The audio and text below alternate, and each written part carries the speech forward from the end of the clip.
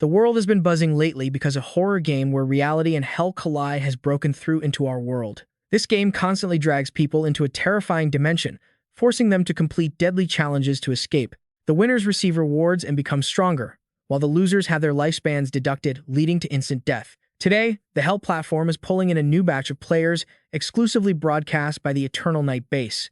This specific instance is called the Sinister Game, Elephant Hospital, and it has a mortality rate for beginners that is higher than anything seen before. The protagonist this time is Zhao Yi, who is one of the newcomers. He was originally a psychiatrist, but when he entered the game, an unidentifiable error occurred in his character data. Even though the game system tried to patch the bug multiple times, it kept returning a failure. Zhao Yi wakes up on a decrepit hospital bed, still clutching a scalpel in his hand. This is his sole weapon. The scenery in front of him is monochromatic and incredibly cold. Zhao Yi can see many red prompts in the form of virtual windows appearing before him. It's true he really has crossed into the game world. After steadying his nerves, Zhao Yi gets out of bed and starts exploring. It is definitely a hospital, but it looks like it has been abandoned for a long time. The facilities are crumbling, and it's crawling with both rats and other things. He notices a hospital room with the door ajar in the hallway and curiously peeks inside. "Young man, help me." A sickly voice echoes from within. Zhao Yi walks in to find a frail old man on an oxygen tank. The man asks for help to get to the restroom, but suddenly, a red warning flashes before Zhao Yi's eyes.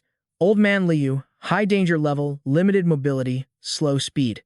No matter how he looks at it, this guy surnamed Liu is strange. His combat stats are super high, but he can't move and has a narrow attack range. Out of curiosity, he takes a few steps closer. The audience watching the live stream starts to jeer. "Are you kidding me? Does this rookie have no brain? Next victim, please." What an idiot. At least 50 to 100 rookies have already fallen at this old man's hands. How is this guy so easily fooled? Zhao Yi reaches out, almost touching old man Liu's hand. A smug smile spreads across the old man's face. If Zhao Yi touches him, he's a dead man. While old man Liu is thinking he has him right where he wants him, Zhao Yi suddenly pulls his hand back, circles around to the head of the bed, and presses his scalpel against old man Liu's forehead. "I'll ask you one question. Answer it right, and I'll help you to the bathroom. Answer it wrong, and I'm taking that dog head of yours."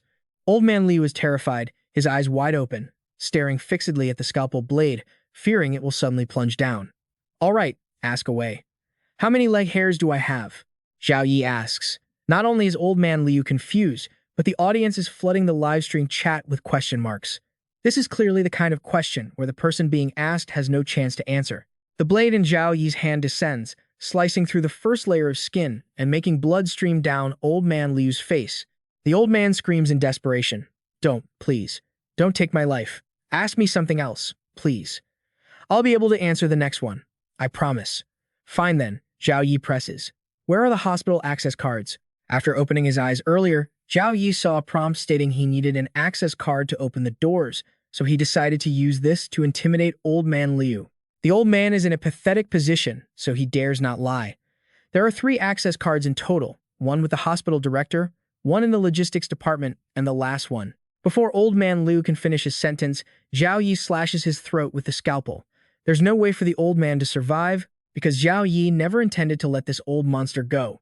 The viewers watching the live stream are stunned by how quickly the situation shifted. They thought Zhao Yi was just a clueless rookie, but they never expected him to be so cold-blooded and ruthless. Because of this, his sole weapon, that scalpel, comes into contact with the ghost's lingering resentment. It unlocks successfully, and from now on, it can inflict physical damage on ghosts in the Hell realm. Since he just took out old man Liu, the scalpel receives a small upgrade.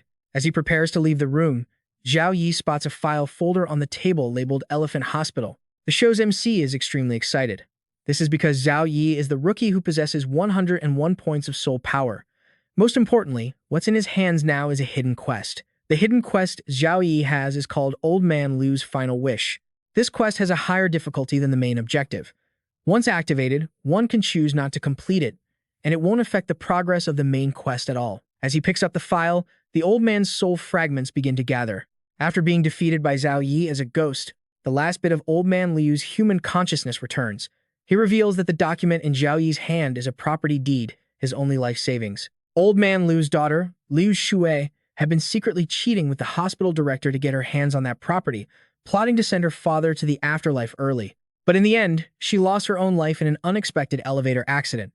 As Old Man Liu recounts this, tears flow uncontrollably. His consciousness begins to shatter, but he doesn't forget to make one last request. He wants Zhao Yi to help him take revenge, to kill the director, and in exchange, the property papers in the file folder will be his. The fact that Zhao Yi triggered a hidden quest right at the start leaves the livestream audience incredibly hyped. Although it was a bit roundabout, they all feel that his performance is genuinely impressive.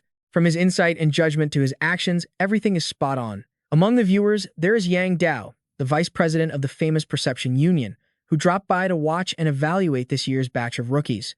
Now, all of Yang Dao's attention is focused on Zhao Yi. Old Man Liu had hinted that his daughter died in an elevator accident, meaning the hospital elevators are likely unusable. The best way to handle the current situation would be for Zhao Yi to ignore the hidden quest and use the stairs to find the access card. But he makes a move that Yang Dao can't keep up with. He walks straight to the elevator and presses the button. At that very moment, another warning window pops up before Zhao Yi. The system states that there is a grudge-filled spirit in the elevator, and although its power has faded, its physical strength is still 5 times that of an ordinary person. He can't possibly fight it barehanded, but even though his strength has diminished, his physique is still 5 times that of an ordinary person. Can't you fight it barehanded? However, this is just a low-level threat, not something impossible to overcome. Zhao Yi loves challenging himself.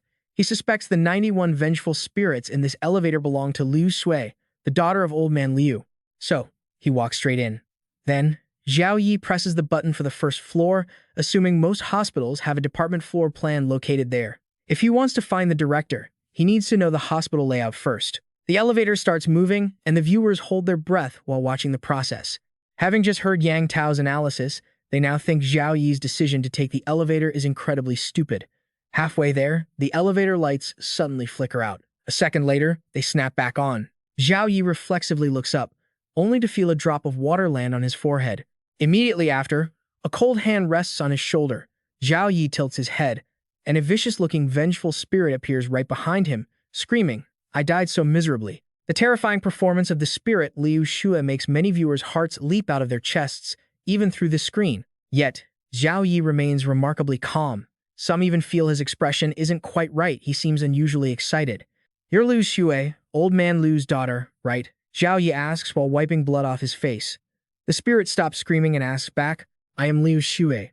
Are you here to help me get revenge?" "Not exactly, but your father has a special gift for you."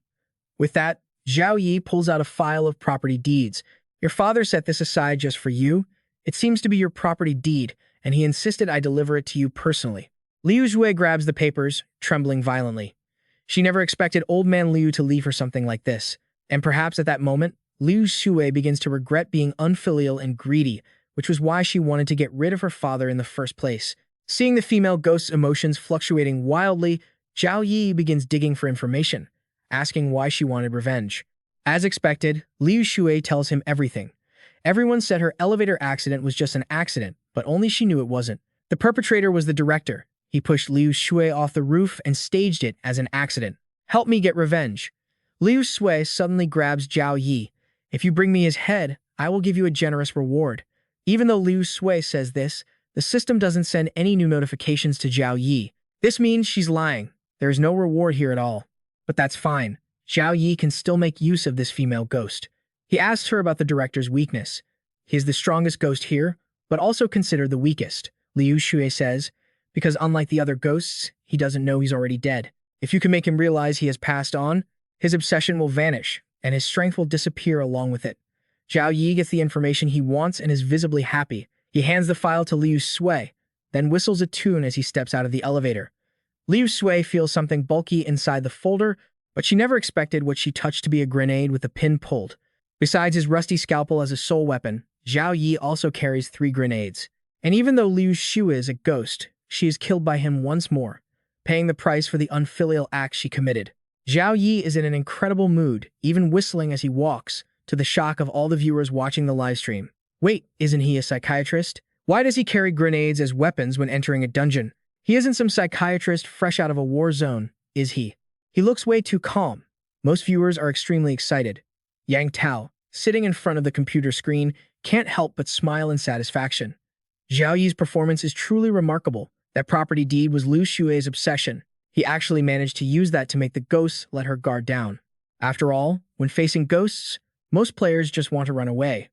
Who else has the guts to actively attack them like he does? Furthermore, it's clear Zhao Yi knows how to exploit the system's p-value. Usually, in these situations, physical attacks don't deal much damage to spirits, but Zhao Yi is a rookie, and this is a hell-level dungeon. To ensure the highest level of safety for players, the system significantly reduced the monster's physical resistance. That is why one of his grenades could cause such massive damage. Yang Tao is very satisfied with how Zhao Yi handles problems. Even though his guild, the Su Yang Alliance, isn't lacking people, he still wants to break the rules to recruit him. Zhao Yi leaves the elevator and hasn't gone far before he hears moaning under his feet. It turns out to be Liu Sui. Her body was blown apart by the grenade's blast, but her head is still rolling around near his feet. Her eyes are popping out, and her face is scorched black, looking terrifying. But Zhao Yi isn't scared. He even takes the initiative to pick up the skull and tosses it with enough force to score a home run. Your head bounces well, even if it is a bit sticky. Gross. With that, Zhao Yi takes out his scalpel, spins it skillfully, and walks over to Liu Sui's head. The female ghost finally feels true fear, but no matter how much Liu Sui begs, the blade in Zhao Yi's hand stabs down with precision. The rusty scalpel is stained with the blood of another ghost, beginning its evolution. And its owner also gets a boost to his strength stats after taking down 2 ghosts in a row. Zhao Yi seems to be enjoying this ghost hunting feeling. His expression is so intense that other ghosts in the hospital start running away on their own. The viewers also feel that compared to the ghosts, Zhao Yi is far more terrifying. At first, there weren't many people watching the stream, but now, thanks to his performance, it has grown to 63,524 viewers. This rookie is truly impressive. He even managed to scare the ghosts in the dungeon away. Am I seeing things? Did he just use the female ghost's head like a ball? Is he sure he's a psychiatrist and not a mental patient? There are many guilds watching the stream to select candidates. Zhao Yi has certainly caught their eye. After finishing off Liu Sui, Zhao Yi returns to the main goal, finding the hospital floor plan on the first floor. He finds the security room and takes out the 3 male guard ghosts there as well. Looking at the 3 bloody corpses scattered on the floor, Zhao Yi suddenly gets an idea. He chops off their skulls, sets them on the table, then reaches for a nearby vase and uses fresh flowers to decorate around the skulls. Watching Liu Yufei execute these fluid, effortless moves, Yang Dao was left speechless. The audience now truly believes he's a psychopath. After a moment, Yang Dao finally found the most logical explanation. In beginner instances, the power of spirits is severely restricted. That's why they often play dead to find chances for a sneak attack. Liu Yifei decapitating them completely prevents that from happening. But the part about decorating them with fresh flowers, that was just straight up insane. Even though Yang Dao's logic made sense, the viewers still felt this wasn't something a rookie playing a hell difficulty level for the first time should be able to do. Liu Yifei even calmly washed his hands after the job was done. Once finished, he sat down at a nearby desk. He was typing and printing out a death certificate for the hospital director to let him know the truth that he's been dead for a long time. After printing it and walking past that desk, Liu Yifei paused, seemingly deep in thought. Neither the audience nor Yang Dao could keep up with his train of thought, because right after, Liu Yifei pulled out his scalpel, stabbed it into the skulls of the 3 guard ghosts, carved out a large hole, and shoved fresh flowers into them. This gruesome, bloody scene was definitely not for the faint of heart. Only then did Liu Yifei let out a breath and wear a satisfied smile. That should keep them from coming back to life, right? A flood of question marks popped up in the comments section from the viewers. How kind of him, he turned their skulls into flower vases. What the hell is that satisfied look on his face? This guy is legitimately mental. Damn, I feel like all the ghosts in this entire instance combined aren't as scary as him. With that done, Liu Yifei tucked the death certificate into his pocket and left the guard room. According to the map, reaching the director's office required passing through a long corridor. The catch was that the corridor was filled with thick, black fog that drained a player's mental strength, and in every room deep within that fog, a crying ghost was trapped, which seemed to be linked to a side quest. Moreover, among the doors inside the black fog, there were death traps. Open the wrong one, and you're a goner. New players often meet their end in this fog, so the audience was waiting to see how Liu Yifei would handle it. But this fear-inducing fog had absolutely no effect on him. Liu Yifei just kept marching right through. Since he couldn't see anything, he simply closed his eyes tightly. Once his vision was blocked, his hearing became incredibly sharp. Strange voices echoed in Liu Yifei's ears, most of them belittling him, saying he had no value, didn't deserve to live, and urging him to just end it all. Normally, these whispers are enough to break a player's mental state, but they didn't shake Liu Yifei in the slightest, because even before this, he had been hearing countless horrific whispers like this every single day. Whether it was the second he woke up until the moment he fell asleep, or while he was in the bathroom, or even while scrolling on his phone, Liu Yifei never had a moment of peace. The things he used to hear were even far more extreme than these whispers. Every word was filled with malice. So, to Liu Yifei, this place wasn't scary, it was strangely familiar, almost like coming home. Instead of being afraid, he actually seemed to be enjoying it. Is this guy even human? The audience grew more and more stunned by Liu Yifei's sheer grit. Suddenly, he heard a cry echoing from afar. A side quest had been triggered. Liu Yifei had to help the crying ghost child in the room fulfill its wish. He scanned the distance, pinpointing the room where the sound came from. Liu Yifei stayed alert, keeping his scalpel ready, and stopped in front of room 107. He placed his hand on the doorknob, gave it a turn, and found it unlocked. The audience was even tenser than he was. They didn't dare breathe, afraid that if Liu Yifei opened it, he'd lose his life. But the next second, Liu Yifei let go and stepped back. Oh, this kid is good. He's actually that cautious? The netizens started typing away, praising Liu Yifei to the high heavens. But in reality, it wasn't caution, the system had just sent a notification. It warned that the door was extremely dangerous and breakable. The data was simple, but Liu Yifei trusted the system wouldn't lie to him. So, he plunged his scalpel straight into the wooden door. It was just an ordinary door, yet when the blade pierced it, blood began to flow out. The excitement clearly visible on Liu Yifei's face gave the livestream viewers goosebumps. Damn, this newbie seems a bit too intense. I'm starting to feel worried for the hospital director. Seriously, man. If we run into this guy later, we'd better be careful. I think he's a total lunatic. Meanwhile, the system announced that Liu Yifei had eliminated the door guard, and his sole weapon began to strengthen. But the scalpel didn't change much, proving the enhancement was very weak, which left him a bit disappointed. Now that the door was no longer a threat, Liu Yifei gently opened it. Inside was a crying ghost child, rated as a medium threat level. When Liu Yifei opened the door and walked in, it was still crying. Because just moments ago, this child had watched Liu Yifei brutally dispose of the door guard in a way that was too hard to watch. This crying ghost was weeping so hard that blood, not just tears, was streaming from its eyes. Please, don't kill me. The crying ghost child looked up, sobbing and begging. But as it spoke, a wave of energy was simultaneously unleashed, shooting straight at Liu Yifei. The audience held their breath, knowing this was the attack the crying ghost was most proud of. Players facing this mental shockwave would usually be overcome with fear and lose all their strength. Yet, Liu Yifei stood there like a statue. His mental strength remained at 101, unaffected in the slightest. Liu Yifei even walked directly toward the crying, screaming ghost child. The audience thought he was going to use his scalpel to finish it off, so they started worrying, because the crying ghost still had other tricks up its sleeve. But to everyone's surprise, Liu Yifei knelt on one knee and slowly patted the child's head. The audience felt like they were on a roller coaster. They had watched him act with ruthless, even insane, efficiency from the start of the game. Everyone assumed he was a heartless ghost-slaying maniac, and yet, here he was, showing such gentleness. In reality, though, his way of handling the situation was absolutely spot on. To deal with a crybaby ghost, you first have to calm it down, then soothe it, and build a sense of trust. Only then can you complete this side quest. That was the observation of Hong An, a highly experienced player who is hailed as a goddess in this circle. As soon as Hong An appeared, all the men watching the livestream went wild, but she has always kept an incredibly arrogant attitude, coldly spitting out a single word: get lost. Yet, those guys didn't even take offense. Some even wanted to record the goddess cursing at them to use as their morning alarm. Like Yang Dao, Hong An seems quite interested in Liu Yifei. He is currently in the middle of solving a side quest, and she is eager to see what his next move will be. Inside the hellish ward, Liu Yifei is still gently patting the head of the crybaby ghost. It's still crying, but its mood seems to have eased a bit, and it's no longer launching attacks like before. The little ghost looks up, its eyes streaming with blood-red tears, looking quite pitiful. You're not here to take my life, are you? I've been here for so long, and finally, someone has come to help me. Feeling safe with Liu Yifei, the crybaby ghost starts to let its guard down, but it has no idea that one of Liu Yifei's hands is still firmly gripping a scalpel, and the person patting its head is acting more like a wolf in sheep's clothing. The little girl begins to tell her story. At first, her mother was very ill.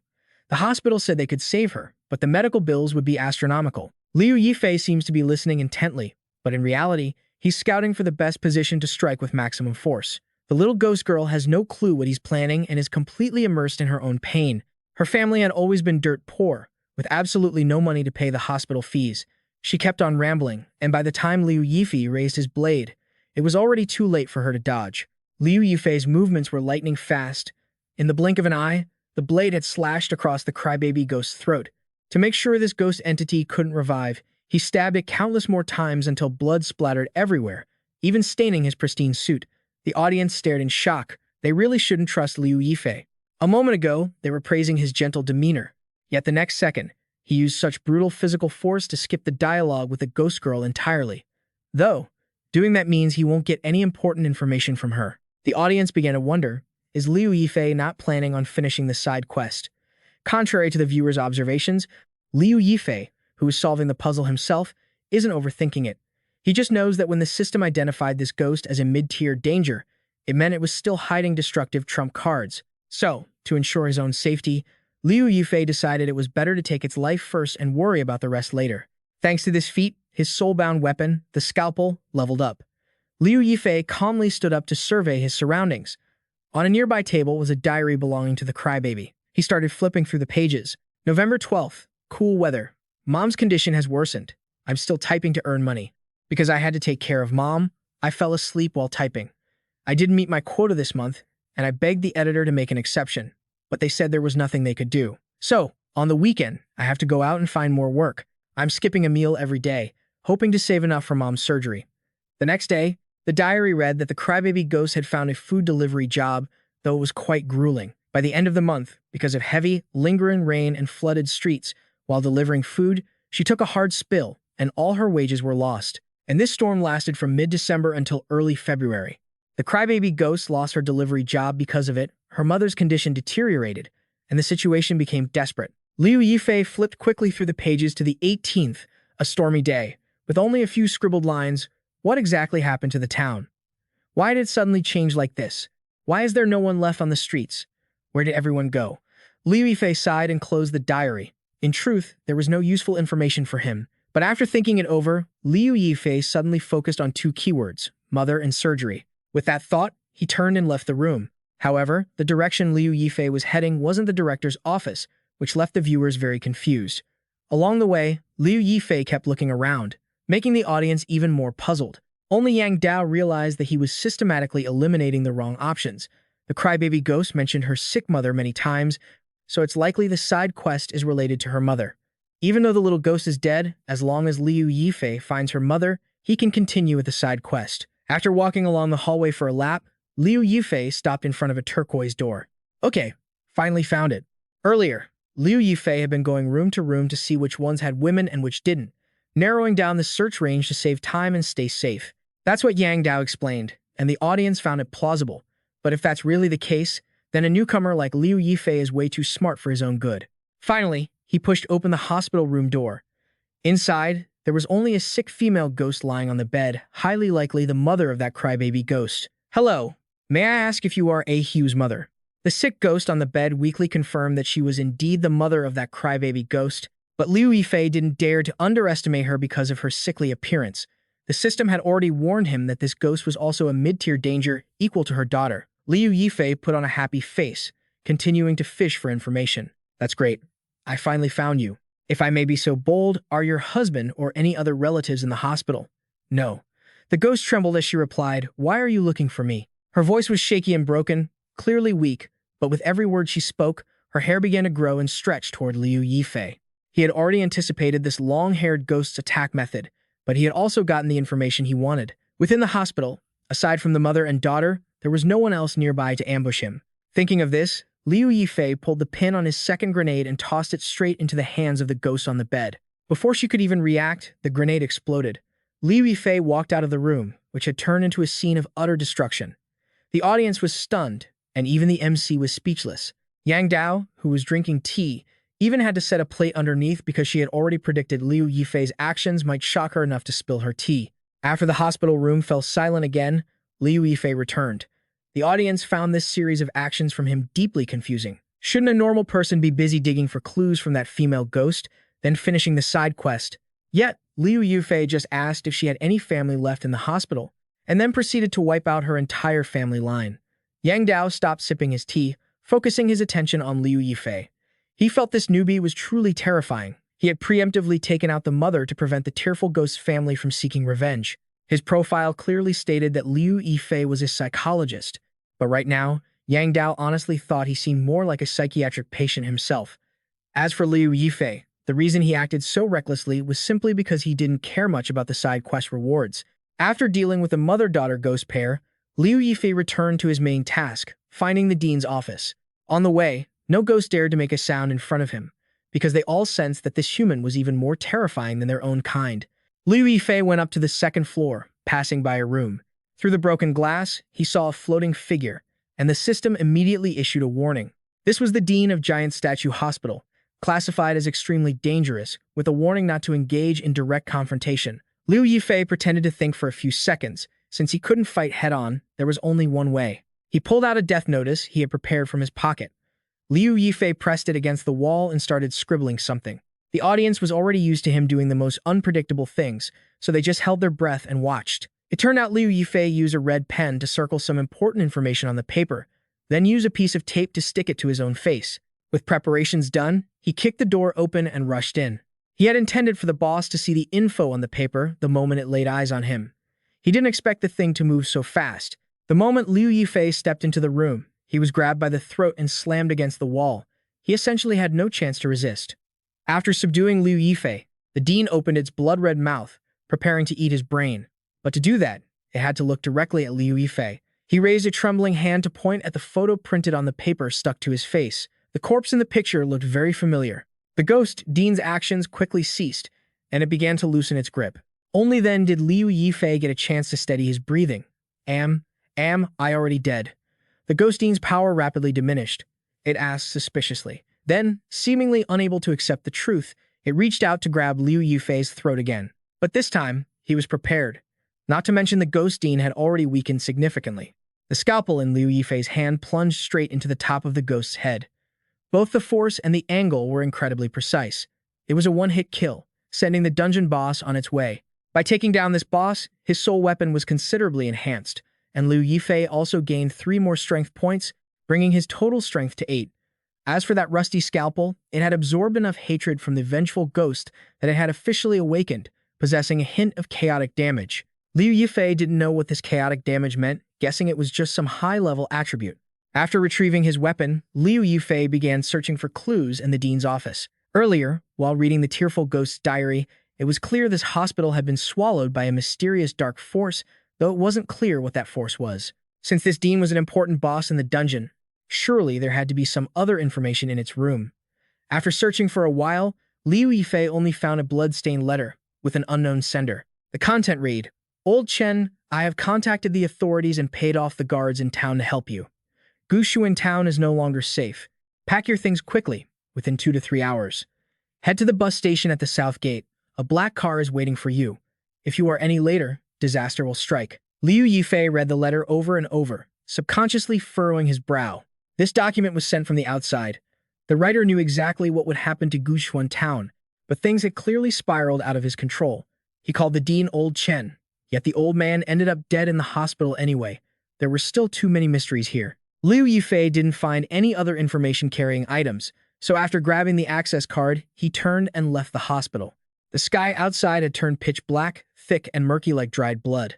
Liu Yifei walked along the path leading to the nearby parking lot, feeling the dense resentment in the air. He stopped in front of a parking space. A ghost standing nearby caught his attention. It was neither clearly male nor female, and at first glance, it didn't look different from the surrounding wandering spirits, but the system was constantly issuing a red alert that it was extremely dangerous. If Liu Yifei let it out of his sight, something truly terrifying would happen. Liu Yifei's mood began to tense up again. This thing looked even more dangerous than Dean Chen. Could it be the true boss of the dungeon? He did exactly what the system instructed, not daring to let it out of his sight. Staring intently at the figure, Liu Yifei cautiously backed away until his back hit the iron gate. Still not daring to turn his head, he took the hospital access card from his pocket and held it up to the lock. The iron door opened, and Liu Yifei continued to retreat. The ghost remained motionless, and the system didn't trigger any new quest notifications. It seemed it wasn't the hidden boss of this dungeon after all. Liu Yifei didn't wait for a hidden quest to trigger. Instead, the notification for successfully clearing the level sounded. He let out a sigh of relief as the portal appeared at his feet. Liu Yifei quickly vanished right before the eyes of that strange ghost, causing it to let out a shriek of pure rage. Liu Yifei had successfully cleared the Giant Statue Hospital dungeon, while also completing the hidden quest of Old Man Liu's Last Wish and the side quest of the Tearful Ghost's Last Wish. His performance was rated S+ tier, earning him 25 experience points and the item, Old Man Liu's real estate certificate, which was now unsealed. At the same time, Liu Yifei earned a unique title, Ghost Fear Inspirer. The entire process of clearing the dungeon was relatively easy for him. This caused the livestream audience to go wild once again. Then again, from the very beginning, the announcer from Yangye Corporation had introduced this dungeon as having hell-level difficulty, with an incredibly high newbie mortality rate, yet Liu Yifei cleared it like a god, giving everyone goosebumps. Leaving Giant Statue Hospital, he was transported to a safe zone. In reality, it was still inside the Hell game. This safe zone was not a physical area. It's not really reality, but rather a virtual platform. Here, players can trade items, share insights from dungeons, or pass on territory expansion tactics to others. But right now, Liu Yi has nothing to share. He actually wanted to log out quickly, but he noticed his chat box blowing up with 99+ notifications. Curious, Liu Yi clicked to take a look. As it turned out, he saw a pile of guild invitations, including one from Yang Dao. It seems that after his recent performance, many guilds have set their sights on him. While Liu Yi was scrolling through the invites, a young guy happened to glance over and was instantly terrified. What the hell? Which god is this guy? Why are so many big guilds inviting you to join? Oh, is it that impressive? Liu Yi had never bothered to look into these guilds, so he didn't really get it and asked back, which only made the guy even more agitated. Of course, it's impressive. These big guilds almost never recruit newbies. Sending an invite to you, man, is a total exception. The look of envy was written all over his face. It made sense, because joining a major guild is every player's dream. That's when they get access to various resources and perks, which help push through world quests and, in turn, increase their survival rate in this hellscape. The guy's hunger was in stark contrast to Liu Yi's indifference. He honestly had no interest in those big guilds. After making an excuse to brush off the chatty guy, Liu Yi opened the gear shop to have a look. He needed to buy some suitable items, but he was short on points for now. He'd probably need to clear a few more dungeons. Liu Yi opened the rookie leaderboard again. Not surprisingly, his name was sitting at number 1, but Liu Yi didn't really care about fame for the time being. He didn't understand this hellish game world very well, so he opened the info section to dig deeper. Liu Yi chose the section on guilds to figure out how these so-called guilds actually operated. Below were a few short, concise lines.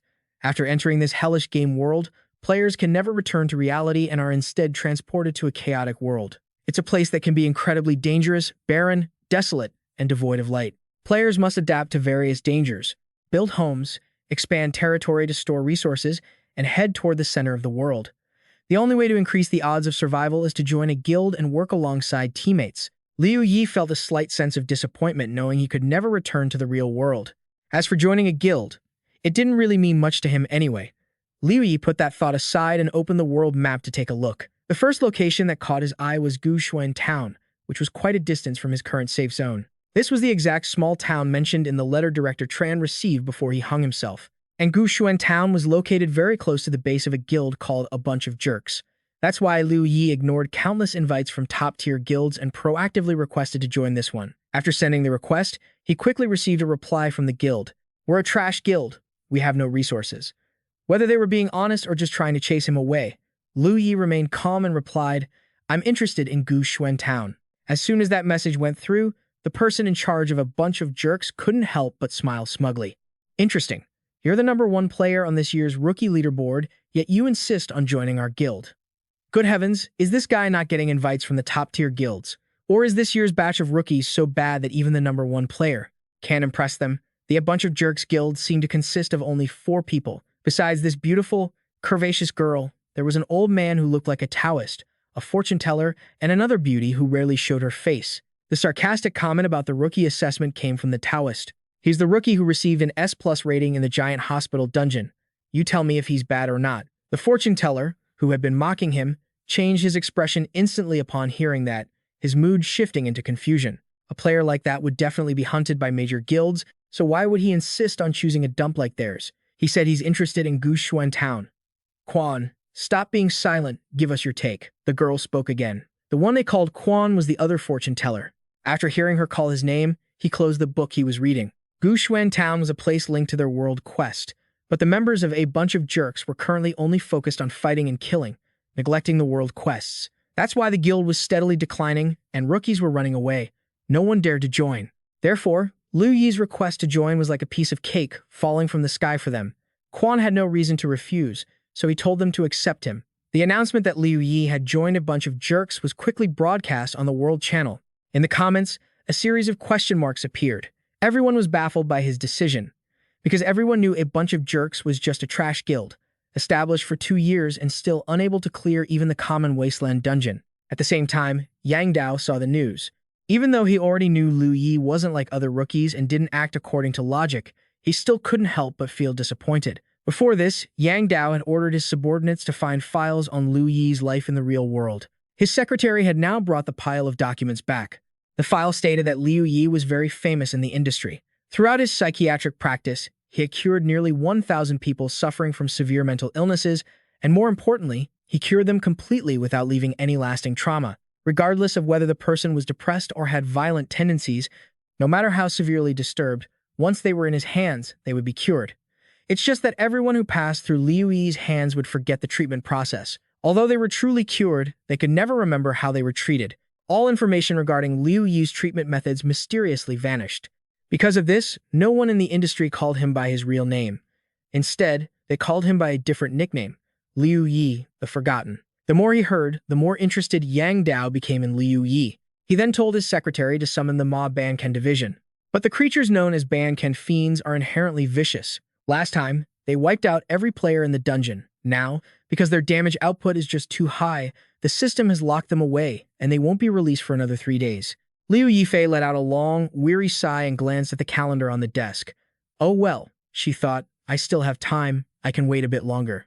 As for Zhao Yi, he had arrived at his new guild. A beautiful woman with a fiery figure was the one who came to greet him. She introduced herself as Liu Ruoqing, in charge of screening new guild members. The guild's base was located in a pretty rundown place full of miscreants. Zhao Yi looked openly unimpressed, but he was still happy to let Liu Ruoqing lead him to meet the other members. Inside the guild, there were only 3 other people. The first was the fortune teller who always wore dark glasses, the one called Old Master Quan, who happened to be the guild leader. Next was the cold, elusive beauty known as Meng Zhao, who also served as the vice guild leader.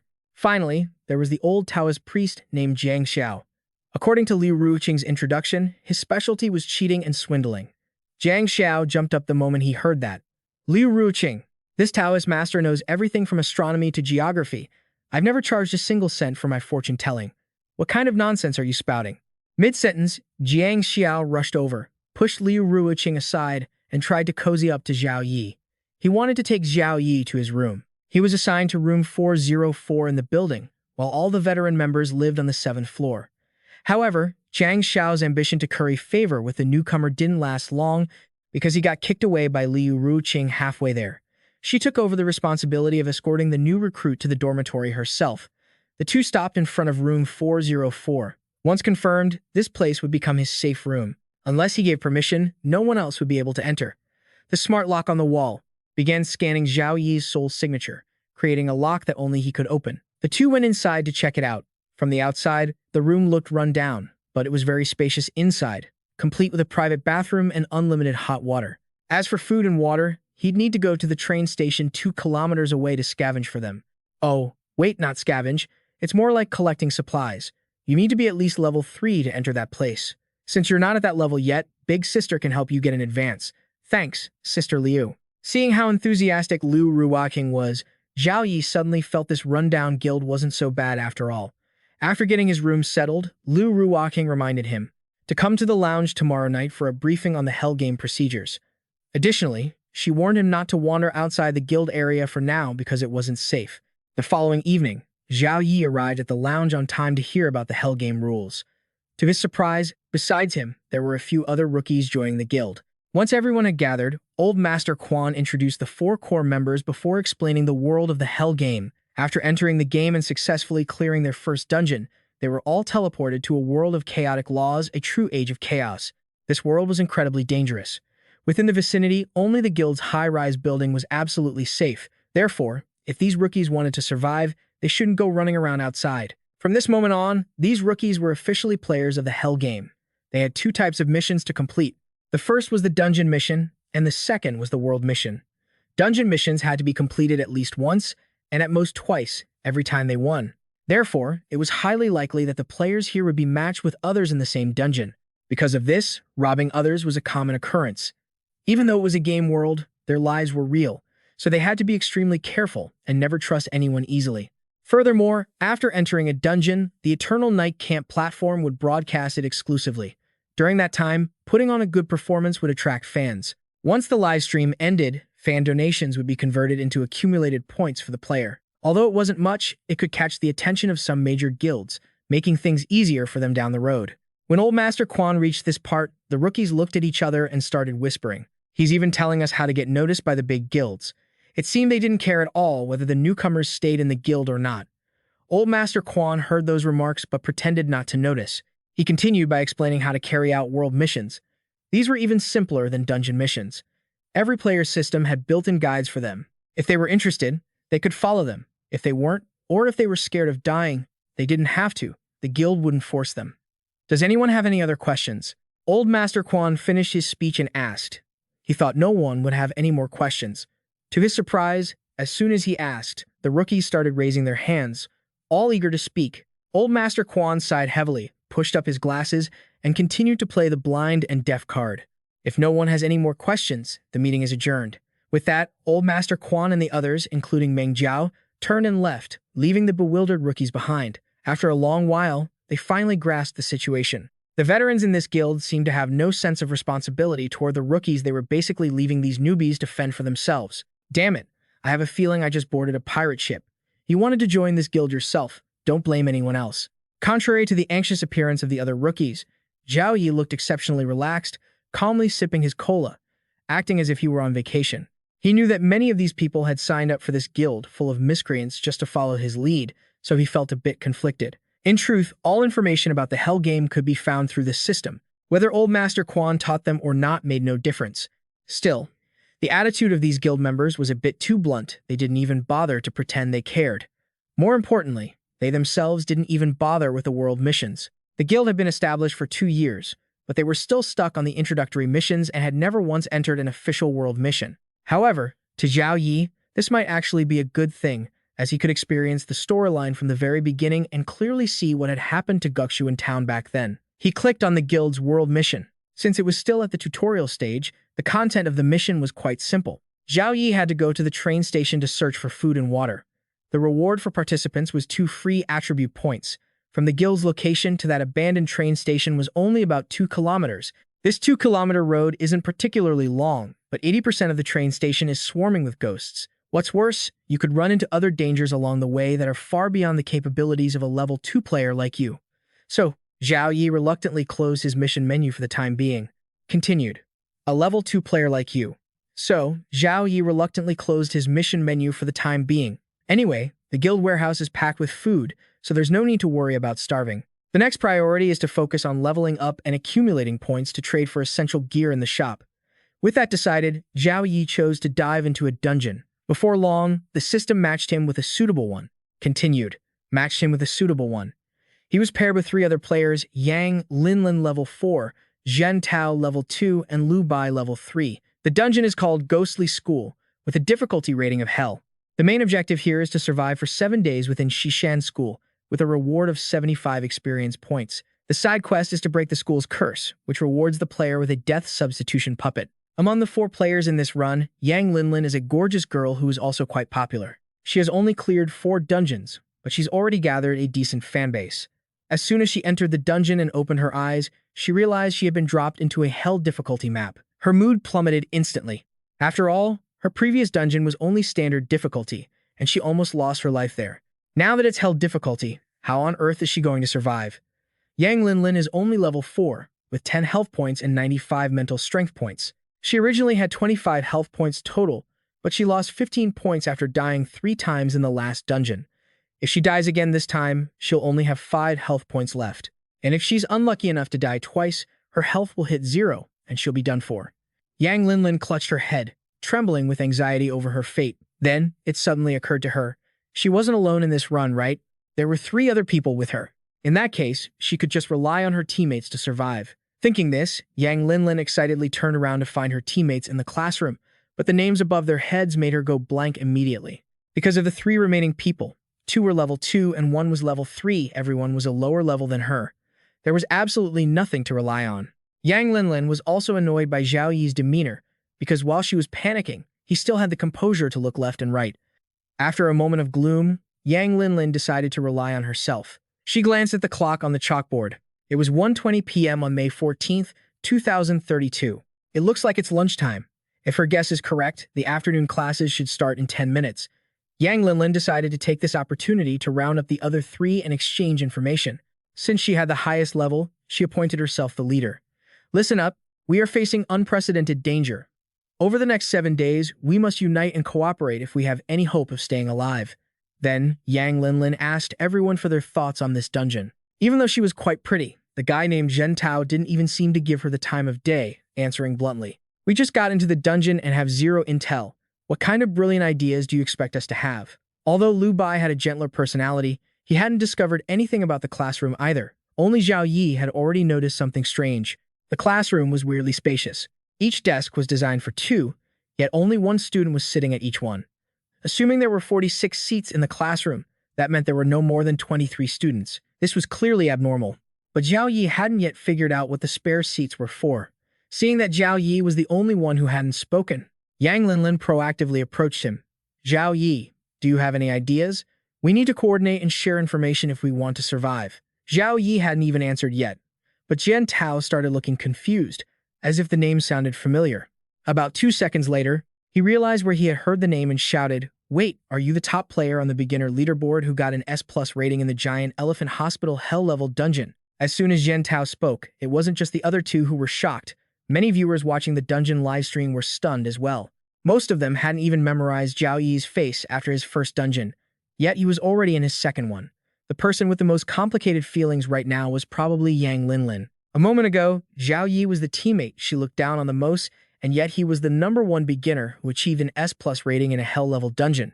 With a thigh that thick to cling to, she definitely had to hold on tight, and this thought of clinging to a big boss wasn't just Yang Linlin's. The proof was that the very next second, Zhen Tao and Lu Bai both spoke up in unison. "Boss, please take us through this dungeon." Zhao Yi didn't mind carrying these three tails. Since he had to clear the dungeon anyway, he might as well cooperate with them. "Alright, but before that, let me ask you one thing. Do you remember your seats?" "Of course I do." "Why do you ask?" Yang Linlin asked eagerly. After learning Zhao Yi's identity, her path to survival seemed to open up, and she was exceptionally happy. Zhao Yi didn't reply, just cast a distant look toward the classroom, then told them to head back together. If he wasn't mistaken, many people in their class today were going to lose their lives, and if they didn't want to be the first to go, they had to sit in their exact assigned spots. Under no circumstances should they sit in the wrong place. Zhao Yi's words were very quiet, but all three of them could feel the pressure behind them. Zhen Tao's face looked terrible, and he was sweating buckets. Seeing him in such a state, Yang Linlin asked if he was okay. Zhen Tao stammered, eventually admitting that he had forgotten his seat from earlier. "Brother Zhao, is this really that important? I'm not sure if other spots are dangerous, but the spot we appeared in when we entered the dungeon is definitely safe in the short term. If you really don't remember, try to recall the reference points near you at the time to estimate." His logic was so sharp that the viewers watching the stream couldn't help but gasp. The reputation of the #1 player was well-deserved. Many, out of admiration for his brain, started calling him Brother Zhao. Others were jealous, claiming that the rookie dungeon only let Zhao Yi take first place because it hid the monsters. Now that it's an official dungeon, the ghosts have their full strength. They were itching to see him get beaten down. Facing all these different opinions, Zhao Yi was completely oblivious. All that matters to him right now is how to clear this stage safely.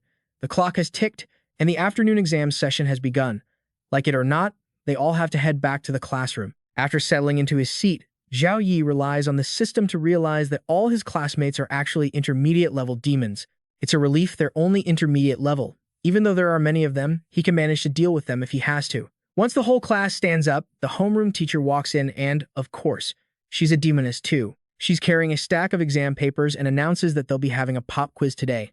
What catches Zhao Yi's attention is that her threat level is displayed as starting at intermediate, which means under normal conditions, her danger level stays at intermediate. But once her hunting conditions are triggered, that threat level spikes sharply and only returns to intermediate after she has eliminated her target. Now, this is someone Zhao Yi needs to watch out for. But for the moment, he hasn't figured out exactly what triggers her hunting mode. Is it the stack of papers in her hand, or does it have something to do with their seating arrangements? Or, in the worst-case scenario, maybe it's related to both. In the classroom, the teacher is preparing to hand out the exams with a gloomy expression on her face. You have 50 minutes to complete the test.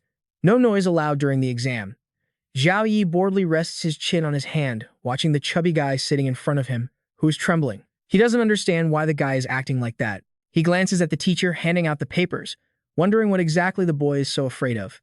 There's an empty seat nearby, but the teacher still places an exam paper there, which piques Zhao Yi's curiosity. But wait, there isn't a single word written on the paper. He guesses it's just a formality. The teacher quickly hands a paper to Zhao Yi.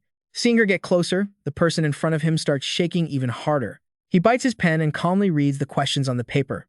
Then, he happily flicks his finger and mutters to himself, "Great, I have absolutely no idea how to do any of this." Despite that, he puts his pen to the paper and scribbles down his name. As for the rest of the exam, Zhao Yi frowns, then picks up his eraser. It's all up to this now. With that thought, he tosses the eraser into the air. The classroom quickly fills with the sound of students whispering to each other, trying to swap answers. One kid sneaks a look behind him. What's the answer to question 3? Are we looking at the same test? Everyone else is hunched over, busy with their own work. Nobody notices the teacher acting strangely at the front of the room. She tilts her head in a bizarre way, the veins in her neck and face bulging and turning red. Li Yuanyi.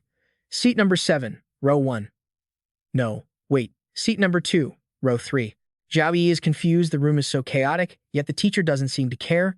Could it be that the trigger conditions have nothing to do with the exam room? He looks at the student in front of him. The guy is shaking even more than before. Yang Linlin is sitting ahead of him, looking down at Zhao Yi. She thinks he's the Theope from the newcomer list. The kind of person who can fight their way to the top of this group isn't just relying on luck. She's curious to see what he's doing. Right now, Zhao Yi is still diligently juggling his eraser. But what surprises her is that the questions on the exam are actually very simple. So why does he have to toss an eraser to pick the answers? The teacher is furious now. She slams her hand onto the desk and shouts, "Stop making so much noise." The room falls silent instantly, except for Zhao Yi, who is still casually talking to himself. Multiple choice is almost done. Now for the fill-in-the-blanks. He spreads out his fingers, counting something related to the test questions. The teacher pulls a blood-stained axe from her desk drawer, and her beautiful face quickly rots away. She starts walking down the aisle with the axe, swaying like a zombie. Let me see which student is going to receive their punishment. By now, aside from her body, the teacher's face is just a terrifying white skull. Her high heels click-clack against the floor in the quiet room. She stops and rests the axe on the shoulder of a boy with red hair. The boy is trembling all over, holding his breath in pure terror. The reflection of the raised axe shows up on his desk. He panics, wondering if he sat in the wrong seat. Sweat begins to pour down his face.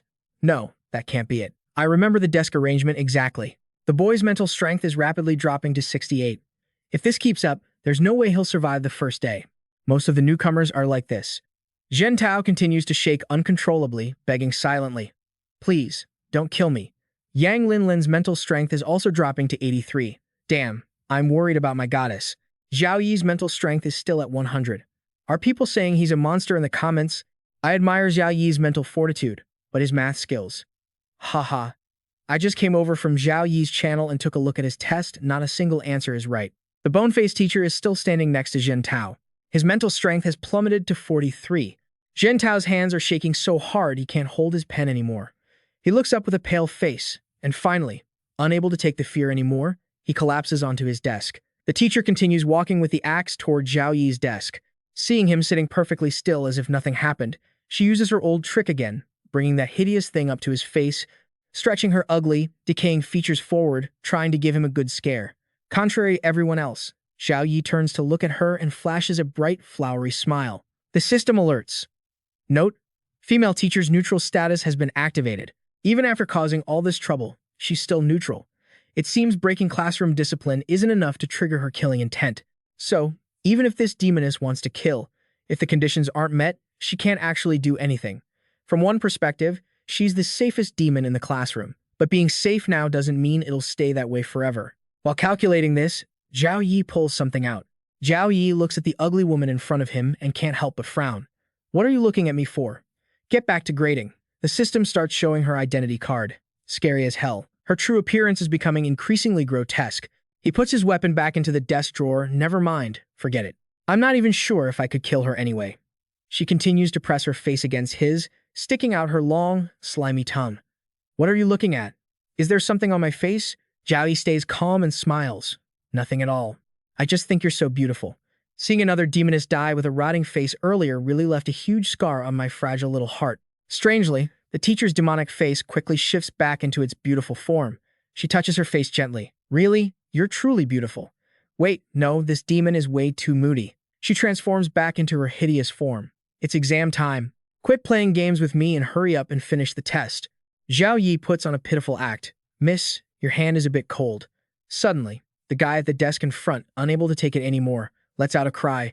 No, please don't kill me. His words caught the female ghost's attention. In a split second, her head stretched out, reaching right up to the face of the trembling student who was still rambling on. She raised her axe aggressively, ready to strike. The chubby student was terrified. Could you blame him? He immediately dropped to his knees at her feet. Please, ma'am, give me one more chance. Please, I'm begging you. I didn't expect him to act like that. I promise. I swear I won't do it again.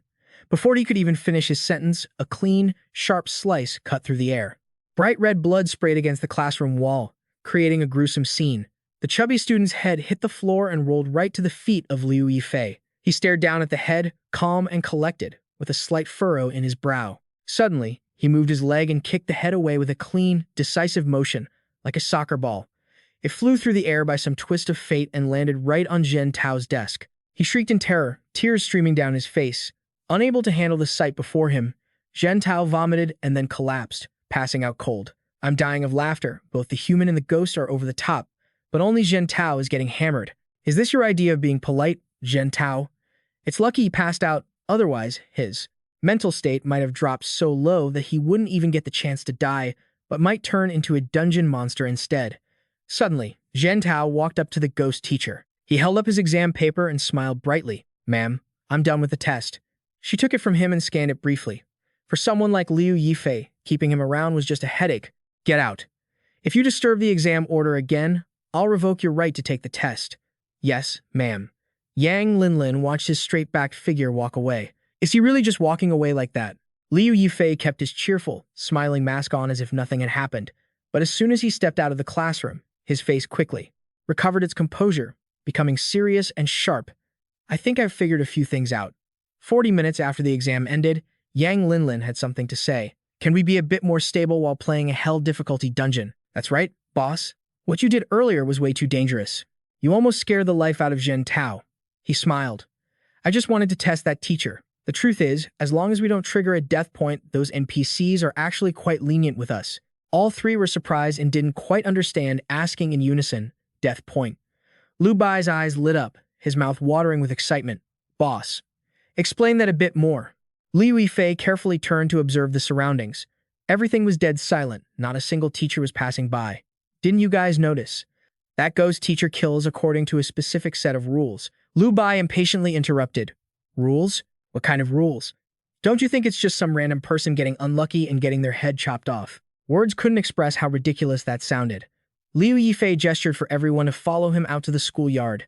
That place has a clear view. During the breaks and at noon, I observed from the grass and counted a total of 8 classrooms. If you look closely, you can see the number of people in each room doesn't exceed the number of seats, meaning there are fewer than half the students present. And the further back the classroom is, the fewer people there are.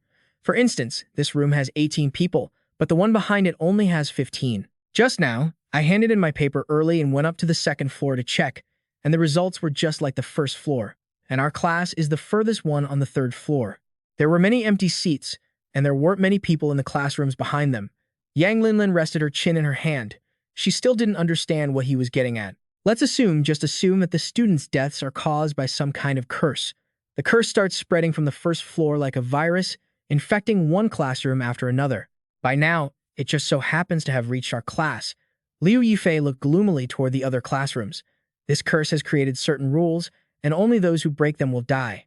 As he said this, the whole group felt a shiver run down their spines, and they all shuddered involuntarily. Zhen Tao and Lu Bai huddled together in fear. So, are these rules related to the exam hall discipline? Liu Yifei continued staring at the classrooms. No. Think about it. I was loud in class earlier and even kicked a student's head, which definitely counts as disturbing the exam. But even then, she didn't do anything to me. Meanwhile, that weird fat guy was decapitated without anyone knowing why. The fat guy must have done something to trigger the death point. The other students who died probably did the same. If you pay attention, you'll see that the tests and scratch paper on the empty desks are all blank. Yang Linlin trembled. That's right. While I stayed in the exam room earlier, I also saw some students holding blank papers. And in the end, all the students holding blank papers were killed. Thinking back to the scene earlier, Yang Linlin couldn't help but panic. Could that test paper be what triggers the death point? Liu Yifei shook his head. You're still being too naive. That blank test paper still isn't the trigger. Based on my previous dungeon completions, even if it's a hell difficulty dungeon, the main objective isn't too hard to finish. The difficulty lies in discovering side quests, hidden tasks, and the world building. So, the main task of this dungeon shouldn't be that difficult. If the blank paper were the trigger, would players just have to accept their fate? Yang Linlin looked at him. That's true. Jin Tao whimpered. You said so much. Why not just tell us what the trigger is? I don't want to die. Currently, I don't know what the trigger is. Even if it's not the test paper, it's definitely related to it. Also, there's one thing I have to tell you guys first. Liu Yifei covered his mouth and glanced over.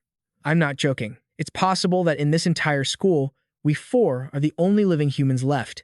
The atmosphere grew even heavier because of his words. Zhen Tao looked completely shocked. Sweat was pouring down his forehead, and he just stood there motionless, foaming at the mouth. Lu Bai rushed over in a panic to hold him up. On the chat screen, people were commenting enthusiastically. Zhen Tao, little brother, you're too miserable. Don't scare him anymore. Some were also saying, everyone, guess if what Liu Yifei said is true. Meanwhile, Lu Bai was still busy trying to shake his timid friend awake so they could talk. What are we going to do now? The pacing of this dungeon isn't very stable. The rhythm seems very loose. I feel a bit lost on where to start. Responding to Yang Linlin's question, Liu Yifei only said, wait until nightfall. Lu Bai didn't understand. Wait until nightfall. Why wait for nightfall? Do you think with our student identities in the daytime, we have enough time to investigate the information we need? Lu Bai stammered. Yang Linlin silently admired him. He's not called the top of the leaderboard for nothing. He really has talent. She suggested everyone go out together tonight to investigate. Liu Yifei agreed. At midnight, they would gather behind the gazebo. Zhen Tao raised his trembling arm and stammered as he interrupted. Can I not go? I'm afraid of meeting ghosts. Liu Yifei smiled brightly. Of course you can. However, I'll remind you, whatever you hear or see at night, don't scream. No one is going to come help you. We won't be there. Liu Yifei successfully scared Zhen Tao, and even Lu Bai got spooked as well. He whimpered, Big brother, please don't scare me. I'll go. After self-study finished, Liu Yi walked through the crowd, but everyone looked lifeless, shuffling along like hollow shells. The system announced, warning, be mindful of your time. This is your first warning for tardiness or leaving early. 3 strikes and you'll be expelled. Liu Yi calmly opened the dormitory door to take a look around. As soon as the door swung open, his eyes showed he was quite pleased with his new room. The room was clean, with bunk beds on both sides and neatly folded blankets.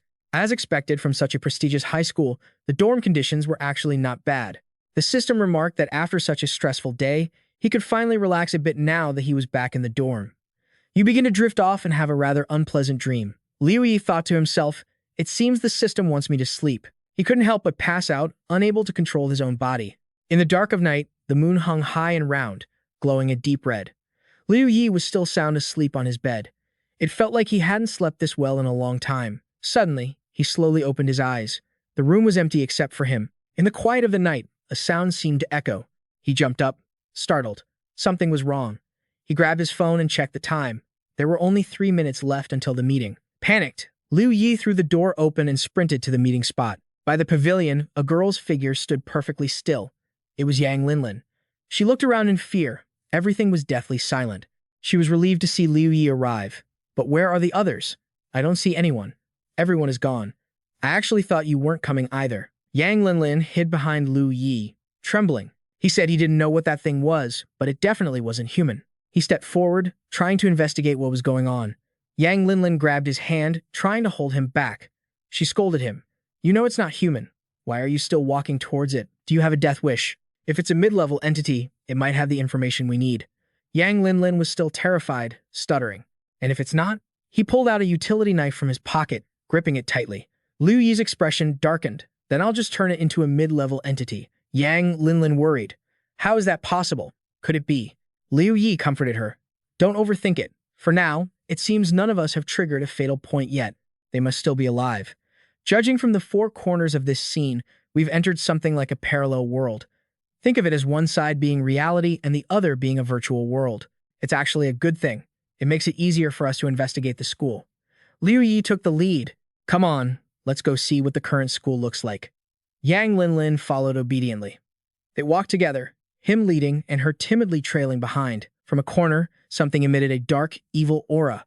The shadow slowly revealed a pair of blood-red eyes. Yang Linlin stuttered in fear. What is that? She looked at Liu Yi, her face pale, thinking, this guy is something else. He feels even scarier than the ghosts. The comment section exploded, with most viewers marveling at his sheer audacity. Liu Yi walked toward the shadow with the utility knife in hand. The shadow was mesmerized when it first saw him, but it quickly noticed the blade in his grip. It panicked, regained its senses, and stared at him with surprise. In a flash, it scurried away. He watched it go, stunned. He let out a weary sigh. Hey, hasn't the clear sight skill notification triggered yet?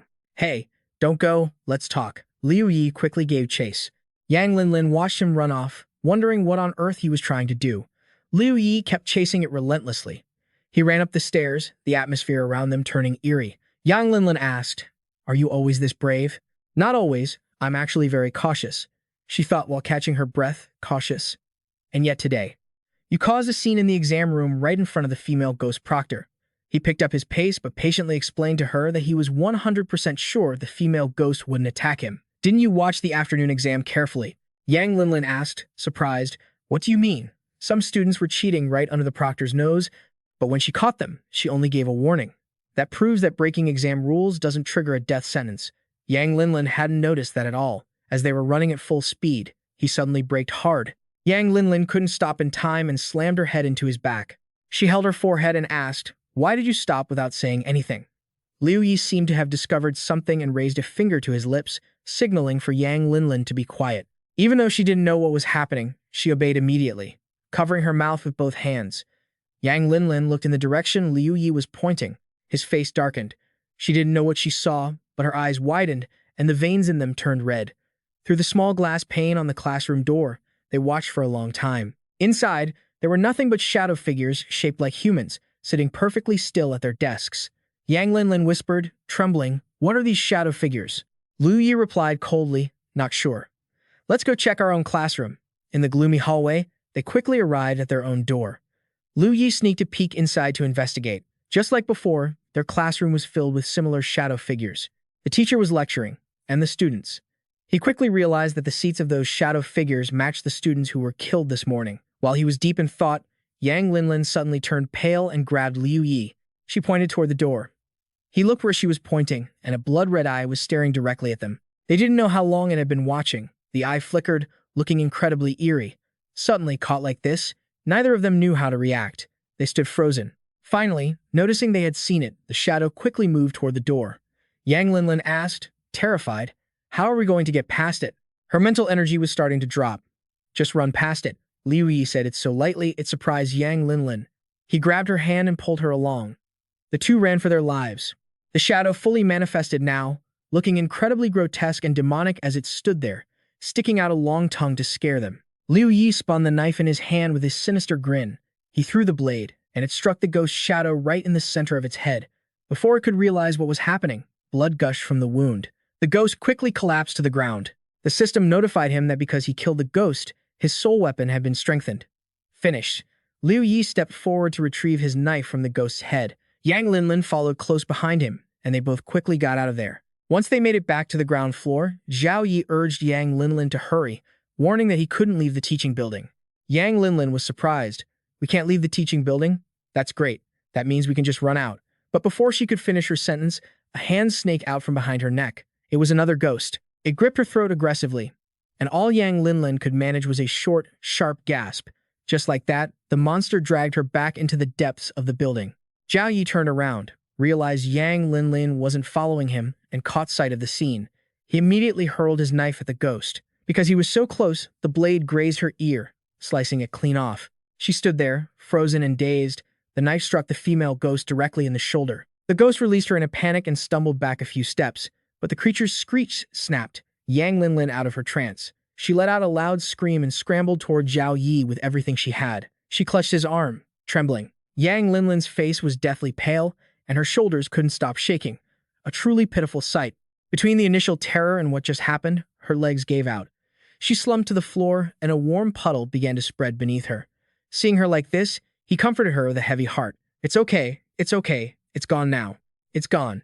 She touched her ear, which was still bleeding profusely, and whimpered, My ear. Zhao Yi sighed. Don't worry, it'll grow back once the instance ends. He quickly bandaged her wound. The live stream chat flooded with praise for Zhao Yi's courage. Yang Linlin sniffled a thank you. After tending to her, he suddenly stood up, told her to wait there, and headed back into the teaching building. The chat went wild. No one understood what he was trying to do. Yang Linlin anxiously tried to stop him. Are you crazy? What if you run into an ambush? Aren't you just walking straight into a trap? Zhao Yi was certain he would be fine. The ghosts in this school didn't move freely. They acted within specific areas according to rules. For example, the proctor that chased us earlier, I'm certain it couldn't have followed us out of the teaching building. If it did, it would violate its own rules and face a punishment too terrifying to imagine. So, if we go back to the classroom, it's because there's vital information there. Zhao Yi explained he needed a seating chart. The one the ghost proctor held was too dangerous, but there might be another in the staff office. Yang Linlin asked if she could come with him. Zhao Yi asked if she was sure. Yang Linlin hesitated for a moment, then said, I'm sure. I want to go with you. You know, if I don't do anything and just wait to clear the level, my rating and points will be pathetic. Don't worry, I won't be a burden. If things get dangerous, just run. Don't worry about me. Who knows, maybe I can actually help you with something. Zhao Yi didn't seem thrilled by that, but he couldn't leave her alone in such a dangerous place. In the end, he agreed to take her along. By the way, Zhao Yi, why did you have to go to the 3rd floor to check our classroom earlier? He said it was to verify a theory. What theory? Zhao Yi scanned his surroundings carefully and replied, The black shadows in our classroom are the students who died during the day. They both stopped in front of a nameplate. It's this office. Zhao Yi opened the door, with Yang Linlin trailing behind. The moment he saw the inside, Zhao Yi's face twisted in disgust. The room was trashed, with belongings thrown everywhere. It didn't look like anyone lived there. Zhao Yi checked to make sure no shadows were lurking and told Yang Linlin to come in. Once inside, he carefully locked the door, then told Yang Linlin to help him look for files. She happily obeyed. During the 3 days, Class 8 on the 1st floor had 472 seats in total. 121 students were spread unevenly across those seats. I made sure to memorize their general locations. And earlier, the positions of those black shadows in the 1st floor classroom happened to coincide with the empty seats from the daytime. If it were just one classroom, it might be a coincidence. But if all 8 classes are like this, I suspect it's a rule.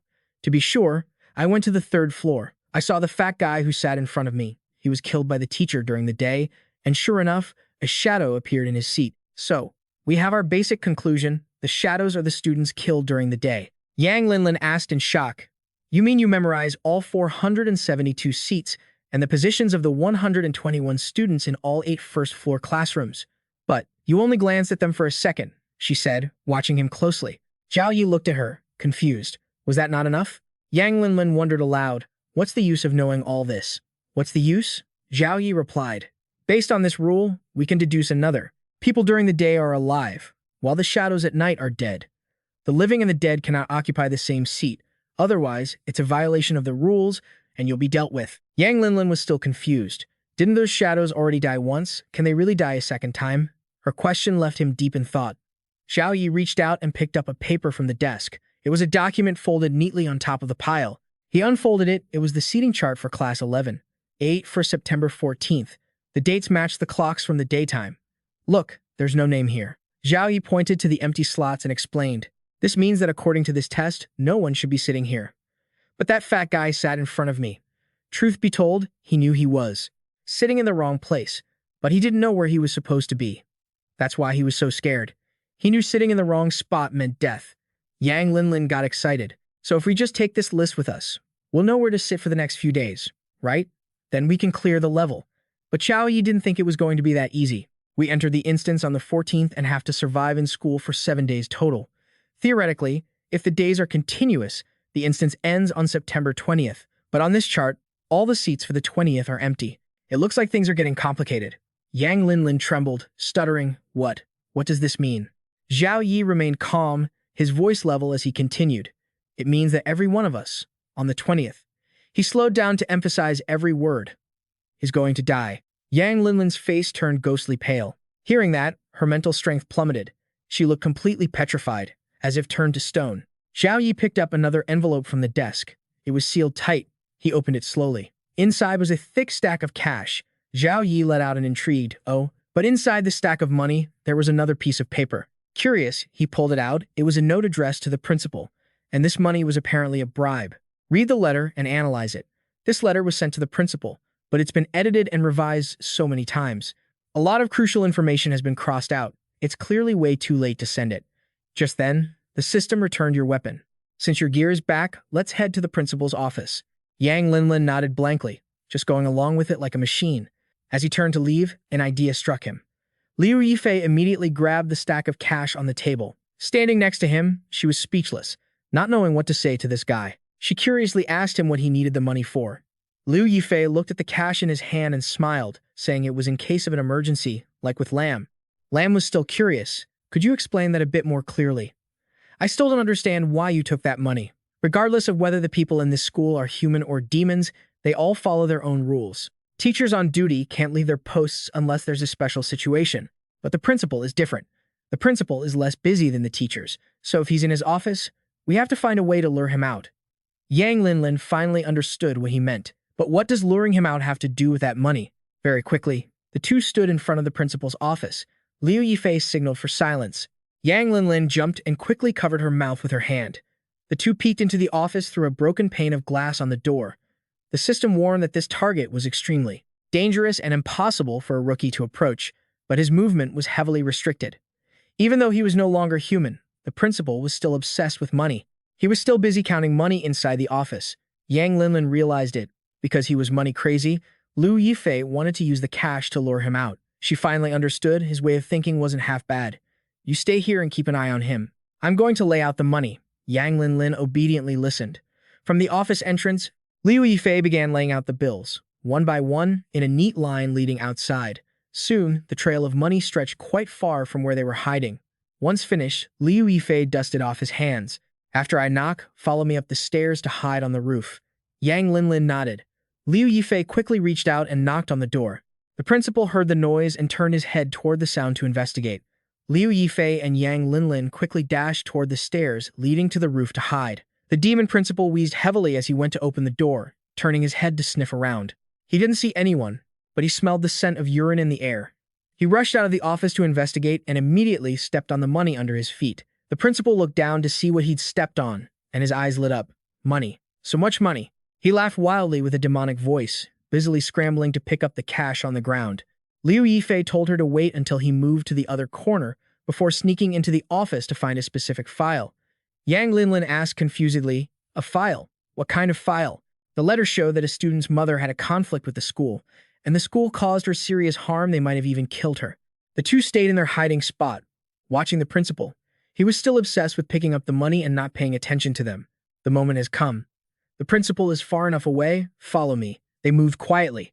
Liu Yifei continued to explain. Because of that, they had to find the student's file to see what actually happened. "But if, as you suspect, this type of incident hurts the school's reputation, do you think it would really be recorded in the school's files?" Liu Yifei replied as he opened the cabinet. "Records of students who dropped out would be kept. There aren't many motives for major conflicts between the school and parents. Nothing is more important than the student's safety, health, and studies. Thakshan Academy is a closed-off military training school. The rules strictly forbid students from fighting, and the surveillance is very strict. Threats to safety or health are unlikely. Therefore, the motive for the school and parents to make such a fuss, or even fight, mainly relates to students dropping out." "You're right. Why didn't I think of that?" The tension rose, and everyone praised his deductive skills. Suddenly, as if reading something unexpected, Liu Yifei stopped at a document. A top student with excellent grades had been expelled just for dating early. Yang Linlin asked him, "Does the school really have a rule to expel students for early dating?"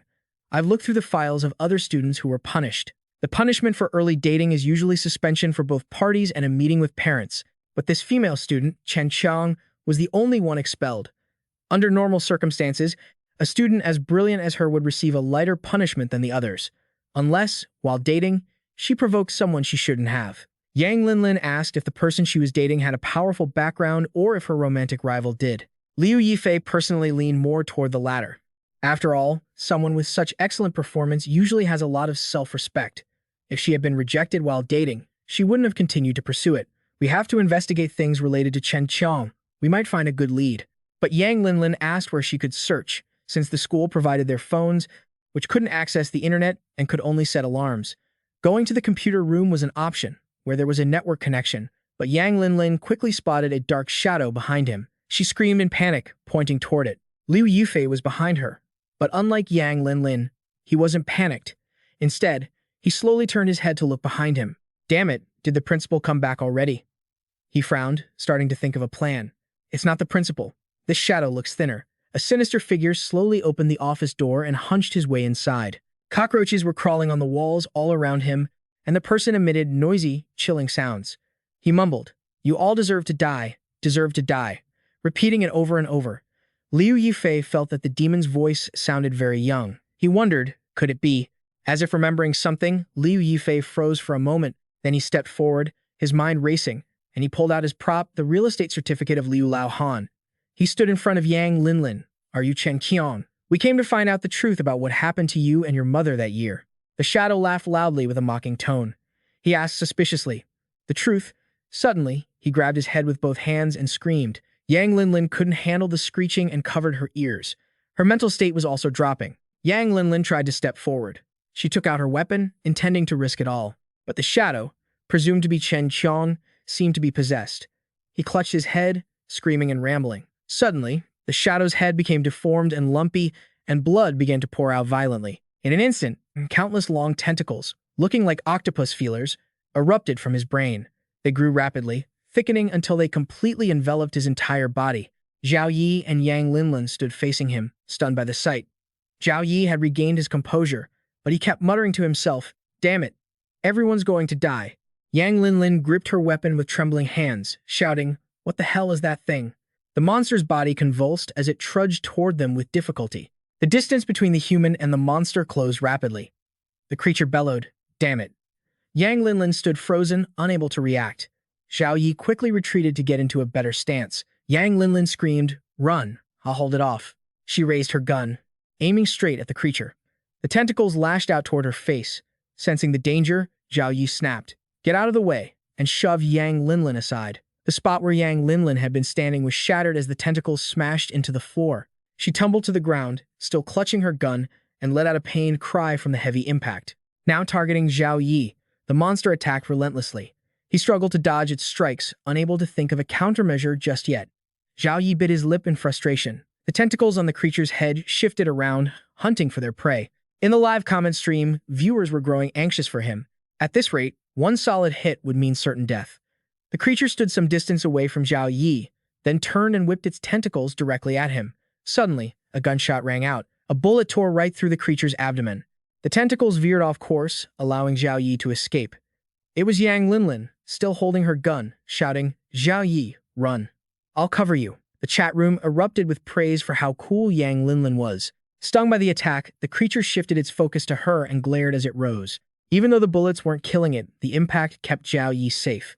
Panicked, Yang Linlin squeezed her eyes shut and fired continuously at the beast.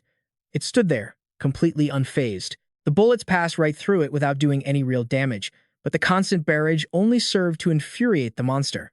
It let out a guttural growl. Zhao Yi lunged forward, closing the distance to the creature. He bared his teeth, his eyes sharpening as he dashed toward it. The viewers couldn't understand why he was charging in instead of running away. Was he just handing his life over? He slid to a stop right in front of the monster. The creature lashed out, intent on impaling Zhao Yi's head with its tentacles. Suddenly, he shoved a document certificate right in front of its face. The monster stopped mid-attack. It was the property deed belonging to Boss Liu. The creature peered at the paper in his hand. The tentacles on its head began to retract, and its aggression faded. Zhao Yi immediately yelled at Yang Linlin to run. Startled, she snapped out of it, and they both bolted toward the exit as fast as they could, leaving the creature behind. She gritted her teeth, firing at the door swarming with spiders. They fell in heaps as Yang Linlin took the lead. Zhao Yi covered their rear. Before escaping, he glanced back one last time. Unfortunately, the seal was wearing off, and the creature began to stir again. It roared in fury. The viewers in the chat were on edge, wondering if they could actually make it. Since Yang Linlin was faster, she took the lead, but her stamina was dropping, and she started to fall behind. The creature had fully broken free. It shrieked and charged after them. Zhao Yi spun around, pulled a knife, and hurled it at the beast. The blade buried itself in the creature's chest, slowing it down just enough. The viewers were gripped, watching intently. The two managed to burst outside, putting some much-needed distance between them and the monster. Thankfully, the creature's body wasn't cooperating, making their escape easier. Yang Linlin was gasping for air, unable to run another step. Zhao Yi told her to rest for a moment. They had finally shaken it off. The atmosphere around the school remained dark and ominous. Yang Linlin asked, "What do we do now?" "To the computer lab. We still have 3 hours until sunrise. If we try our luck there, maybe we can dig up something about Chen Chuang." Yang Linlin remembered something and summoned a handgun. "Here, this is for you. The domain system will be activated in the future. Learning to use a handgun now will help improve your proficiency." Zhao Yi took the gun and offered her a gentle smile of thanks. The chat room began to buzz with commentary and speculation. 10 minutes later, they arrived at the computer lab. The door was locked from the outside. Zhao Yi decided to test out the gun Yang Linlin had given him. The lock was blasted off in seconds. Smoke billowed out, but the room was empty. "Keep watch for me," he said. Yang Linlin nodded, keeping her gun trained on the surroundings. Zhao Yi carefully searched every corner before hitting the power button on a terminal. Outside, Yang Linlin stood guard. Zhao Yi sat down at the screen, his fingers flying across the keys as he searched for information. Yang Linlin asked impatiently, "How is it going?" "The guy has no clear background. Everything on the web has been scrubbed clean. But no problem, I can access the Dark Sea." Yang Linlin asked, "What's the Dark Sea?" "It's basically the internet's trash dump. Information doesn't disappear completely when it's deleted. It ends up there. But it's tricky, it requires a key and several login steps to enter." "Were you a hacker? How do you know so much?" Zhao Yi replied nonchalantly, "No, I'm a psychologist. But my mind can communicate with data." His 10 fingers danced across the keyboard. Finally, done. Zhao Yi hit the enter key decisively. Yang Linlin and the people in the chat were baffled by what Zhao Yi meant. He looked at Yang Linlin as he typed, "It's a good thing today is just the first day. We still have plenty of time." Yang Linlin took a deep breath, regaining her composure. "Right. We still have plenty of chances. I need to pull myself together." Time passed, and suddenly, a thick fog began rolling in from the hallway. Yang Linlin quickly alerted him. "The fog is starting to rise." Hearing this, Zhao Yi jolted, his fingers moving even faster. Finally, he clicked the mouse, wiping all his search data clean. Finished, he bolted toward Yang Linlin with everything he had. He grabbed her wrist and pulled her along, shouting, "Run! There's something wrong with this fog." As he dragged her away, he thought about how he had successfully accessed Chen Qiang's files back in the lab. Thinking back, he had scrolled through all the critical intel on that demon supposedly named Chen Qiang. Yang Linlin couldn't see the screen, but she gathered he'd struck gold. Chen Qiang's mother had a dispute with a homeroom teacher at Thak San Hai, and an accident happened. She fell from the third-floor balcony and passed away on May 13th, year 302, after doctors couldn't save her.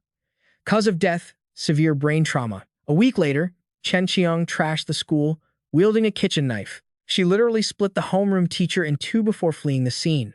After that, she vanished, and students and teachers started disappearing without a trace. The police launched a search, but nothing, no leads, nothing. Yang Linlin did the math. If it started the 13th of May 3032, 1 week later would be May 20th, and a month after that would be the 20th of June 3032. Isn't that the day we're supposed to finish the main mission? Exactly. The classroom's electronic calendar clearly read the year 3032. It meant we traveled back 7 days before the curse hit. No wonder the list only went up to the 19th. Yang Linlin gritted her teeth. Zhao Yi was right, everyone dies on the 20th. When I first got that list, I thought I was one step away from clearing this instance. God, I was such an idiot. Yang Linlin said he once had a patient, a paranoid hacker. Every day, the guy would show up claiming he could sync his mind with the network, traveling through endless oceans of code. Yang Linlin had just stared at him, bored. You actually believe a crazy person? At first, he wandered the virtual world alone. But after some treatment, we could finally play together. Yang Linlin nearly fainted hearing that. The live chat was dying of laughter. "And then what happened?" she asked. "After that, I was the only one left in there." She asked, "Why?" Zhao Yi kept typing, mouth still moving. "Because I cured his paranoia." Yang Linlin was speechless. "I can't believe you're such a good storyteller. You almost had me." Suddenly, something caught Zhao Yi's eye, and he stared intently at the screen. Both of them bolted, trying to outrun that fog. Yang Linlin's sanity meter was dropping. It was clearly devouring her sanity. Yang Linlin felt her consciousness fading, her eyelids growing heavy. She bit her tongue hard enough to draw blood, fighting to stay awake.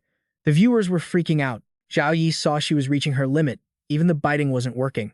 Her sanity plummeted to 50. He scanned the area for a place to hide from the fog.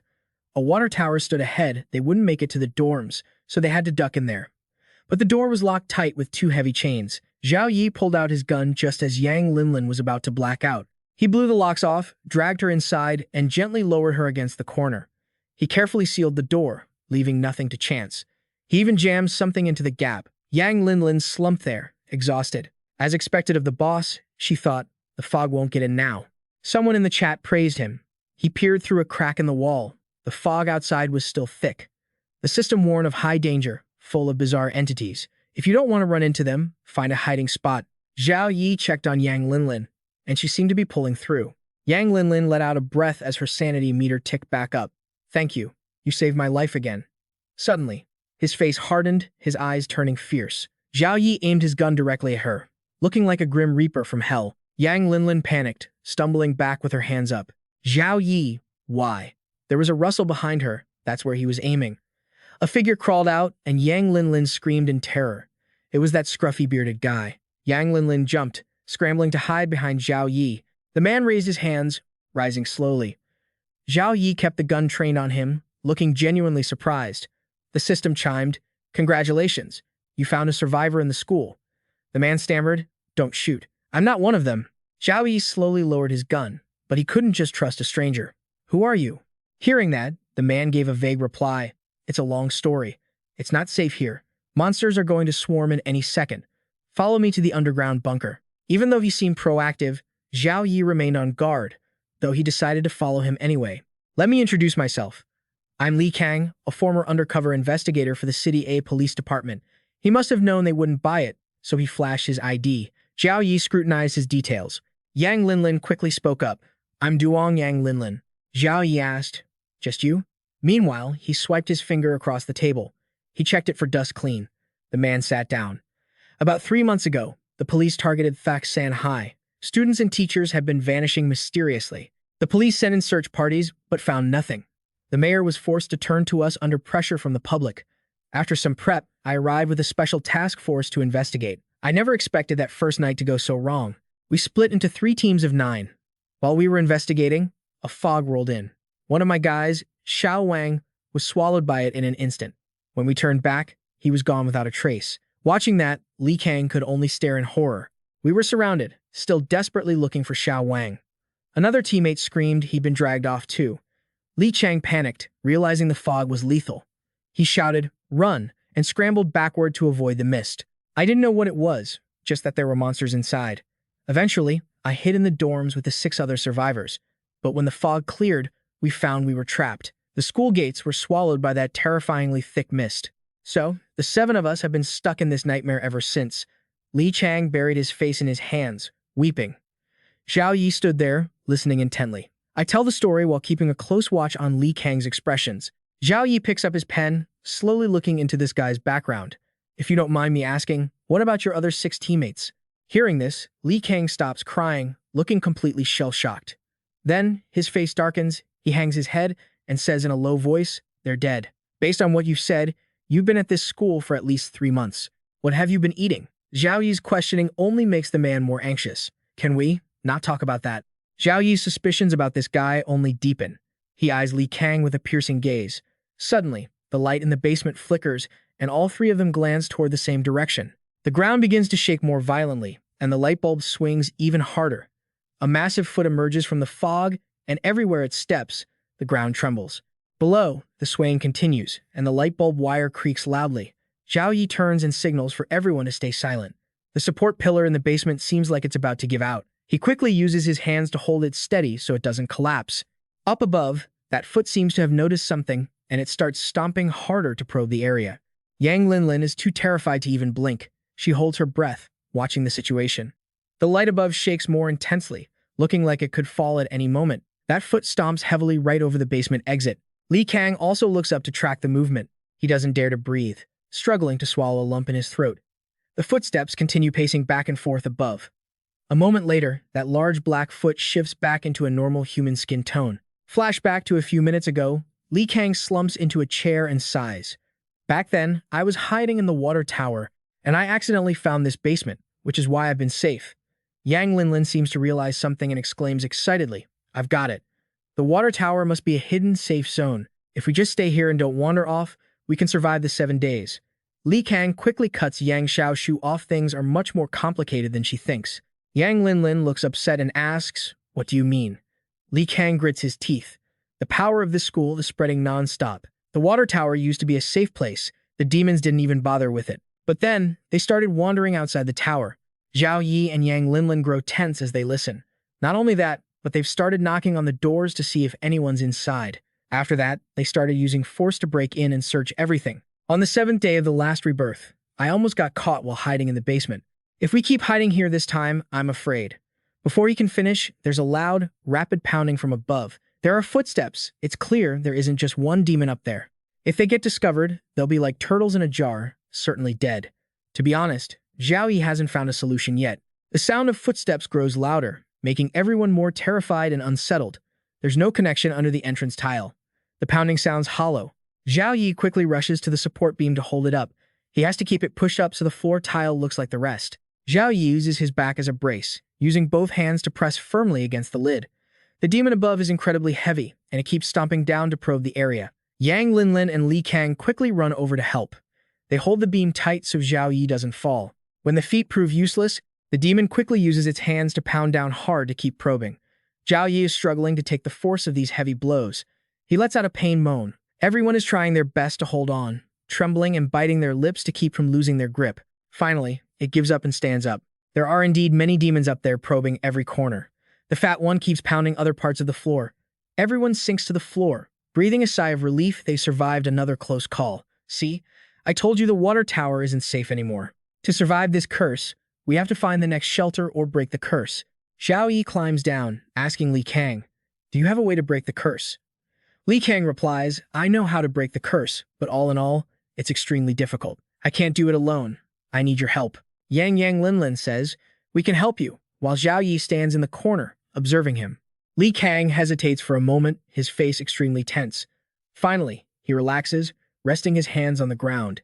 Deciding to trust them, he says, "Fine, I'll trust you once. Either way, this path only leads to death, so we might as well take a gamble." He slowly stands up and continues. "Based on what we've researched and discovered, I can now confirm something. Li Kang believes the reincarnation curse of this school centers on a specific student." Yang Linlin instinctively blurts out the name Chen Qiang, which shocks Li Kang. He steps back, his face full of surprise. Zhao Yi is still standing there, hands in his pockets, watching quite calmly. Zhao Yi speaks up now. "I'll answer for Li Kang. We don't know much, but it seems like Chen Qiang's mother had something happen to her at this Shishan High School." Li Kang sits back down warily and says, "What you said is definitely true. It's a long story. Chen Qiang was originally a poor student in the city. Things were okay at first, but later, his father was working at a coal mine back home, and there was a cave-in. His father was trapped inside. As he tells this, Li Kang recalls the chaotic scene, his hands clenching together in front of him, filled with sadness. He continues, "The mine owner was afraid of taking responsibility and fled abroad.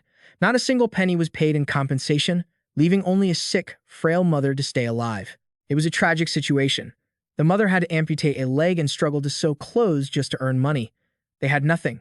Chen Qiang's family situation kept getting worse. By then, Chen Qiang's mother had aged. Chen Qiang hugged her. Luckily, he was kind and good-natured from a young age, and his grades were always excellent. Not only did he get into Shishan High, but thanks to all the achievements he racked up, he even won a large scholarship." With a sad look in his eyes, Li Kang continues, "This place should have been the cradle for his dreams, but unfortunately, an accident occurred." Yang Linlin and Zhao Yi listen intently. Hearing this, Yang Linlin clenches her fists, looking at Li Kang nervously. He continues, "Shishan High, wanting to push students to compete with each other, held exams twice a month. The rankings determined the seating for each week. In class, Chen Qiang always had the best grades, so he always sat in the front row. All the other students had no choice but to sit in the back. Besides that, there was also a female student with purple hair. She had great grades and was also beautiful. Her name was Zhang Ya. She had held the second-place spot for a long time, always sitting at the desk next to Chen Qiang. These high schoolers, naturally, were full of raging hormones. Plus, being side by side for so long, Chen Qiang grew even more fond of Truong Na.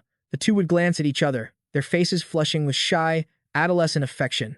Up at the lectern, the balding, bespectacled homeroom teacher was busy announcing a new transfer student. It seemed like a match made in heaven, but then a transfer student named Bang Tiu showed up. Bang Tiu had bleached blonde hair and an arrogant attitude. He was the mayor's son. Even though he couldn't take the top spot in class, he had his eyes on Truong Ne and flat out demanded the homeroom teacher swap his seat with Chen Qiang's. Naturally, the teacher, Luong Min, didn't dare refuse him. In an instant, the class's top student was sent to the very back, forced to sit where the worst student used to be. With no way to challenge Bang Tiu, Chen Qiang just had to swallow his pride. But one day, while heading to class, Chen Qiang caught sight of a vile, disgusting scene. Bang Tiu had his hand inside Truong Ne's shirt, and she was too terrified to fight back. Chen Qiang's eyes turned blood red with rage. He snapped his pencil in half with one hand. Chen Qiang finally reached his breaking point. Outside the school building, looking for revenge against Bang Tiu, he used his own scholarship money to bribe another student who shared his plight. Chen Qiang handed a stack of cash to a group of 3 students. One night, the students he bribed covered their faces with scarves and stalked Bang Tiu. They dragged him into the bushes and gave him the beating of a lifetime. 2 of them took turns hitting Bang Tiu, while the third stood guard. Unfortunately, the school had security cameras, and the whole incident was caught on tape. Bang Tiu was shown begging them to stop.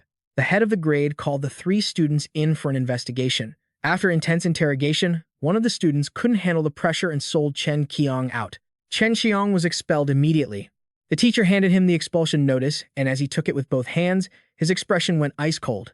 After that, Chen Qiang's mother went to Fact Sun High to beg the homeroom teacher, Luong Min, for mercy. The teacher just smirked, turning his back on her as she grabbed his sleeve. But Luong Min couldn't have cared less. Then they started struggling. Luong Min, looking annoyed, gritted his teeth and growled, "Get lost," before shoving Chen Qiang's mother backward. She lost her footing, her eyes welling with tears. Luong Min's shove sent her tumbling down the stairs. She hit the bottom of the staircase, head first. There was blood everywhere, and everyone around was in a panic. Duong Yang Linlin looked terrified hearing this, hiding behind Liu Yifei, while he remained calm, his face completely unreadable. Lai Tang continued his story, though most of them had probably already guessed the outcome. The death of Chen Qiang's mother was covered up by the school and the mayor. Lai Tang gritted his teeth, looking miserable as he rested his hand on his forehead. Many days later, Chen Qiang snuck back into the school, butchered the homeroom teacher, Luong Min, with a cleaver, and managed to escape the security guards. He was never seen again. Silence fell over the group. Everyone watched as Lai Tang sat in his chair, head in his hands. After a moment, he spoke again. "Actually, that's just the public story." Li Tang revealed the truth. Chen Qiang never escaped. He died inside the school. Duong Yang Linlin gasped, shocked, while Liu Yifei remained as cool as ever. He was already suspecting as much. Lai Tang continued, explaining that Chen Qiang died in the Sector B warehouse, and his overwhelming resentment haunted the entire school. Lai Tang clasped his hands together and explained how to break the curse. They had to destroy the corpse. That was the only way to end it. Upon hearing there was a way, Duong Yang Linlin asked, "So, how do we destroy the body?" Lai Tang stood up, explaining that when they first arrived at the school, they brought high-powered weaponry. But when they got near Chen Qiang's corpse, the attacks from his spirit caused the weapons to fall in two. A well marked with the character for peace in the West Sector garage. Lai Tang stepped closer to Duong Yang Linlin, making her uneasy. He suddenly grabbed her hand, and both of them looked at him, confused. Lai Tang looked her straight in the eye and said, "That special weapon requires identity verification, but it won't take long. If you guys can just distract the spirit, I can fire it up quickly and destroy the body." Duong Yang Linlin asked suspiciously, "Roughly, how long will that take?" Lai Tang's gaze sharpened, a confident smile on his lips. "About 3 minutes." Duong Yang Linlin turned to Liu Yifei. "What do you think? Should we help him?" Lai Tang looked at Liu Yifei too, who hadn't said a word, then reached out a hand toward the man. Lai Tang looked confused, unsure of what Liu Yifei was planning. Liu Yifei just shoved one hand into his pocket, asked with a confident smirk, "When are we doing this?" Lai Tang couldn't believe his luck. Overjoyed, he grabbed Liu Yifei's hands with both of his own. "It's too late for tonight, but come back tomorrow night, and I'll take you to the West Sector garage." He couldn't hide his excitement. The next day, Liu Yifei and Duong Yang Linlin were eating lunch in the cafeteria. Duong Yang Linlin felt lucky but still scared. "It's a good thing we picked seats, according to the list today. Otherwise, we'd have been decapitated on the spot like the others." Liu Yifei stayed calm, eating as he asked, "Do you have any fishing line? Or maybe some thread? It just needs to be thin, long, and strong." Duong Yang Linlin's eyes widened, confused by the random question. Huh? What do you need that for? He kept his voice flat while he ate. To kill someone. Duong Yang Linlin looked at him, horrified. Kill who? His expression was dangerous. Lai Tang, she shrieked. What? He stopped eating and set his chopsticks down. Duong Yang Linlin glared at him. Are you crazy? If we kill Li Tang, who's going to help us break the curse? He picked up his drink and said, if she still trusted that guy to help them break the curse, she was already as good as dead. He took a long swig of his drink while she stared at him, clueless. He looked at the neighboring table to see it was empty. Duong Yang Linlin leaned in close, whispering, What do you mean? Are you saying he's lying? He set the can on the table and explained it to her. First of all, he's just an investigator, not a student from class 10A8. Don't you think his description of Chen Qiang was way too detailed? Leaning his chin on one hand and playing with the drink can with the other, he continued. Even the part about Chen Qiang seeing the mayor's son, Bang Tiu, put his hand. Even in the clothing of the school beauty, Zhang Ya. Yang Linlin, hearing what Zhao Yi said, realized that this was indeed the case. Second, none of the three of them are on the list. If everything is as Li Kang described, I don't think someone capable of cursing the entire school, like Chen Qiang, would let Pang Biao and Zhang Ye off the hook. He pressed the empty can onto the tabletop. At the very least, he wouldn't let Pang Biao off the hook. Yang Linlin, hearing his words, found it very logical, resting her chin on her hand. It made sense. After all, Pang Biao was the root of all his suffering. He analyzed it seriously. Third, he didn't stumble upon the basement of the water tower by accident. I even suspect that he built that basement himself. Yang Linlin asked suspiciously, What? That's highly unlikely. She voiced her thoughts. The school's curse has spread to almost every corner. How would he have had the time to build such a large basement before those monsters appeared? Zhao Yi said there was no dust, a remark so sudden it left her confused. No what? I said there was no dust in the basement. He spoke with a confident look. He stood up and touched the table. Last night, I intentionally checked many corners, lamp bases, the sofa, and even those miscellaneous items. They were almost dust-free. Very clean. He asserted that basements usually aren't cleaned. Since it was this clean, someone must be living there. As you just said, it's almost impossible to build a basement in front of the monsters once the curse takes hold.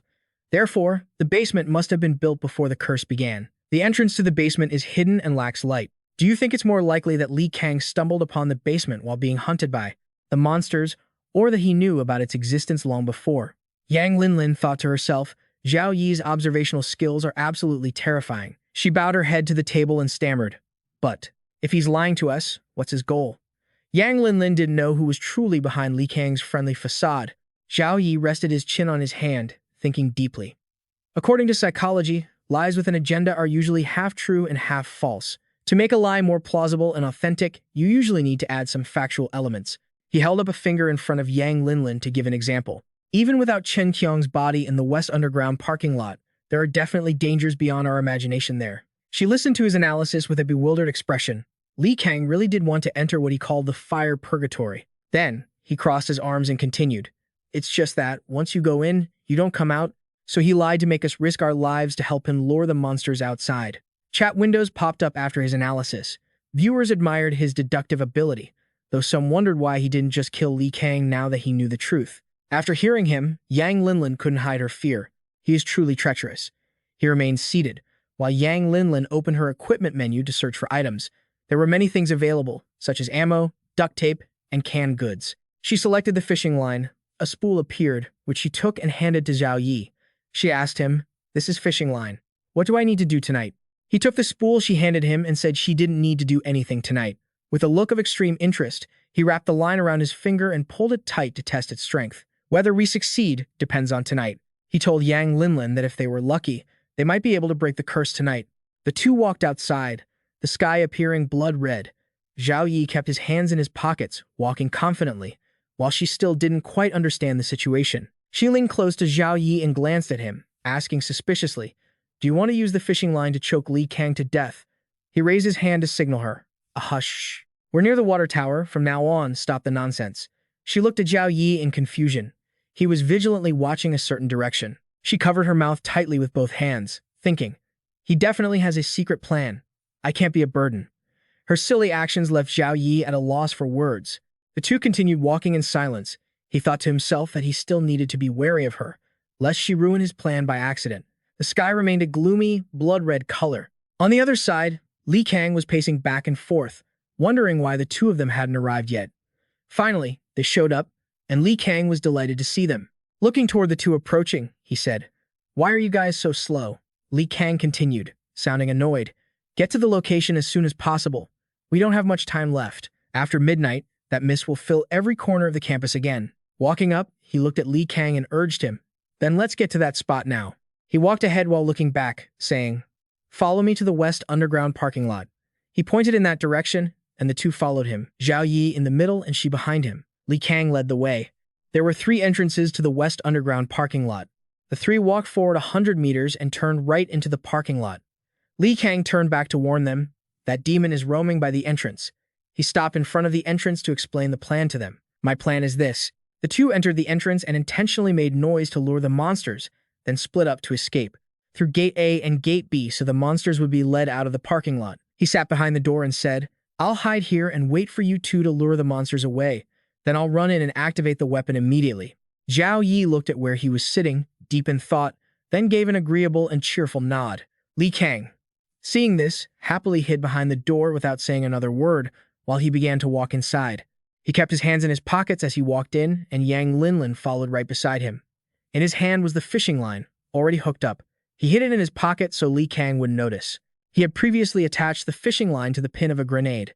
The line was wrapped around a utility pole several times.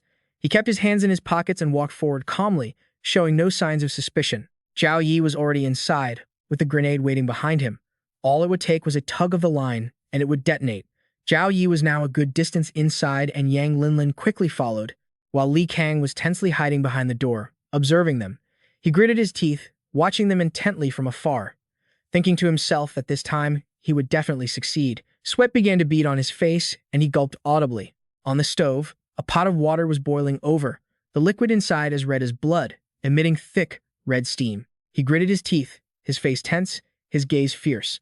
"Ever since that incident happened by accident, I've been barely hanging on in this dangerous situation for months. There are fewer and fewer friends left, and there isn't much food to be found. This is the final opportunity." By this time, Zhao Yi and Yang Linlin had arrived at the spot. The two of them pressed against the wall. Inside, the silhouettes of demons emerged, their dark forms glowing with a crimson light, accompanied by a chorus of noisy, rustling sounds. Zhao Yanyi crouched down to avoid detection. Behind him, Yang Linlin was tense, her heart pounding in her chest. She kept a hand over her heart as she watched him. Zhao Yanyi sat down, then cautiously moved to take cover behind a white car. She watched his back as he safely reached the side of the vehicle. He crouched there, a red light glowing in his eyes as he prepared to scan for information. A red triangle began to appear in his gaze. Player Zhao Yanyu's source code is experiencing chaotic errors. Repair in progress. Then, the system reported multiple failed repair attempts. In the distance, black shadowed demons were everywhere, most notably one labeled number 12, further off. Looking closer, it had a muscular build and razor-sharp claws. The system warned of a chaotic quantum state extremely dangerous. It moved at incredible speeds, dodging most obstacles. Its high attack power made it nearly impossible to deal with, and it would kill any living thing it saw. It prioritized attacking anything noisy, with only 2 known weaknesses, Jordinger's cat and the semi-body leaf. After the scan finished, the red light in his eyes slowly faded. His gaze lost its focus as the red glow vanished. Now completely clear-headed, he told Yang Linlin, "Follow me to the left." She nodded and scrambled quickly after Zhao Yanyi. Zhao Yanyi also sprinted to the left, steering clear of where the number 12 demon stood. The two found cover. Yang Linlin cowered fearfully behind a car, peering out vigilantly, while Zhao Yanyi calmly sat down and pulled out his phone. He sent a message to Li Kang. Apparently, he had saved the guy's contact name as Bitch. Li Kang wasn't one to be outdone. He had saved Zhao's name as the scapegoat demon. He replied with an okay, and the message went through. By now, his true nature was showing. His face was twisted and cunning, and his eyes bulged as he flashed a wicked grin at his phone. "Die. Just die. Once you're dead, I can keep living. If you want to blame someone, blame your own bad luck. Who told you to be so gullible toward a stranger?" On his side, Zhao Yanyi smirked. He had prepared quite a surprise for him. He pulled his hand back, tugging on a fishing line that had been looped around the tailpipe of a car. The line stretched from where Zhao Yanyi was sitting all the way to the door, pulled perfectly taut. Li Kang, sitting by the door, finally noticed it. He turned his head, looking confused, wondering what that sound was. The pin of the grenade was yanked out by the wire. It began to spark, ready to detonate. A deafening blast erupted, followed by a massive fireball and debris flying everywhere. Li Kang finally realized what was happening. He screamed in panic, shielded his face with both hands, and scrambled to run. Inside, the demon had also caught the sound. It was circling around, trying to locate the source of the noise. Li Kang was blown away by the shockwave of the blast. Before he could escape, he coughed up blood and shrieked in agony. He was thrown against a wall, face planted onto the floor, and lay flat on the ground. He struggled to push himself up, but the force of the explosion had drained him. He looked around, swearing, "What the hell?" Then, his eyes widened in horror, his expression shifting from confusion to sheer terror. The demon was charging toward him at blinding speed, enveloped in a red aura, its long tongue lashing out as if to devour him. Only then did he snap out of it. "Holy crap," he gasped, his hair standing on end, his mouth hanging wide open. He scrambled away headlong, screaming in a panic, his adrenaline spiking. He sprinted toward the exit to save himself. Stumbling and tripping, it looked ridiculous. Looking toward the door, a blood-red light emanated from it, while everything else remained shrouded in darkness. Seeing that the demon shadow had left, Zhao Yi called to Yang Linlin.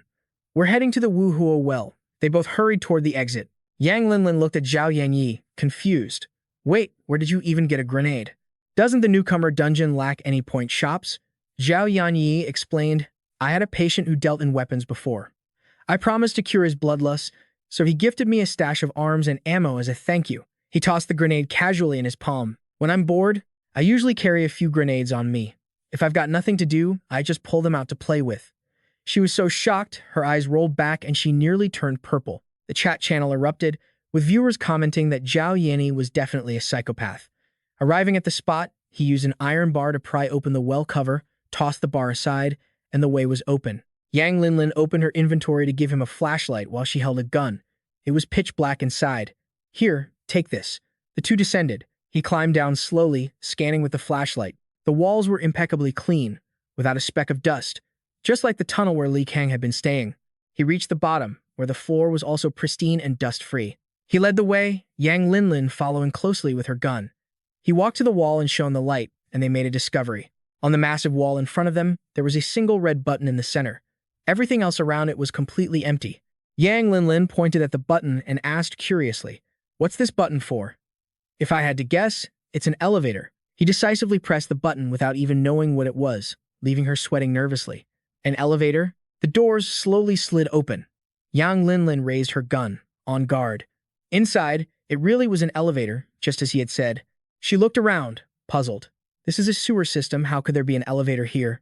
Zhao Yanyi quickly pressed the button to go down. "Let's go down and see, then we can talk." There was no time to waste.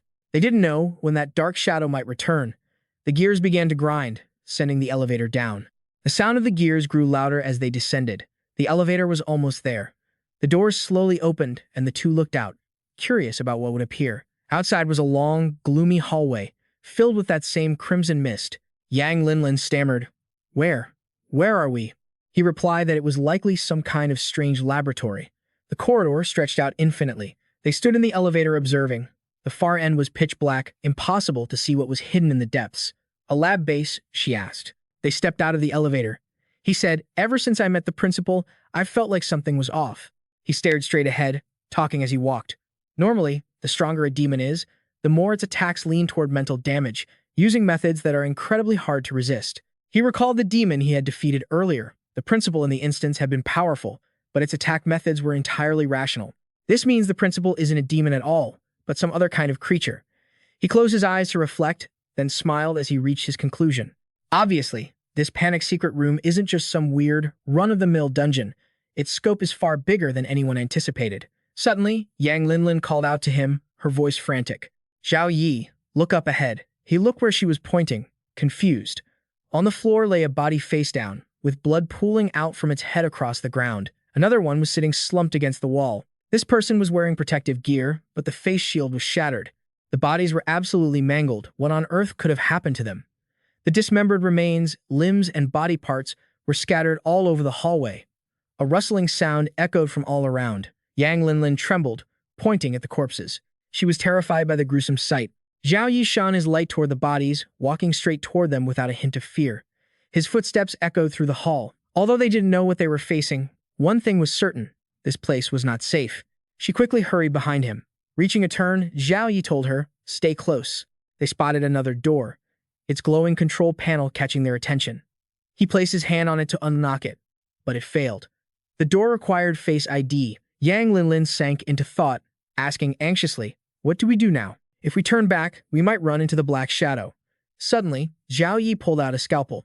He held it in his hand, a confident smirk on his face, and walked away without a word. Yang Linlin was stunned by his demeanor, standing frozen as she wondered what he was planning. She looked at Zhao Yi, sweat beading on her forehead. She asked him what he was doing. He didn't reply, still holding the scalpel. He headed back the way they came, approaching the initial corner. She followed him, watching from behind. He walked back to where the corpses were scattered and crouched down in the middle of them. Yang Linlin watched, shocked by his actions. He held the scalpel, its blade glinting with a razor-sharp edge. He was clearly planning to use it. Yang Linlin covered her mouth with both hands, her eyes wide, her hair standing on end. Zhao Yi had actually used the scalpel to cut off the head of one of the corpses. Carrying the head, he walked toward the door. The chat channel went wild. Everyone was commenting, "That's insane. Why is the head blurred out? Brother Zhao is so hardcore. He didn't even blink while doing that." He rushed back toward the door, brushing past Yang Linlin and startling her. She pressed herself against the wall, eyes wide as if they were about to pop out of her head. She watched him holding the head as he shoved it mercilessly against the control panel. Yang Linlin couldn't believe he would think of such a thing or act on it. Her mouth hung open as she stared at him. The system beeped recognition successful. The door slid open. A red control panel appeared. The head was digitized and saved into the system. The item obtained was He's head. Quality: white. Hetty would never have imagined that even after he died, he'd run into a psycho who wouldn't even let his head rest. With the door open, he quickly stepped inside, not forgetting to call for Yang Linlin to follow. Inside were more long, dark hallways, with human limbs scattered everywhere and blood even splattered on the ceiling. They continued walking. He remained calm, while Yang Linlin stayed on high alert, her hand already resting on her gun. They stepped past the heaps of corpses, body parts everywhere, heads, feet, hands, and torsos beyond counting. On the floor was a piece of paper, held down by someone's severed finger. Before dying, this person must have been holding this note. He curiously picked it up to read. The note was from a father to his daughter, Lena. It said that once he finished his work, he'd come home to play with her. In half a month, he'd be back. Yang Linlin marveled at it. What a loving father. Even before dying, he was still thinking of his daughter. Zhao Yi agreed, saying, "Yeah, he was a good father," before tossing the note behind him. But he was also likely a serial killer. The thousands of people dead outside the school were probably all his doing. Hearing that, she winced, looking at Zhao Yi, then stuck her tongue out playfully. He deserved to die, the bastard. From around a corner, a sound emerged, and the red fog grew denser. Both of them fell silent, watching the area with caution. Even Zhao Yi had to stay vigilant this time. They quickly pressed against the wall, the sound echoing through the area. Yang Linlin and Zhao Yi peeked around the corner. Yang Linlin saw something, her eyes widened, and her mouth dropped in terror. Inside was a creature with a bizarre form, an incredibly long body covered in countless smaller, elongated heads, with red eyes scanning in every direction. Yang Linlin covered her face, hiding behind Zhao Yi. "What is that? It's so gross." In contrast, Zhao Yi grinned with genuine interest. A beautiful creation, indeed. Hearing this, she stumbled back, unable to believe he could think such a thing. The chat channel was equally baffled as to what was beautiful about it. Some, however, understood why he got so excited when he saw that female ghost in the previous dungeon. Yang Linlin asked, "So, what are we going to do with whatever that thing is?" He laughed casually. "Obviously, we play it safe and steady." Zhao Yi told Yang Linlin to be careful as he pulled his signature scalpel from his pocket. Zhao Yi was ready, scalpel in hand, while Yang Linlin carefully raised her gun.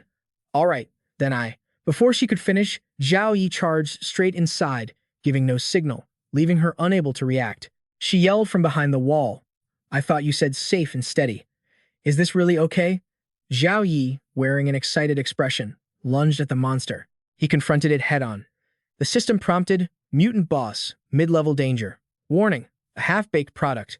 Compared to the quantum state outside, it's still a star short. Its weak point is its hemorrhoids. Its rear is covered by a daisy."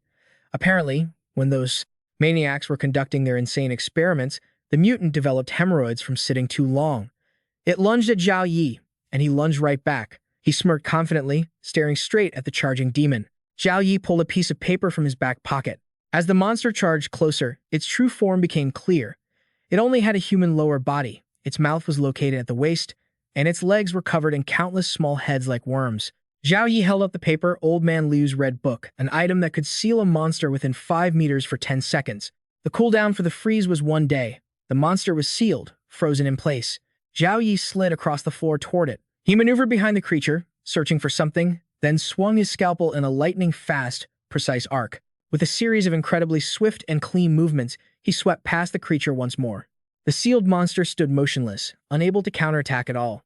Liu Yifei looked incredibly excited as he swung his final strike from below. With the monster completely restrained, its tiny heads poked out one by one to stare at Liu Yifei. He had severed its tail, the flower-like organ. It dissolved instantly, the petals scattering and drifting away on the wind. The system interface appeared. Any unit damaged by your soul weapon will continuously spawn gluttonous enemies until that unit is completely eradicated. The resilience of the gluttonous enemies is tied to your strength and rank. Liu Yifei held his scalpel, the blade glowing with a fierce red light. He didn't yet know what the spreading consciousness of the evil god was. Liu Yifei's stats increased. HP 1515, Strength 16, Spirit 101. And luck? He was surprised. Reconstructing 1/10,000th of his power only granted him 8 points. On top of that, he gained a special cursed skill. From a distance, Yang Linlin watched Liu Yifei finish off the monster with incredible speed, filled with awe. Is it dead? She hid behind the wall, peering out.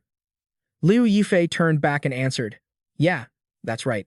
He sat down to examine the monster. It could have been a perfect creature, but its creator clearly wasn't very good at the job. He had cut off the monster's rear, and it lay there shivering as blood dripped from his scalpel. The system blinked. "Congratulations on slaying a riot variant. Your soul weapon has absorbed the remnants of the evil god within the mutant's body." Blood from the creature flooded the floor, the pool growing so large it made a sickening gurgling sound. 0.01% power isn't enough, he muttered. Unable to continue, spreading consciousness reconstruction has been paused. The system announced his soul weapon had gained a new ability. He kept carving into the creature. He swung his blade again with force, sending blood splattering everywhere. Yang Linlin asked curiously what he was doing now, stepping closer to observe. "I'm performing an autopsy to see if there are any clues." He looked inside the monster's body through the incision with surprise. "Are you kidding me? 18 kidneys? This would be headline news." Based on its appearance, it was clear it possessed some incredibly powerful, abnormal functions. Obviously, even a guy as abnormal as him didn't expect it to have that many kidneys. Yang Linlin was disgusted, covering her mouth with her hand, refusing to look, and staying far away. He stood up. "Doesn't look like there are any clues here. Let's keep moving." The two continued forward, the sound of their footsteps echoing through the hallway. Yang Linlin was still terrified, clutching her chest as she followed behind. They stopped in front of a room. Looking in from outside, they saw green liquid-filled tubes, as if something was being cultivated inside. Still shaken from seeing the monster earlier, Yang Linlin was met with another sight that panicked her even more. Ahead was a laboratory filled with incubation tanks containing children. In the center of the room was an operating table, where a child lay in the middle of a botched surgery, blood dripping from the table onto the floor. Liu Yifei walked forward without a hint of fear or hesitation. "Looks like we're in luck," he said. He went to the desk, rummaged through a pile of documents, and found a lab journal. "Hey, Yang Linlin, there's a logbook here." As he kept searching, he found numerous scraps of paper with various numbers, reporting on the status of test subjects, project progress, and the dosage of substances used. Some even mentioned the market and the profits being skimmed from these cruel acts. The test subjects had become uncontrollable, and the entries mentioned someone named Alex. Alex had ignored the reports. All of them were now paying the price for his ignorance. Yang Linlin reasoned, "It seems a riot broke out in this lab. The experiments they created lost control and killed everyone." As she put it together, she felt a chill, her eyes filled with sadness and horror at what had occurred. After studying the journal, Liu Yifei said, "Whether it's the quantum riot outside or this monster we just faced, they both appear naturally." There was blood everywhere, on the desk and across the room. He said to Yang Linlin, "They must have a base state." When Yang Linlin heard the term base state, she had no idea what it meant, staring at him with a blank expression. "It means the original form of the test subject." She still didn't seem to get it, looking at him with a bewildered face. He pointed at the screen and asked if she could understand the equipment. She stared at the screen, baffled. Even Liu Yifei didn't understand it. The screen showed the monster they just killed along with its stat sheet. "I just need to restore the original data on how they operated. Then seeing what the initial base state was will be enough." He started tapping the keys on the console to see if he could recover the data. The screen displayed data downloading, optimizing. Initializing program. Complete. Program download successful. The screen now showed arms and legs that looked much more like a normal human's. The two watched intently, waiting for the result. She gasped. Oh my god, that disgusting monster. It was a girl? The screen displayed the monster's original form, a very normal-looking girl, before any mutations. The cells of this monster have high growth and adaptability, he hypothesized, while the screen showed parameters where growth and adaptability were extremely high. He rubbed his chin. Thinking about it, this girl might have been a student at this school. He was holding a file folder covered in blood. Yang Linlin's hands trembled as she heard this. She stammered, "Are you saying?" She turned to Liu Yifei to confirm her suspicion. This school built such a massive underground base just to transform students into monsters. She angrily crumpled the documents in her hand. Are these people criminals or just insane?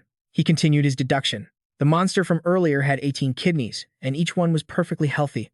This lab was likely selling human organs. If the experiment succeeded, the girl's cells could be used to grow more monsters. They would have an endless supply of kidneys to trade. That means they were creating a living vault of money. Then, he glanced at the nutrient tanks holding the children. Furthermore, this base didn't just have one project. As the journal mentioned, the person running the experiments seemed to be creating a monster related to a quantum state.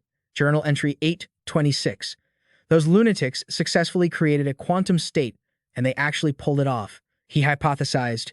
The black shadow we saw outside. That was probably the quantum riot monster described in the logbook. You speculate that the black shadow we encountered outside is likely the quantum riot monster described in the experiment log. Her face turned pale with terror as she heard that. Then, Yang Linlin clenched her teeth and raised her fist in anger. To think those people built an experimental base under the school and turned children into monsters. That is just so inhumane. Zhao Yi sighed and shook his head. No, they didn't just build an experimental base under the school. They built a school on top of an experimental base. His face remained hidden in the shadows. His words caught Yang Linlin completely off guard. What did you say? She asked, stunned. Zhao Yi analyzed the situation for her. The design of this experimental base is incredibly complex. If they had waited for the school to be built and then secretly constructed the base underneath, it would have been practically impossible. Therefore, it's clear the base was built first. Zhao Yi's deduction was logical, and it highlighted the danger of both the lab and the people pulling the strings. Hearing this, Yang Linlin's expression was one of pure shock and fear. Furthermore, he continued, according to their plans, this mountain school is also part of their project. Just who is the mysterious mastermind behind all of this? They sent personnel to the school to collect samples and run tests on every single student. They needed young, healthy subjects to serve as test subjects for all sorts of experiments. He turned to look at Yang Linlin. Besides the relevant departments, ask yourself what organization could be better positioned than this prestigious school. They get to check on the students' health under the guise of official business. She realized he was right. He turned away. Let's go. We need some evidence to prove this theory, and then we can complete this secret mission. He walked over to the monster's corpse and, with lightning speed, made a few precise cuts with his scalpel. On their way back, Zhao Yi had peeled the skin off the monster in 18 pieces. Seeing him cut it up, Yang Linlin clutched her stomach and immediately started retching. He held up a piece of skin to examine it. Many tiny human faces appeared on the surface. Watching this, the audience in the chat couldn't help but comment on how horrifying it was. He opened his bag and stored the piece of skin inside. One viewer commented, "I'm usually not deranged enough to stand on the same level as our lead." Afterward, the two walked down the hallway. It was no longer filled with the gloomy red mist from before, but the space remained deathly silent. At the end of the hall, they found a massive white cafeteria. Zhao Yi stepped forward to investigate, while Yang Linlin followed him, staying alert. Zhao Yi held a finger to his lips, signaling for Yang Linlin to be silent. She scanned the surroundings. He pulled the door open, revealing a faint, eerie blue light from within. As he peered inside, Yang Linlin leaned in as well. She frantically covered her mouth to keep from making a sound. There were 5 monsters in the room, each with a different, bizarre form. Even Zhao Yi was surprised by the sight. Some were wandering around, while 2 were sitting down, eating what looked like human arms and legs. She whispered, "There are so many monsters here. How many students must have gone missing? Why hasn't the police force launched an investigation?" Zhao Yi suspected that the mastermind behind this experimental base was someone with unforgivable methods, possibly the mayor of City A. The mayor of City A must be pulling the strings, manipulating everything behind the scenes, but he couldn't possibly be doing all of this alone. He feared there was a massive organization behind it, with other puppets being controlled under his command. Yang Linlin looked at Zhao Yi, terrified. "What do we do now? Are we leaving?" Zhao Yi told her to wait a moment. He opened his equipment menu and took out the piece of skin he had stored earlier. Yang Linlin felt like throwing up. She covered her mouth with both hands and stepped back. Zhao Yi held the piece of skin up high and tore it into two. Here, he handed a piece of the monster's skin to Yang Linlin. She backed away. What is this? You don't mean. Before she could finish her sentence, she tried to run, but Zhao Yi held her back. Come here, she struggled, nearly in tears. No, I'd rather die than touch that. He draped the monster's skin over Yang Linlin. Her face was a mask of utter resignation, which looked quite comical. The viewers in the chat quickly screenshotted her expression. I'm dying of laughter. Goddess Linlin's expression is top tier. Now, both of them were wearing the monster's skin. Zhao Yi remarked that the skin wasn't half bad. Meanwhile, Yang Linlin looked like her soul had left her body. She muttered, I think I can see Granny Meng waving at me. Zhao Yi took the lead, pulling Yang Linlin along. All right, let's go. Get in there. He pushed the door open, which made a loud noise. The two monsters eating turned their heads toward the door, still holding half-eaten human arms. They looked at Zhao Yi and Yang Linlin, wondering what was going on. They stared intently at the two with their terrifying faces, then slowly began to approach them. Yang Linlin was breaking out in a cold sweat, clinging to Zhao Yi's arm. Seeing this, he gave her a confident, reassuring smile. He grabbed her hand, leaving her confused and unsure of his plan. Holding her hand, Zhao Yi walked straight up to the two monsters. He looked them in the eye, and they stared back, saying something in a monstrous language that no one could understand. Zhao Yi, being clever, mimicked them perfectly. The female monster looked surprised. Why was this guy copying her? She raised her hand, using body language to communicate with Zhao Yi. Zhao Yi followed suit, repeating the gesture exactly. Whatever the female monster did or said, Zhao Yi mimicked it exactly. This left the female monster frustrated, not knowing what to do. The monster next to her also expressed its disappointment. It pointed at Zhao Yi, telling its companion that it was just a mindless mimic with no feelings. They lowered their guard against Zhao Yi and Yang Linlin and turned to walk away. Watching the scene unfold, Yang Linlin thought, that works. She mentally recorded all their strange sounds while whispering, Zhao Yi can really be considered the king of gibberish now. After fooling the two monsters, Zhao Yi grabbed Yang Linlin's hand. Let's go, let's see what's inside. He stood before a strange door. There were 16 doors in the cafeteria, but this one was the only one no monster entered. Even when they passed by it, they would simply glance over it. Zhao Yi was still pondering the door. Yang Linlin asked if he wanted to go in and check it out. Wouldn't it be safe to go in now since they wouldn't be discovered?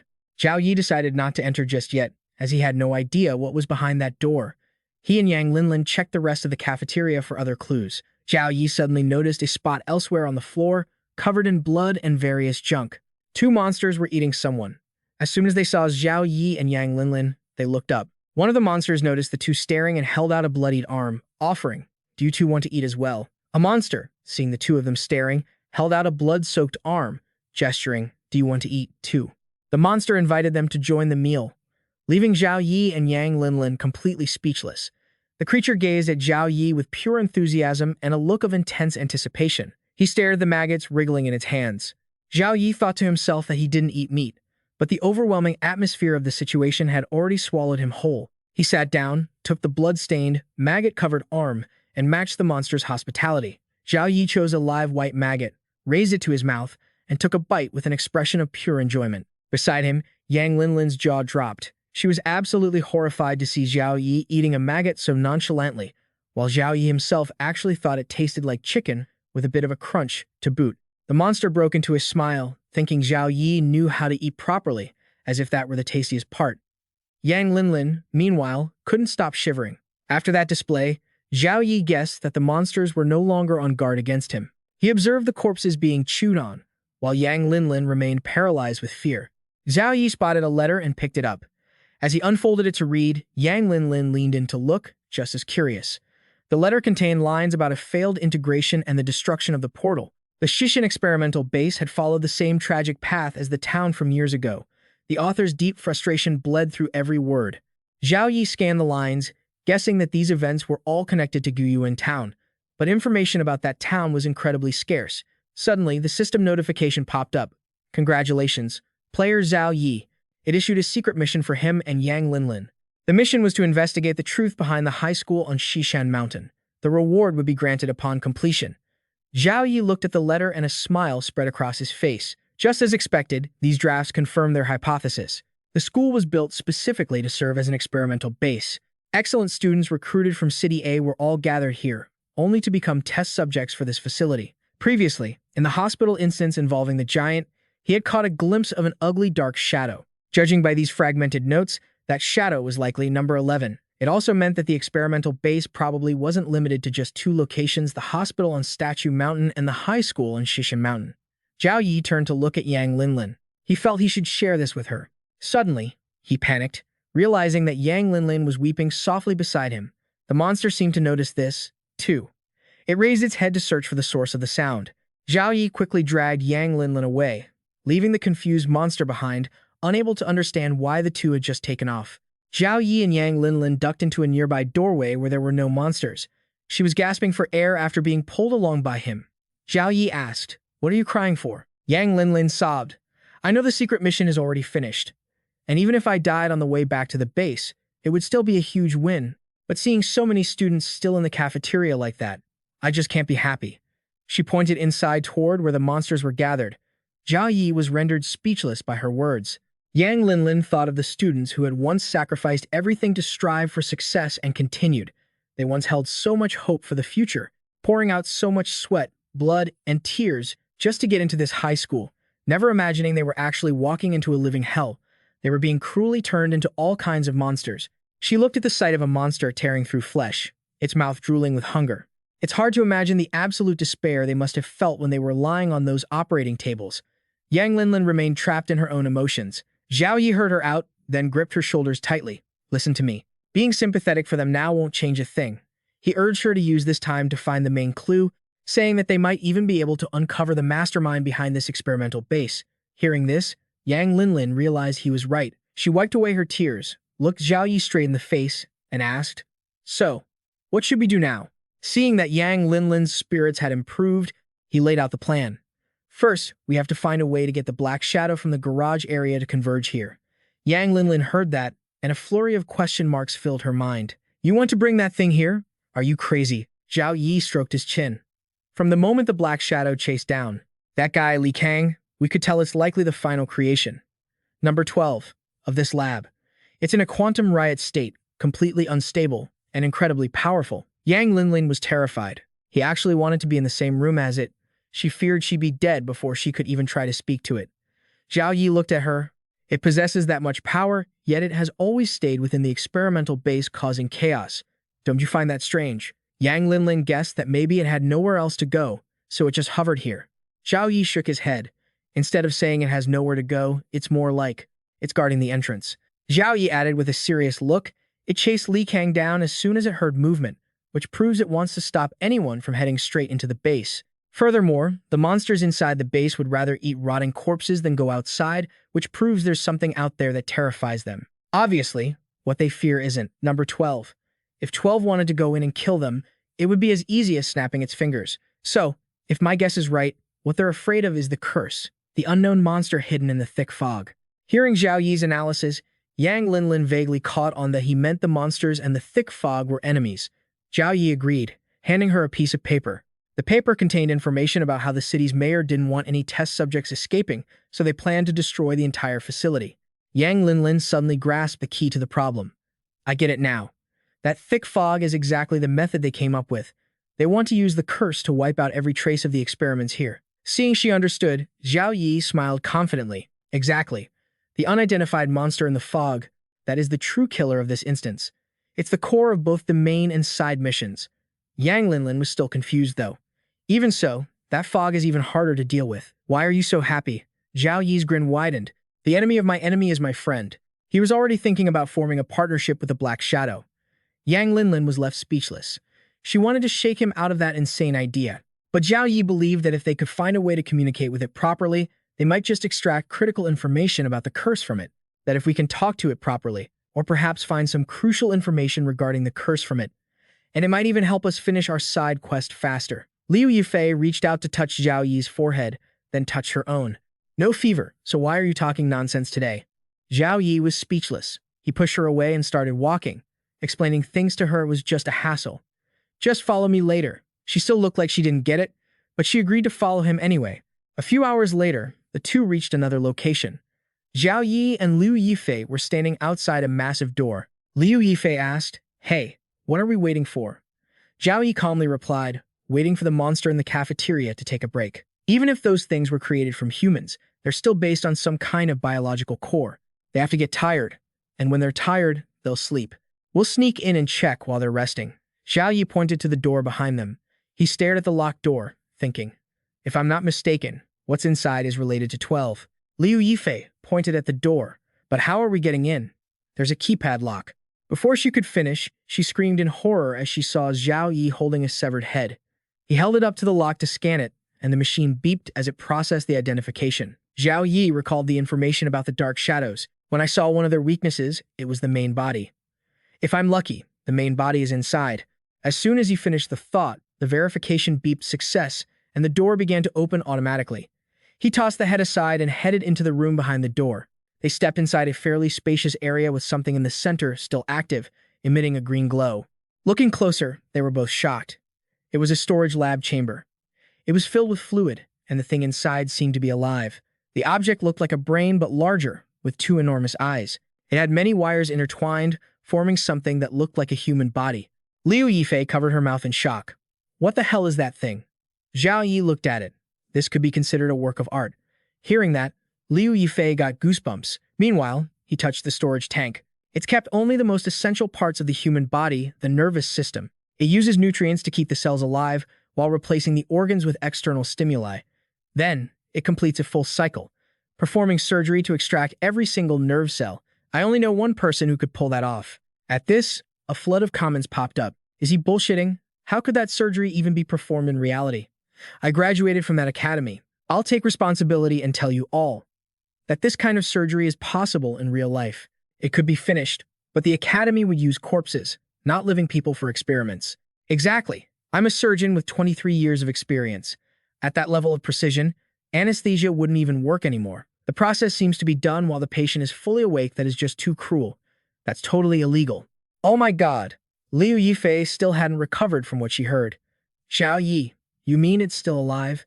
Zhao Yi confirmed it. That nutrient fluid and the setup costs are incredibly expensive. Do crazy researchers really need to put that much effort into someone who's already dead? He pointed to the massive machine containing the fluid to help Liu Yifei understand.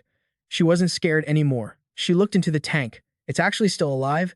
So, what does it feel now? Cold, pain, or just despair? While Liu Yifei was still observing the living specimen, Zhao Yi noticed a notebook on the table. He flipped it open to see what was written inside.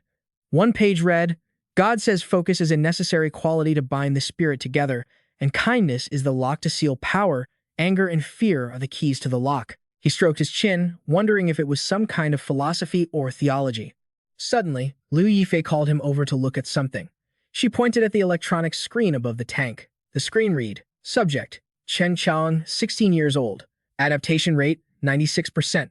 High survival probability. Compatible with computer waves. 92% spiritual cohesion, excellent. Zhao Yi realized, it's him. Chen Chang, the student who got expelled for dating too early to think he turned into a creature with blood vessels and complex nervous structures. Interesting. Zhao Yi stroked his chin with a confident smirk. To think Chen Qiang was used to be modified into 12. This time, he felt like he had discovered something brand new. He turned around. I'm going to check the list of test subjects. Liu Yifei was also curious about the list, so she followed him. Zhao Yi opened the notebook again, and inside was the list of participants. It included 3 names, Truong Na, Bang Tiu, and Li Ta. He was shocked to find Li Ta's name on the list. Seeing that name, he seemed to confirm his theory. So that's how it is. He stared intently at the list in the notebook. Bang Tiu isn't the mayor's son at all, and Truong Na isn't the class goddess. They are both testers disguised as students to find and help lure in more test subjects. Zhao Yi closed the book after piecing together the tragedy of Chen Qiang. Liu Yifei's jaw dropped. What?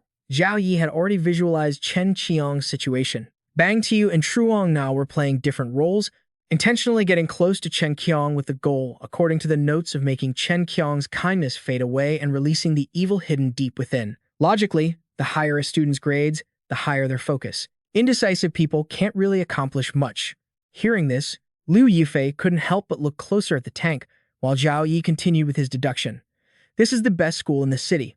The purpose was actually to select test subjects with high levels of focus. Could it be that those names aren't on the list? They are the testers. They probably ran away before the curse started.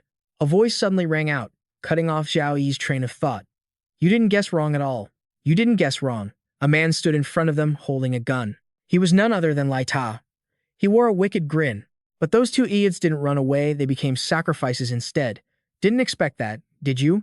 It's dangerous, but I still got in here. You two bastards, the game ends here. Liu Yifei raised both her hands. Zhao Yi, calm down. Zhao Yi just kept smiling confidently at Lai Ta. Zhao Yi grabbed Yang Linlinyang's shoulder, shouting for her to stay still and not move. This only made Li Kang even more furious. Move, and I'll blow your head off, he screamed. Zhao Yi challenged him. Go ahead, shoot.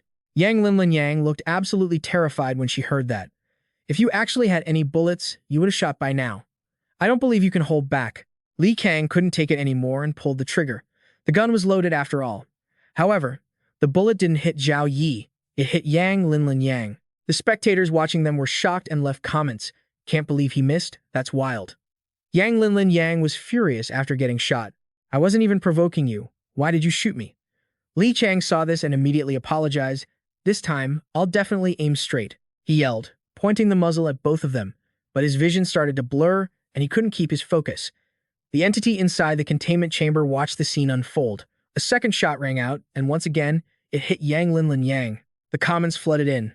Hilarious, the way he's shooting. It's like he has a personal vendetta against her.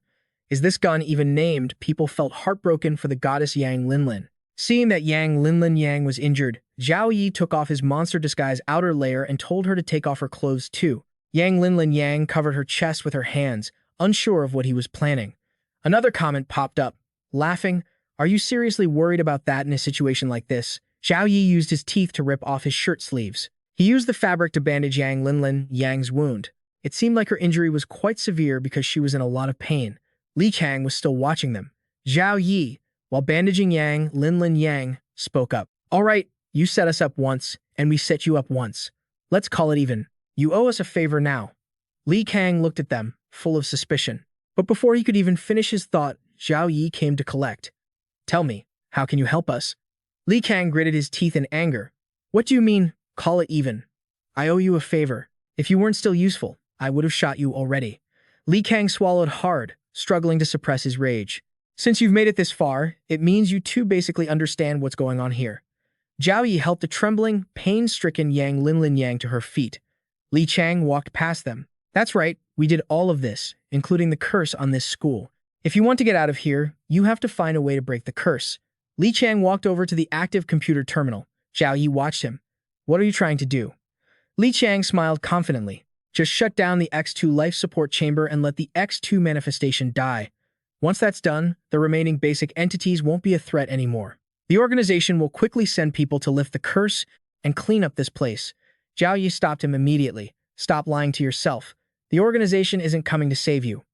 Li Kang refused to accept the truth. I was part of this experiment. I know secret data they don't even know. It has huge value. They won't just abandon me.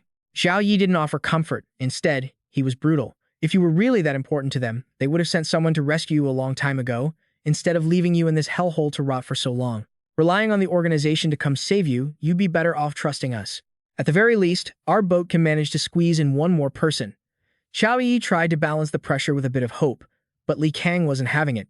He snapped, "Shut your mouth." He aimed his gun at Zhao Yi. "If you dare say another word, I'll kill you." Facing the barrel pointed straight at his head, Zhao Yi remained calm. The feeling of being abandoned is tough, isn't it? You look like a loyal dog, but look where it got you in the end. When they were using you, they promised you the moon. But once your value ran out, they tossed you aside like trash. Don't be stupid.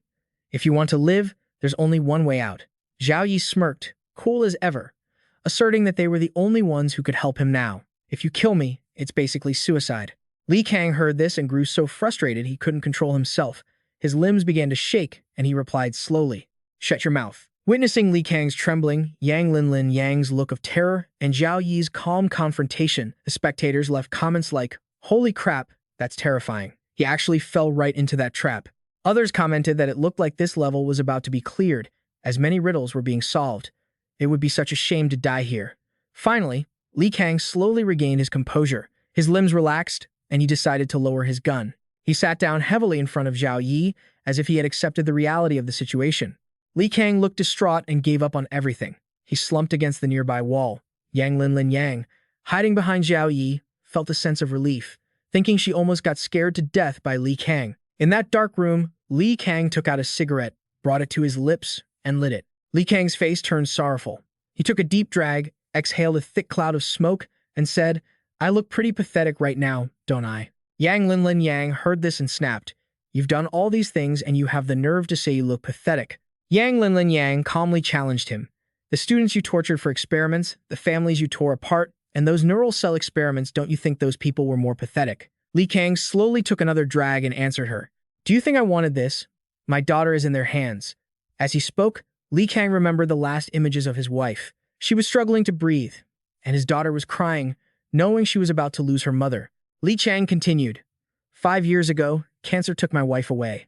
Before she died, she made me promise to take good care of our daughter." At this point, Li Kang buried his face in his hands in front of Zhao Yi and Yang Linlin Yang, his hand holding the cigarette pressed against his head as if he wanted to tear his brain apart. His body shook, and he said, "I failed my wife, and now I'm failing my daughter too." Finishing his sentence, he slumped further, and tears began to stream down his face.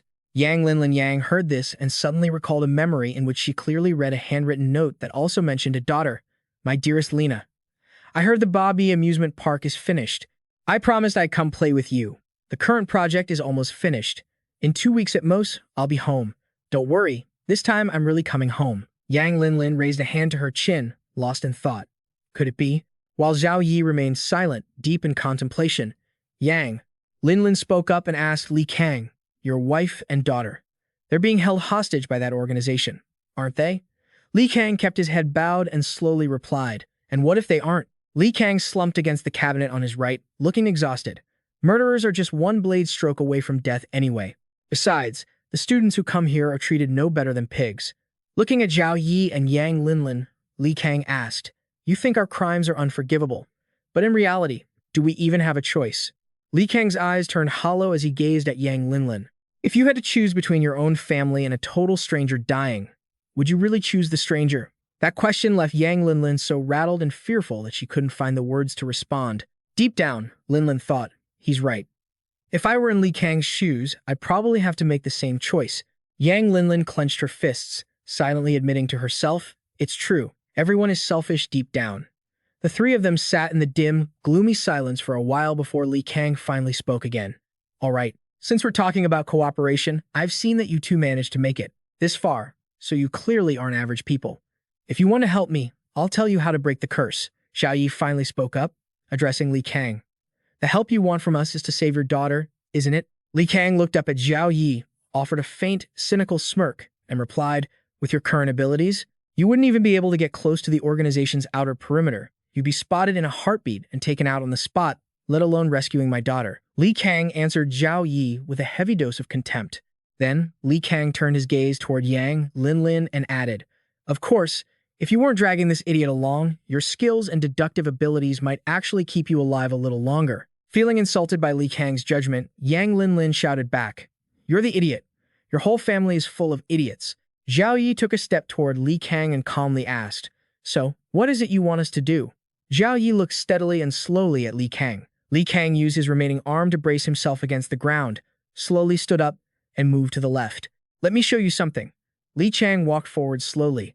Zhao Yi and Linlin followed closely with their eyes, waiting to see what he would reveal. As the light shifted toward where Li Kang was heading, Zhao Yi remained calm, keeping his hands in his pockets, watching every move Li Kang made.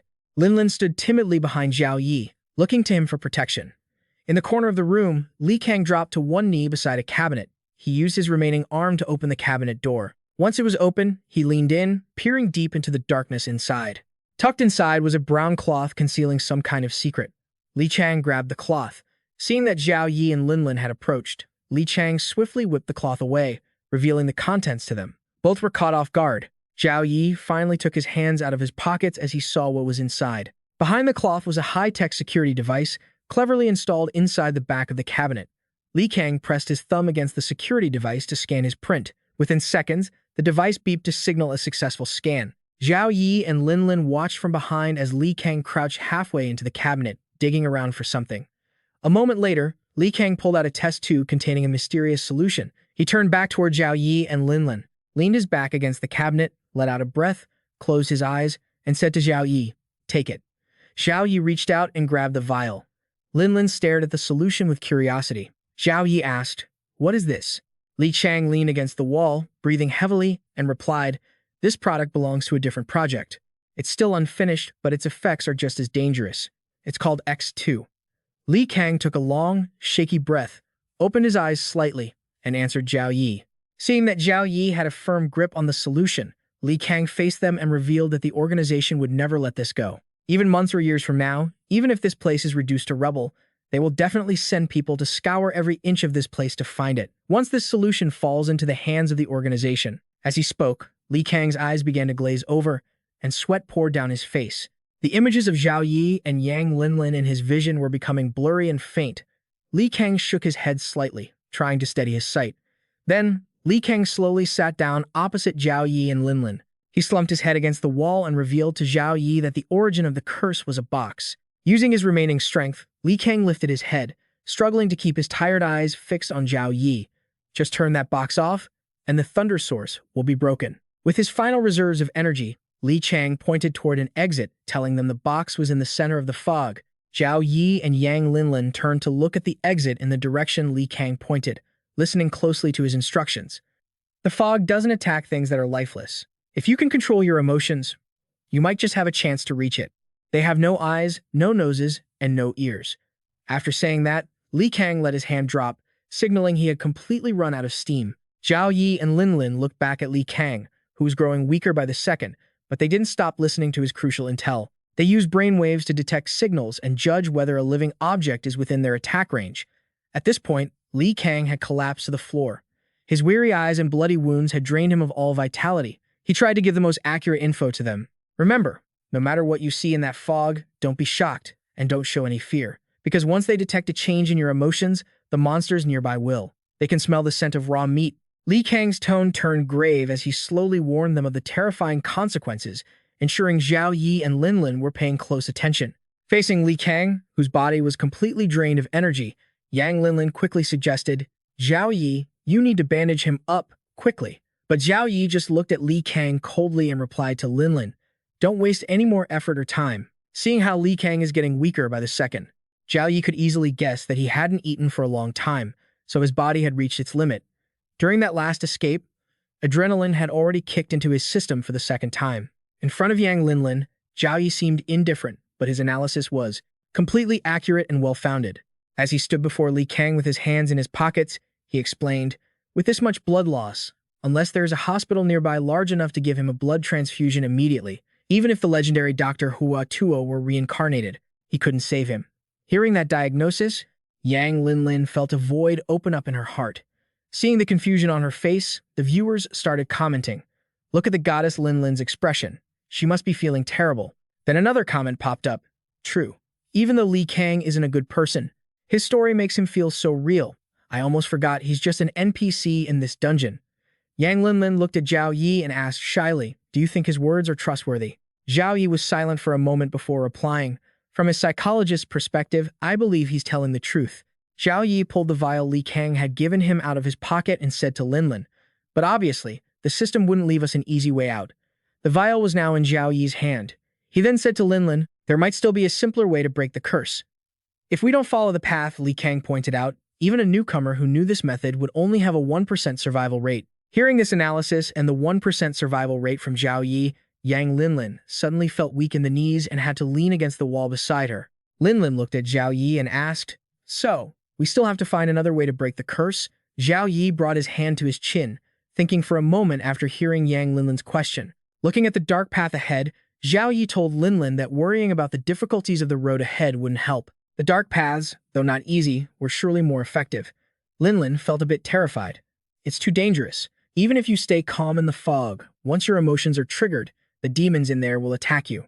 Zhao Yi kept his eyes fixed on the path ahead, smiled slightly, and replied to Linlin, "It's okay. As someone who has treated many patients with mental illnesses, I am very confident in my ability to control my emotions." Having said that, Zhao Yi strode past Linlin and headed forward. "I'm starting now." After taking a few steps, Zhao Yi heard Yang Linlin call his name, causing him to pause and turn back to look at her. Yang Linlin looked at him shyly, but still with a hint of fear, and said, "Then I hope everything goes smoothly for you. I won't be going over there." At this moment, the viewers started commenting again. Goddess Linlin is really smart.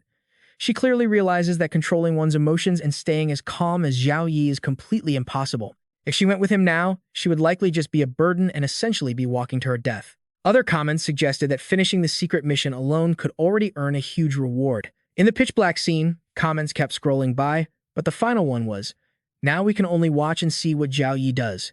After wandering through this secret passage for a long time, Zhao Yi finally found an old, dilapidated elevator. He stood there and stared closely at the dirty, stained elevator doors. It was clear this passage was built in a hidden, hard-to-find place, and this secret room was operating using the elevator's power source.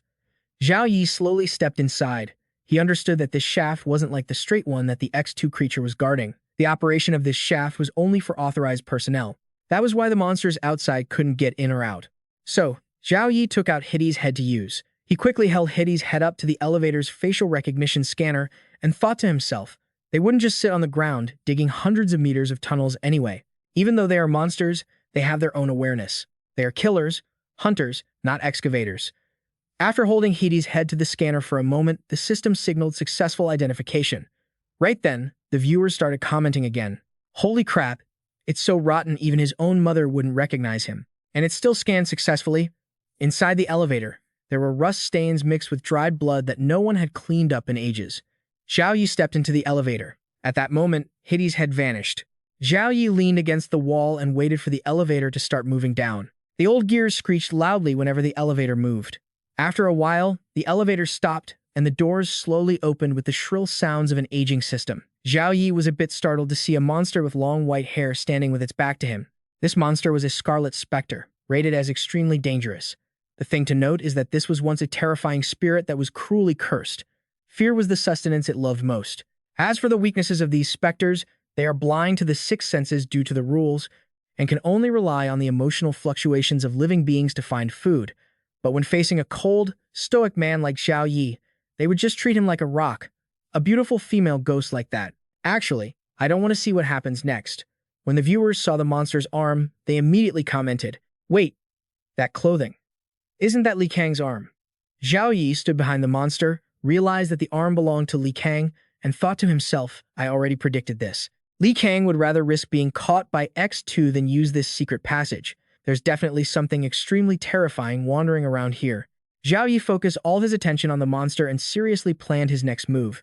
Zhao Yi took a light breath to steady himself. After stretching out high to get his gears turning, he spoke up with a calm, innocent expression. Lovely, cool autumn weather we're having. The viewers watching from the outside were stunned by Zhao Yi's actions and quickly flooded the chat with comments. To be face-to-face with a female demon and stay this indifferent, he's even reciting poetry. Zhao Yi took a slow, steady step toward her. By now, he had actually brushed against the demon's body, causing it to react. The viewers freaked out in the comments. No way, even a top-tier player like him is bold enough to touch that thing. Beads of sweat began to form on his forehead. He thought to himself, I really don't want to end up as a death knight or something like that. But he had no choice. This woman was blocking the way. When the female demon felt him touch her, she quickly lifted her head and jerked it around to face Zhao Yi. Her face was grotesque, with deep, hollow sockets where eyes should have been. Her mouth was ripped open all the way to her ears, filled with jagged, uneven teeth as if she wanted to swallow everything whole. Her tongue was long and squirmed all the way up to her eyes. When her face was fully revealed, the viewers panicked in the comments. Damn, she turned her head so suddenly, she almost scared me to death. Zhao Yi stood face to face with that hideous creature. Though he felt some tension, he remained calm and showed no emotion. Suddenly, the demon flicked out her long, grotesque tongue and licked his face. Her saliva smeared all over Zhao Yi's face. The viewers were absolutely horrified. Everyone, I don't even dare to breathe anymore. If Zhao Yi shows even a flicker of fear, he'll definitely get eaten right there on the spot. In an instant, the demon retracted her filthy tongue from Zhao Yi's face just as quickly as she had used it. Her eyes began to shrink. Zhao Yi remained silent and calm. After a moment, Zhao Yi reached into his pocket, took out a cloth, and wiped his face clean of all the slime that the female demon had left behind. After wiping it off, Zhao Yi gave a faint smile, shocking the viewers even more as a new wave of comments surged. Among them were comments like, "That's it? I never expected him to show that kind of reaction." The female demon felt that she couldn't sniff out any trace of emotion around him. Her eyes gradually turned a milky white, and then she turned away, dismissing Zhao Yi as if he were nothing more than a small pebble. Confident that he had passed this stage, Zhao Yi offered a sheepish smile at the demon so she wouldn't detect any genuine emotion hidden underneath. Faced with the threats and terrifying actions of the female demon, Zhao Yi felt no fear and his emotions didn't waver in the slightest. As he cleared the stage, he even confidently flashed a smirk. Leading straight inside was an iron ladder bolted to the wall. Zhao Yi stepped closer and observed it very carefully before deciding to place his hands on the ladder to climb up. Without wasting any time, Zhao Yi confidently gripped the rungs and climbed up quickly to see what the next stage would hold. At the very top of the passage, a hatch was blocking the way. Zhao Yi used his left hand to push the cover open hard and climbed out. The scene here looked like a gym, but it was very dark. There were racks filled with balls, and balls were scattered all over the floor. There were personal lockers and a ping-pong table. Everything was incredibly messy. Besides that, Zhao Yi kept hearing a haunting, repetitive sound. August 8th, cut the hair, finish the cut, then kill mom. August 8th, cut the hair, finish the cut, then kill mom. August 8th, cut the hair, finish the cut, then kill mom. Zhao Yi scanned the area to find the source of the sound. August 8th, cut the hair, finish the cut, then kill mom. After searching for a while, Zhao Yi discovered the sound was coming from a doll. The doll was lying in a corner, continuously playing the same recording. August 8th, cut the hair, finish the cut, then kill mom. Once the doll realized Zhao Yi had spotted it, it switched to a different, more chilling recording. Mom made me into a doll. Suddenly, from far away, a pair of eyes stared straight at Zhao Yi. They belonged to a young girl, but it was strange. Her face was drenched in blood, and both corners of her eyes were weeping blood continuously. Zhao Yi reached his hand near a locker filled with balls. A deep red streak suddenly appeared on the locker, and the doll went back to its previous recording, looping it over and over. August 8th, cut the hair, finish the cut, then kill mom. Mom made me into a doll. August 8th, cut the hair, finish the cut, then kill mom. Mom made me into a doll. Zhao Yi gently pushed open the door to enter a room next to the ball locker. The sound became clearer and clearer. August 8th, cut the hair. Finish the cut, then kill mom. Mom made me into a doll. Standing right before Zhao Yi's eyes was a little girl, around 8 years old, standing in the corner next to a bin of balls. In her hands, the girl was clutching the doll Zhao Yi had seen earlier. Her mouth was also babbling the same line. August 8th, cut the hair. Finish the cut, then kill mom. Mom made me into a doll. Seeing that scene, Zhao Yi calmly lowered his head and smiled slightly. The haunting sound just kept playing. August 8th, cut the hair. Finish the cut, then kill mom. Mom made me into a doll. But Zhao Yi didn't feel a shred of fear. He just continued walking toward the girl holding the doll. The viewers posted hundreds of comments, including things like, what is he planning to do? Is he going to go over there and cut that girl down? When he got close to the girl, Zhao Yi reached out his hand as if to touch her. And then, Zhao Yi did something no one expected. He used his hand to gently pat the little girl's head, and she stopped repeating that recording. Zhao Yi knew that this spirit had been standing here for a long time, waiting for something. Without the slightest hesitation, Zhao Yi leaned down, looked the little spirit straight in the eye, and used his softest, most tender voice to ask, "Little one, could you tell me how to get to the center of this fog?" The little spirit's head jerked toward Zhao Yi, causing blood to gush from her neck. She stared at Zhao Yi for a moment without speaking. A while later, she used her right hand to point straight in one direction and didn't say another word. Zhao Yi smiled faintly and thanked her. This action left the viewers in total shock as they watched him thank a demon. Ignoring the little spirit, Zhao Yi walked a short distance when he heard a whisper from her. Why can the stones and gravel talk? He didn't care about the question at all and just kept walking forward, leaving the little spirit and her questions spinning in her head. Zhao Yi continued to pass this stage with ease, and he suddenly realized that as long as his emotions didn't waver, even if these demons were touched, they wouldn't attack humans. After walking for a while, 2 large doors appeared before Zhao Yi. Zhao Yi didn't hesitate for a second. He marched straight toward those 2 doors and shoved them open with all his might.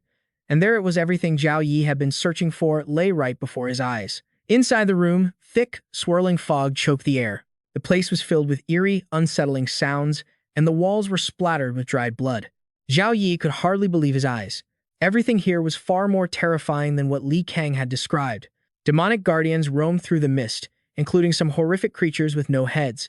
They moved about freely, completely indifferent to Zhao Yi's presence. He took a deep, steadying breath to calm his nerves, and with immense courage, Zhao Yi took his first steps into the room. A legion of demons faced him. They heard him and realized an intruder had arrived. Dozens of demonic eyes locked onto Zhao Yi, He activated his mental power skill 100 plus 1 and kept his eyes closed as he wove his way through the monsters. He pushed deeper into the fog, step by step. Throughout it all, Zhao Yi kept his focus sharp and his mental state held steady. But the mist only grew denser, and the mournful wails and wicked whispers of the demons began to seep into his mind, clawing at his sanity. As he ventured deeper, the demons became increasingly ferocious and grotesque. With every step, the threats multiplied, becoming more dangerous and horrifying. Near the center of the mist, a monster appeared. It looked like a deer with a pitch-black head. Its body was a jagged mess of exposed bone and rotting flesh, making it absolutely nightmarish. When it sensed Zhao Yi approaching, it locked its gaze directly onto him. Instantly, maggots began to swarm and squirm out of his left thigh.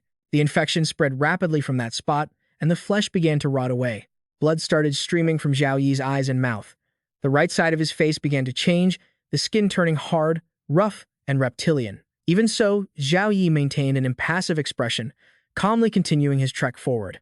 As he pushed further in, Zhao Yi suddenly encountered a paper doll with a cold, blank expression, dressed in ancient traditional Chinese attire.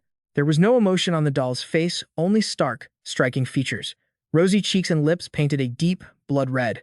It wasn't as overtly terrifying as the other demons. It simply stood still, hands clasped in front of its stomach, staring straight at Zhao Yi. The doll's face was coated in a thick layer of oil paint. When it saw Zhao Yi approach, it let out a breath. Instantly, ghostly flames erupted, engulfing Zhao Yi's entire body. A massive blue fire encased him, burning with such intense ferocity that it made Zhao Yi's wounds even more severe.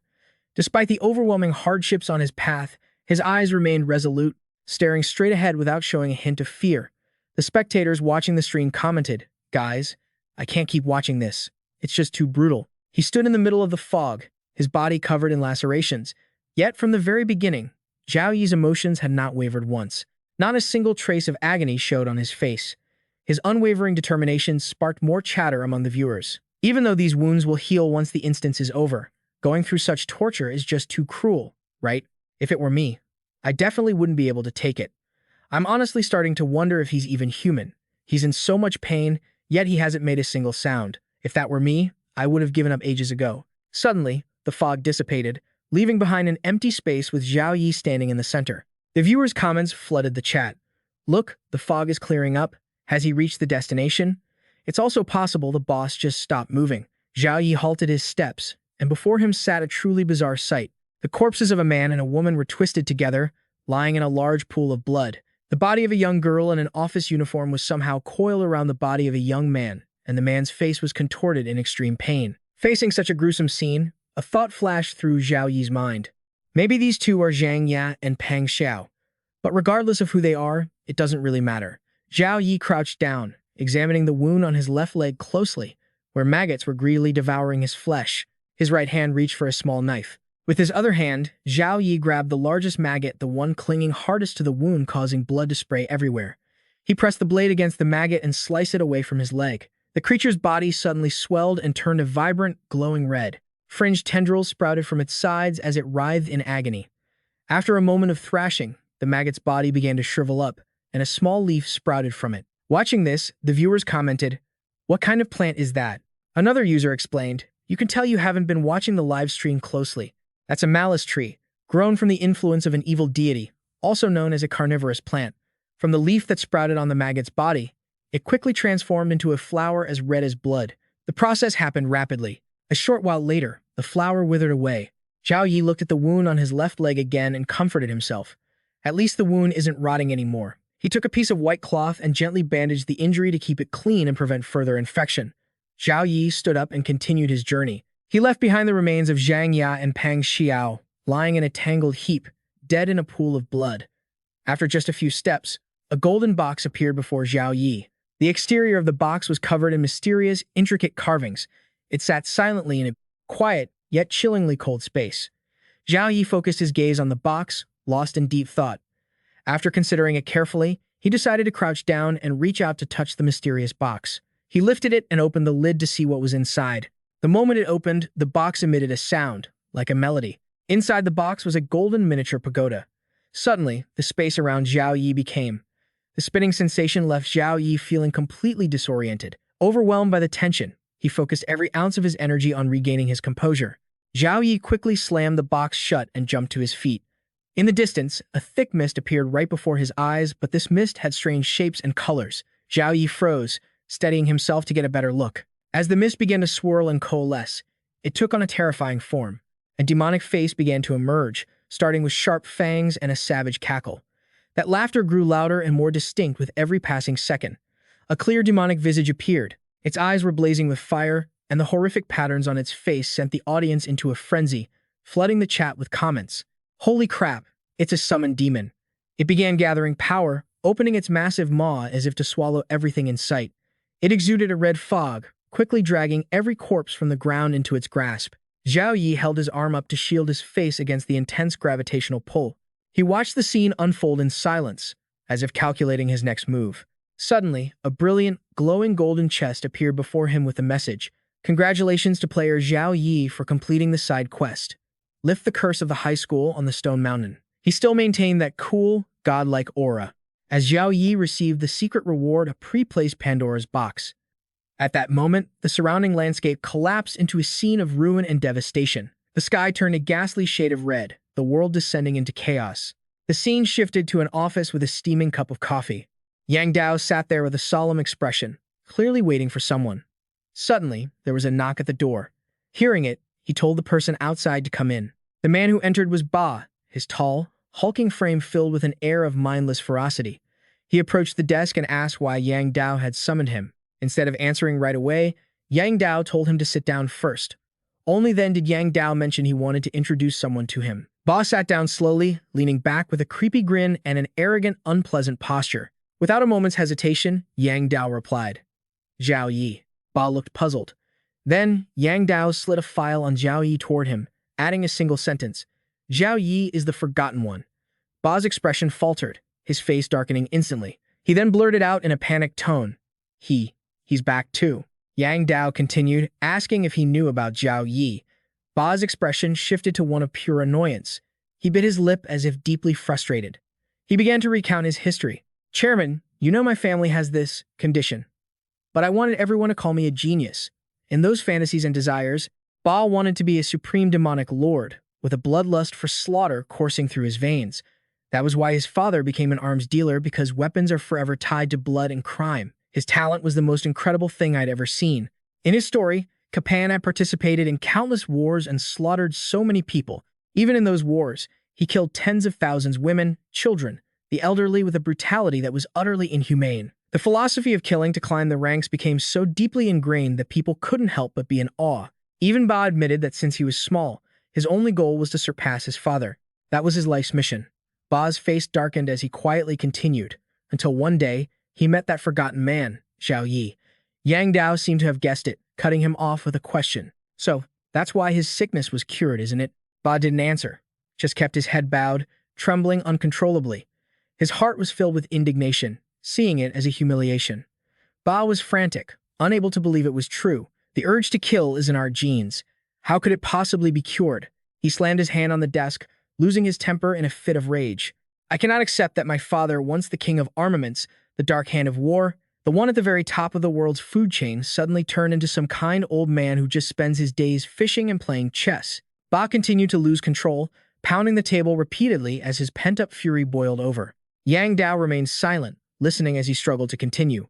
Ba yelled, asserting, so, he didn't want to cure him, he wanted to kill my father. Yang Dao gently reassured him, telling him to calm down. He then asked, how much do you actually know about Zhao Yi's treatment of your father? As Gu Jin held back his rage, Ba panted heavily, looking utterly helpless. He sat back down and said their therapy sessions were conducted in complete secrecy. Furthermore, even though they spent a lot of time together, the actual therapy sessions were incredibly short. That man cured my father's bloodlust in a day, maybe even an hour. He shuddered, refusing to accept the reality. Because it was so short, that's why I felt like my father turned into a different person. Yang Dao pondered and asked, have you ever met him personally? Ba replied that he had, only once. Yang Dao pressed him, asking how he felt at that time. A strange sensation surfaced in Ba's mind, something vague, yet filled with dread. He shook violently, gripped by a frantic fear, calling it pure terror. Remembering that past, Ba seemed to sink into a deep, obsessive trauma. Yang Dao seemed confused by his words. Terror? Is that so? He couldn't understand why a top-tier killer, a madman, would admit to being afraid. Yang Dao smiled faintly and asked curiously, "Did he really scare you that much?" Ba started to say something, but he was so tense he couldn't get the words out, only able to clench his fists to keep his cool. Then his mood shifted to hatred, glaring at Yang Dao with a vengeful look as he asked where Zhao Yi was. His hands clenched tight, Dam Chio's eyes filled with long-held resentment. Yang Dao replied nonchalantly, "He's currently in a guild full of losers. You know, their guild has few members and terrible infrastructure." Yang Dao's sentence ended there, loaded with hidden meaning and calculation. Then he simply told him to go get some rest. He added that the demon spirit tide would appear in a month, so perhaps he could earn something during that time. Ba complied, nodding silently before leaving. As he walked away, he resolved, "If I ever get the chance, I will wash away this family disgrace myself." Just then, the heavy footsteps of Zhao Yi echoed from elsewhere.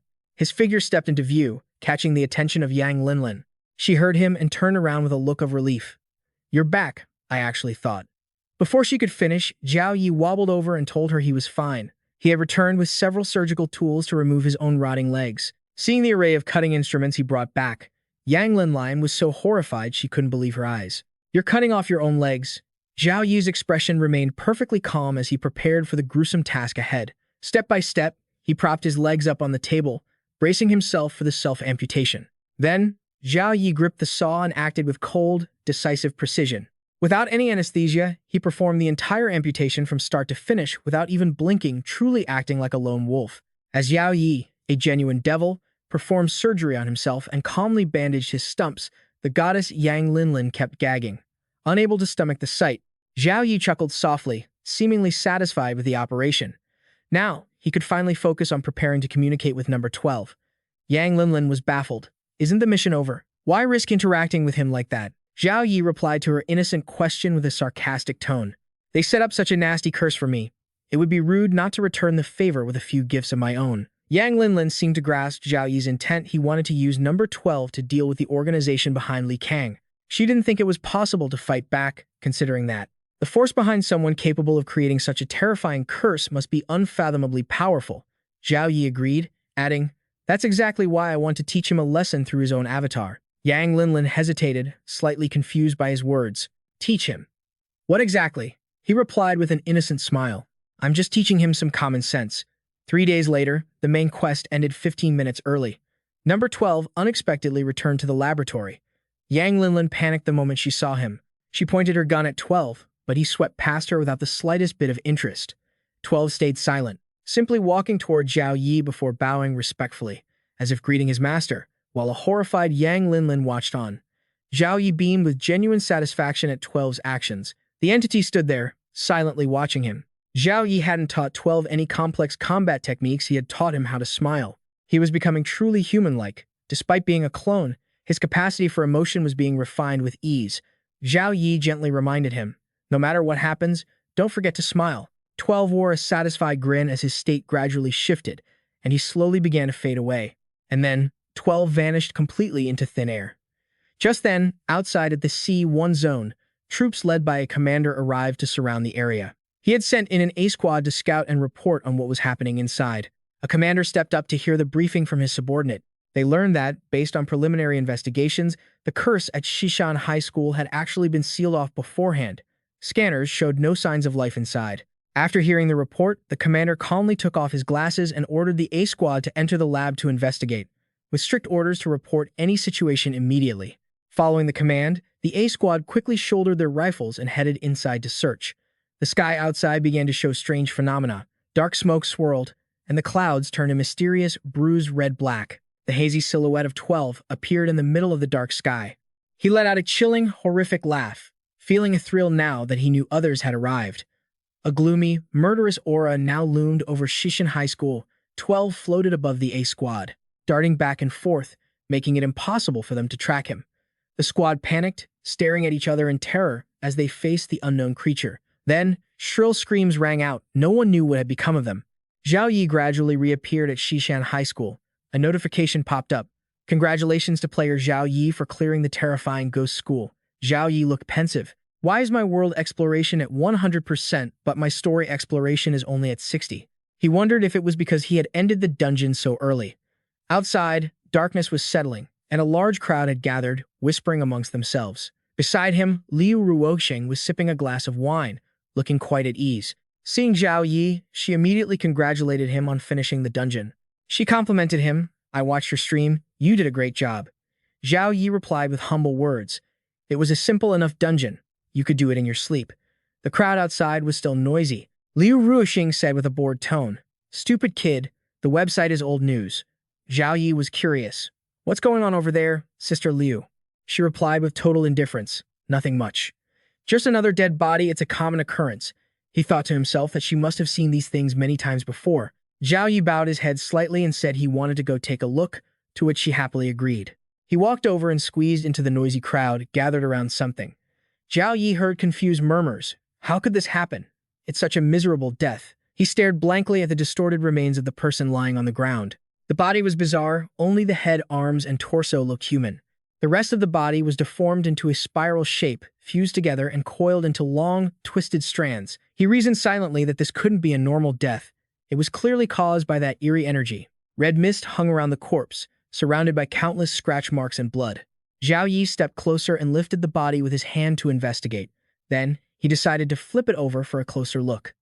A grotesque face was revealed, causing those around him to gasp in shock and fear. They shouted in disbelief. "He's still smiling? That's too creepy. It's giving me the creeps." Zhao Yi reached out and touched the monster's head, feeling no skull bone underneath. As he pressed down, he mused that the killer must have extracted all the bones through a wound in the back, leaving no trace. He checked carefully. Zhao Yi concluded that such precise technique meant the culprit was likely either a surgeon or a butcher.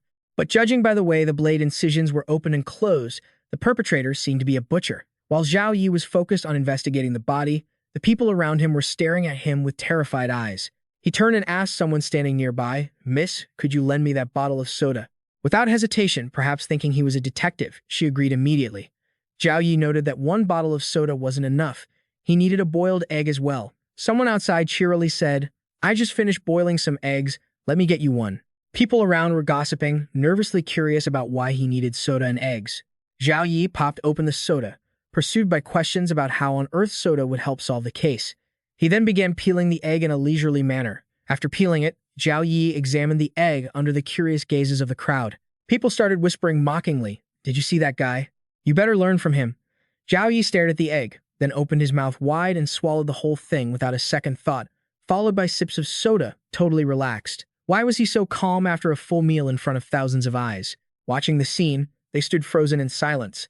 After eating, Zhao Yi patted his stomach and said, "I ate too many potatoes in the instance. Chicken eggs are way better." The crowd looked surprised and cursed him out, thinking he was about to crack the case. The girl who gave him the soda burst into tears, feeling her efforts were wasted. Ignoring everyone, Zhao Yi left and headed to a dark room. He walked into the room casually. With his cool demeanor, no one knew that Zhao Yi had just played everyone for a fool. Reaching the door, he gently turned the lock to enter, then flopped onto the soft bed, letting out a sigh of pure relief. Then, Zhao Yi tapped his hand to open the system interface and check his status. It displayed his character information currently at level 3 with various items he had scavenged. After looking it over, Zhao Yi asked the system, "My level went up, so why hasn't my strength increased?" The system displayed detailed level information. A player's level only determines the unlocking of different instances and does not increase strength. Strength attributes include physical fitness, self-healing, combat energy, and speed. There are only 3 ways to improve: completing major world missions, opening the marketplace, and receiving special rewards within instances.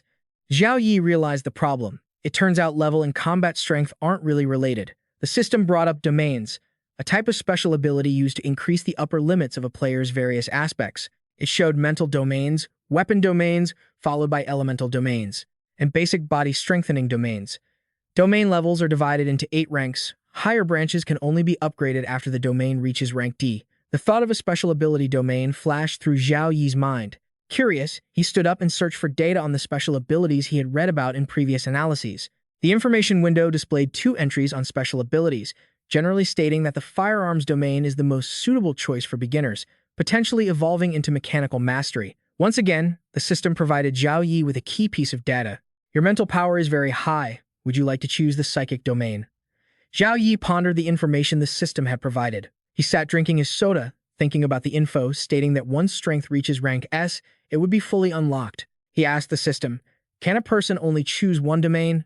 After the system confirmed this and mentioned that one could achieve great things in this field, Zhao Yi was satisfied. He calmly made his choice and decided to select the body-strengthening domain. The system seemed stunned, asking incredulously, "Are you sure?" It reminded him that choosing the body-strengthening domain would be a waste of his talent. Zhao Yi didn't hesitate to activate the body-strengthening domain, and the system immediately announced the successful activation. The system informed him that after activating the body-strengthening domain, his strength increased by 18 points, and now he could improve his strength attributes through combat. Zhao Yi pulled up his sleeve to check and saw his arm bulging with veins. He was extremely satisfied because he felt his power surging. Thinking his doing, he threw powerful punches into the air to test his strength. Suddenly, a knock at the door startled Zhao Yi, making him stop. He went to open it, and a man outside greeted him politely. The man spoke deferentially. "May I ask if you are the boss, Zhao Yi?" He confirmed his identity and invited him inside to talk. The man introduced himself as Fang Bai, a newbie currently at level 3. Zhao Yi didn't care much and just asked why he was looking for him. Fang Bai hesitated, his eyes darting back and forth. He bashfully scratched his head, wanting to ask the boss to let them join some world missions. Fang Bai quickly added the benefits. "We will pay a fair reward. Players can trade with each other, and the traded goods can be points, items, or even a player's promise." He hoped Zhao Yi could take them on missions, promising to pay him in points. Zhao Yi seemed interested and asked exactly how many points. Fang Bai shyly named the price, 1,000 points per person. Zhao Yi was slightly surprised, not expecting others to be involved. Fang Bai became increasingly nervous and started explaining stammeringly. "The big shots in our guild don't care about anything, and the ones in the middle are always thinking about how to escape. Because of that, the bond among the newer players at the bottom is very weak. Everyone basically works for themselves, forming cliques. As more people join, the group is in chaos with no leadership. In an environment without clear laws, exploitation and backstabbing are common." Fang Bai sighed. "To survive better, I can only temporarily pull together a small squad to keep them united." Zhao Yi calmly asked a question. "Internal guild members aren't allowed to kill each other, right?" Fang Bai answered gloomily. "It's just that you aren't allowed to kill people publicly. If you really want to kill someone, there are countless ways. And while the strong don't directly kill the weak, it's very easy to suppress them." Fang Bai slammed his hand on the table and called Zhao Yi's name loudly. He sincerely expressed his wish to him. "We came to find you partly because we want to strengthen our team's fitness, and partly because we hope to complete world missions together. Since the rewards are so generous, we don't want to yield them to others." Zhao Yi agreed with Fang Bai's thinking but still felt something was off. He pointed to the system interface and asked, "There are plenty of people who want to do missions. Why is it that after I completed the instance and returned, the guild's world missions are still stuck at the mission guide level?" Fang Bai replied tremblingly, "That's because the difficulty of the guild's guide missions is a bit abnormal. 6 teams have already gone, totaling 27 people, but the result is that no one has survived to return." Zhao Yi asked with surprise, "Are tutorial quests really that difficult?" Fang Bai answered honestly, "We checked the forums to see how other guilds handled their tutorial quests. Most were easy, but they offered 0 rewards. Very few guilds have tutorial quests that grant 3 talent points like yours does. So, naturally, the mission is going to be extremely difficult to match those rich rewards." Zhao Yi set his drink on the table, shifting into a serious mood. He asked to be sure. The guy outside. "He died doing this tutorial quest?" Fang Bai didn't hold back and nodded in confirmation. He explained the completion requirements. They needed to gather food and water. To finish, they had to go to the convenience store and the butcher shop inside the station, and win 2 games against the Clown Ghost and the Butcher Ghost. Once players win, both areas unlock, and the 2 ghosts switch from neutral to guild allies, providing unlimited food and water to the players. He hesitated for a moment before continuing. But the guy outside lost the game. As a result, the Butcher Ghost took his bones to make soup, and his teammates had to carry his body back. Contrary to Fang Bai's anxiety, Zhao Yi just smirked, looking genuinely intrigued. He kept questioning Fang Bai, "How many people are in the team? When are you heading out?" Fang Bai replied hopefully, "My current small group has 5 people. Besides you and me, there's Dian, a cute girl who's a little mentally unstable. There's the beautiful Bai Shui Ji, who used to be an undercover agent, and a kind middle-aged guy named Liu Han." As for the departure time, they were ready whenever Zhao Yi was. Hearing this, he finally agreed, suggesting they go check out the situation together. All 5 of them traveled up a winding mountain pass in the dead of night, with Fang Bai in the lead pointing out the entrance to Zhao Yi. He speculated that others might still be trying their luck inside. Zhao Yi didn't say a word, just stared off into the distance in the direction Fang Bai pointed. Inside, it was none other than Xiang Weishan and a few of his henchmen, trembling in fear. Fang Bai walked over and politely asked how things were going inside. Xiang Weishan, who was sitting there smoking, looked up when his name was called. His eyes locked onto Zhao Yi, with Dian and Bai Shuiji standing on either side of him. He scoffed. Isn't this the number one player? Want a slice of the pie, too? Immediately, one of Xiang Weishan's lackeys stepped up to provoke him. You've got some nerve, trying to steal our boss's rewards. Zhao Yi didn't want to fight, so he said calmly, I know the rewards are great, so naturally, no one wants to back down. But have you guys thought about it? This is just a tutorial quest. There are countless more missions and rewards waiting ahead. The truth is, if we all get stuck here, nobody will ever be able to reach what's next. When Zhao Yi laid out the two options, get rich together or starve to death together, the two henchmen who had been provoking him began to waver. Xiang Weishan finally stepped in, flicked his cigarette onto the ground, and agreed to give Zhao Yi's group a chance. The cigarette Xiang Weishan threw down was still smoldering. He walked over, stepped on it, and ground it out. He warned that many people had already died inside. I'm only telling you this for your own good. Then, acting generous, Xiang Weishan said, I can give you a head start on some of the clown's game rules. This game requires at least 3 participants to play rock, paper, scissors against him. You take turns, guessing 10 times each. Before revealing, both sides cover their hands with black cloth. So, you can't see anything. Whoever guesses wrong loses a finger, and you have to win 3 out of 10 rounds to clear the game. If you don't win 3 times, the clown throws you into the convenience store behind him. I don't know what kind of terror is in there, but whoever goes in never comes back out. After the previous player lost the guessing game to the clown and got killed, the next player who joins the game continues from where they left off, resetting the entire game score back to 0. We also discovered that the clown's 3rd and 6th moves are fixed. The pattern is that the 3rd time, the clown always throws scissors, and the 6th time, he throws paper. Fang Bai heard this and calculated that, following this logic, the 9th or 10th moves might also be fixed, so winning 3 times should be doable. He then wondered why, up until now, no one had actually completed the mission. This made Xiang Weishan flinch. He furrowed his brows and gritted his teeth uncomfortably. Then, Xiang Weishan's tone turned harsh, and he asked, well, are you willing to risk your life testing out the fixed rock, paper, scissors game just to let someone else reap the rewards? Fang Bai nodded. If a previous attempt gave people hope, they'd be eager to try. But if the final attempt was wrong, nobody would be willing to make that sacrifice. Liu Han agreed, saying everyone is selfish, why should they take the hit while others get the candy? Zhao Yi walked up calmly, saying that complaining was useless, and they'd just go in and see for themselves. Hearing this, Xiang Weishan stepped aside and invited them in. Zhao Yi's group immediately entered, while the henchman beside Xiang Weishan watched them leave with a side eye. He asked quietly, did you tell them the wrong info?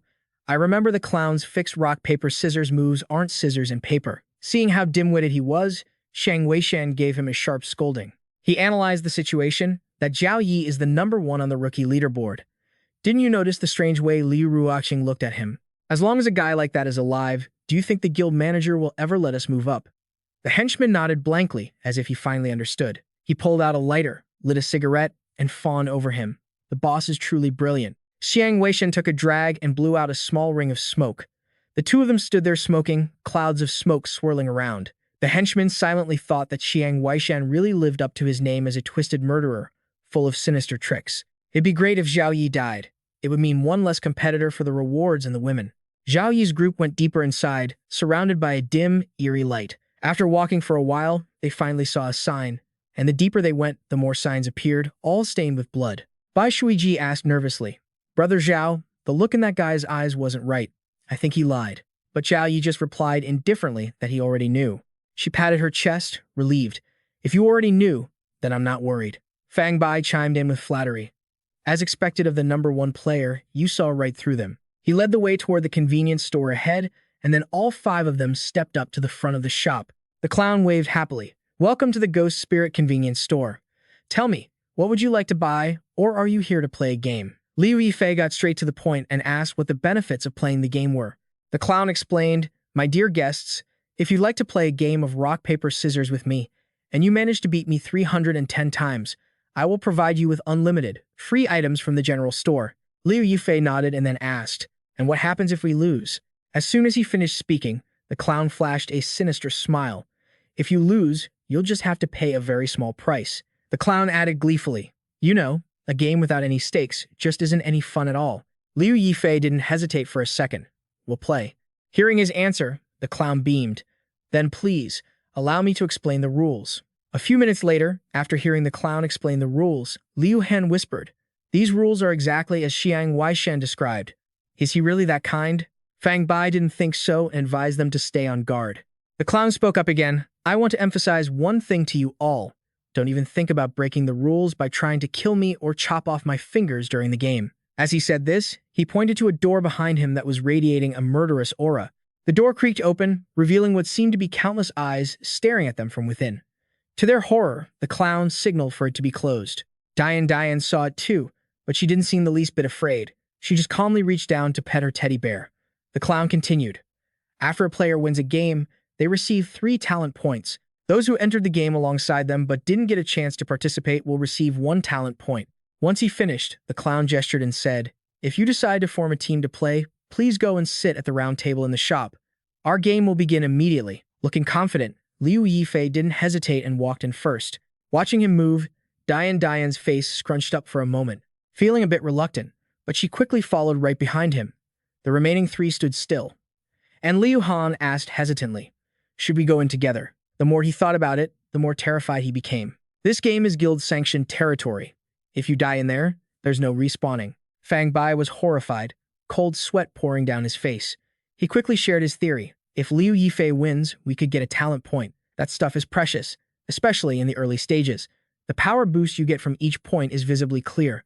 Bai Shuiji, standing nearby, went quiet at those words. She stood up and marched forward aggressively. "If a woman like me wants to secure a foothold in this place, I have to take risks. I've already paid 1,000 credits. I'm losing out either way if I don't go." Fang Bai and Liu Han were impressed by her logic. She had a point. Shortly after, they made up their minds to move forward.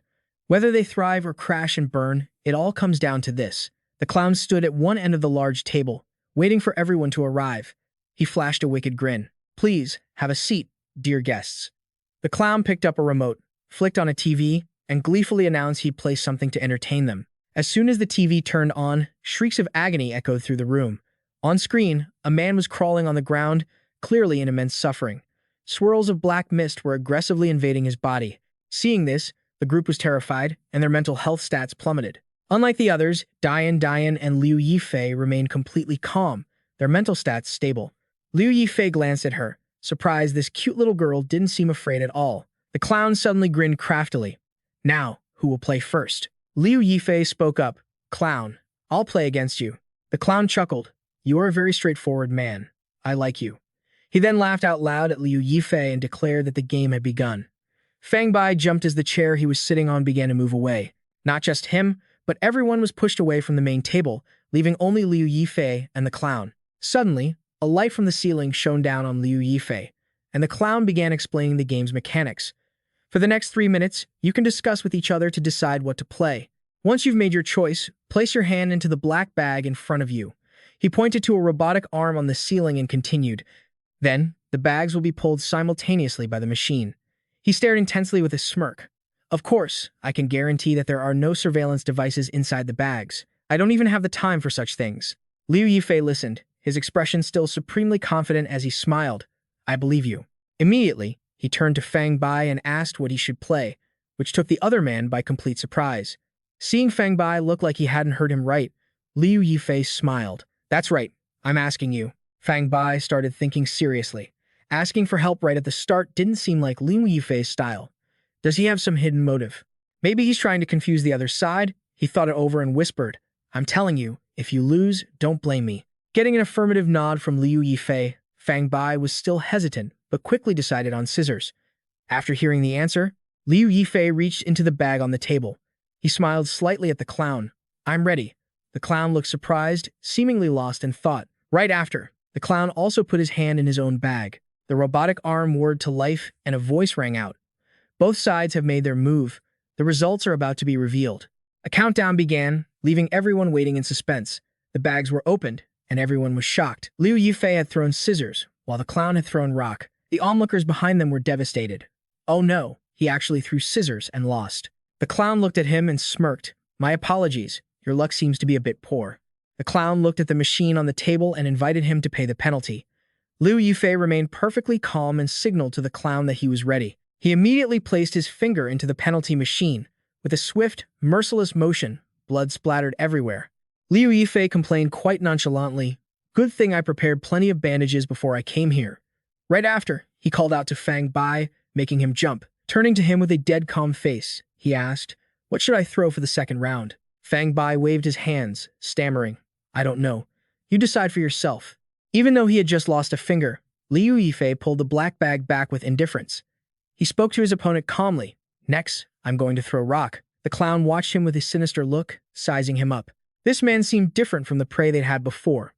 The clown rested his chin on his hand, deep in thought about Liu Yifei. He made him feel uneasy, and he was very curious. Zhao Yi, despite having lost a finger, calmly retrieved the black bag. He spoke nonchalantly to his opponent, "I'm going to throw rock next." The clown looked at him with his sinister face, silently evaluating him. This man seems different from the previous prey. The clown rested his chin on his hand, deep in thought about Zhao Yi. He makes me uneasy, and I am very curious. Seeing that calm expression, the clown became even more curious. What kind of threat could this guy possibly pose to him? The second round began, and both played their hands. The clown won this round once again. Zhao Yi didn't panic. He placed his little finger into the cutter, and blood splattered everywhere. Seeing this, the three people behind him were struck with horror. Liu Han looked terrified, biting his finger and muttering, "If this keeps up, we're going to lose. What are we supposed to do?" Bai Shuiji heard this and turned back to scold him. "It's only been 2 rounds, don't jinx it." Unlike the others, Zhao Yi just calmly waved his hand with a smile, thinking to himself, "I didn't actually want to win the first 2 rounds. He narrowed his eyes and looked at his opponent. He scanned the clown from head to toe, and his system panel displaying the clown's profile popped up. After reading it, Zhao Yi smirked with a cunning glint in his eyes. He silently formulated his theory about this guy. He had been predicting everyone's moves perfectly.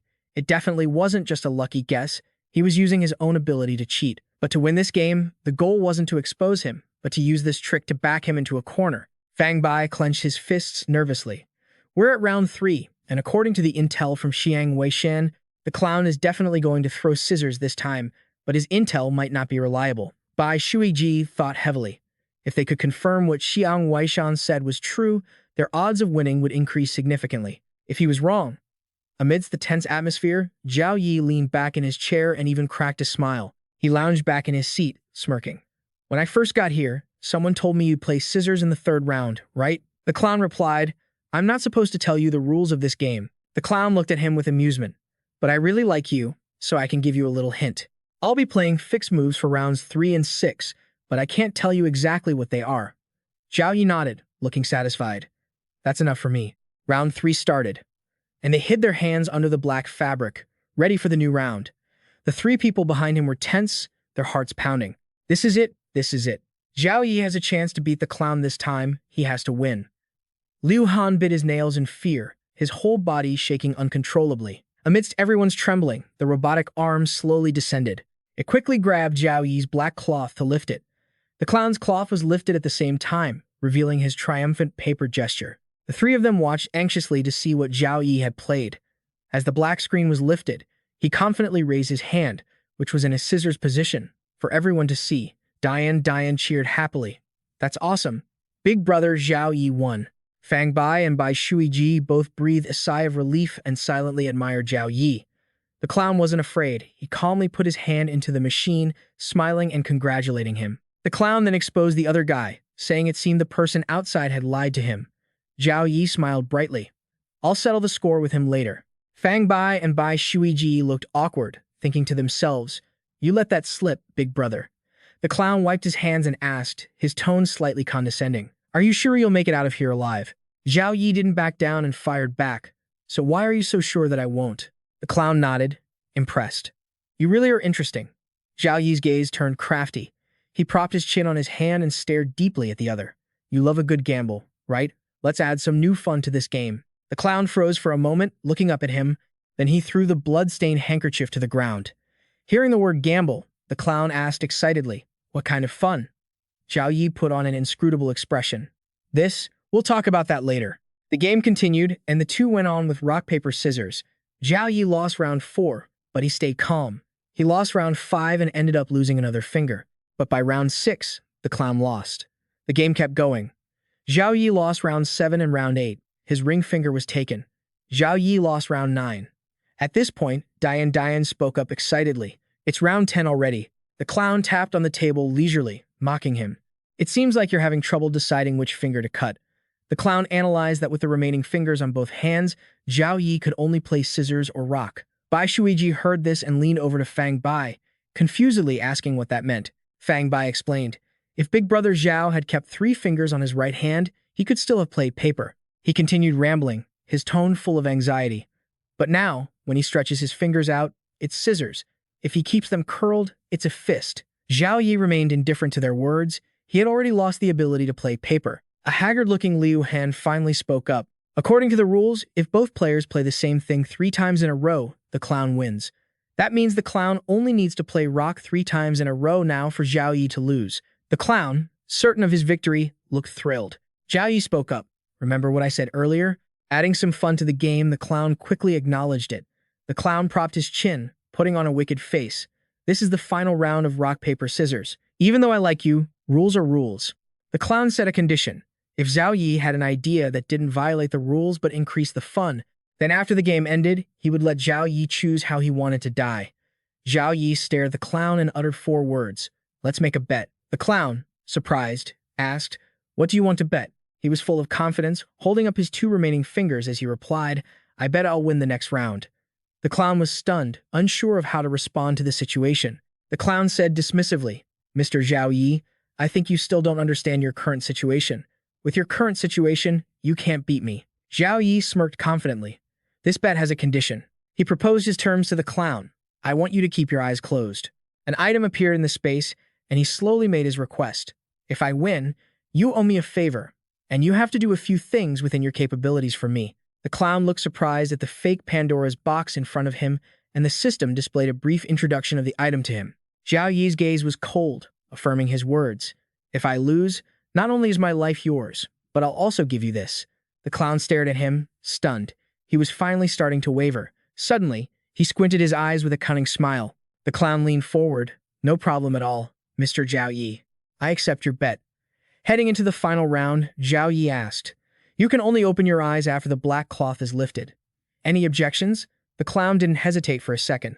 No problem. Seeing the hand that now only had 3 fingers left, he secretly looked down on him. With his current state, he thought, even without using his clairvoyance ability, he'd still win easily. Bai Shuiji was confused. Why would Brother Zhao do that? Was there really no chance of winning? Fang Bai didn't know either. She nervously said that they could only leave it up to fate. At that moment, Zhao Yi invited the clown to step forward, put his hand into the black cloth, and close his eyes. The clown heard this, but instead of doing it immediately, he cast a glance over. He didn't look anywhere else, but specifically at Zhao Yi's hand, which now only had 2 fingers left. After checking it out, the clown finally agreed to follow Zhao Yi's request. He put his hand into the cloth under Zhao Yi's watchful eye and the nervous gazes of everyone around them. Zhao Yi also turned serious and placed his own hand into the black cloth.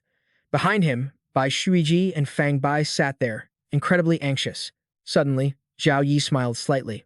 I'm done too. Please, machines, open the black cloth. The robotic arms followed the command and slowly lifted the black cloth. As agreed, the clown was allowed to open his eyes to see the result. To everyone's shock, Zhao Yi's hand now had no fingers left at all.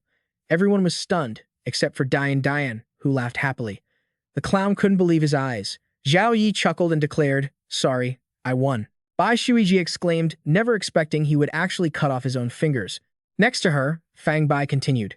Because he had no fingers left, Brother Zhao could only play. Looking at Zhao Yi's hand, he realized it was paper. Then, the announcement echoed. So, in the 10th round, Zhao Yi won. The clown pulled a long face, unable to say a word. He just stood there blankly, head tilted back for a long time. In an instant, a gloomy atmosphere engulfed the entire place. Then, the clown smirked and placed one hand on the cutting machine. He voluntarily put his hand in and lost yet another finger. Only then could Bai Shuiji finally breathe a sigh of relief and smile. She jumped up and cheered, We won. Fang Bai and Liu Han breathed a huge sigh of relief knowing they wouldn't die. Liu Han held his head, trembling uncontrollably. Thank goodness. The clown wiped his hand with a towel and asked, Mr. Zhao, I'm curious. He raised his question. When exactly did you start planning against me? Zhao Yi immediately replied. From the moment I had 3 fingers chopped off. He slowly explained, everyone knows rock, paper, scissors is a game of chance, so it's impossible for there to be only one champion. Zhao Yi continued, asserting that since the clown could always beat him, it proved he was cheating. Therefore, in the 7th and 8th rounds, he kept his hand in the shape of scissors under the cloth and deliberately changed his hand inside the black cloth. But it was still no use. He lost as expected. Zhao Yi was certain, therefore, that the clown must have the ability to see through things. He held up his hand with 5 fingers missing. That's when I understood that to win the final round, I could only set a trap. Zhao Yi concluded. I had to strip you of your ability to see through things and bait you into a fixed outcome. Hearing this, the clown clapped his hands and cheered. I get it now. He imagined the situation back then. When you cut the 7th finger, you deliberately chose the thumb of your right hand, making everyone think that in the final round, whether you used your left or right hand, you could only play scissors. Then the clown pointed to his eyes, and then you used the bet to trick me into closing my eyes so I couldn't use my clairvoyance. I was sure that to beat me, you'd play rock. He hung his head low. In the end, you cut your own finger, changing your left hand rock into paper.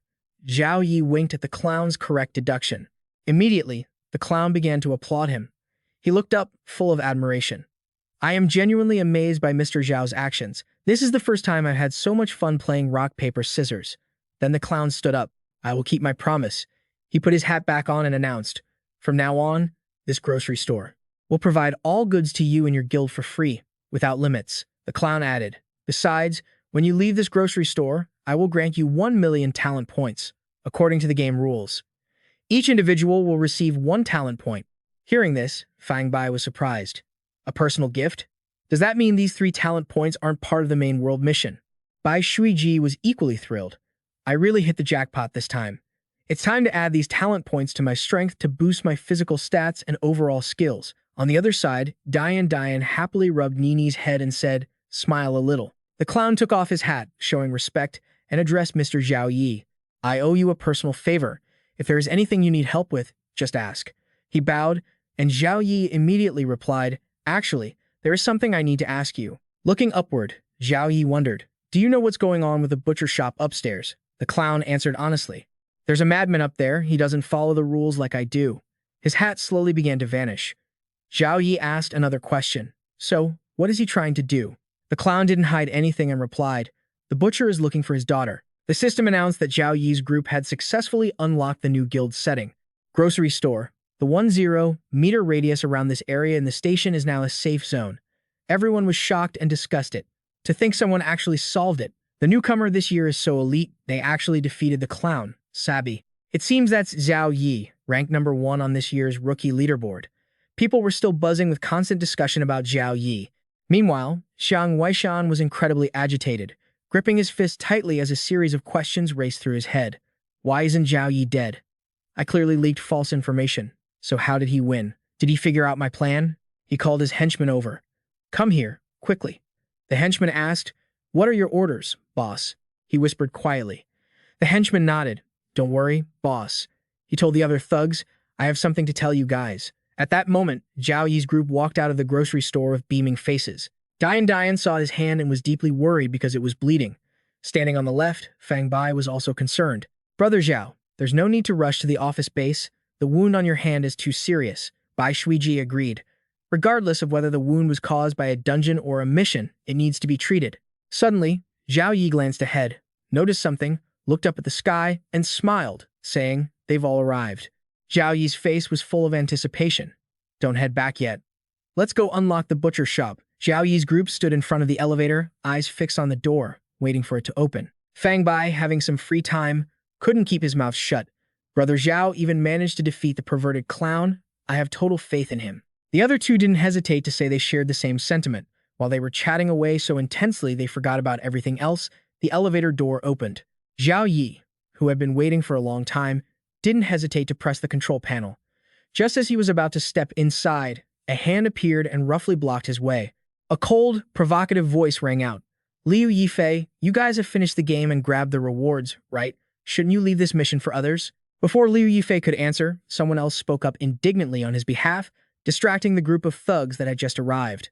Fang Baiji, fueled by anger and bolstered by his companions, spoke with fierce intensity. You don't dare go yourselves, yet you won't let us go. Faced with the accusation, the thug didn't care, simply running his hand through his hair. The butcher game has a much higher death toll than the clown game. I'm just looking out for you. Hearing his shameless words, Bai Shuiji could not hide her disdain, mocking him bluntly. You think I don't know your game? You're just afraid that if we complete this mission, we'll become stronger than you. Hit right where it hurt, the thug's eyes flashed with anger, clearly revealing his malicious intent. You've certainly lived up to our expectations. He reached mysteriously into his pocket and pulled out a knife.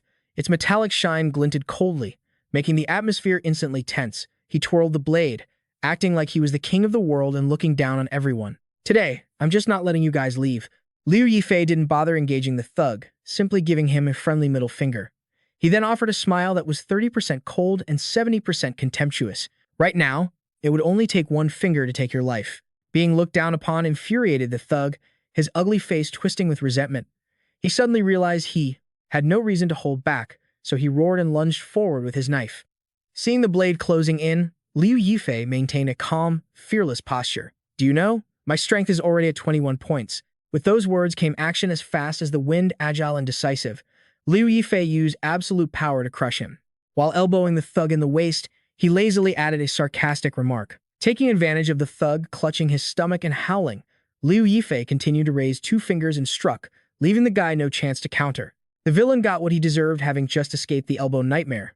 He now had to face the two-finger strike straight to the nose. The thug, who just a moment ago was looking down on everyone, was now being held up by his nose, howling in pain. Diane watched him get knocked down by Liu Yifei and giggled playfully, perhaps feeling it was too dirty to touch. Liu Yifei lightly tapped his foot to steady himself, then used immense force to throw the thug away like a sack of trash. The guy traced an arc through the air before slamming into the wall, the impact so strong that blood sprayed from his nose. The overwhelming pain made him abandon all pretense of image, trembling and groaning. Liu Yifei glanced at him, then looked at his own blood-stained fingers, showing disgust at having touched something so revolting. Since revolting things shouldn't be kept around, he casually wiped his fingers on the shirt of the person next to him, and then, as if that wasn't clean enough, continued to scrub and wipe, so focused that he didn't realize the owner of the shirt was staring at him with laser-like eyes. Fang Beiji, after a moment of shock, jumped aside to dodge, looking at Liu Yifei in utter disbelief. Something that filthy, and you wipe it on me? I have tissues. Liu Yifei gave a fake casual smile, showing no embarrassment despite being caught in the act. No need, I've already wiped it clean. At this moment, he turned his attention to the discussion of the two remaining thugs. They were whispering, trying to decide what to do next. Bai Shuiji, eyes full of disgust and contempt, demanded that the two of them get lost. She also shut down the sinister plot they were cooking up. We're all in the same guild. Even if you stop us now, you can't stop us forever. One of them heard this and thought it made sense, so he quietly told his companion to scatter. But the other one was stubborn. If we scatter now, we won't get any good pickings. Seeing his companion's wavering resolve, he loudly threatened Liu Yifei's group to regain his authority. Cut the crap. If you don't want to die, get out of here, or we'll break your legs and hand you over to the butcher to be turned into meat filling. Hearing this, Fang Baiji tensed his shoulders, ready to charge in and fight to the death. Fine, I'll take my chances with you. Luckily, before he could walk down a path of no return, Liu Han held him back. Don't engage with them. At that very moment, Xiang Weishan led a large group of people toward them. What's going on here? Just by looking at his face, you could tell he was trouble, and his sneering expression only added to his sinister vibe. Fang Baiji's body stiffened in an instant. 1,000 thoughts raced through his mind, all of them thinking, if Xiang Weishan teamed up with those thugs to deal with them, they were done for. Bai Shuiji wasn't much better off, immediately realizing this guy was up to no good. But then, something truly unsettling happened. Xiang Weishan pointed at the thugs. You guys are the ones causing trouble. Xiang Weishan was actually siding with Liu Yifei's group. It was truly bizarre, hard for anyone to believe. He added, not doing the work yourself, but preventing others from doing it too. The thugs didn't dare to argue, immediately tucking their tails between their legs and kowtowing an apology. Fang Baizi watched this, completely baffled. Bai Shuiji, trying to be charitable, explained that Xiang Weishan was helping them. At this point, Xiang Weishan made a move that was entirely confusing. He walked over, acting close and showing concern for Liu Yifei as if they were old friends. Then, while Liu Yifei wasn't paying attention, he grabbed his shoulder and offered a smile he thought looked sincere. I'll help you guys join this game. They won't be able to stop you. Liu Yifei's eyes revealed a flash of understanding, but he didn't break character, playing along instead. Bai Shuiji had also figured it out. This was a plan orchestrated by Xiang Weishen.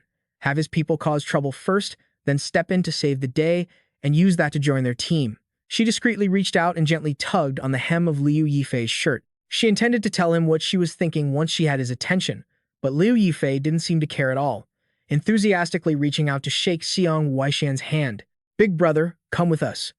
We can help each other out." Xiang Weishen had indeed intended this, but the ease of success caught him off guard. Even so, he didn't dwell on it. As long as his goal was achieved, it was fine. They both shook hands, a gesture to seal their new partnership. As their hands pulled apart, Xiang Weishen was so smug he felt like he was flying. Liu Yifei was just too easy to fool. Seeing that the deal was done, Bai Shuiyi stopped trying to get Liu Yifei's attention and let go. She shot Fang Baizi a look, implying Liu Yifei seems to really trust Xiang Weishen. They both shared a silent understanding. We must stay on guard against this treacherous snake. The group stood before the giant door, which was slowly being pushed open. Behind him was a gruesome scene. Human body parts, raw and bloody, were hanging like items in a butcher shop. Everyone except Zhao Yi was panicking, their faces pale with terror. Only Xiang Weishen remained calm, secretly plotting his next move. Tu Long stood with his back to the group, swinging a massive, heavy cleaver to hack away at the corpses. Zhao Yi did not flinch at the horrifying sight and stepped forward. He spoke in a flat, calm tone, introducing themselves as players who had come to participate in the butcher's game. The butcher lifted his axe-like cleaver, dripping with fresh blood, from the mangled remains and slammed it hard into the wooden chopping block. The cleaver stuck at a 60-degree angle. Tu Long used his blood-stained apron to wipe his filthy hands. Only then did he turn around and announce in a deep, raspy voice, "My game has 3 options." Tu Long held up a blood-caked index finger. "First, help me with deliveries. There are some orders from customers here, and whoever is the fastest to finish and wins will get a bowl of my signature meat soup. As for the loser..." Tu Long didn't finish his sentence, instead letting out a dry, hacking laugh that revealed his sharp teeth. Xiang Weishen wasn't afraid, but he found the display truly menacing. The group beside Zhao Yi started to panic. Then the butcher raised a second finger. "Second, go to the kitchen and make a dish. If it pleases me, you pass the game. If not, I'll teach you how to cook myself." Then Tu Long raised a third finger. "The third game is to go to the 100 Burials tomb, located deep in the desolate mountains, and help me gather ingredients." Finally, he asked, "So, which game do you want to play?" Zhao Yi didn't answer immediately but said, "We need some time to discuss." He turned to the group behind him to ask for their opinions. Fang Bai voiced his thoughts. "How about we pick the second game? That way, we can help each other without having to kill one another." Xiang Weishen disagreed, arguing they had no way of knowing what the butcher would like. "Look at him, do you think you can guess his taste?" Staring intensely at the butcher, Xiang Weishen continued. "Besides, if he wants us dead, there's no way to actually clear the game." Fang Bai asked, "Then what task do you think we should choose?" Xiang Weishen replied immediately, "Obviously, the first task is the simplest." And he gave a selfish smirk. "Deliveries are based on pure speed. If you're slow, you only have yourself to blame." Bai Shuiji saw right through his scheme. "No way, that only benefits you. With your build and your experience in close-quarters combat, you definitely finish the fastest." She agreed, adding that once the mission started, he would likely call his lackeys to block the others. Hearing this, Xiang Weishen acted helpless. "If you think I'm that evil, so be it." She shouted his name in anger. Finally, Bai Shuigi turned to Zhao Yi. "We trust you. You decide." Fang Bai expressed his agreement. Zhao Yi shifted his eyes, his gaze flickering towards Xiang Weishen with clear disdain. Under that intense stare, Xiang Weishen felt a pang of guilt and turned his head away. But Zhao Yi's response shocked him. "I think Xiang has a very valid point," he explained. "This world is inherently cruel. Some things are unavoidable, so we might as well submit to destiny." Xiang Weishen laughed loudly, fully supportive. Bai Shuiji was stunned. "Are you serious?" She wondered to herself, is there really no reliable path in this butcher's game? Even someone as smart as Zhao Yi is just going to leave it to fate. Bai Shuiji was watching Xiang Weishen like a hawk, and she caught him covering his mouth with his hand. Xiang Weishen grinned sinisterly, thinking, everything is going according to plan. Perfect. As soon as the butcher confirms the game has started, he's going to regret this. The butcher arranged the food and bellowed, "The food is here. Get going and come back fast. I only acknowledge the first person to complete the mission." He said this in his signature, raspy voice.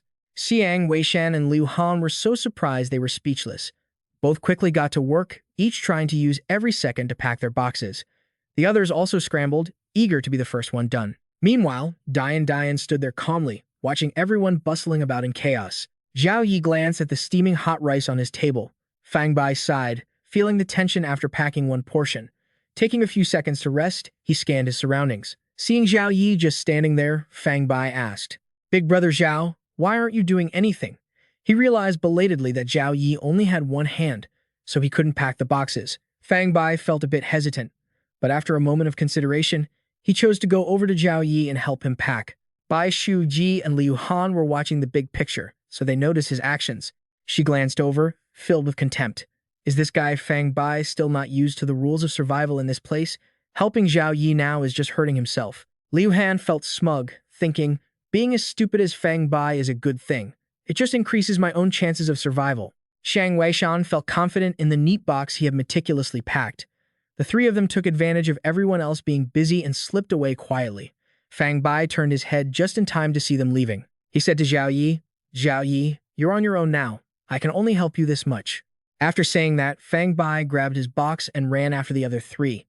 Zhao Yi looked at the box Fang Bai had packed. It wasn't exactly top-tier work. Zhao Yi glanced at Dian, who was still idly standing in the corner. He asked, Dian, aren't you going to do the mission?" She replied, "No." Dian didn't want to do the mission. Zhao Yi made a funny face to tease her. "You'll die if you don't do the mission." But Dian didn't believe him. "You're lying to me. Nini says nothing will happen to me." Zhao Yi didn't understand what she meant and asked who Nini was.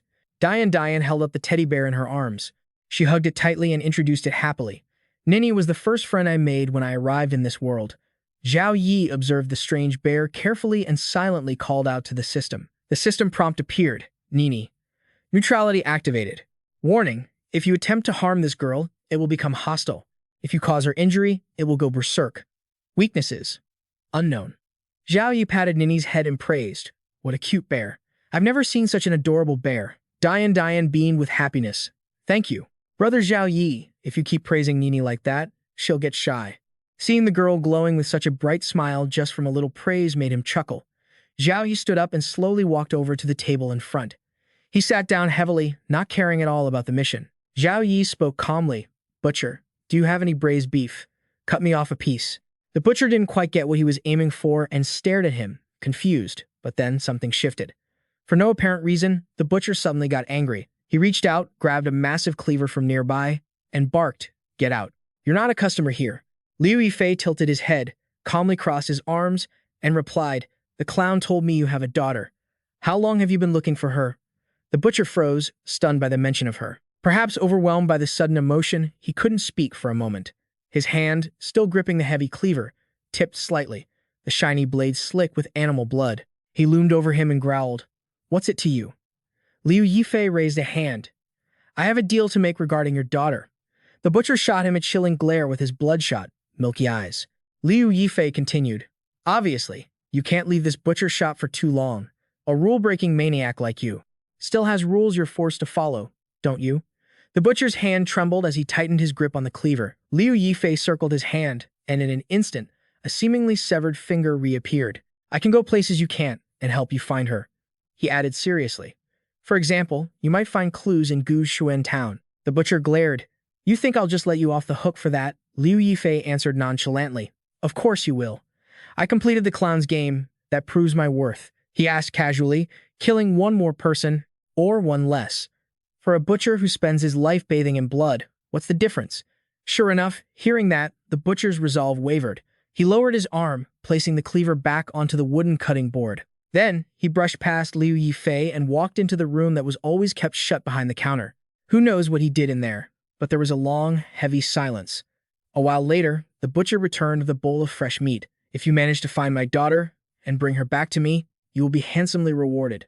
Liu Yifei answered confidently, "No problem." A system notification popped up. "Congratulations, you accepted a hidden world quest. Find the butcher's daughter. Reward, unknown." Watching the butcher walk away, Liu Yifei smirked. His hunch was right. The clown said the butcher wasn't like him. He didn't like following rules. In other words, if we just followed the rules to complete the butcher's game, he could just as easily kill us later if he was in a bad mood. He turned to look at Tian. Instead of testing his luck and triggering a meaningless game, he chose to cut a deal with the butcher. Now, he just had to sit tight and wait for the others to return. With her tiny, delicate hands, she grabbed the plate and picked up a piece of meat. Tian wanted to feed Liu Yifei. As if she could read his mind, she spoke up. Instead of testing your luck and triggering a meaningless game, it's better to make a deal with the butcher. Liu Yifei was caught off guard. Tian smiled brightly at him. Big brother Liu Yifei, Nini said your hands aren't very convenient right now. Let me help you with the meat. I like Nini, and you like Nini too. Meanwhile, back at the station, things were getting tense. Xiang Weishan took charge and ordered them to stop. A group of men swarmed Fang Bai Shuige, and Liu Han. He ordered his lackeys not to let any of them leave the station. Bai Shuiji looked panicked and challenged Xiang Weishan. You dare to plot against us? He turned back to look at them. What else? Wait for you all to finish the quest first, and then go die myself? Xiang Weishan sneered at the three of them. If you want to blame someone, blame Liu Yifei. After all, he was the one who agreed to the butcher's quest. Liu Han looked ready to snap, veins bulging in his clenched fists. Bai Shuiji grabbed Liu Han's arm to hold him back. She urged him to stay calm, warning that if he tried anything now, he'd just get his legs broken. Liu Han gritted his teeth in anger. Xiang Weishan turned away, glanced at the group, and smirked. I'm off. The rest is up to you. The lackeys surrounding them replied, Don't worry, boss. As Yang Weishan whistled his way out, his henchmen closed in on the trio. One guy holding a baseball bat said, Behave, and maybe we'll make it quick for you. A few others stepped forward, knives in hand. Bai Shuiji, furious, raised her fist at the mob. Are you all stupid? Why help Xiang Weishan? You know what kind of guy he is, don't you? He betrayed us today. Tomorrow, it'll be you. The men stopped to listen. One stepped out. Don't try to sow discord. You have no idea how much worse the punishment for betraying the boss is compared to yours. They were more afraid of being punished than anything else. No matter what, we're not letting you go today. Hearing this, Bai Shuige grew even more desperate. She looked down at her hands, sweat pouring down her face as she frantically calculated her options. Bai Shuiji shouted, Fine, I'll take all of you down with me. Fang Bai was caught off guard. Watching Bai Shuige ready to bolt, he tried to stop her, but it was too late. He couldn't even get a word out. As soon as she rushed forward, they intercepted her. They grabbed her arms and hair, rendering her helpless. One of Xiang Weishan's lackeys sneered, You thought you could get out just like that? Grabbing her hair in one hand and the bat in the other, he flashed a victorious, sadistic grin. Bai Shuiji struggled, teeth clenched, eyes welling up with tears. She screamed, Let go. Her struggle only seemed to annoy him. He glared at her and roared, Still got some spirit, huh? He kicked her in the stomach, sending her flying. Bai Shuiji cried out in pain. In her agony, she accidentally dropped the bag she was carrying. She crashed onto the floor, trembling in pain. The lackey gritted his teeth in anger, pointed straight at the fallen Bai Shuigi, and commanded, Beat her.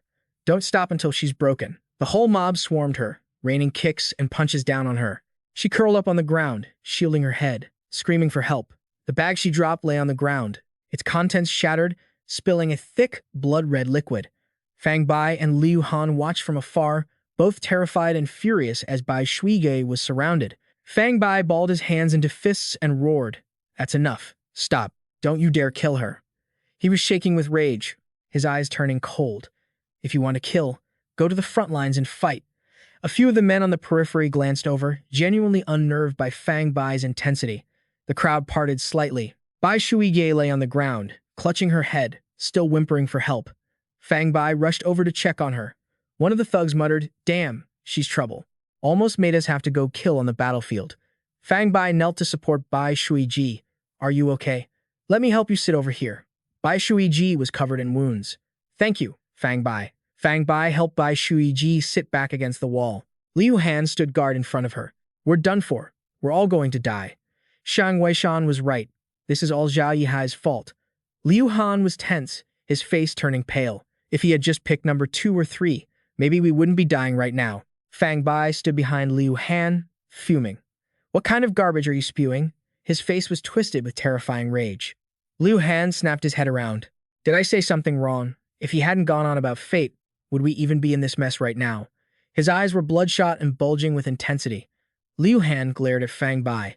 If he hadn't agreed to let Xiang Weishan join our team, would we have been played like this? Fang Bai replied calmly, I see you're back to your old habits, bullying the weak and fearing the strong. Xiang Weishan is the one who set you up, yet you don't dare touch him, and instead, you're dumping your rage on a teammate. Did you forget who got you the rewards in the last dungeon?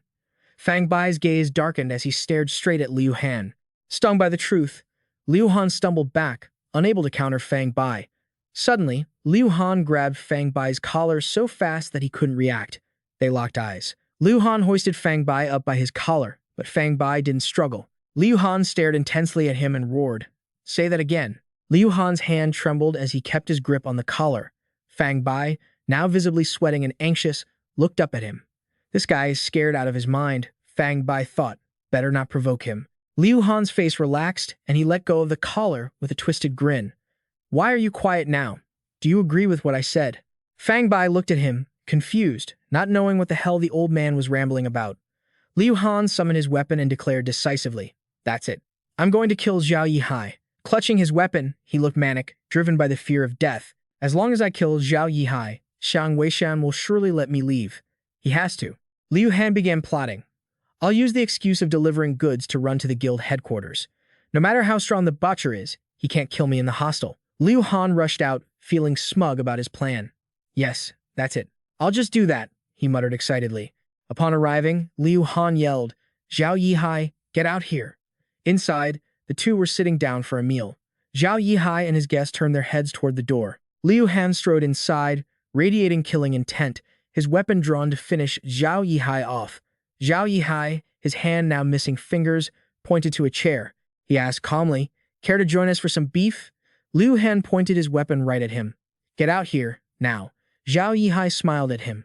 Terrible acting, he thought. It's obvious what he's trying to do. Zhao Yi's expression darkened. He spoke quietly. "I've already made a deal with the butcher. We can take some people with us." Liu Han was stunned, speechless, staring blankly at Zhao Yi. From wanting to kill him to pure joy, Liu Han stammered, Is that for real?" Zhao Yi leaned back against the table smugly. "Of course it's real. Why else do you think I'm sitting here eating so calmly? Oh, by the way, you wanted me to come outside earlier. What was that about?" Liu Han quickly hid his weapon behind his back and scrambled for an excuse. I just wanted to ask you something." Liu Han lied without blinking. "Is there any way to finish this mission?" Zhao Yi sneered, "Oh really? I thought you were here to kill me to steal the credit for Xiang Weishan." Liu Han was hit right where it hurt and went completely stiff, unable to utter a word. He put on a fake smile. "How could I? You're my benefactor. Why would I ever do that? I hope you can take me with you later." Fang Bai finally caught up, helping a gasping, exhausted Bai Shui Ji. Fang Bai warned, "Big brother Zhao, be careful." Seeing the two of them arrive, Liu Han worried his cover was blown. Zhao Yi waved a hand to greet them, though his hand was mangled from the game with the clown. The two stared, confused, thinking a fight had broken out. Fang Bai asked, "Are you guys eating meat?" Fang Bai waved his hand to decline. "It's good you're okay, but the meat no thanks, I'll pass." Bai Shuijie was too exhausted to say a word. Remembering Zhao Yi had just offered him meat, Fang Bai grew worried. "Wait, you're eating meat?"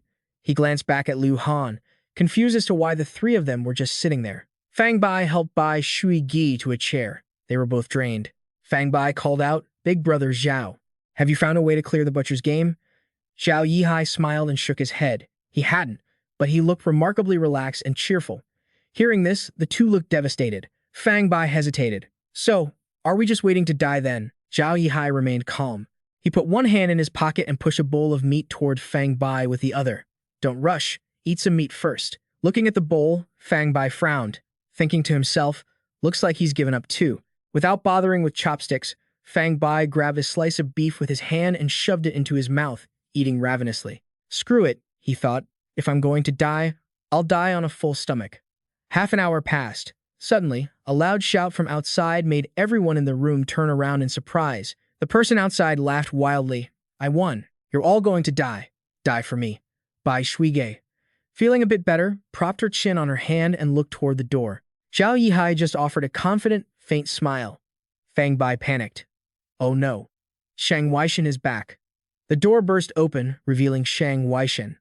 Liu Han began to tremble at the sight of him. Xiang Weishan hunched over, creeping inside. He had lost an arm, laughing like a madman, drool running down his chin as he eyed Zhao Yi like a beast about to pounce. "So what if you're the top player on the leaderboard? Can you really stand up to me, Xiang Weishan?" He roared, baring his teeth. "I laid a little trap, and an idiot pig like you just jumped right in without using your brain. You think trash like you is worthy of calling me brother?" Zhao Yi sat there nonchalantly. "Is that so?" Xiang Weishan slowly stepped toward him. Zhao Yi kept staring. Shang Weishan grew enraged. You're at death's door, and you're still pretending to be calm? Let's see how long you can keep that up. Shang Weishan slammed his hand onto the table. He laughed triumphantly. Butcher, I've completed your game, and I'm the first delivery person to return. Now give me the reward. The butcher, still back-turned, kept chopping meat, blood splattering everywhere.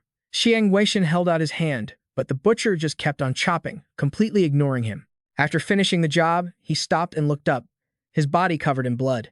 He picked up his meat hook, turning towards Xiang Weishan, who stood there dazed and confused by his lack of response. On the butcher's table sat severed human hands and fingers. The butcher turned to look at Xiang Weishan, his mouth full of sharp teeth as he gripped the iron hook.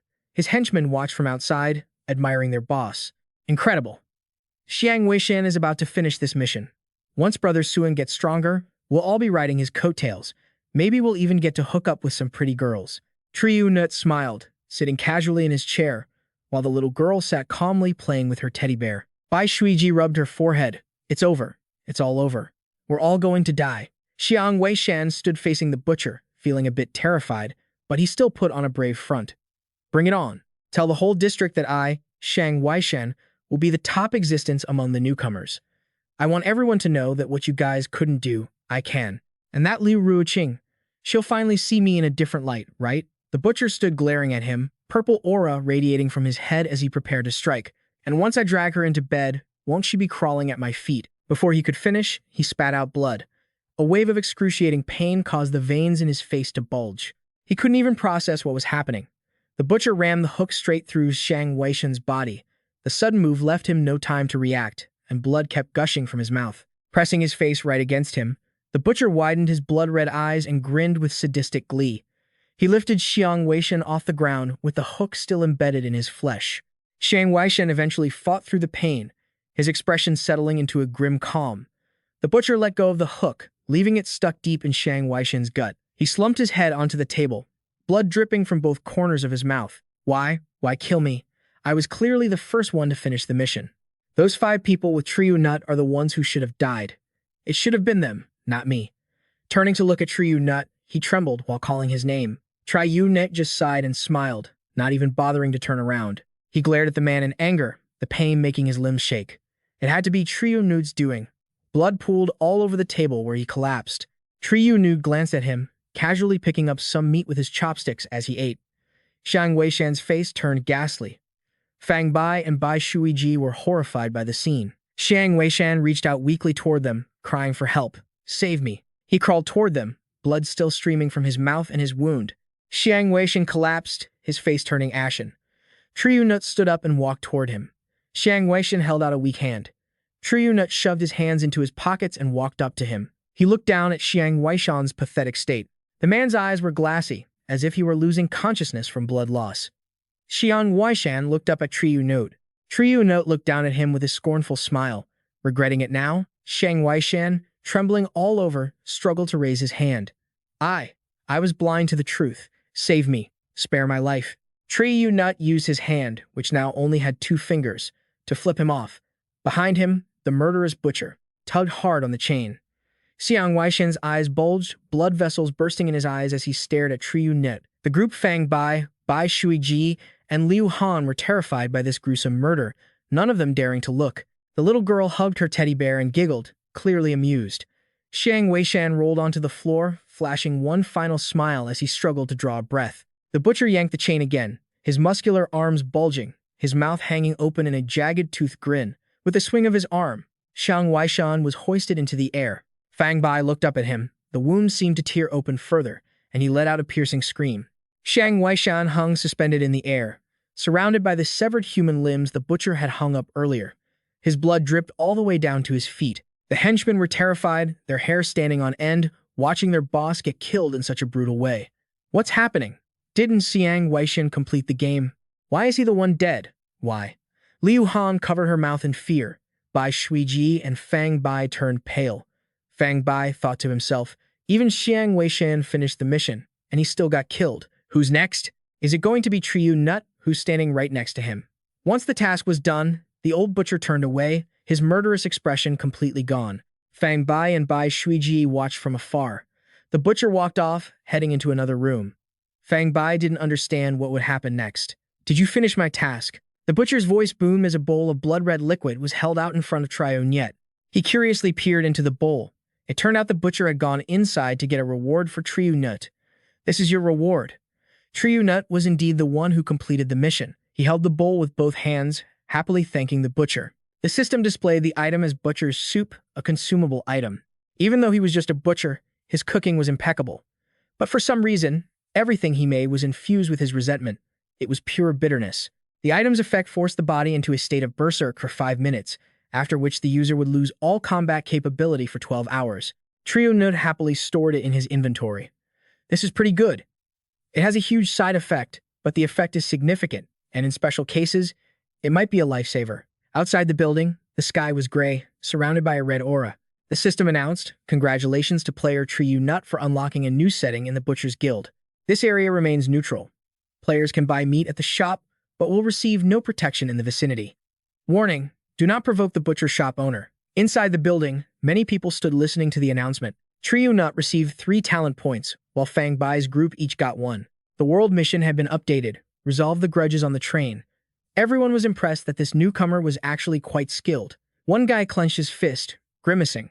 Too bad. This world mission is now tagged with Trio Nyet's name. Now, no one with a higher level than him can take on world missions on this map, unless he dies. The man opposite him warned, "Hey brother, that idea of yours is a bit dangerous." The other guy retorted, "But if they didn't kill him, they could only wait for him to open the next big map." The world mission fully unlocks the NPC side quests, so that gives us a chance to make a move. Above them, a woman stood with her arms crossed, watching and turning to speak to Uncle Quain. It seemed everyone was greedy for these rewards, and many of them already had twisted thoughts. Uncle Quain stood with his arms folded, listening to her, pushing up his glasses as he frowned. "There are no clear rules in our guild prohibiting players from slaughtering each other, tell them," she said, looking down with a curious glint in her eyes. "This should be a good show, right?" Old Master Quan finished speaking and stood there, deciding to wash his hands of the whole situation. Zhao Yi's group was huddled around the table. Zhao Yi sat with his arms crossed, watching the butcher. The intense killing intent he displayed while dealing with Xiang Weishan had completely vanished. Bai Shui Ji put a hand to her forehead, feeling disappointed in herself. Zhao Yi finished the quest, but Fang Bai trailed off, looking a bit awkward. "Are we just waiting to die then?" Zhao Yi looked at the butcher. "Do you have any news about your daughter?" The butcher walked over to a cupboard, sat down, and opened it to search for something. Zhao Yi watched him intently. The butcher reached deep into the cabinet and pulled out a boxy object, placing it on the table in front of Zhao Yi, an old, blood-stained radio and an ID card with a few tears in it. "There are so many things from before she was born, but I just don't remember them anymore." The ID belonged to his schoolgirl, the butcher's own daughter. He hoped these 2 items would help Zhao Yi find her. Zhao Yi opened his inventory to store the 2 items received from the butcher. He leaned back in his chair, looking confident. "I'll find her soon," he told the butcher. "Also, I want to take these people with me." The butcher was generous. "You can take all of them," he told Zhao Yi. Bai Shui Gei gasped in shock, unable to believe what she had just heard. She stuttered, Is this for real? Not only are we alive, but we even scored 2 talent points." Fang Bai was thrilled. "We can go too." Liu Han collapsed, overjoyed, clutching his head in disbelief.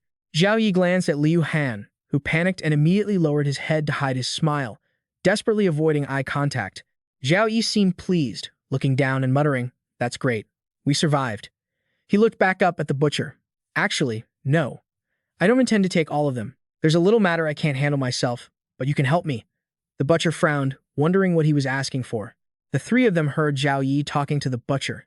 Having seen him do this sort of thing plenty of times before, their expressions shifted, and sweat began to bead on their foreheads. Hearing the mention of killing, the old butcher reverted to his true nature, radiating intense bloodlust.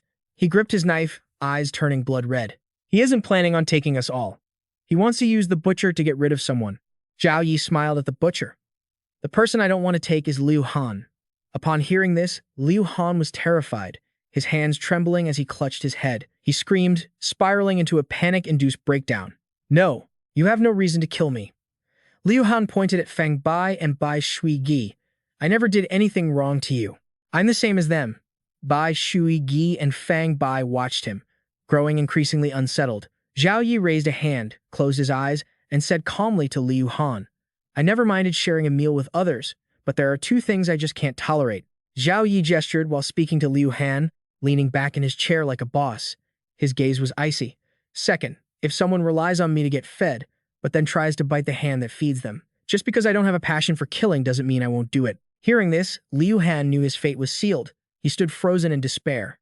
Zhao Yi continued with his eyes closed. You should have understood this a long time ago. Liu Han shrank back, shivering, as he watched the butcher approach him with a knife in hand. Liu Han clasped his shaking hands, looking up to beg the butcher. Please, don't, he stammered. The butcher just looked down at him without a word. The butcher swung his knife high, and Liu Han screamed in terror. A sickening thud echoed through the room. Bai Shuige couldn't bear to look, and Fang Bai curled up in fear, while Zhao Yi calmly continued eating his beef. Zhao Yi glanced toward where Liu Han had been. Be more careful in your next life, he muttered, picking up another piece of meat with his chopsticks. Liu Han's head rolled over towards Shang Weishan's henchman, who turned pale with fright, backing away in total silence. The blond guy glanced at Zhao Yi, his mouth trembling, terrified he might be next. Zhao Yi rested his chin on his hand, wearing a dark, intimidating expression. He shot them a glare, and the whole group scrambled away, screaming about ghosts as they fled. Zhao Yi stood still, watching them go. Bai Shuiji and Fang Bai watched the henchmen run off, while Zhao Yi calmly walked toward the door. Suddenly, Zhao Yi stopped. He turned back to look at the other two. What are you two standing around for? The tutorial's done. Are you not heading back? Fang Bai was too flustered to speak. Zhao Yi placed a hand on Fang Bai's shoulder. Fang Bai looked at Zhao Yi's hand with apprehension. Zhao Yi gave a bright, sunny smile, acting friendly. Don't worry, I won't kill you. I'm not that kind of heartless person. Killing is pretty tough for someone as kind and soft-hearted as me. Fang Bai was speechless at this display. Bai Shuiji and Fang Bai looked at him, completely unconvinced by his claim of being kind and soft-hearted. They glared at him. Are you kidding me? Bai Shuigo looked at him. If I hadn't seen you kill those two with my own eyes, I would have actually fallen for your handsome, harmless act. Fang Bai let out a sigh of relief, clutching his chest. Either way, I have you to thank for those 2 attribute points. Thank you. Also, I should warn you, Shang Weishan has an older brother who's a core member of a guild. Killing Shang Weishan might bring you trouble. Bai Shuiji and Fang Bai warned him. Zhao Yi tapped his chin with 2 fingers and smiled. That doesn't surprise me. A guy like Shang Weishan wanting to use force to recruit so many people, that's not realistic. He definitely had a backer. So, what are you planning to do? Looking at the innocent little girl clutching her teddy bear, Zhao Yi couldn't help but pat her head. Don't worry, I'll be careful. Even with only 2 fingers left, he typed quickly and skillfully. He was searching for info on Sun Baba, the new goddess. Zhao Yi racked his brain, but none of these people had any connection to the butcher's daughter. He closed his laptop. He needed to calm down and think. Since finding the butcher's daughter was a hidden quest, there had to be a logical plan. It wasn't just a random death, but if she really died in the sewer, she wouldn't have been able to turn into a vengeful spirit and cause such chaos. Zhao Yi searched the system for anything useful. He had received a blood-stained recorder from the system earlier. Zhao Yi pressed play on the recording. It was the final conversation between the daughter and the butcher. The last place she had been was the town of Gushuan. She said it was cold there and she didn't want to go back. But she didn't say exactly where. The recording was choppy. What happened? Baba, tell me clearly. Baba, it's cold. Can you come pick me up? The butcher agreed and asked where she was so he could get her. But before she could answer, the connection cut off. Liu Yifei finished listening to the recording and started putting the pieces together. He turned the recorder off. Gushuan Town. From the recording, Sunba had been on the train to Gushuan Town, and the butcher hadn't been with his daughter. So, what actually happened on that train? Liu Yifei took out a map and carefully studied every detail. These locked areas were off-limits, so the butcher's quest would have to wait. There were only a few days left until next month's instance. Liu Yifei decided to check out the newly unlocked world quest first. It required 6 participants. He would have to go to an AEC, abandoned station, and find a short 6-car train inside. Just to clarify, in an instance quest, as long as your health doesn't drop to 0 when you die, you can respawn back at the guild. In the Butcher and Clown games, dying is final, but you can escape and miss the mission. For world-level instance quests, once you're in, you either finish the quest or you die, but there was no point in rushing. He weighed the situation later. Suddenly, Liu Yifei's hand slowly grew back. He looked at it with a satisfied smile. Not bad. This new hand works just fine. Just as he was sitting on the bed, he heard strange noises outside. He went to open the door, and a group of strangers was standing there. As soon as they saw Liu Yifei, one of them spoke up. You're Liu Yifei, right? our boss wants to see you." Liu Yifei's face darkened as he stroked his chin, pretending to be troubled. "Man, even though saying this makes me sound a bit childish, but the way those nose hairs of yours are sprouting creates such an interesting look," Liu Yifei said with the brightest, most innocent smile. The rest of the guys turned pale. What a sharp tongue. Mocked like that, the guy's face turned black and he glared, stunned that Liu Yifei dared to talk back like that. The deputy boss was furious, but he couldn't let such an insult slide, so he swung his fist. The punch carried serious force, but that muscular arm slammed into a barrier. It was the protective wall Liu Yifei had manifested. The guy pressed his face against it, fuming. "If you've got guts, come out here." Liu Yifei stroked his chin, feigning a sigh. My, what a rare sight. Suddenly, an idea popped into his head. Liu Yifei brightened up. He brought out a durian, a rather large and heavy one. "Sister Liu gave me this. I wanted to eat it but couldn't find a knife. Since you guys are so bored, why not help me crack open this durian?" The group outside was grinding their teeth in rage. "Listen, kid, I don't think you realize what kind of situation you're in. Let me be kind enough to tell you." Liu Yifei smirked at the deputy boss's anger. No need for that. Seeing him so calm and intentionally provoking him, the guy snapped and prepared to throw another punch. But before he could, Liu Yifei acted first, catching him completely off guard. The durian he was holding was launched straight at the guy's face before the second punch could even be thrown. He winced in pain, but because it was so unexpected, he couldn't dodge it and had to take the full impact of the durian right to the face. Damn it. The throw was so powerful that the durian shattered upon impact, splitting into several chunks. They rolled on the ground, while the deputy boss lay face down in a bloody mess. The minions standing there held their noses at the sight of their boss. Some gritted their teeth, while a few whispered that it looked painful. Liu Yifei walked over and squatted down beside the deputy boss to see if he was still alive. He grinned. "Your head is top tier, man. Did you train in the Iron Head technique or something?" Hearing such mockery, the guy struggled to lift his face. Truly the deputy of a gang. He quickly pushed off the ground, forcing himself up. He shouted, waving his fist in a rage. "Who the hell trains in Iron Head?" Liu Yifei remained cold and silent. He quickly dodged the punch. With a nonchalant look, he shut off the room's access settings. The deputy boss was instantly bound by a net, struggling in frustration but unable to do anything. Shortly after, he was unceremoniously dumped outside. His minions were sent flying, sprawled all over the ground. Liu Yifei calmly walked over and picked up the pieces of the shattered durian. The deputy boss was in a pathetic state outside. Two of his men helped hold him up. Liu Yifei beamed. "Thanks for helping me open the durian, guys." The deputy boss was boiling, wanting to tear Liu Yifei to pieces. He roared like a madman, pointing at his face, "If you've got the balls, stay in there for the rest of your life." Before he could finish his sentence, Liu Yifei slammed the door shut. The deputy boss stood outside, staring at the closed door, his eyes practically popping out in rage. "Damn this rookie, this brat named Liu Yifei. How dare he be so disrespectful to me? Damn it all. Keep an eye on this little punk for 24 hours. I don't believe he'll never come out."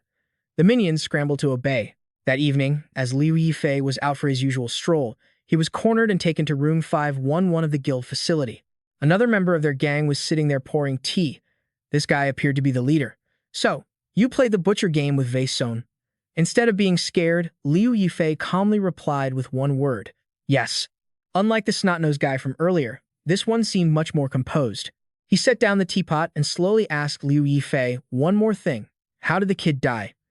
Liu Yifei dropped the smile from his face, replying honestly and concisely, "I killed him." The man started to get angry. "Why did you kill him?" "Well, now you're suddenly asking me why I killed him. I really don't know how to answer that." Liu Yifei put on a wicked, provocative expression. "Maybe. For fun?" The minions were stunned. Is this guy a psycho? Killing for profit isn't scary, but killing for fun is terrifying. This kind of person could be laughing and talking to you one second, and stabbing you the next without a trace. Truly the leader. He remained calm, hearing such taunts, simply picking up his teacup, blowing on it, his eyes locked onto Liu Yifei without blinking.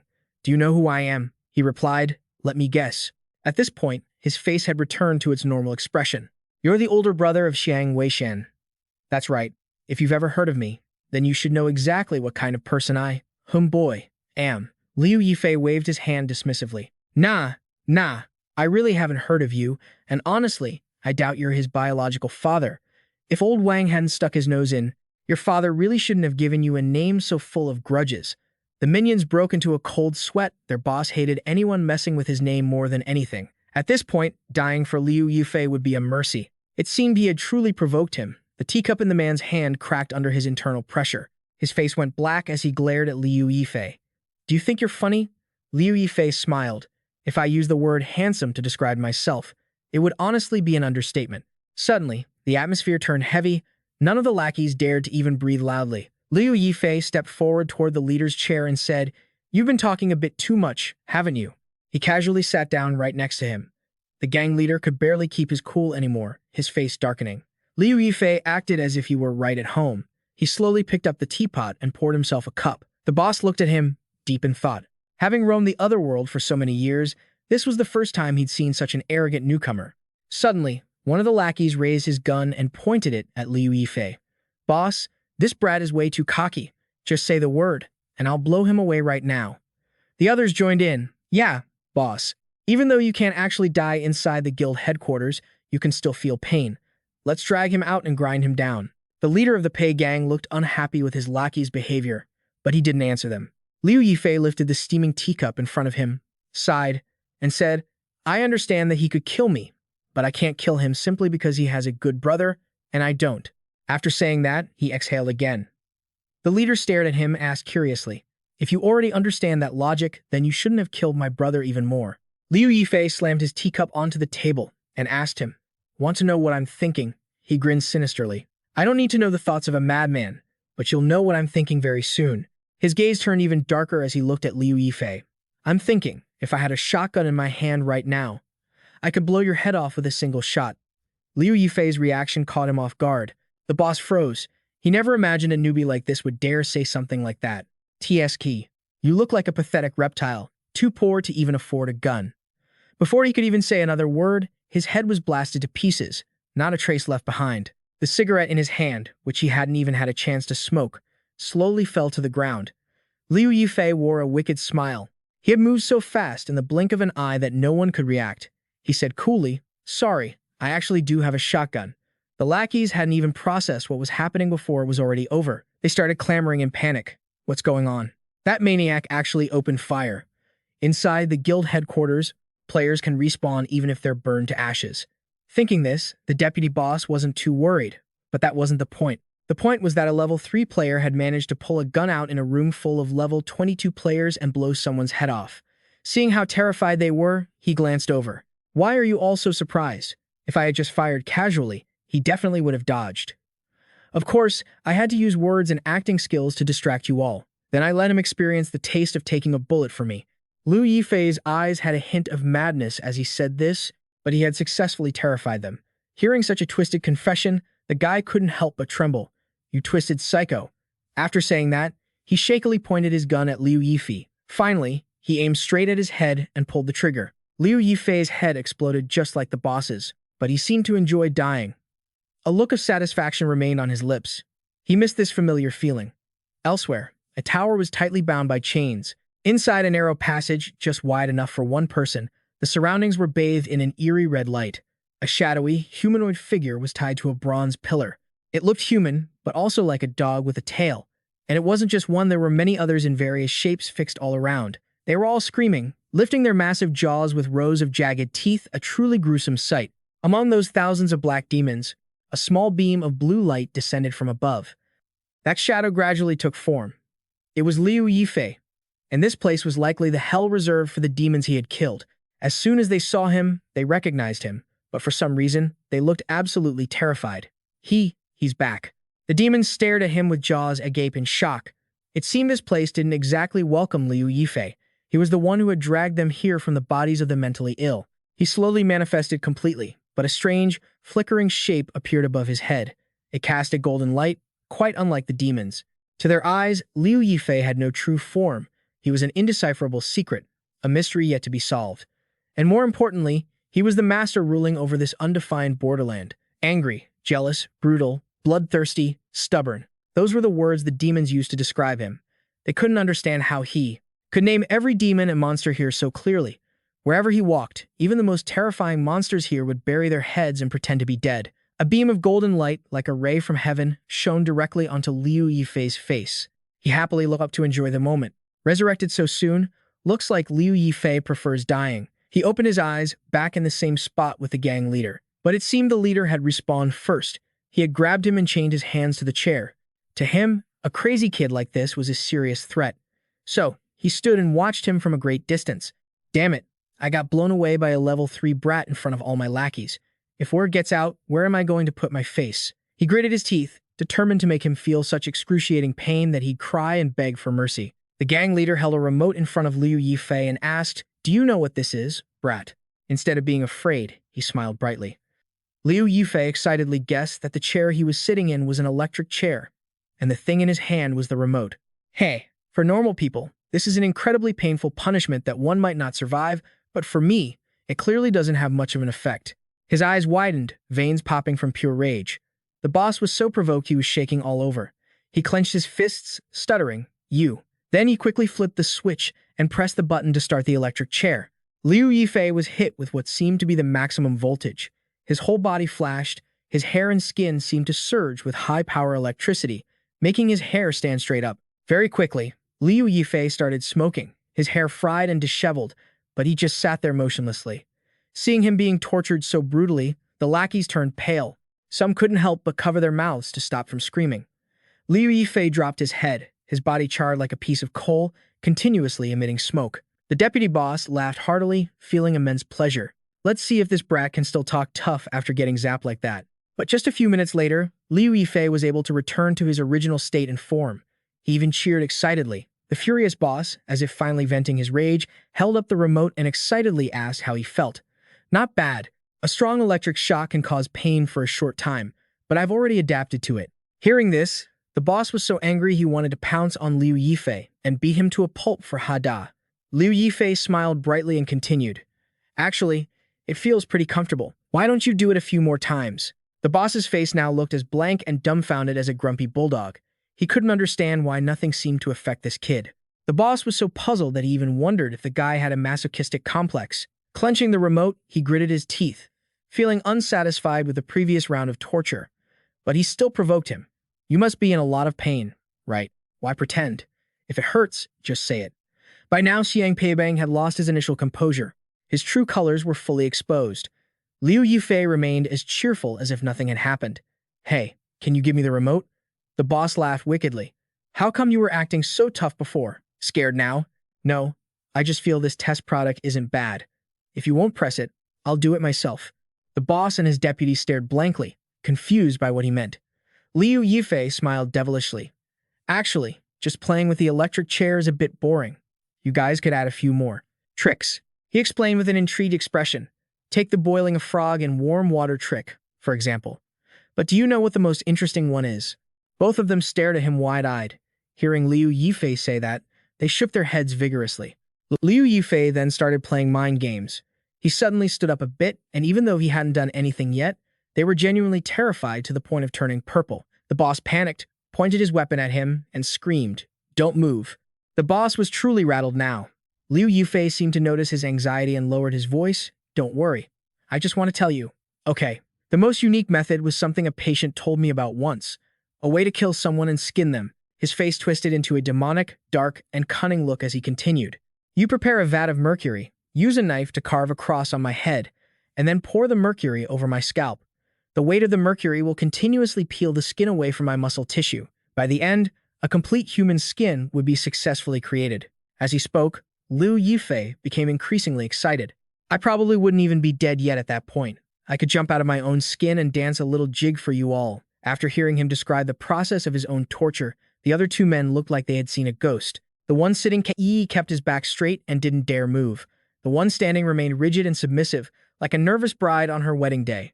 The boss stared at him intently, unable to help but swallow hard, his body trembling slightly. The deputy and another henchman looked at him, still smiling brightly, and thought to themselves, "Is this guy even human? It's terrifying. It's really terrifying." The boss gritted his teeth, thinking, he couldn't kill him, not inside the guild, and he couldn't take him outside either. The only way to avenge Xiang Weishan was to threaten and torment Liu Yifei. As he thought, he put the baseball bat he was holding into his system. He pulled out a cigarette, calculating his next move, because his current method of torture wasn't working on him. The boss lit the cigarette and took a puff to calm down. After what he'd been through with him, he concluded that Liu Yifei wasn't a masochist, but a full-blown perverted psychopath. Just as he was thinking, there was a knock on the door, a welcome distraction in such a tense atmosphere. Everyone looked toward the door. Xiang Peibang gestured for a henchman to open it, and the guy obeyed immediately. Looking aggressive, the henchman opened the door and barked, "Who is it?" His own mood wasn't exactly great after Liu Yifei's psychological warfare. The person standing outside made the henchman's blood boil the moment he saw her. He bellowed like a bull. "A woman dressed so provocatively on our turf, trying to take someone without asking me first? That's not how we do things, right?" Seeing this woman, for some reason, the deputy jumped out of his skin. He stood frozen, stammering a greeting. Sister Liu." Even the boss toned it down a few notches. Why did she come here? She ignored the two of them and directly waved her hand at Liu Yifei. "Liu Yifei, come with me." The boss and the deputy watched Liu Yifei nervously, suddenly feeling guilty and spooked. He began to kick his legs, and the iron ring around his right ankle snapped off easily. Then his left leg. Despite it being a hard object, Liu Yifei calmly and easily stepped out of it once more. He left Xiang Peibang and his men completely stunned. Sister Liu stood there watching him play with these two, secretly satisfied, and wore a smile. Liu Yifei looked as happy as a child playing with toys. He sat there slowly undoing his handcuffs. Seeing him standing next to Sister Liu was an eyesore to Xiang Peibang, who glared at Liu Yifei with a dark, angry face, leaving the henchman beside him terrified and clueless. Suddenly, Sister Liu looked at the boss and spoke mockingly. "Right, who are you again? I've never seen you on the 7th floor." The deputy panicked but couldn't stop her in time. The henchman quickly pointed at Xiang Peibang. "The 7th floor is reserved for the top-tier players in our guild." The boss didn't even let him finish his sentence. The deputy quickly slapped the henchman's head, telling him to shut up. Xiang Peibang was furious but had to hold back against Sister Liu, because she was one of the top combatants in the entire corps. No matter what, he had to swallow his pride. "I don't care who you are, I won't interfere with what you do in the instances. But if you dare cause trouble in the guild headquarters, you'll run into some bad luck." Her voice was soft but filled with threats. After speaking, she gave him a wink. Xiang Peibang held the cigarette in his hand, pretending to be calm. In reality, he was so scared he was drenched in cold sweat. The henchman quickly bowed and ushered Sister Liu out. She and Liu Yifei left together. Xiang Peibang remained seated. A moment later, his face darkened and he gestured. Seeing this, the deputy quickly turned to ask what the boss's orders were. They whispered to each other, the content of the conversation unclear, only that the deputy said he would handle it cleanly. Back with Sister Liu and Liu Yifei, they went up to the 7th floor. Sunlight poured onto the balcony, creating a beautiful scene. As soon as Sister Liu closed the door, Liu Yifei walked over to the large table. Seeing him naturally helping himself to the food, she playfully teased, "You really don't stand on ceremony." Liu Yifei popped a piece into his mouth and chewed while glancing around. The view from the 7th floor was indeed beautiful. She sat down comfortably across from him. "Nothing pretty here, just the same old stuff as downstairs." Not wanting to beat around the bush, Zhao Yi quickly set the chocolate wrapper on the table. Zhao Yi has always been a straightforward person. "Tell me, you saved me. What do you want me to do for you?" Liu Yifei looked at Zhao Yi. "Can't I just stick up for the underdog?" He replied dryly and concisely, without any hesitation. "You could, but I don't like owing people favors, especially not to a woman as cold-blooded as you otherwise. Others wouldn't be so afraid of you." Liu found him intriguing. "Then take a guess. Why did I save you?" Zhao Yi sat in silence, deep in thought. Unlike the other men she'd met, he didn't butter her up or show any fear. Someone like this piqued her interest. Zhao Yi just sat there, saying nothing. He stared intently at Liu, who was lounging provocatively in front of him. The air suddenly became awkward, and Liu averted her eyes, feeling a bit flustered. To break the tension, Liu poured herself a glass of red wine. She slowly lifted it to her nose and took a faint sniff. "You look a lot like someone I used to know." Her expression turned somber. Zhao Yi kept snacking on his chocolate while teasing her. "That wouldn't be an ex-lover, would it?" Liu tilted her head back and took a sip of wine. "That's exactly who it was." For a moment, he didn't know how to respond. "We still have some unfinished business between us, so you should have just gone looking for him directly." She looked sadly into her glass. "He's dead." Zhao Yi asked with curiosity, "How did he die?" "I killed him." He raised a hand to his chin, rubbing it thoughtfully. "Why?" Liu countered, "Are you trying to probe into my business?" Realizing he'd overstepped, Zhao Yi rubbed his nose, feeling sheepish. "Sorry, occupational hazard." Liu chuckled softly, then leaned back into her chair. The Forgotten Angel has treated thousands of the most dangerous and terrifying psychiatric patients in the Feng Kingdom, successfully treating their psychological trauma and helping them return to a completely normal life. She looked sad and troubled as she asked, "Since you're so skilled, Can you help me cure my illness? Zhao Yi looked at her seriously. To be honest, your condition isn't easy to treat.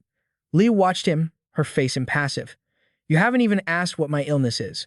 Although there are many complex and difficult cases in psychology, in reality, patients like you who don't even look sick are the hardest to treat. To put it in my own words, your lucid madness is far harder to cure than any regular mental illness.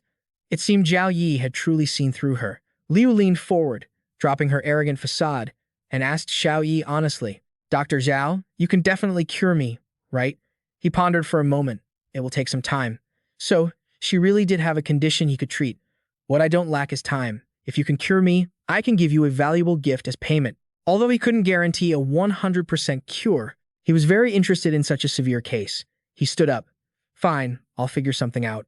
Take your time, she replied. Thanks in advance, Dr. Zhao. As for the rest, Xiang Babang won't dare to mess with you directly in the overworld anymore, but you'll have to deal with the dangers inside the instances on your own. Doesn't matter. Zhao Yi didn't care. If that's all, I'll be going. Liu took a sip of her wine without seeing him out. Leaving Liu's room, Zhao Yi walked leisurely by himself. The hallway was empty, save for him. Suddenly, a young girl waiting at the end of the hall surprised him. It was Diane. The little girl hugged her teddy bear, her eyes sparkling with joy. Big brother Zhao, it's good that you're okay. Zhao Yi hurried toward her, worried.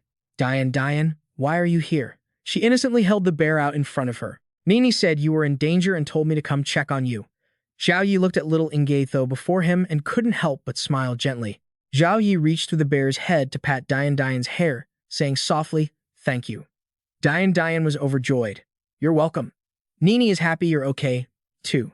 Oh, it's getting late. Fang Bai cooked some good food. Let's go to his room and eat. Zhao Yi agreed immediately. All right, let's go. So, the adult and the child walked along, chatting and laughing. At the dining table, Fang Bai cracked open a soda and handed it to Zhao Yi. Big brother Zhao, Xiang Weishan didn't do anything to you, did he? He took the drink and replied briefly, no.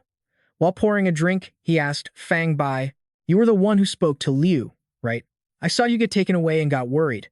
I don't have any connections or real power. I could only ask the leaders in the guild. On the 7th floor, it's just Liu and one other person who never opens the door. Lucky that Liu has a decent heart. Otherwise, you wouldn't have made it through today. Zhao Yi gently raised his glass toward Fang Bai. Thanks, man. He then asked, has there been any movement regarding the new, unlocked instance in the overworld? Bai Shuiji reported. 6 groups went in, and all 6 were wiped out, 6 people per group, 36 inches total. Zhao Yi seemed a bit distracted. He looked at the drink in his hand and sighed, this tastes great. Fang Bai continued. The bodies of the deceased were all dumped randomly at the station. Their state of death was horrific, hardly even human anymore, as if they had suffered extreme fear and agony before dying. The worst part is that there hasn't been a shred of information coming out of that instance. No one knows what that instance is like. Zhao Yi finished his drink, set the glass down, and asked if they were going. If not, he would go alone. Fang Bai and Shui Ge hesitated for a moment, not knowing how to reply. Fang Bai lowered his head and spoke honestly. Big brother Zhao, to be frank, I want to be as decisive as you after all. That's 2 talent points. But the mortality rate for this mission is terrifying. If I fail. Before he could finish, Bai Shuiji stammered, me too. He turned to the child who was busy munching on her meal. Diane, do you want to go? The little girl happily chewed her food and said, yes. Zhao Yi reached out and gently wiped a grain of rice from her cheek. Bai Shuiji seemed deep in thought. She looked at Diane and froze. She gritted her teeth and told herself, even little Diane dares to go. Feeling too weak and cowardly, Shuiji set down her rice bowl and slammed her chopsticks onto the table. She slapped her hands down hard, stood up, and said loudly, I changed my mind, I want to go too. Fang Bai cheered and raised his glass. Since everyone has decided, let's have a toast. Cheers, everyone. Everything went smoothly, and they raised their glasses in high spirits. By the time the meal ended, it was dark, and the sky was a terrifying, blood-red color. At Platform 3, Diane, Zhao Yi, and Shui Ge arrived at the ticket booth. The little girl and Zhao Yi remained calm, but Shui Ge looked a bit panicked. She looked at the bodies on the ground, a cold shiver running down her spine. The area was deathly quiet. There wasn't a single soul around except for the 3 of them. The system announced, welcome to Platform 3. Entering the grudge train requires 5 to 9 people. Please form your groups. After hearing this, Bai Shui Ge asked, Zhao, we need 5 people for this mission. There are only 3 of us. What are we going to do? Zhao Yi replied calmly. Let's go to the entrance at Car 1 to accept the mission. Then we'll figure it out. Nearby, chaos had broken out. Someone shouted, Don't run. Don't let the deaths freak you out. That's 2 talent points on the line. We can't just give up because we're scared. As they were struggling to rally the others, they saw him approaching. The other 2 looked surprised. Among the 3 walking over, the one in the lead seemed to be the top-ranked player, Zhao Yi. A rat-toothed man walked up cheerfully. Hey, are you here for the mission, Zhao Yi? Join our team. We definitely won't hold you back. The girl standing right next to him scoffed, whispering suck up with disdain. Zhao Yi walked forward with a smile. We'd be happy to join. We just don't know if your other members have any objections. The bald man beamed. No objections. No objections at all. Hurry up and join. The other 2 agreed as well. 7 people stood in a circle, enough to form a team. A green light quickly enveloped them. The system announced, Welcome to the grudge-trained mission of the Great World. Good luck. Zhao Yi was unconscious. He struggled to open his eyes, his forehead beaded with sweat. He didn't know how long he'd been there, but he was sitting in the train car all by himself. Outside, the rain drizzled down, making the atmosphere even more gloomy. Zhao Yi wasn't fully awake yet, so he sat there a while longer. Once he gathered his bearings, Zhao Yi quickly scanned the area. He was in car 6, and the silence was unnervingly absolute. He thought to himself, checking the signage, so he was in car 6? Zhao Yi stood up with his usual composed demeanor. He looked around but didn't see anyone. It seemed they had been separated. The priority now was for Zhao Yi to scout the area to ensure it was safe. If this instant's mission was about clearing a grudge, then he had to figure out what happened here. Suddenly, a laugh came from behind Zhao Yi. It sounded like something was heading his way. But as always, Zhao Yi remained calm. He examined each row of seats and discovered something. It looked like the object caught Zhao Yi by surprise. His expression shifted. On one of the train seats, there were a few colored pencils and a pencil case that had been opened. Curious, Zhao Yi leaned down and picked one up to inspect it. It was a white box, but it looked old. The laughter was getting closer, but since it wasn't ambushing him, he figured it wasn't an immediate threat. He decided to ignore it for now. The pencil case was made of metal but had been crushed into a mangled shape, proving that some kind of incident had occurred here. He didn't dwell on it too much and tossed it back where it was. Zhao Yi moved forward leisurely, wanting to see if there was anything else. Suddenly, he spotted something that made him pause. An old suitcase with a backpack lying discarded right next to it. Zhao Yi was curious and stared at it for a long while. But having lived in this world for so long, he knew not to touch strange objects carelessly. The system warned him, high-level dangerous suitcase detected. You are curious, but do not open it. Zhao Yi opened the backpack next to it, digging through to see if there was anything special inside. It was full of student textbooks, hardly anything of value. After checking, he quickly put the literature book he was holding back down. Zhao Yi's eyes were fixed on the suitcase the system had warned him about. A voice in his head kept urging him, Open it! Open it! Zhao Yi couldn't help but reach out to grab the suitcase, wanting to satisfy his curiosity. His face went blank, like someone under hypnosis, while that voice kept ringing in his ears. As his hand neared the zipper, half a face emerged from behind him. It gleefully continued to cheer him on. Yes, open it. His hand had reached the zipper without him even realizing it. But suddenly, his movement stopped. The voice sounded confused. Why did you stop? Open it, open it. Zhao Yi offered a slight smile that no one could see. It seemed he had just been pretending to fall for the trap. Seeing that the entity was impatient for him to open the suitcase, he stood up decisively and turned around to leave without the slightest hesitation. Zhao Yi wasn't a gossip monger who ignored danger. A shadow quickly appeared behind him, angrily calling out, Where are you going? Open it. The ghost, just a young child, clutched a teddy bear and gritted its teeth. How annoying, he actually escaped my enchantment. Suddenly, Zhao Yi turned around, confusing the little ghost. It watched his actions silently. It seemed he had changed his mind. He started walking back toward the suitcase. It stood by and laughed in delight. As he touched it, the ghost cheered even more excitedly. Yes, just like that. Open it. But before it could finish, Zhao Yi suddenly pulled out the knife he always carried with him. He wore a wicked smile, raising the knife to slash at the suitcase. It was unclear what his goal was, but the action sent the little ghost into a panic. It didn't understand why he would do that. He was actually going to slash the suitcase. The knife in his hand stabbed downward, burying the entire blade inside. Zhao Yi decisively pulled it out and repeatedly stabbed at the cursed suitcase over and over again. Finally, it was done. For some reason, there was blood inside. When he finished, his clothes were splattered with a fair amount. The system announced that he had killed the grudge ghost. His soul weapon was upgraded, and the tainted god was rebuilding. but it lacked the necessary energy. From this repair, he gained 4 points of strength, though the chaotic power of this spirit weapon was a bit weak. Zhao Yi let out a sigh of relief, wiping the sweat from his forehead. Finally dead, the little ghost stood behind him, still stunned, not understanding what happened. But seeing him like this, his overwhelming presence made it start to retreat in fear. It knew he was someone not to be trifled with. It didn't even know when it had started sweating from fear. Too scary. While backing away, it accidentally stepped on a soda can, making quite a loud noise. The little ghost panicked, looking back to see what it had stepped on, even more terrified of being discovered. Sweat poured down like a waterfall. Suddenly, Zhao Yi looked up. He turned his head, a dark, gloomy face even scarier than a ghost looking at it with a grin. Even if it was a ghost, it was still just a child. It shrieked in shock. Zhao Yi stood up, his face dark, and slowly began to walk toward the child. She stumbled backward in a trembling mess, shielding her face with her hands. Don't come any closer." Even though she was shaking, she could sense he had no intention of hurting her. The little ghost slowly lowered her hands to look at him. Zhao Yi squatted down to get a better look at her and smiled. "A little ghost, huh?" She was crying. "I didn't mean to hurt you. I was just forced into this." Seeing how terrified she was, he decided not to tease her anymore and reached into his system storage to pull something out. It turned out Zhao Yi had fixed the teddy bear's missing eyes. She stood there, stunned in surprise. He seemed to have a soft spot for little girls.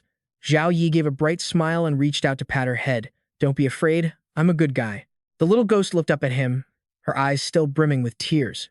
Really? He was clearly still so young, yet this little brat had no manners at all. That single word uncle really set Zhao Yi off. He grabbed her by the throat. "I'll give you one chance to say that again." The poor little ghost choked, her tongue lolling out as she managed to gasp out, "Big brother." "That's better." He let her go with a playful grin. The poor girl clutched her throat, turning to the side to cough violently, gasping for air. He asked, "What on earth happened to this train?" She looked absolutely terrified. She curled up, clutching her head. When Zhao Yi asked, the little ghost became even more frantic. I can't say." The girl trembled even more violently. It watches me. If I talk, it'll definitely know." Seeing her reaction, Zhao Yi's face darkened as he asked, "Who is it?" The teacher said on page 38 of the textbook that we shouldn't just blurt out secrets to others. She muttered, "I'm a good girl. I can't say bad things." Zhao Yi was puzzled. What kind of teacher would teach that? He looked at the book on her backpack, then picked it up to examine it. It was a language arts book. He had glanced at it earlier but thought nothing of it. With time running out, Zhao Yi decided to stash the book in his system. He'd check it out when he had a free moment. With that done, he stood up and neatly packed the little ghost things back into her bag. She watched his every move, still trembling. Zhao Yi held the backpack out to her. The little girl didn't understand why he was doing this. He spoke to her gently. "Don't leave your things lying around, or you'll be crying again when you can't find them later." She hugged the backpack to her chest, looking as if she were deep in thought. She watched Zhao Yi's back as he walked away, her face filled with worry. It seemed like she wanted to tell him something. Zhao Yi continued calmly toward the front, without a hint of hesitation. He reached the door in no time. Seeing Zhao Yi about to open the door, the little ghost's hands gripped her backpack, shaking uncontrollably. She tried to hold on to it tighter to steady herself. Just as Zhao Yi stepped out, she gathered all her courage and shouted, "Big brother, don't go to carriage number 1. Zhao Yi turned his head and gave her a bright smile. He made a hand gesture.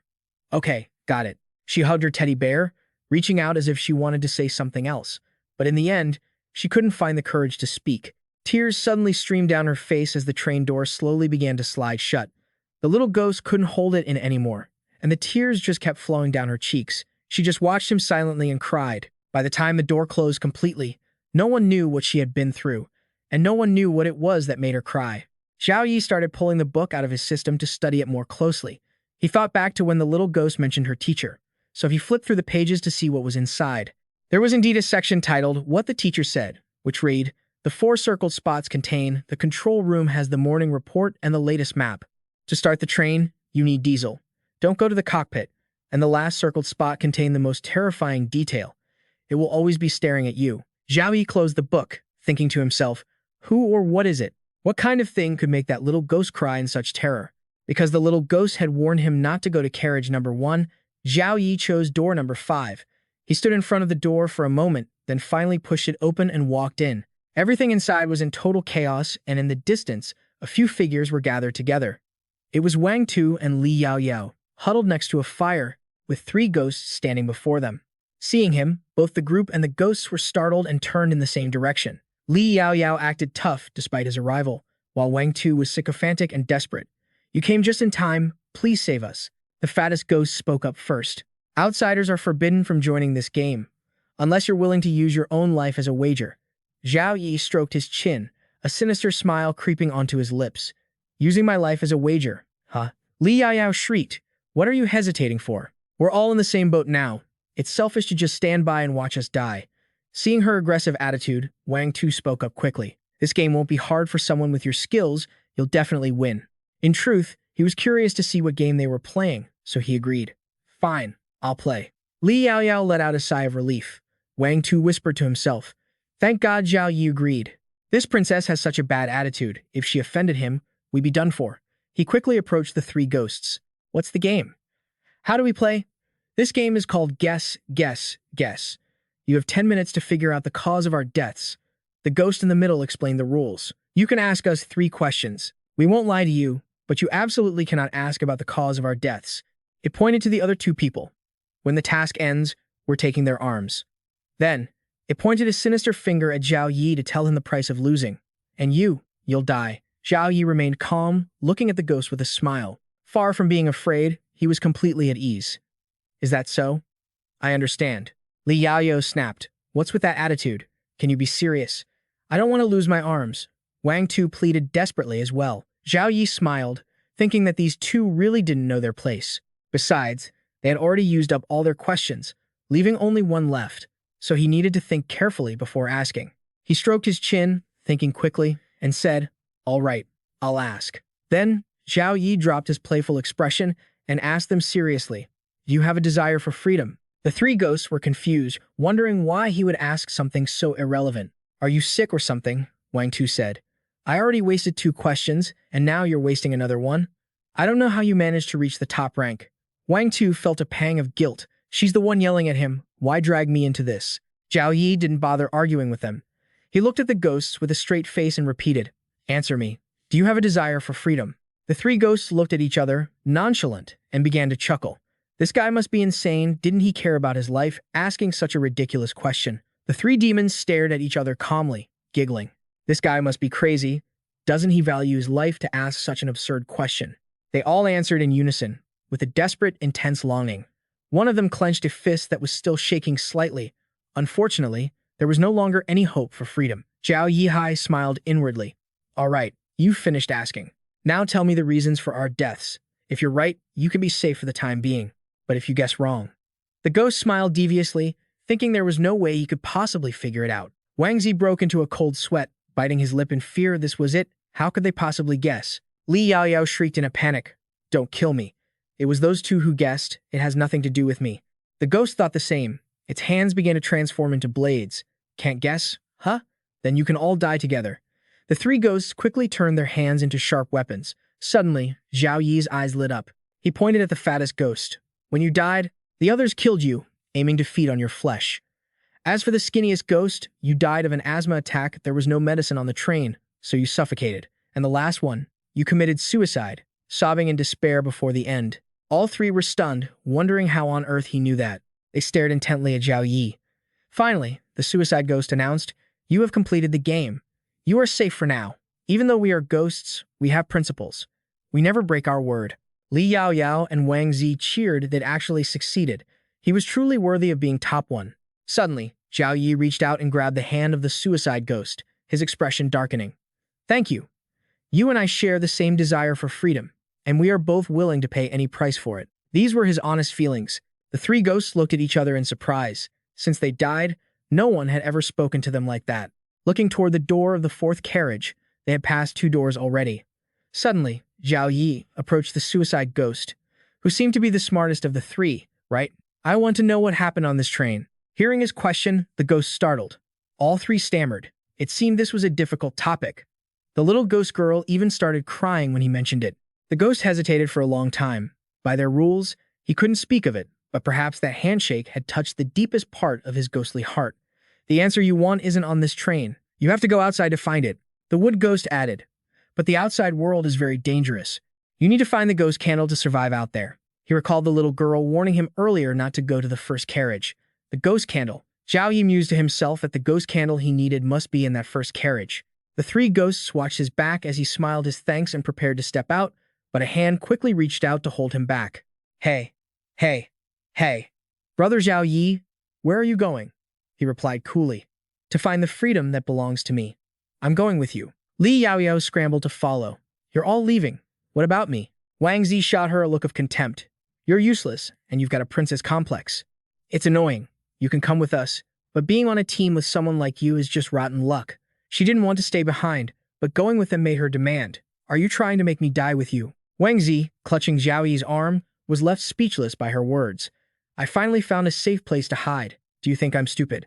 At this point, Wang Zi was completely fed up and snapped right in her face. Then what do you want? We're all in a dungeon mission. Do you want a free ride? You're acting way too entitled. Let me tell you, if you brought me in here, you're responsible for getting me out. And don't talk like you're doing this mission for me. If we don't complete the mission, everyone dies. Wang Zi was shaking with rage, pointing a finger at her. But he was usually a soft-spoken guy. Facing such a vicious woman, he didn't know what to do. Seeing he was about to blow a fuse, Zhao Yi remained calm. We're leaving anyway. It's up to you. He then headed forward without even glancing back at her. Wang Zi quickly followed Zhao Yi. The two of them were actually leaving. Having no other choice, and unable to stay alone with the three ghosts, Li Yaoyao screamed in anger, "Wait for me." Upon reaching the fourth carriage, a singing voice echoed from outside.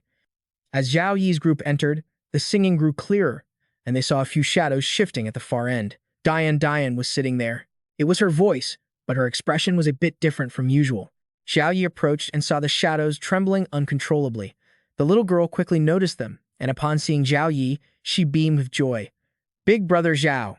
The little girl immediately hugged Nini in her arms, stood up, and ran toward Zhao Yi, leaning her head against him. Nini said you would come to save us. I didn't think you'd actually come. Zhao Yi looked at her in surprise, then gently stroked Diane's hair, praising her. Good girl, you did great. The girl quickly introduced the shadows huddled in the corner, saying they were the guests from the train earlier who had been so eager to play games with her.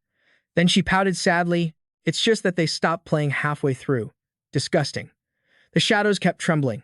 Diane turned around, sticking her tongue out playfully to tease them. The whole group looked at the little girl, screaming in terror. One woman with long hair among them couldn't hold it in and wet herself, trembling nonstop. Li Yaoyao sneered. What kind of lucky break did this brat get? Running into losers as cowardly as mice. Zhao Yi didn't say a word, just glared at her. What? Did I say something wrong?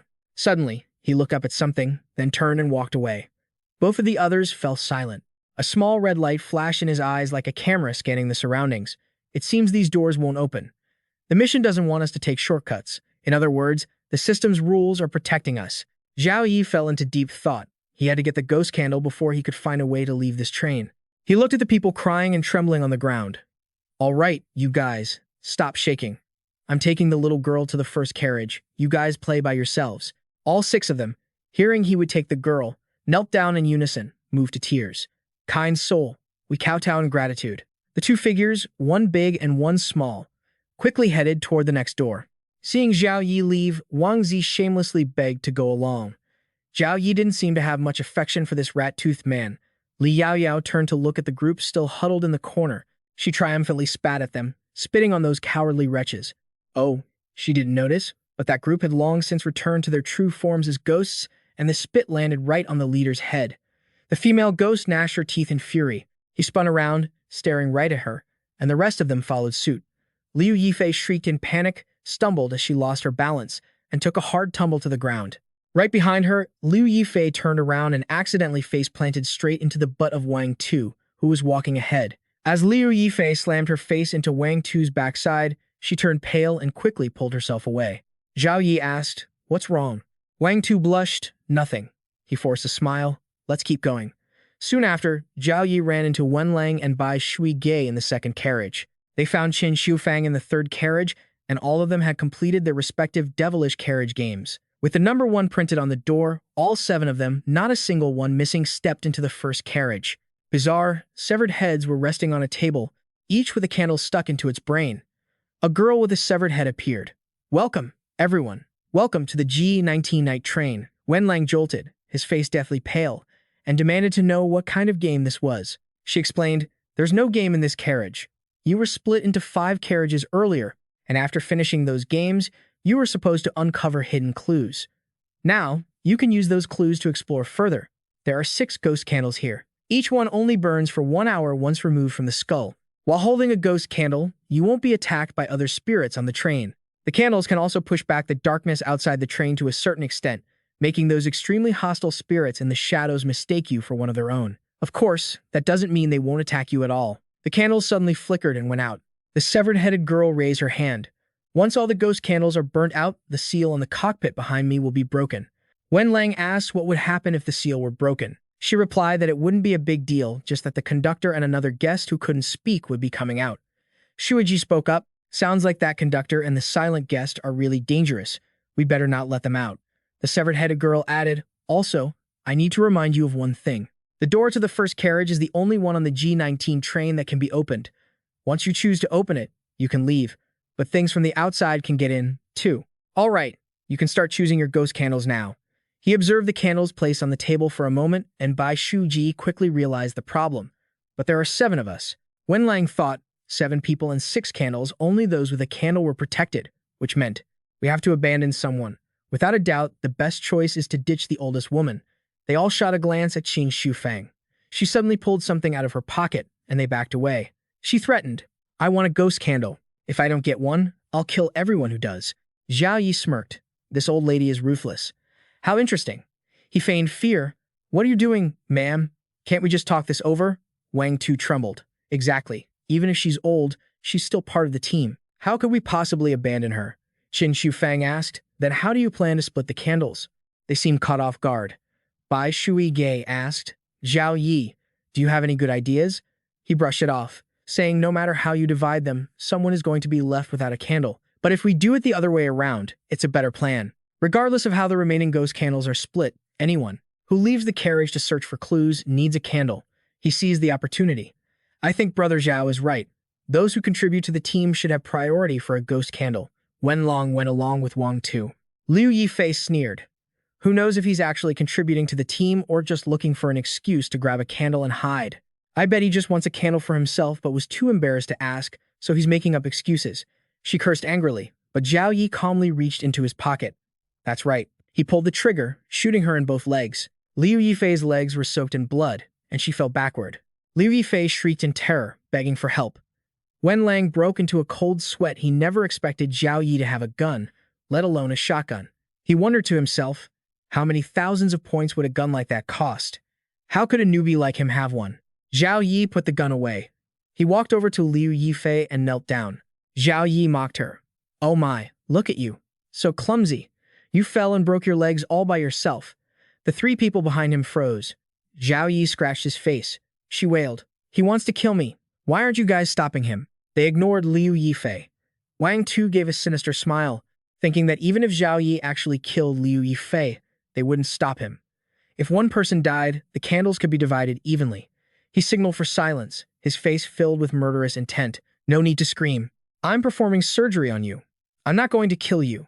But if you struggle too hard and I accidentally poke your mouth and make you bleed, don't blame me, she begged, trembling, and sobbed uncontrollably. He took out a pair of scissors and shoved them into her mouth. Blood immediately sprayed from Liu Yifei's mouth. The scissors were now dripping with blood, and her teeth and tongue fell to the ground. Liu Yifei could only scream and cry. Zhao Yi coaxed her. All right, stop crying. I'll stop the bleeding for you. As long as you don't talk, you won't die. What a shame, he warned them. Just now, a lovely girl accidentally broke her legs, lost her teeth and her tongue. Don't make such amateur mistakes, everyone. Wang Tu's face turned pale. This guy was terrifying. Wen Lang gulped. He was way too dangerous. When others act, they usually give a warning first, like unzipping and aiming before you pee, right? But this Zhao Yi guy, he's like someone who pees their pants without making a sound. Who could deal with that? Qin Shufang watched him, thinking. The guild's intel was right. This guy can't be kept around. But for now, we need to finish the mission. No need to rush. He reached out and grabbed it. All right, I'm taking a ghost candle and heading out. Zhao Yi picked it up, and Bai Shuiji followed him with a candle. I'll go with you, he instructed. The 3 of us will go out, you guys split the remaining 3. The severed-headed girl opened the door. She took out a key and invited everyone in. He stepped in calmly. The other 2 followed closely behind Zhao Yi. She asked, Brother Zhao, what do you think about this mission? He asked back. Didn't you guys find any clues on your carriages? Wen Lang was confused. What clues? Shui Ji rested her chin on her hand. I just played jump rope with some little ghosts. I didn't see anything special. Did you notice something? Wen Lang guessed. I get it now. It seems like it's saying we have to go to some kind of control room. Liu Yifei walked toward the control room door, where a map of the station was kept. Given the chaotic times we're living in, no one knows how many years that station has been abandoned. Most of it has fallen into ruins long ago. He turned his head. The Mo family village wasn't exactly small, so the station was built on a fairly large scale too. If our ghost candles only burn for an hour, we shouldn't waste time. We need to find that map first. Bai Shuyi wondered. But once we find the map, what are we supposed to do? Wen Lang shared his thoughts. I think the key to completing the mission involves the train outside, so we need the map to find more information. Liu Yifei agreed. Exactly. The mission requires us to clear away the lingering resentment. First, we need to figure out what that resentment actually is and why it exists. We can only complete the mission if we find out what happened here back then and uncover the conflicting relationships. I asked a few monsters on the train, and none of them dared to mention that year. It proves there's a terrifying entity on that train that we haven't seen yet, he explained. It's watching both them and us from every corner of this station. So, we can't investigate inside the train. We have to find clues outside. Things like audio recordings, notes, newspapers, or stories from ghosts. She nodded, finally understanding. He scanned the area.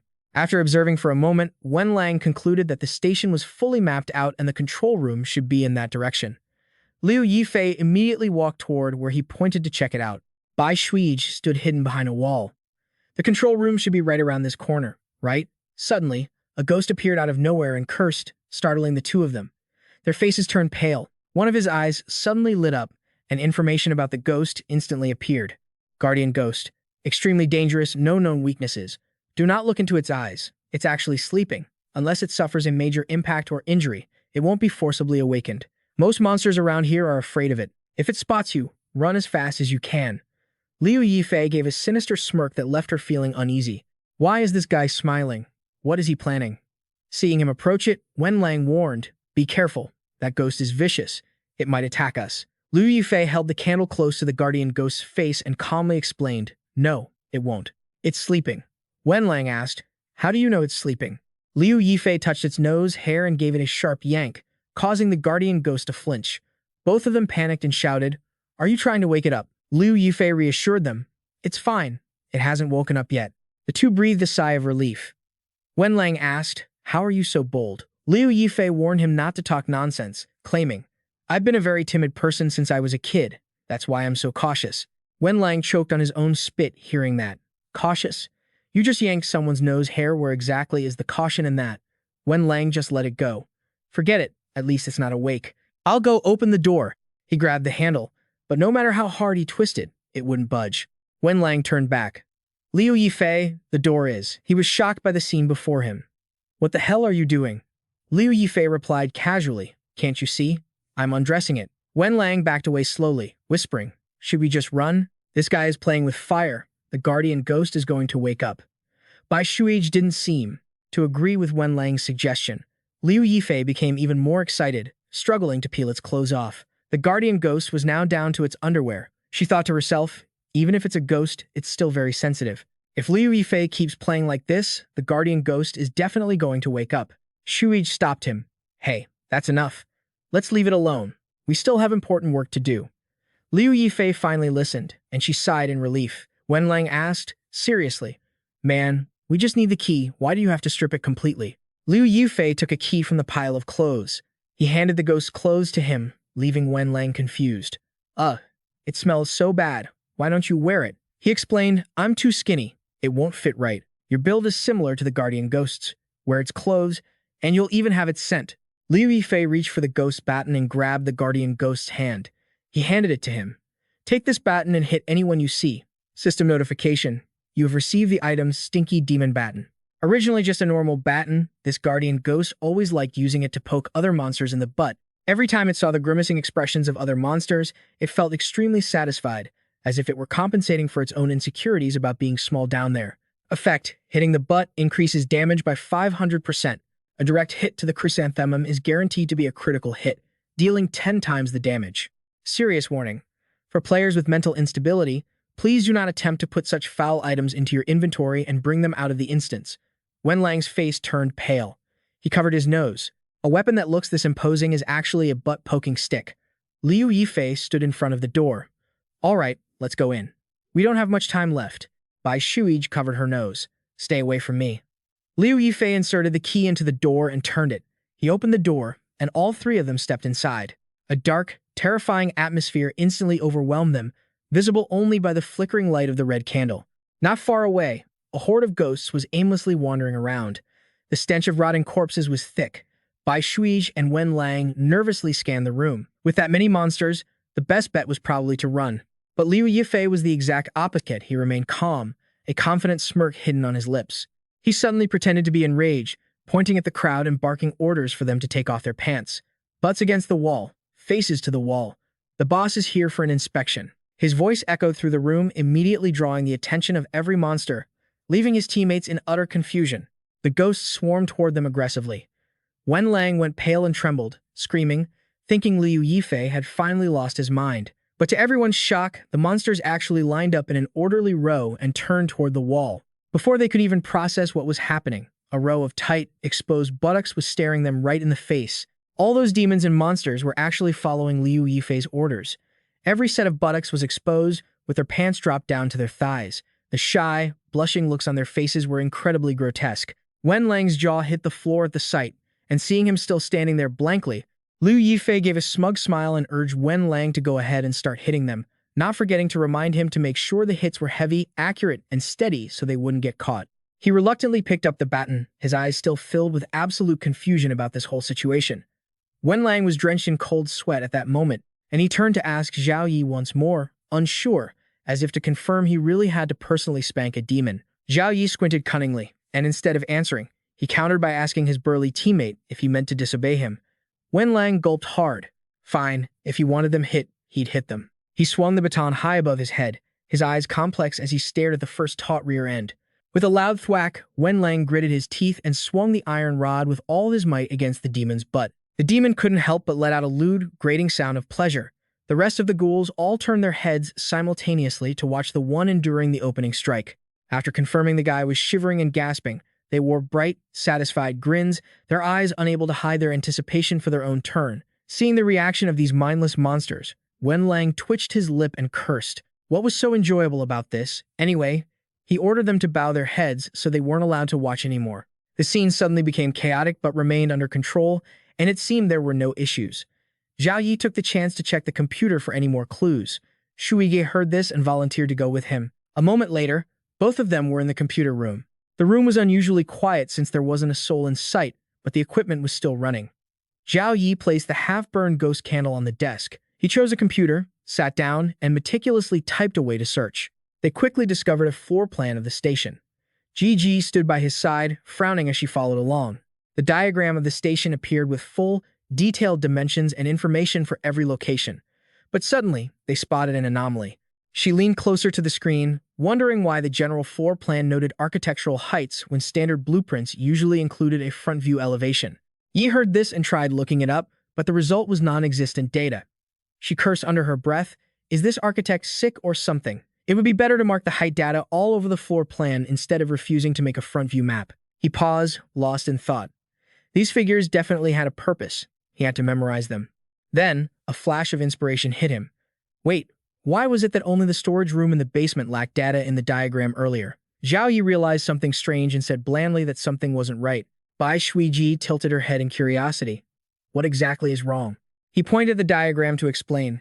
This station only has a storage room. The basement is B1, and there are no other basements. This felt peculiar because the design had built a storage room in B1, which was completely unnecessary. Yi ordered her to go find all related reports and bring them all back. Gigi nodded in compliance and hurried off to find them, leaving him alone to ponder. Could this be what the demon was referring to? Zhao Yi's gaze suddenly sharpened. If that was the case, he felt like he finally understood the main danger of the game. A few minutes later, Shuiji returned with a thick stack of old and new newspapers for him. She said it was a collection of reports from all the offices. He accepted them with satisfaction. Now, it was time for them to leave. Back in the other room, Wen Lang's whipping session for the demons had just finished on the last one. He wiped the sweat from his brow and let out a sigh of relief. his face looking quite content, the complete opposite of how he started. It seemed he was fairly satisfied to have had the chance to get revenge today, finally showing these demons, who always bullied him, a thing or two. Suddenly, Zhao Yi returned and signaled for the big-nosed guy to leave quickly. Big Nose asked curiously if they had found a clue, but Yi didn't say anything, only demanding the three of them change locations first. A while later, after they had settled into another spot, Wenlang quickly raised his hand like a student volunteering to go to the blackboard to voice his confusion. Why did they have to sit in a circle around a pile of ghost candles and exchange information in the middle of the women's restroom? Wasn't this getting a little too weird? Zhao Yi whispered cryptically that his question was a very good one. Next time, it's better if you don't ask. This unexpected answer left both Big Nose and Ji Gay completely stunned. And not wanting to waste any more time on useless questions, he held out his hand and pulled a book of secret arts out of thin air. Flipping through the pages, it contained classified information that not just anyone could know. When he reached the necessary page, Yi explained that the clues in this book were what he had struggled to obtain in train car number 6. The page was filled with strange, fragmented notes, like how to start the train using gasoline, instructions not to enter the control room, and other information as well as unexplainable, ghostly warnings. After reading it, Wenlang scratched his head in confusion. That's not right. Isn't our goal to eliminate the resentment inside the train? Why would we need to start the train? Bai Shuiji added suspiciously. Could this be a trick by the system to intentionally divert our attention? Zhao Yi quickly refuted that, showing them a different newspaper clipping. It was news about a horrific accident from years ago. A black storm suddenly swept through Mo Village. On the second day after the storm, monsters appeared everywhere in the village. They were cruel and bloodthirsty, with bizarre shapes, and they always followed a black mist, making their origin unexplainable. They would always stay in the shadows, but they could only wander within a specific area. People dragged into the black mist would also be assimilated into terrifying monsters just like them. When people received this news, riots broke out quite seriously. Fortunately, their station still had 3 trains, which could hold most of the people who didn't have cars to flee Mo Village and get to Gushuan Town. Early news and the digital outlets called on most of the villagers. They crowded into the station, determined to take this last train out of that horrific place. Upon hearing these details, Wenlang was startled as it clicked. Piecing everything together, the station had 3 trains in total, but now only 1 remained before them. That meant the other 2 trains had safely reached Gushuan Town, and this remaining train was the fated one that ran into an unexpected problem. Seeing that Wenlang had figured it out, Zhao Yi nodded in confirmation. He suspected that this unexpected problem was the source of their resentment, so the 3 of them needed to know what that accident was. Big Nose nodded, agreeing it made sense. Yi sank into deep thought, calculating. The storage room's tape recorder showed that Uncle Sun was also on that train to Gushuan Town at the time. Could it be this very train? Suddenly, a sound echoed through the quiet space. Without a word, all 3 of them looked at each other. The sound was like something heavy and wet being dragged along, scraping directly against the floor. The sound grew louder and louder. Looks like that thing is closing in on Group A. The stench of a rotting corpse and a thick, oppressive aura have already flooded into the women's restroom. Liu Bai Shuji immediately gripped the ghost candle in her hand, clutching it to her chest in a state of high alert as she stared at the door. Someone's coming? Suddenly, the door creaked open, and in walked a janitor ghost. She looked surprisingly gentle, despite having an eyeball dangling from its socket.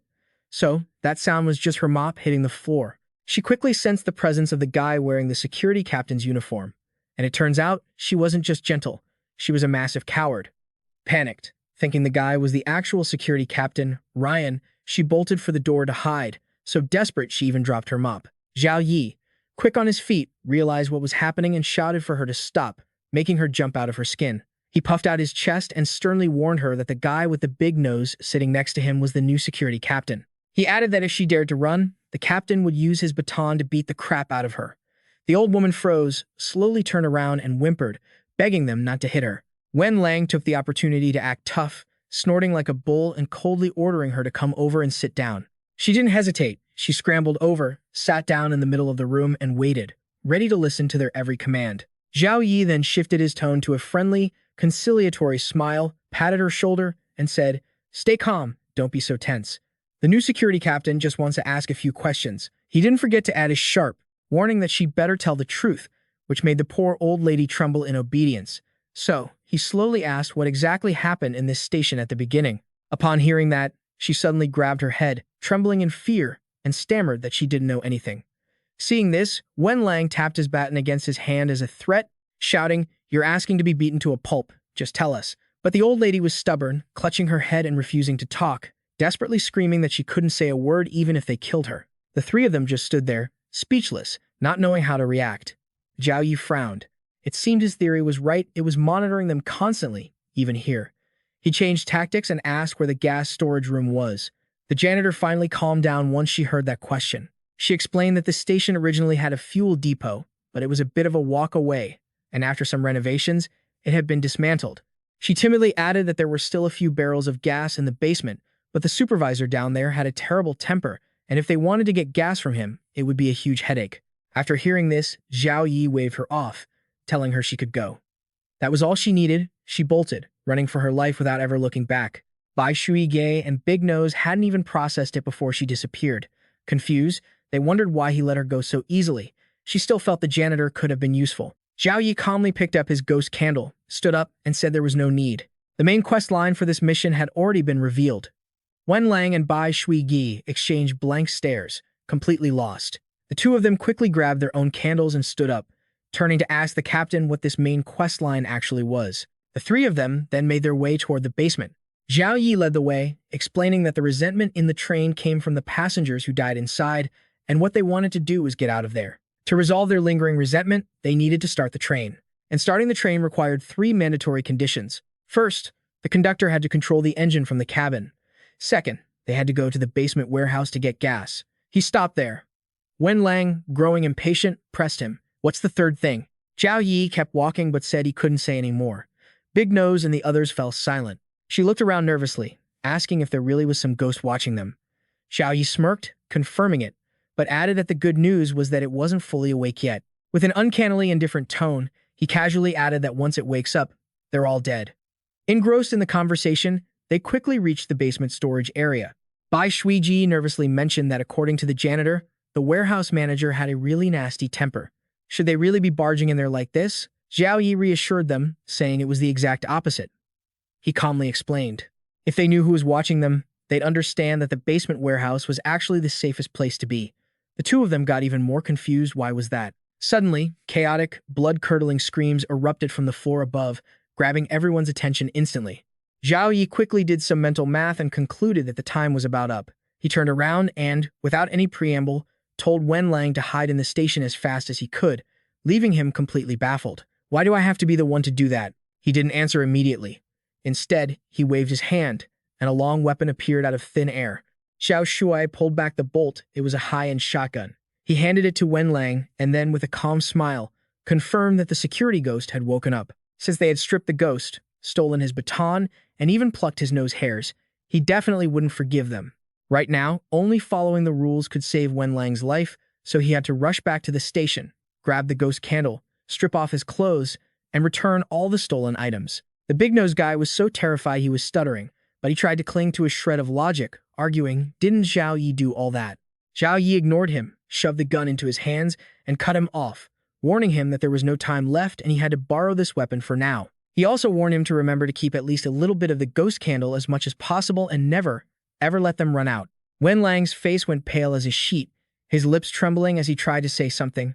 But the monster's roar echoed once more, so fierce it felt like it would pierce through the thick walls, cutting their argument short. The ghost was now completely naked, save for a tiny, childish-looking pair of briefs covering the essentials, spinning around, screaming at anyone who dared to cross his path. Seeing his teammates still hesitating, Zhao Yi, as their leader, gave him a shove, urging him on as he broke down in panic. The security ghost had reached the lobby. If he wanted to live, he had to do exactly what he was told. Wen Lang had no choice, sobbing with snot and tears running down his face. He scrambled away with the weapons in hand, not forgetting to curse Zhao Yi for being a total jerk. After you die, he's definitely going to act like a maniac and raid the offerings on your grave. Bai Shuji watched the figure moving away, worried, and asked softly, is he going to die? But he just smiled, half joking, half serious. Theoretically, no. The Ghost Guard is incredibly powerful, but its movement speed is limited. He then reminded her that they needed to watch the clock, as the ghost candle only had 1 hour of burn time left. Within that hour, they had to finish everything they planned. Once the train started, they wouldn't have another chance to check for loopholes. Zhao Yi and Bai Shuige ventured deeper into the dark, gloomy warehouse area. A low rumble echoed. All they could hear was the sound of their own boots tapping against the eerie, silent floor, with a killing intent hanging heavy in the air. Suddenly, something on the ground caught her attention. For some reason, the floor was covered in this sticky, slimy residue. It kept clinging to the soles of her shoes. It was absolutely disgusting. She looked up and realized she'd fallen behind the captain. Bai Shuiji hurried to catch up. In a moment, they both reached the door of the massive warehouse. She stared at the towering structure, blocking their path, and with a hint of hesitation, she reached out to push the door open slightly. Through the gap, she could only see a few scattered parts. Random junk was strewn all over the room. Bai Shuiji let out a sigh of relief. It looked like no one was inside. But before she could finish the thought, half of a gray-green face suddenly appeared right in the gap. With pitch-black eyes and glowing red pupils, the creature glared ferociously at these uninvited guests, causing her to let out a startled scream. Shuiji panicked, pointing wildly and shouting, "A ghost!" as she stumbled backward uncontrollably. Luckily, Zhao Yi was right behind her to catch her, pulling her close by the shoulders, which made her face flush with embarrassment. He, on the other hand, didn't seem to care. He just stared straight at the ghost, calmly reassuring her, "Don't be afraid. It'd be more abnormal if there weren't a ghost in a place like this." He let her go and stepped toward the partially opened door, politely knocking a few times before calling out to the warehouse owner. As it turned out, the inside had been locked tight with heavy iron chains that no ordinary force could break. The ghost inside seemed agitated, roaring as if trying to scare them off, thinking this place didn't welcome them or their master. Zhao Yi remained calm with a faint smile. He had a way to deal with this. The ghost candle in his hand was instantly tucked away, vanishing into thin air, and his true form was revealed. He told the ghost to look clearly. They weren't that guy's slaves, they were outsiders. The ghost inside narrowed its eyes in suspicion. "Are you really outsiders?" Zhao Yi smirked, feeling confident. Sure enough, his guess was right. The warehouse ghost was neutral, so he looked up to confirm his earlier point, explaining that the ghost energy from before came from the candle ghost, used solely to protect them. The ghost's expression hardened as he thought about it for a few seconds. A moment later, the door suddenly swung open wider. Apparently, he had been successfully persuaded and allowed the two of them to come in and talk. Bai Shuiji held the candle and followed Zhao Yi into the warehouse, looking around. Suddenly, she looked back and saw a shadow, her face filling with dread. The shadow still had chains wrapped around its legs. It was the warehouse ghost. He brought a cigarette to his lips and lit it, watching them as he smoked. "You guys aren't the first group to find me." "Too bad." Zhao Yi looked at him. "Don't worry, we'll be the last." Hearing Zhao Yi's confident words, the ghost let out a scoff of contempt. "You want to get rich, right? It's over there, go ahead and take it." He pointed to several oil drums at his feet. Bai Shuiji couldn't believe it was that easy. Zhao Yi kept his eyes on him, smiling. "We don't just want wealth, we want your help." The warehouse ghost looked confused for a moment. "Why should I help you?" Zhao Yi countered. "Don't you want to leave this place?" The warehouse ghost retorted, saying that no one could ever leave this place. Although he was mostly just biding his time, he had kept a little bit of hope alive. Zhao Yi held up the ghost candle. There was still a chance before the candle burned out. The warehouse ghost puffed on his cigarette, unsure of what else to say. Bai Shuiji stood outside the conversation, bewildered. "What are you guys talking about? Who is it?" Both Zhao Yi and the warehouse ghost spoke at once. "Grown-ups are talking. Kids shouldn't interrupt." The warehouse ghost blew out a cloud of smoke. "I know this thing is powerful, but you guys have fewer ghost candles than there are people, don't you?" Zhao Yi admitted that was true. "One of my teammates just returned, and I've been observing him. He seems trustworthy enough, he'll likely listen to me and leave some ghost candles behind." The warehouse ghost shook his head. "There isn't enough time. This train is way too old and moves very slowly. It takes time to get out of the station. Once it starts, the ghost candles in your hands will burn out very quickly. You won't be able to hold onto them for long." Zhao Yi placed his ghost candle on the table and told the ghost, "That's exactly why I came to find you. You can help us buy some time." The warehouse ghost looked baffled, thinking Zhao Yi was joking. He shook his head again. "If I had the power to deal with it, would I be backed into a corner like this? But I am curious. How did you even know it existed?" The old ghost was still puzzled by the information Zhao Yi had. "The ghost in the station, you can't even say its name, can you?" Zhao Yi grabbed a chair in the warehouse. "I found an electronic map in the control room." He sat down to continue the discussion. Even though it was a top-down view, it was marked with altitude data for all the internal equipment. Through that data, I reconstructed the station in my mind. When the full image of the station appeared, I was amazed. Someone actually built this station in the shape of a giant ghost head. As he spoke, Zhao Yi's mind visualized the entire layout of the station. Crossing his arms, Zhao Yi calmly laid out his theory, adding what the other ghosts had said. "It's been monitoring the station, which is why I started to get suspicious. This so-called it is actually the station itself. This means the entire place was built to look like a skull. Plus, I discover that this underground warehouse is extremely strange. Beside him, the warehouse ghost and Bai Shuiji were listening intently. Zhao Yi recalled the blueprint of the underground area. Not only is this the only place in the station without marked data, but it also looks like a tumor on this ghost's head. It just doesn't make sense. It's so domineering. Zhao Yi held out his hand, gesturing to show them how oppressive the ghost station was. There's no way it would let this warehouse exist if it could help it. The reason, Zhao Yi tapped the table, was that it couldn't take this place over. So, if I'm not mistaken, in the past, it couldn't recover because it was being suppressed by you. The warehouse ghost's expression soured, but he remained silent, listening to Zhao Yi. But when the station underwent repairs in July, a connection between them was severed, causing it to break free from his control and awaken. The warehouse ghost was surprised that Zhao Yi had guessed everything correctly. Bai Shuiji, standing nearby, also realized, so it is the station itself. No wonder the ground I stepped on earlier felt like flesh and blood. She couldn't forget the chilling sensation she felt while moving earlier. As if realizing something more, she spoke up, "Wait, I felt the ground was a bit like flesh and blood earlier. Does that mean the station ghost is gradually recovering?" Asking this, her face was already drenched in sweat from fear. The warehouse ghost, still holding a cigarette puffing out thick smoke, replied, "You too guessed right. Although its power cannot penetrate into this place, I also cannot leave the station. Aside from the underground warehouse, every other place in the station is being monitored by it." Saying that, the old man's cigarette had burned out. He looked hopelessly at Zhao Yi, who was still sitting there, and told him that as soon as anyone approached the exit, it would wake up. Zhao Yi seemed to understand his helplessness. "Listen, I have a way to handle the ghost candle. The burn time of my ghost candle and Bai Shuiji's is the same. I'll leave my ghost candle with you to keep time. When the candle is almost burned out, leave this warehouse and go sabotage the station's main control room and its eyes too. In short, try your best to attract its attention." Zhao Yi didn't want to deal with the station ghost completely. He just wanted the warehouse ghost to stall it so they could leave. "Once the station is about to fully recover, you immediately get on the train and escape with us. As long as we charge out of the station's coverage area, we can break free from its control." He patted the warehouse ghost on the shoulder. The warehouse ghost saw that this was a good plan worth trying. He took the ghost candle, but warned, "The guardian ghost is very troublesome. It's the most capable lackey under the station's command. If it really fights to the death, it could hold me back for a long time." Hearing this, Zhao Yi rubbed his nose casually. He told the warehouse ghost, "Don't worry, it's not here." The warehouse ghost was surprised to hear that. Zhao Yi's expression wasn't very natural. He remembered the warehouse ghost that was still chasing Wen Lang. Wen Lang was terrified, unable to understand why it kept chasing him. "I already gave you back your clothes and baton. Why are you still chasing me?" Zhao Yi reassured him once more. "In short, it's not here. You can rest easy." Upon hearing this, the warehouse ghost felt as if he had been given a boost of strength. He agreed to Zhao Yi's plan. He picked up a can of diesel fuel from the ground. Putting the fuel can aside, he walked over to a chair. "Fine, I will tell you what I know." The warehouse ghost sighed and sat on the chair. At first, when the incident happened in Mo Village, everyone in the village crazily rushed into the station. The scene of people swarming into the station flashed through his mind.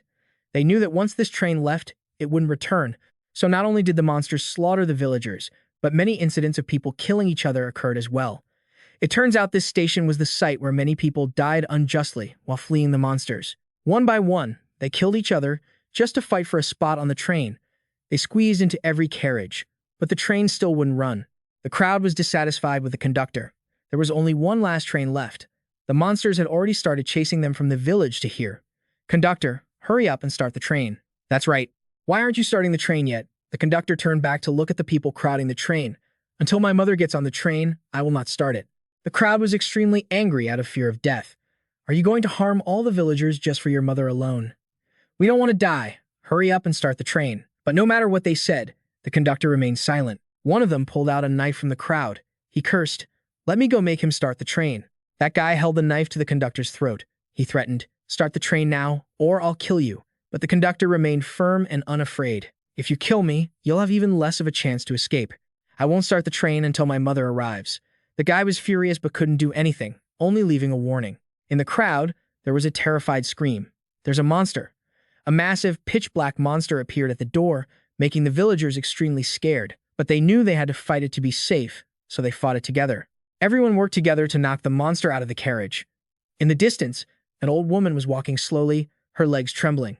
The crowd also noticed the old woman slowly moving toward them, The guy who had held the knife to the conductor's throat breathed a sigh of relief.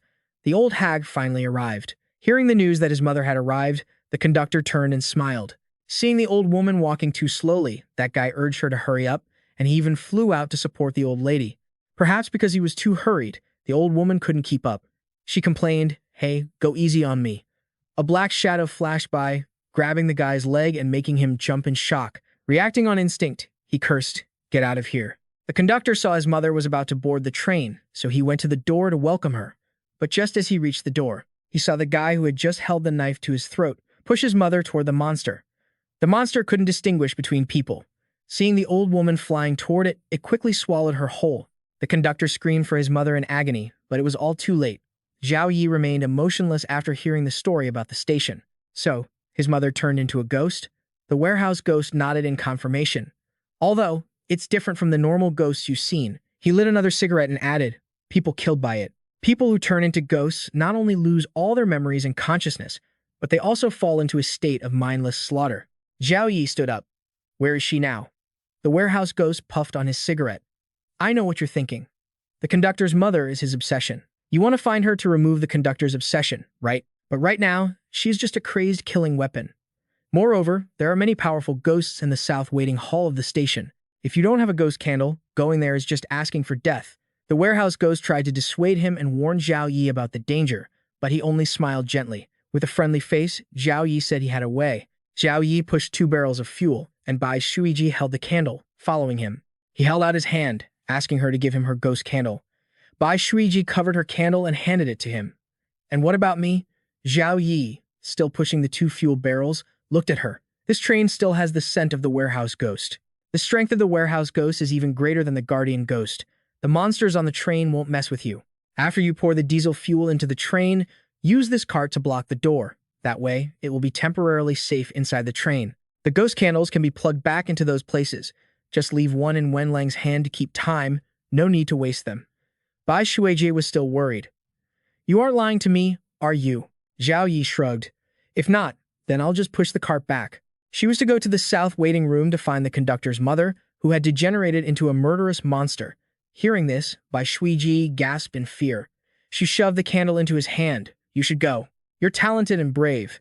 I'm just a weak girl. I can't handle something this dangerous. She quickly pushed the 2 oil drums away. Zhao Yi turned and headed south. After a few steps, he looked down at his feet.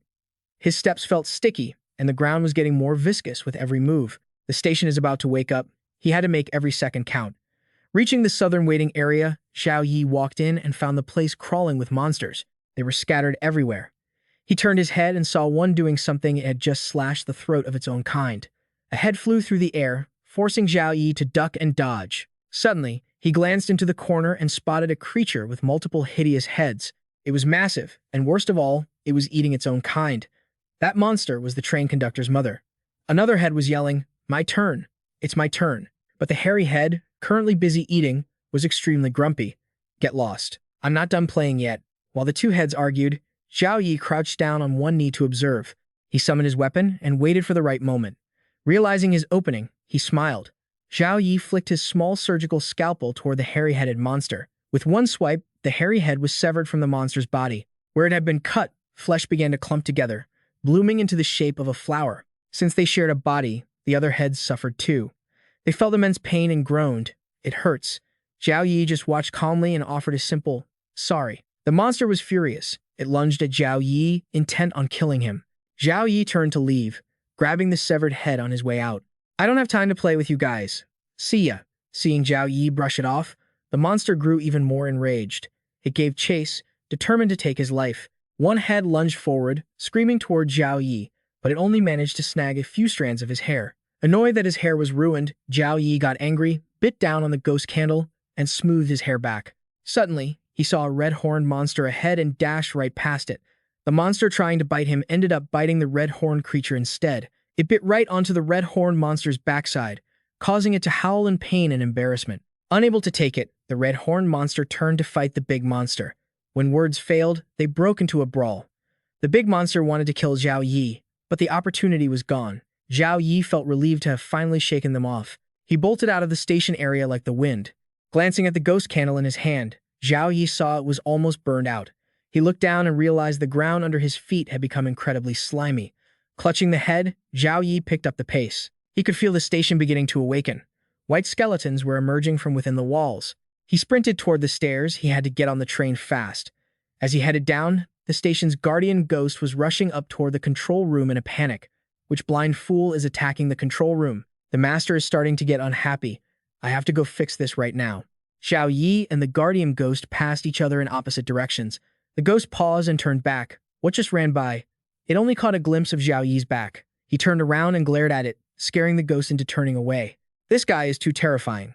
Zhao Yi ran toward the waiting train, noticing the path getting stickier by the second. It seemed like the station ghost was trying to hinder his progress. Bai Shuiji saw him from afar, worried. She shouted to him, Zhao Yi, there's no time left, hurry up. Aiming for the train door, Zhao Yi built up speed and leaped inside, still clutching the conductor's mother's ghost head. Seeing him inside, Bai Shuiji quickly slammed the door shut. He looked at the ghost candle table. 3 candles remained. Not bad, better than I expected. Wenlang saw Zhao Yi and his temper flared. You son of a, you finally came back. I was just about to. But then he noticed something. It was the ghost head in Zhao Yi's hand. Seeing that, Wenlang immediately calmed down and became obedient, wanting to thank him, leaving Zhao Yi totally confused. He checked in with everyone on the train. Has anything unusual happened in the car during this time? Everyone replied that the station ghosts had been very well behaved, showing almost no hostility, and nothing scary had approached from the outside. The ghost candles were working perfectly. Zhao Yi thought that was good. He summoned his weapon and called out to everyone, whatever weapons you've got, get them ready. It's time to work. Wenlang instinctively grabbed Zhao Yi's hand. Wait, didn't the clue say we can't enter the control room right now? Zhao Yi's hand was already on the doorknob. Seeming to want to tease Wenlang, he said, I didn't hear you clearly. Wenlang was speechless and let go of his hand. Zhao Yi pushed the control room door open. A terrifying atmosphere filled the space. 2 heads peeked out from within, but Zhao Yi walked in unfazed. The others watching from outside were shocked by what they saw. 2 ghosts were locked in a vicious, bloody fight. Terrified, the others ran toward the ghost candle table, wanting to grab the candles. But before they could, one of them had their hands sliced off. Blood sprayed everywhere. His face went pale, but he couldn't comprehend what happened. He rolled on the ground, screaming in pain. My hand. Zhao Yi raised his scalpel in warning. Nobody touches the candles on the table, or I won't be so polite. Qin Tufang frowned but said nothing. Suddenly, she pulled a gun and pointed it at Zhao Yi. She threatened, give me the ghost candles right now, or I'll blow your head off. She didn't seem afraid of him, kept the gun trained on him. The situation was a standoff. Zhao Yi faced the old woman, while Bai Shuiji and Wenlang watched from the sidelines. The 4 ghost candles continued to burn on the table. Bai Shuiji frowned at Qin Tufang as she threatened Zhao Yi. She gritted her teeth, steeling her resolve. She made her decision and whispered, sorry, Grandma. Qin Tufang was startled by the words, but before she could react, a fist connected with her face. She spat out a mouthful of blood. Bai Shuiji agilely grabbed her arm and pinned her face first to the ground. Realizing she had been overpowered, the old woman screamed and struggled, but she couldn't break free. Her eyes were bloodshot with rage, but she only received an apology from Bai Shuiji, who had decided to trust Zhao Yi. Zhao Yi thanked her for the trust. Wenlang called out from behind, Zhao Yi, stop talking. The ghosts from the control room were coming out. 2 ghosts walked out, locked in each other's embrace, and one of them spoke up. Who gave you lot permission to open the control room door? Liu Yifei held up the conductor's ghostly head, pointing at it menacingly until it started sweating bullets. Get this train moving. I'm only going to say it once. At the sight of the head, the conductor spoke up. Liu Yifei's mother stood there, still holding the ghost head, facing the conductor to let him know she was already under its influence. The only way to bring her back to her senses was to leave this place. It was about to wake up. If you don't want to see your mother die again, start the train now. Liu Yifei's expression was deadly serious. The ghost conductor finally understood the gravity of the situation. He agreed immediately. I want to get my mother out of here. We're leaving. He turned back toward the control room to fire up the engine, but things didn't go as planned. The one still clinging to him kept getting in the way. It was the very person who had ruined the conductor's mother years ago, turning her into a ghost. He kept attacking, refusing to let the conductor start the train. He was determined to hold on to the control room frame, fueled by his overwhelming hatred. You want to leave? Back then, I told you to go, and you stubborn bastard refused. Now you want everyone on this train to die with that old hag. His words made the ghost conductor shake uncontrollably. That twisted demon was determined to go out in a blaze of glory. Nobody was leaving today. I'm taking all of you down with me. He He wouldn't let a single soul escape the station, mostly because he had already died here himself. Seeing the demon's suicidal determination, Liu Yifei shouted for Wen Lang to take the shot. Wen Lang summoned his weapon, the destroyer, and took aim. A loud blast rang out, firing straight at the demon, threatening them. Wen Lang blew the demon's head clean off, leaving him with only enough time to let out one scream. After pulling off the shot, Wen Lang gave Liu Yifei a thumbs up. Liu Yifei suddenly sensed something. He turned around, his face grim. The demon he just shot was still alive, roaring in fury. "You dare hit me?" Liu Yifei observed it and realized. The rage has triggered a transformation. He's going to kill us all. The demon had become a newborn overlord ghost, extremely dangerous, weaknesses unknown. Skills: twin ghost claws, soul-snatching ghost eyes. Note, it kills you as easily as stepping on a stray dog. Seeing the information pop up, everyone felt the danger. Liu Yifei ordered Wen Lang to hold it back. "Use every system item you've got, or we won't get another chance." Suddenly, Liu Yifei felt an attack coming. He dodged just in time, only losing a few strands of hair. The Overlord Ghost was still unfazed. Since it couldn't land a hit on Liu Yifei, it set its sights on someone else. It stared at Liu Yifei, who simply smiled back, perfectly calm. The Overlord Ghost grew even angrier, black mists swirling around it. It looked terrifying. Bai Shuye, standing behind, was breaking into a cold sweat. Those ghost claws were deadly. A single scratch would mean death or permanent mutilation. Wen Lang kept firing, on taking the risk. Bullets rained down on the Overlord, but it just smiled, completely unaffected. Wen Lang grew terrified. His hunting rifle was useless. The Overlord shifted its focus toward Wen Lang and Bai Shuiji. Bai Shuiji panicked as it locked eyes with her. The Overlord lunged at Wen Lang, claws swiping out. Wen Lang screamed in terror as one of his arms was slashed, clean off. The Overlord raised its claws to strike again. Now, Wen Lang was truly panicked, crying out for help in a blind frenzy. Liu Yifei seized the moment while the Overlord was distracted by Wen Lang and leaped into action. He swung his surgical blade at the monster. Whether by accident or pure precision, the blade accidentally landed right in the Overlord's rear, making it shriek in pain, though it couldn't do much about it. The Overlord was stunned to be wounded. It wanted to know what that was. Its body was in agony, and it couldn't stop wailing. Something sprouted from its backside. The Overlord cursed. Damn it. The thing that grew looked like a tail, forcibly suppressing its power boost. It glared at Liu Yifei with pure hatred. "You wretched worm," the Overlord spat.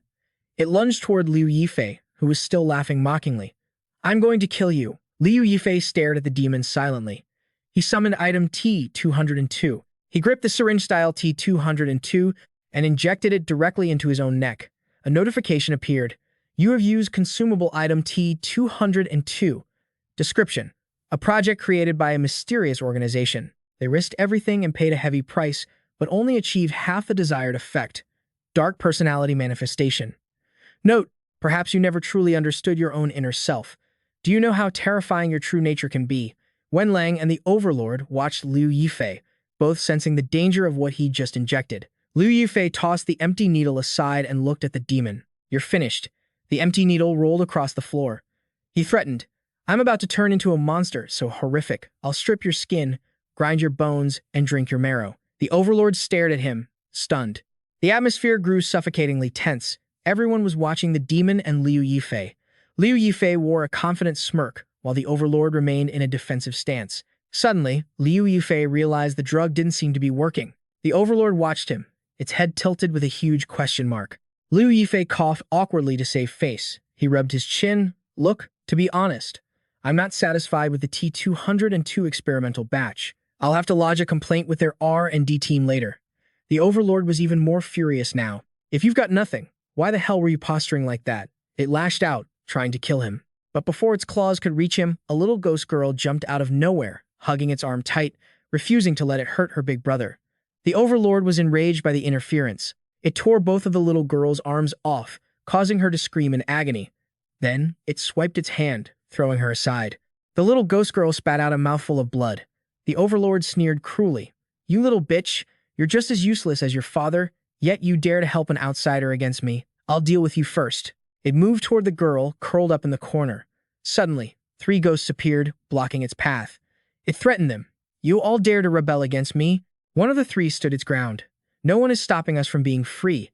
They all wanted the train to leave, so they stood to block the cruel, selfish Overlord. The Overlord scoffed. "Humph, You think you can stop me? Wen Lang, watching from the sidelines, realized things were going south. They couldn't win. He had to help. He summoned a binding talisman, took a running start, and seized the chance to slap the paper onto the Overlord's back.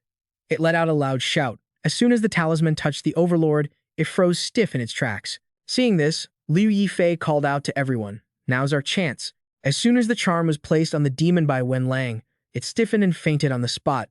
Seeing this, Zhao Yi called out to everyone, "Take this chance. Everyone, head to the back of the train car. I'll take care of things here." They looked at him with worried eyes, but Bai Shuigi decided to follow his lead. She told Wen Lang, "Trust him." Bai Shuigi helped Wen Lang, followed by the little girl with her Nini teddy bear. The three demons also carried the little demon girl behind them. Inside the car, only 3 people were left: Wang Zi, Xin Shufang, and Li Yao Yao. The binding talisman quickly lost its effect, and the ghost demon turned its head around. "Now there's no one left to help you. Are you ready to die?" Zhao Yi stepped forward, looked at the ghost demon, and asked, "How about you?" Taking advantage of its distraction, he opened the train car door. A familiar figure appeared, none other than the warehouse demon. Zhao Yi looked at the ghost demon and asked, "Are you ready to die now?" The ghost demon was both stunned and terrified as it watched the warehouse demon grin craftily and open the chest cavity on its torso, intending to suck the ghost demon inside. The ghost demon had no time to escape. It felt its body being pulled in and let out a pained scream. "My body." But it couldn't do anything. Zhao Yi reached out to grab the ghost demon's head. The warehouse demon was deeply confused. "Why do you need its head?" Zhao Yi joked. "To use as a potty." This left the warehouse demon with a face full of question marks. Seeing this, Zhao Yi stopped joking and explained, "I'm just kidding. I just wanted to kill it with my own hands." The ghost demon was gradually absorbed by the warehouse demon, leaving only its head behind, looking truly pathetic. Zhao Yi sat down beside it, while ghost energy still emanated from it. He plunged his scalpel straight into its head. A system notification popped up. "You have killed the common ghost demon. Soul weapon enhanced. Evil god mem reproduction at 0.05%. Soul weapon energy insufficient. Reproduction failed. Try harder."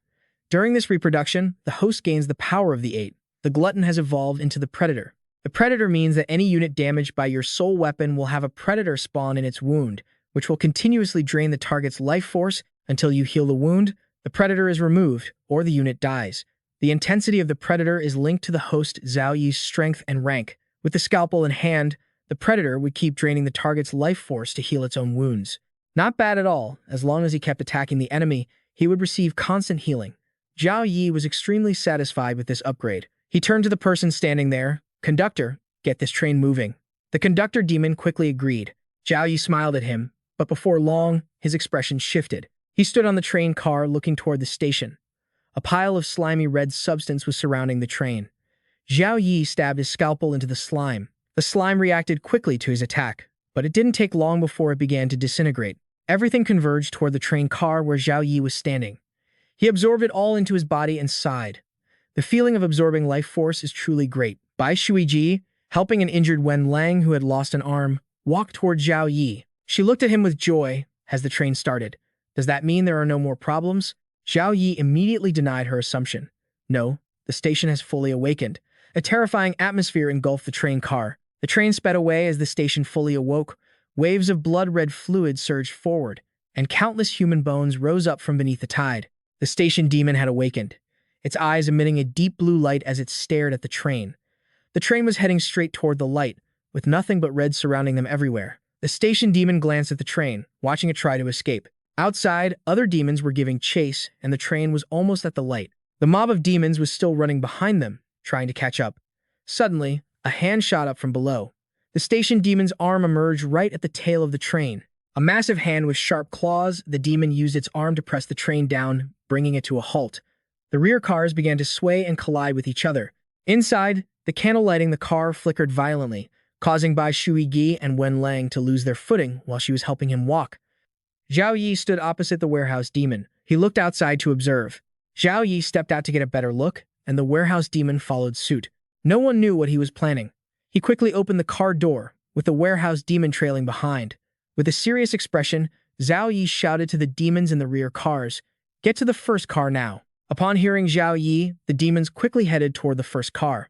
The monsters were confused, hesitating as they looked at each other, deep in thought. One asked the others, "Should we trust a human?" The rest were still hesitant, unsure if they should believe him. After giving the order, Zhao Yi closed the door. All right. Zhao Yi glanced at the warehouse demon and ordered it to sever the rear train cars. Hearing Zhao Yi's command, the warehouse demon opened the door, sat down, placed its hands on the floor, and exerted immense force. The car was detached just before the shockwave reached Zhao Yi and the others. The car Zhao Yi was in was now completely separated from the others. The rear cars were tossed around by the shockwave, and the violent tremors inside panicked the demons. Streams of blood-red water poured in from outside. Before they could react, the water had risen past their necks, drowning them. The other cars were destroyed, and only Zhao Yi's car managed to escape in time. The train sped through the station, heading toward the light. After finishing the job, Zhao Yi slammed the door shut, and Wenlang looked at him. Wenlang smiled, his face full of admiration for Zhao Yi. Thinking to himself that Zhao Yi was truly decisive, they had escaped death once again. The train was trying to run as fast as possible to escape this place. Suddenly, there was a tremor from behind. The demon had caught up to Zhao Yi's car. Its arm erupted from beneath, preparing to seize the train. The conductor looked tense, glancing backward. This is bad. We need at least another minute to get out of the station. We have to hold out a little longer. Zhao Yi turned to look at the worried Wenlang and Bai Shuigie. He told them to pull out the ghost candle and hold it in their hands. They both replied in unison, understood. Wenlang and Bai Shuigie stood there tensely, holding the ghost candle. Bai Shuigie, terrified, huddled close to Wenlang. The station demon's hand lunged from above, preparing to grab the train. Everything around them was stained a blood red. Bai Shuigie and Wenlang didn't dare to open their eyes. Both waited in suspense. Suddenly, the ghost candle in their hands erupted with a fierce flame. The fire surged, turning a deeper shade of red. Bai Shuigie hugged Wenlang's arm tightly in fear. Wenlang also recoiled in terror. The station demon's hand seemed about to catch Zhao Yi's train. It closed in from behind as the train continued to race forward at full speed. An explosion erupted, sending a wave of golden light rippling everywhere, with tides of countless human bones churning beneath it. Wenlang squeezed his eyes shut in terror. Bai Shuigie opened one eye, peering out to see what was happening. Both of them gritted their teeth. Bai Shuigie's eyes went wide with shock as she stared down at her own hands, gaping. She looked up at Zhao Yi. Her panic had subsided slightly by now, so she asked Zhao Yi, "The ghost candle is burning way too fast this time. What do we do next?" The candle was still blazing fiercely. Zhao Yi's expression darkened as he turned toward the others. "Listen up, everyone," he said. "Our fates are now bound together." Bai Shuigie, Wenlang, and the ghosts stared at him, confused. Zhao Yi spoke with deadly seriousness. "If you want to survive, if you want freedom, you have to follow my orders from here on out." He turned to the storage ghost and gave his command. "Storage ghost, you and the train conductor need to pour everything you've got into the engine to make sure this train gets out of here as fast as possible." He then looked at the group of spirit entities and ordered, "You lot stay in the carriage and stop any ghosts chasing us from behind." The three ghosts and the little ghost watched Zhao Yi intently. "You don't need to kill them," he added. "Just hit them at the critical moment and knock them off the train." They nodded in silent agreement. He shot a glance at Wang Zi's group, making them jump. Zhao Yi said coldly, "Besides, other than this little girl, I purposely left you three, Wang Zi, Qin Shufang, and Li Yaoyao here so I could use you as bait if things got desperate." He smiled calmly, his eyes closed. Wang Zi scrambled backward, his eyes bulging in fear. Qin Shufang's mouth hung open as she stammered, "No, please, don't." Li Yaoyao sat there sobbing uncontrollably. Wang Zi was trembling so violently he could barely look at Zhao Yi. "I never did anything to you. Why are you trying to hurt me?" Zhao Yi sat down right in front of him. "This is a chance for you to gain some experience. Why would I hurt you?" Zhao Yi looked down at Wang Zi. "I'm a benevolent guy. Don't go wasting the opportunity I'm giving you." Wang Zi stammered, unable to form words as he looked at Zhao Yi's sinister expression. Standing up, Zhao Yi looked toward the group of ghosts and gestured at Wang Zi's group. He ordered them to tie the humans up. As the three ghosts loomed over Wang Zi, he stared at Zhao Yi in a panic, stuttering, "No, you're a devil." Zhao Yi. The train roared forward at breakneck speed, filled with the sound of Wang Zi's desperate screaming. "You're a demon." A skeleton flew high up, hovering right in front of the train. It emitted a violent, raging green aura and shrieked, "You aren't going anywhere." The train barreled toward it, and as it tried to escape, the ghost screamed, "Stop." An invisible force slammed into the train, causing it to slow down abruptly. It began to lose momentum, coming dangerously close to a full stop. Zhao Yi urgently turned to the storage ghost, shouting at him to act fast. The storage ghost quickly ripped open the hatch, and a crimson aura erupted from his body. This red energy billowed out, wrapping around the train like a protective shield. The train began to accelerate again. It picked up speed, moving even faster than it had before. The guardian ghost suddenly appeared, raising a fist and letting out a terrifying roar. It leaped over another ghost like it was playing leapfrog, sending the other one stumbling as it cleared its head. The guardian ghost landed on the outside of the carriage. Wen Lang, still clutching the ghost candle, was both stunned and terrified to see it. Wen Lang turned pale and yelled, "Damn it! Why won't this guy just die? Someone push him off." Two ghosts behind him quickly lunged forward. The guardian ghost stood up, growling like a wild beast, causing the two ghosts to stop in their tracks, wary. It slowly raised its head, eyes dark, then suddenly looked up at Wen Lang and the three ghosts on the carriage, eyes welling up with a pitiful expression. It begged, Big brothers, don't attack. I'm here to help you guys, take me with you." The three ghosts were baffled, never expecting the guardian ghost to act so absurdly. Meanwhile, other ghosts trying to climb onto the carriage were kicked off mercilessly by the guardian ghost. "Get lost. Off you go." The three ghosts on the carriage stood by, watching without having to lift a finger. They cheered to each other. "Turns out he's actually joining us." Clasping its hands together in a show of sincerity, the guardian ghost climbed inside after being invited. "Make some room for him to help us fight off the monsters." The three ghosts stepped aside to let the guardian ghost in. Zhao Yi, inside, turned his head to look at the new arrival. With the guardian ghost on their side, dealing with the monsters would be easier, but the guardian ghost had just betrayed the station ghost, who certainly wouldn't take it lightly. The station ghost's help might make defense easier, but it had also infuriated the station ghost, making things even more dangerous. The station ghost grew massive, emitting waves of green and black energy as it glared at the train. Its skull face, eyes burning with rage, shrieked, "Damned traitor." The tracks ahead were destroyed by the station ghost, sending debris flying everywhere. The train wouldn't survive if it couldn't follow the rails. The rails beneath them shuddered. The train had to slow down immediately to stay safe. The conductor ghost slammed the brakes, the screech of metal echoing out. The conductor ghost looked ahead. The rails had been blown into the air right in front of it. The glass shattered as debris from the explosion hit the cabin. The conductor ghost panicked, hand frozen on the controls. "We're going to crash. What do I do?"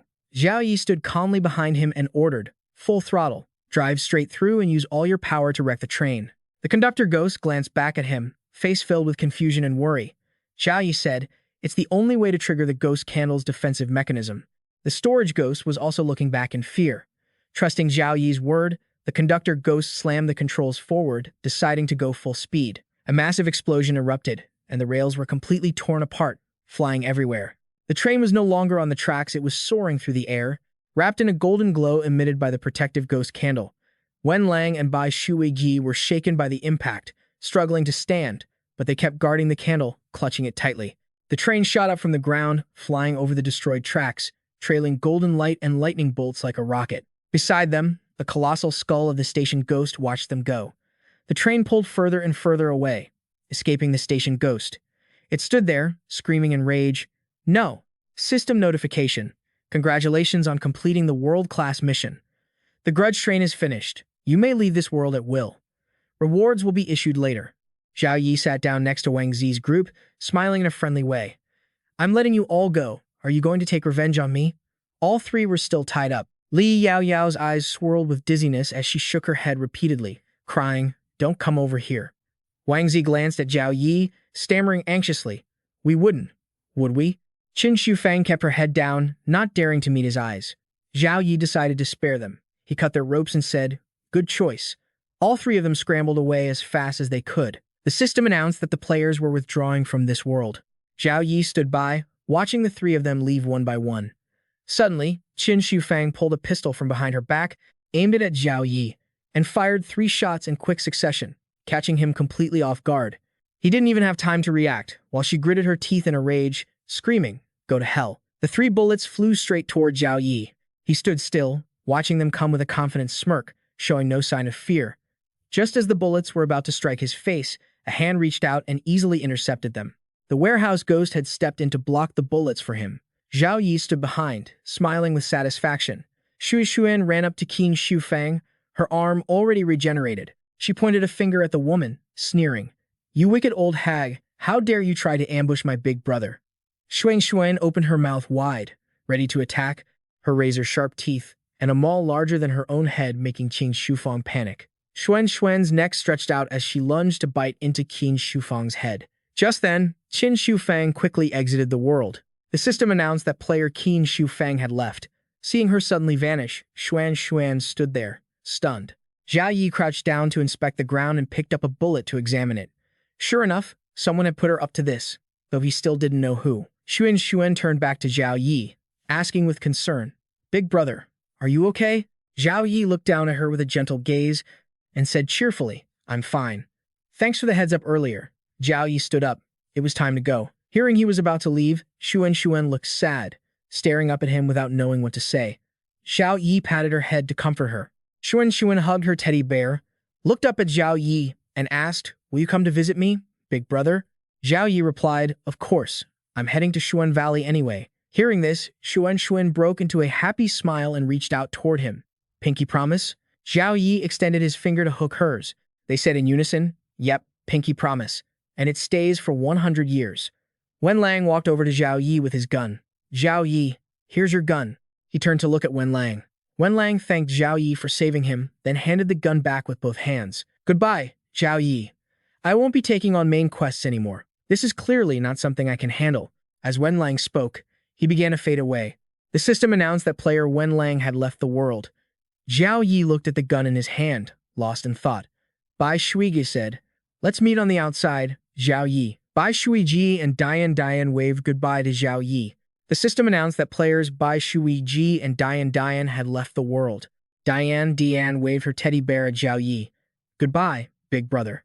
Zhao Yi stored the gun back into his inventory. The warehouse ghost stood behind, watching him with a smile. Zhao Yi turned to the warehouse ghost. "I told you, I was the last one to reach this station." The ghost felt grateful that Zhao Yi had set him and the others free. The warehouse ghost raised his hand and said, "Thank you for giving me my freedom. If you ever face trouble in Xuan Valley, you can come directly to our dwelling, and we will help you." Zhao Yi placed a hand on Xuan's shoulder and told the ghost, "Help me look after Xuan. She's still small, and I'm worried leaving her here alone." Xuan looked up at him, her eyes welling up with tears. The ghost replied, "Don't you worry." The system announced that player Zhao Yi had left the world. The train sat still, white smoke drifting high into the air. The atmosphere was no longer gloomy. A sense of peace finally filled the place. Outside, the system broadcasted a notification. "Congratulations to players Zhao Yi, Wenlang, Bai Shuiji, Dian, Li Yao, Wang Zi, and Qin Shufang for completing the quest to lift the grudge in the train. All players received 2 talent points. The new map, Xuan Valley, will now launch, featuring a large number of side quests to earn points." Everyone listened to the announcement in shock. The favorability level of the special ghosts on the train toward Zhao Yi had increased to respect. From now on, player Zhao Yi could receive help and service from them in Xuan Valley. There are many levels of ghost favorability. Lowest is Blood Hand, followed by Deep Hand, Hate, Apathy, Like, Respect, Fear, Adoration, and finally, Loyalty as the highest. A guy standing nearby with his arms crossed muttered jealously, "Damn it, what kind of monster is this Zhao Yi? How does he manage to clear every single mission?" Some people admired him, calling him a top-tier player. A girl sighed, "It's a shame. He's about to disappear from the newbie leaderboard. If he passes level 5 next month, he won't be considered a newbie anymore." As everyone gossiped, one guy guessed, "There's a spirit demon wave next month. I bet he'll go." Hearing spirit demon, the girl from earlier panicked and covered her mouth. It was said that besides terrifying ghosts, there were horrifying legends, curses, and even mentally unstable players who would slaughter each other. Another man chimed in, "The human demon loves to go on crazed rampages and kill his teammates in the dungeons. During the last spirit demon wave, he made a fortune by killing his own teammates." In the background, Qin Shufang, who had just left the world, stood there deep in thought and anxiety. A man walked up to her. She looked up, leaning on her cane, her face full of exhaustion. He called out, "Follow me." Lai Ge wanted to see her. She followed him without a word. He led her to meet Lai Ji, who sat in a chair, a cigarette in hand, smoke filling the room. Qin Shufang pulled the pistol from inside her coat, looking hollow, not daring to meet his eyes, and gently placed the gun on the table with both hands. Your gun, sir." He just sat there with a dark expression, taking a long drag of his cigarette and exhaling circles of smoke, looking deeply disappointed. Dan Li leaned forward, resting his elbows on his knees, staring straight at Qin Shufang, and asked why Zhao Yi wasn't dead. Qin Shufang didn't know how to answer, swallowing nervously. 3 burly henchmen stood behind her, boxing her in, while Dan Lai continued his interrogation. Qin Shufang stammered, That kid is very hard to deal with."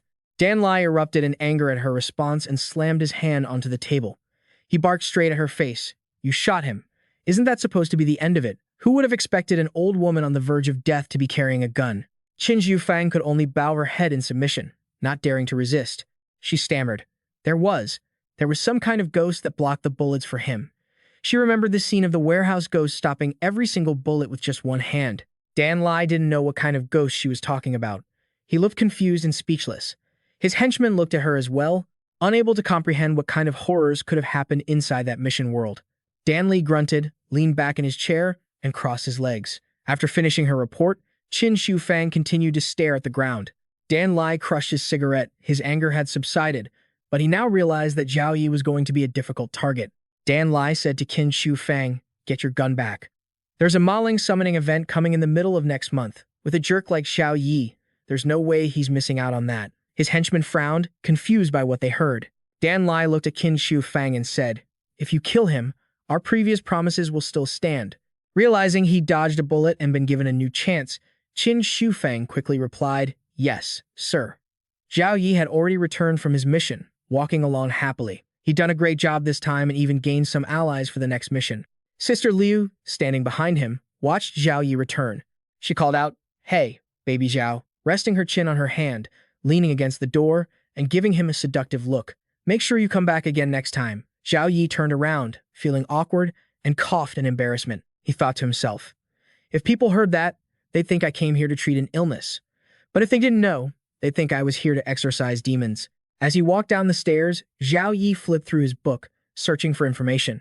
He focused on the text. He found details on the patient Liu Ruoqing. Her condition was stable, but she couldn't control her red demon personality. It noted that when subjected to strong external agitation, the red demon personality sleeping within her body would awaken. It could slaughter special groups, accompanied by visions of a red-haired female demon with sharp claws, along with the descriptions in the book. It required certain types of spirits to be cooked together, mixed with fresh green vegetables, to be consumed. If there were no fresh green vegetables, the red demon would refuse to eat and fall into a frenzied state, killing without end. Once it had eaten its fill of delicacies, the red demon personality would be satisfied and fall back into a deep sleep until the next trigger. Note, the red demon is a subatomic hybrid, a spiritual crop cultivated from the little black goat creature from the Western world. By fusing seaweed from the evil sea with its foul-smelling saliva, it often sows a type of seed with extremely high spiritual concentration. Although the little black goat doesn't have much affection for the red demon it accidentally created, it can't be denied that this is the most perfect creature it has ever produced, according to human records. At the bottom of the page was a temporary chemotherapy treatment plan, though the ingredients for the food were unknown. Waiting for confirmation on the next step, Zhao Yi flipped to the next page to continue searching. The next page recorded information about the patient, Dian. Her personality had mutated. The little girl always believed she had a friend named Nini. Her visual behavior showed her clutching a tattered teddy bear. But in reality, this bear didn't exist. Only patients with similar conditions could see it directly. It depicted a child's toy, with Dian holding the hand of a teddy bear named Nini, which was as big as she was, spinning around. When her mutated personality sensed danger, it would forcibly unlock her body's genetic potential and immediately eliminate the source of the threat. If the mutation lasted too long, it would lead to genetic lock failure, resulting in death or the emergence of an irresistible form. Note, the subject's mutated personality is extremely severe, seemingly having made contact with some indescribable things in their Christ, proving Dian's condition is critical. At the bottom of the page, the temporary treatment plan was no treatment needed. Just observe and find good food ingredients. Finished reading, Zhao Yi slid his hand into his pocket and stored the patient's notebook in his inventory. He picked up his pace. Walking to his lounge, Zhao Yi opened the door and stepped inside. He quickly sat down in his chair, opening his attribute panel after completing the mission. The system displayed Level 3, Experience 25,100. These were the items he had collected from previous missions. Health, 2020, Strength, 35, Spirit, 101. Luck, 0. He had many nicknames like Ghost's Nightmare, Unexpected Arrival, Rule Breaker, and Know-It-All. Points, 12,000. His ratings were all above S rank, and his weapon was a scalpel. Zhao Yi looked up at his own stats. Now that he had 3 S-rank ratings or higher, he should be able to open the high-end shop. Zhao Yi opened the high-end shop and countless high-level items appeared. Scrolling through the shop, Zhao Yi noticed a strange book. Curious, he thought, what is this? It was the Analects, priced at 5,000 points. In a certain Eastern world, during the Warring States period, there was a sage named Khan who valued benevolence as the foundation and virtue to win people over. He was 2.2 meters tall, could pull up a city gate with one hand, and had 3,000 disciples. He traveled to persuade the rulers of the Seven Kingdoms, successfully getting them to promote his philosophy. The Analects were the rules Confucius set for morality at the time. Collecting enough could make it a unique masterpiece. The system remarked, "Zhao Yi, your purity is still too low." After learning about the Analects classic, Zhao Yi didn't hesitate to purchase it. The system added the item to his inventory. "You have purchased the Analects technique." Zhao Yi placed a hand on his chin, deep in thought. A single torn page cost 5,000 points. He had to figure out how to earn more. Zhao Yi decided to open the world map to scout it out. He was surveying the map of Gushuan town. It was surrounded by bags and rivers. He needed to figure out what the New World mission was, something that would let him earn points while searching for clues about some bye-bye. The system displayed the detailed information for the Great World mission. Recommended level for the job hunt, 5 to 10. The number of participants was optional. Rewards depended on the job position. You repaired a train at the abandoned station and successfully drove it to Gushuan town. But after venturing deeper into Gushuan town, you discovered that many dangers and demons roam here. To survive, you must try to blend in with these demons. After being introduced by some kind spirits, you learned that you must have a stable job in Gushuan town to continue living. Zhao Yi stared blankly at the information board, feeling let down.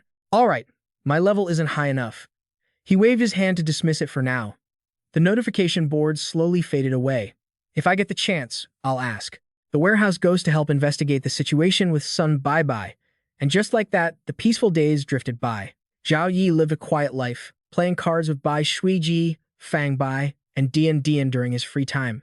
Until the beginning of this month, when Zhao Yi was standing in his room. He was connecting to a game instance. The system announced a successful connection to the Wild Survival instance, switching to the Wild Survival mission.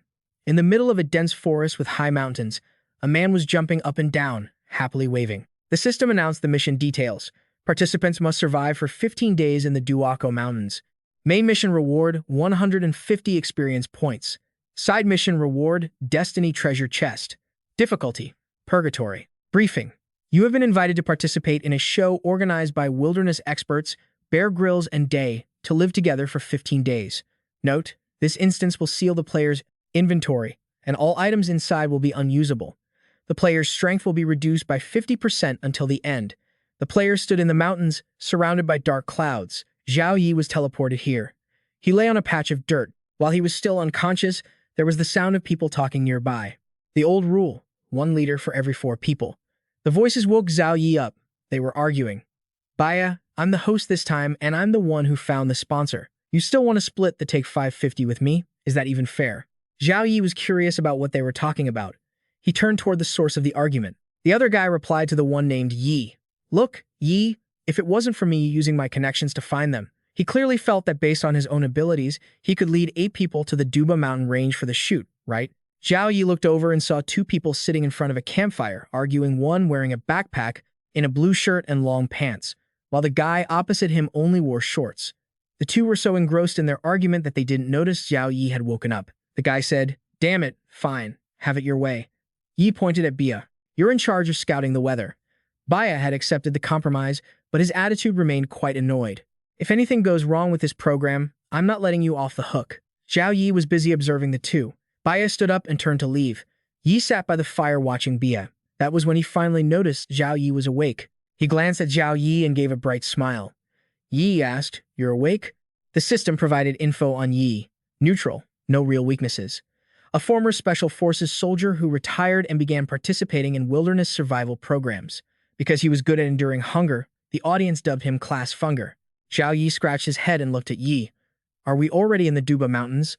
Yi stood up and looked at the sky, arms raised as if hugging the entire mountain range, feeling as relaxed and comfortable as if he were at home. "That's right. Look around you, it's beautiful, isn't it?" Zhao Yi looked up at him, still rubbing his head in confusion.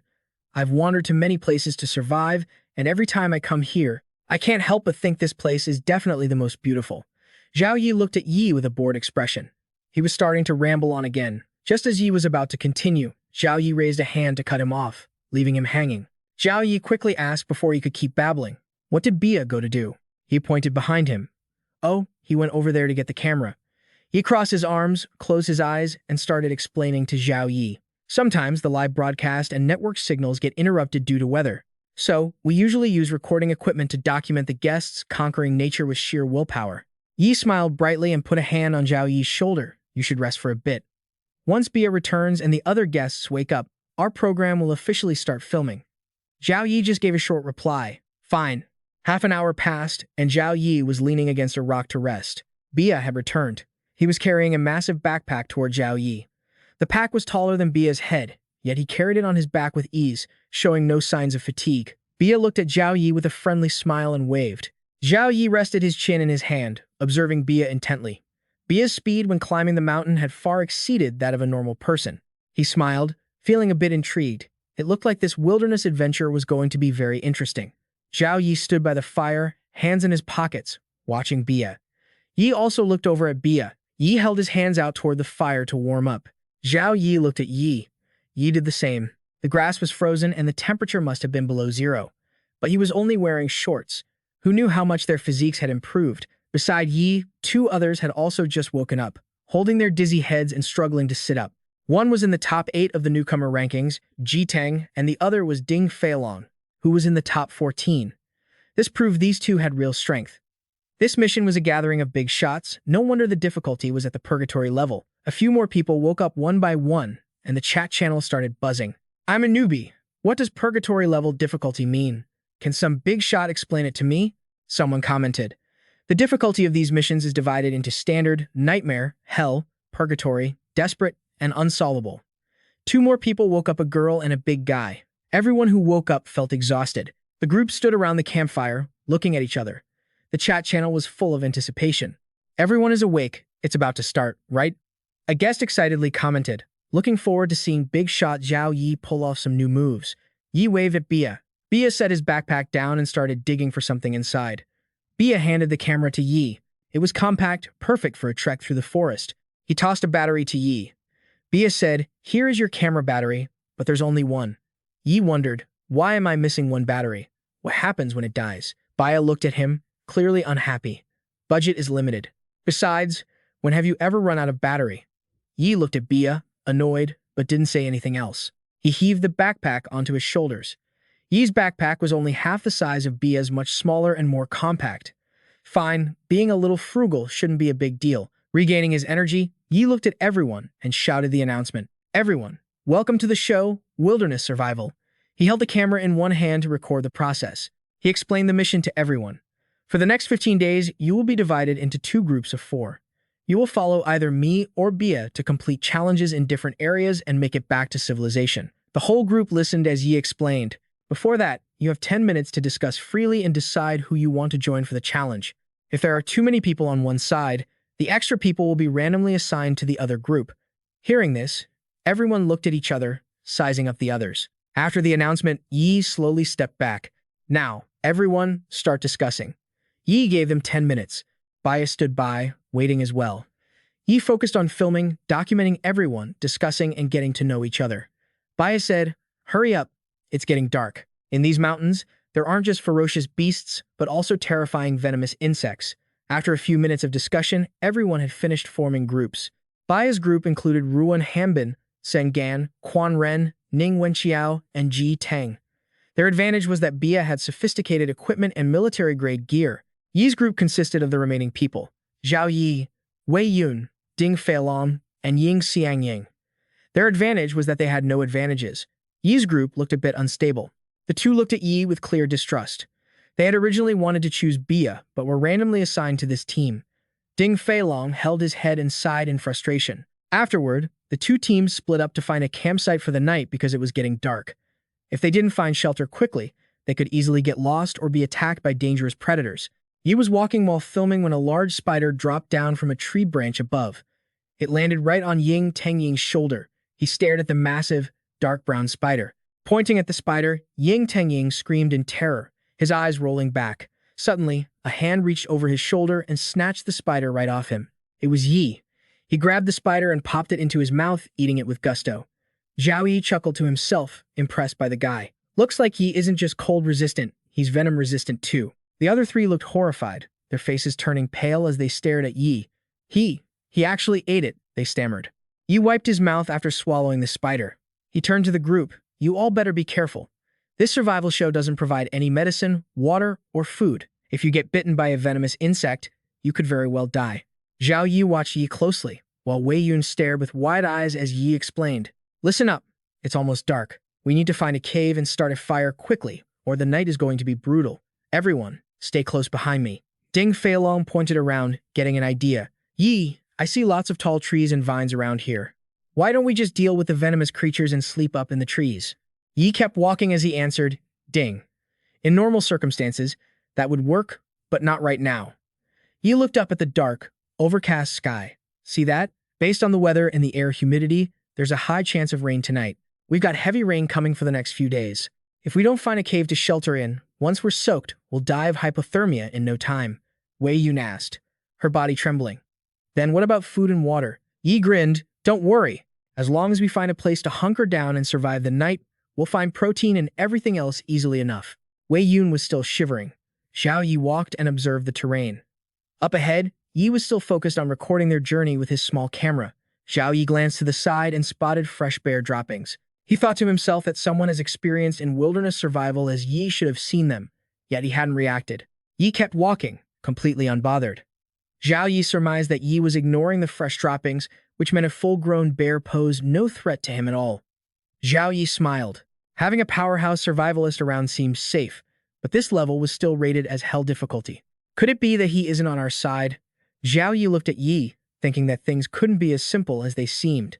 The group arrived at a dark cave. Yi, still holding his camera in one hand, gestured outside with the other. It hasn't started raining yet, so hurry up and find some dry wood for a fire.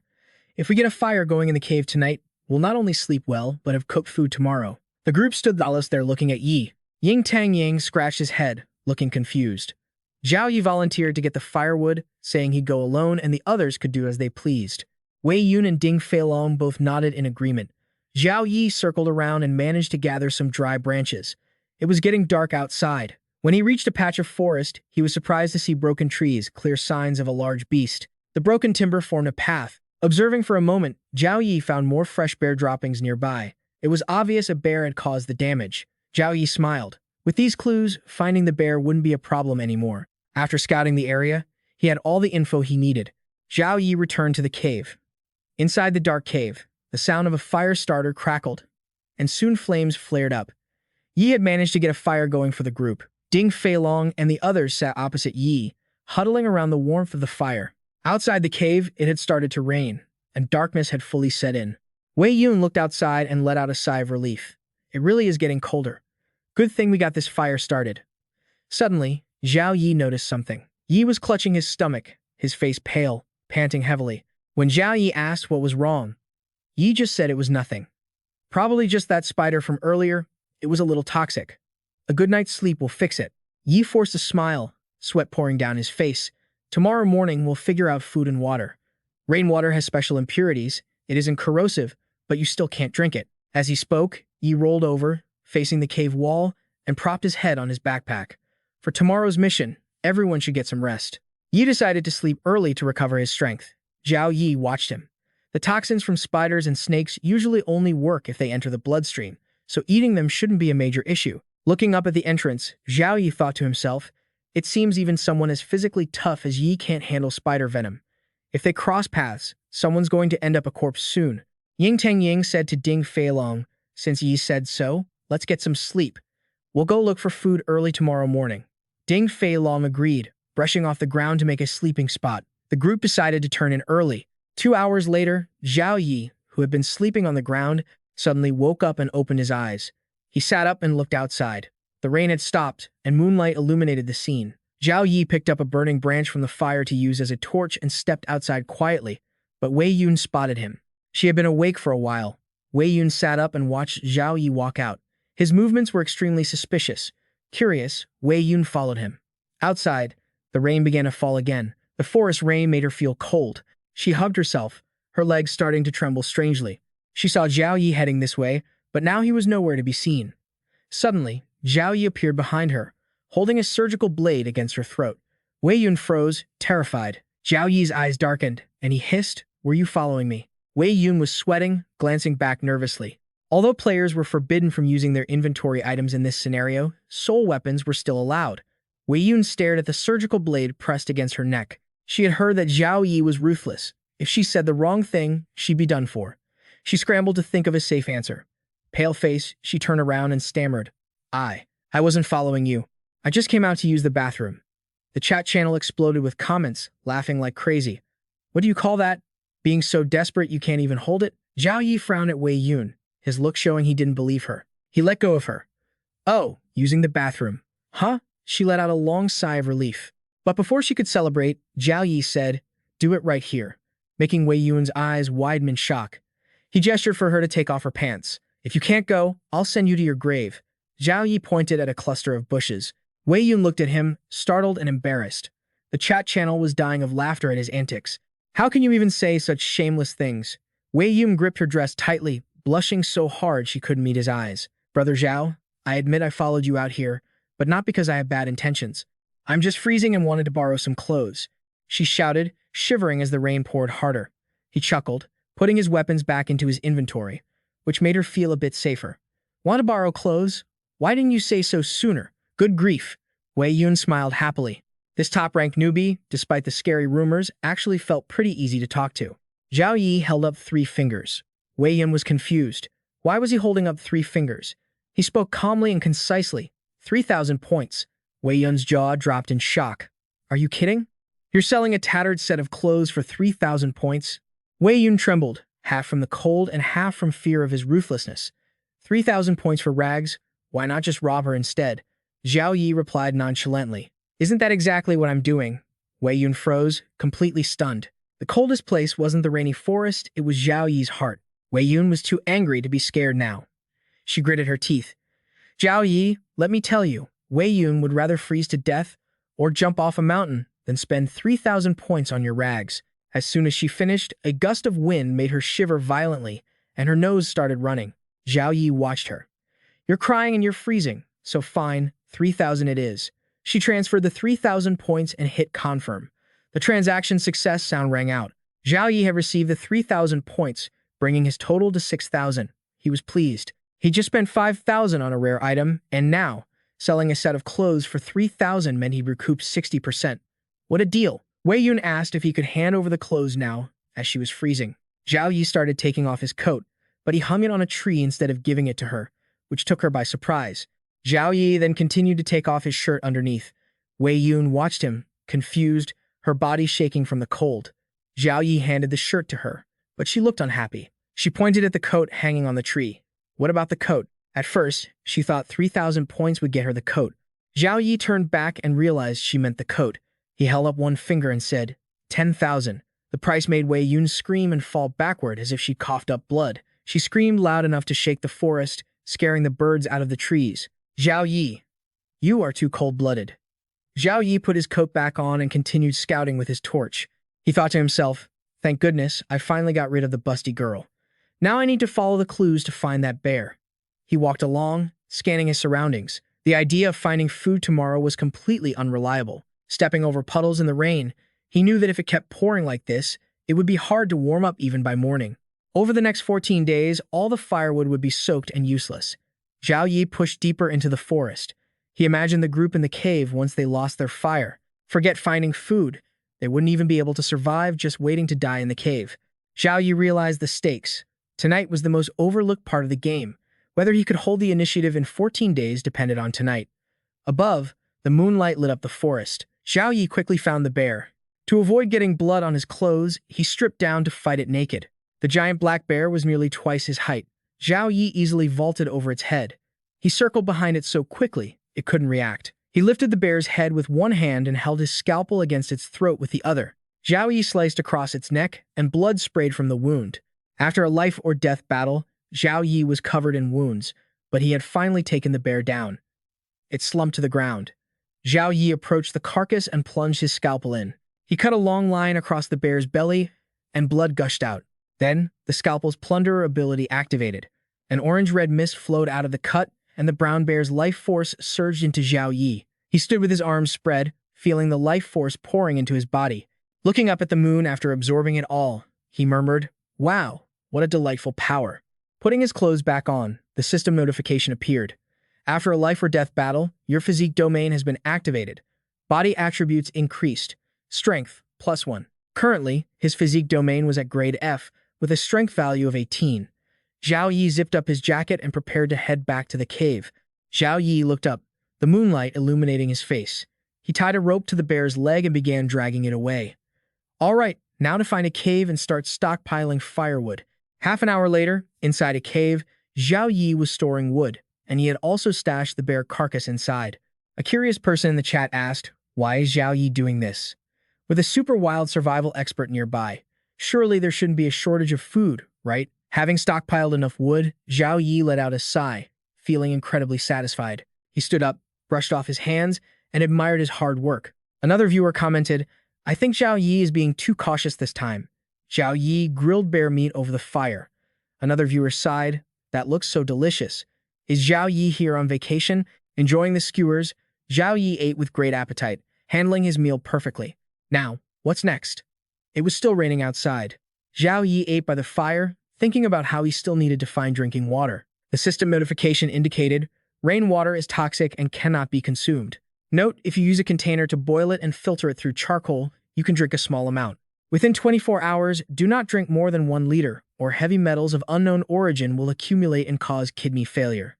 As he ate, Zhao Yi looked left and right. He spotted a large stone near where he was sitting. He picked it up, it was bigger than his hand, and held up his scalpel. Zhao Yi smiled at the stone in his hand. The chat was buzzing with questions. What is Zhao Yi doing? They only saw him turn his back and start hacking away at the stone. 2 large bowls were finished. Zhao Yi had used the scalpel to carve the stone. Everyone in the chat exclaimed in amazement. Is that even possible? No wonder it's a soul weapon. Some people even asked, "Can we get it? I want to buy 100 of them." Zhao Yi used a bowl to catch rainwater. He walked out of the cave entrance. It was raining very hard outside, and he stood there, catching it until the bowl was full. Carefully holding the bowl of water with both hands, he went back inside. Zhao Yi approached the fire. Placing the bowl of water next to the fire, Zhao Yi started taking off his socks. Everyone wondered and chatted among themselves. Why is he taking off his socks? To dry them out? He's been sitting by the fire for half a day. They should be dry by now. Zhao Yi stretched the sock out with his hands and laughed. Taking the bowl of water that had just boiled, Zhao Yi poured it into his sock, using the sock as a filter, and then used the other bowl to catch the filtered water. After that, Zhao Yi drank it. Everyone felt it was a bit creepy. Someone in the chat commented, "Are you serious, big brother? I feel like this water has a taste." Another person commented, "That's truly vicious, but as long as you don't get poisoned, filtered water through a sock is fine." Zhao Yi looked down at his jacket pocket and pulled part of it out with his hand. He tore a piece of the jacket pocket fabric, held his weapon, and Zhao Yi turned his head toward the deep end of the cave. Zhao Yi used a scalpel to kill 3 venomous creatures, a centipede, a scorpion, and a spider. He put the 3 creatures into the piece of fabric he had just torn off. Zhao Yi let out a sigh of relief. These are enough. I can go back to the cave now. Returning to the cave, everyone was still sound asleep, and no one noticed Zhao Yi had gone out except Wei Yun.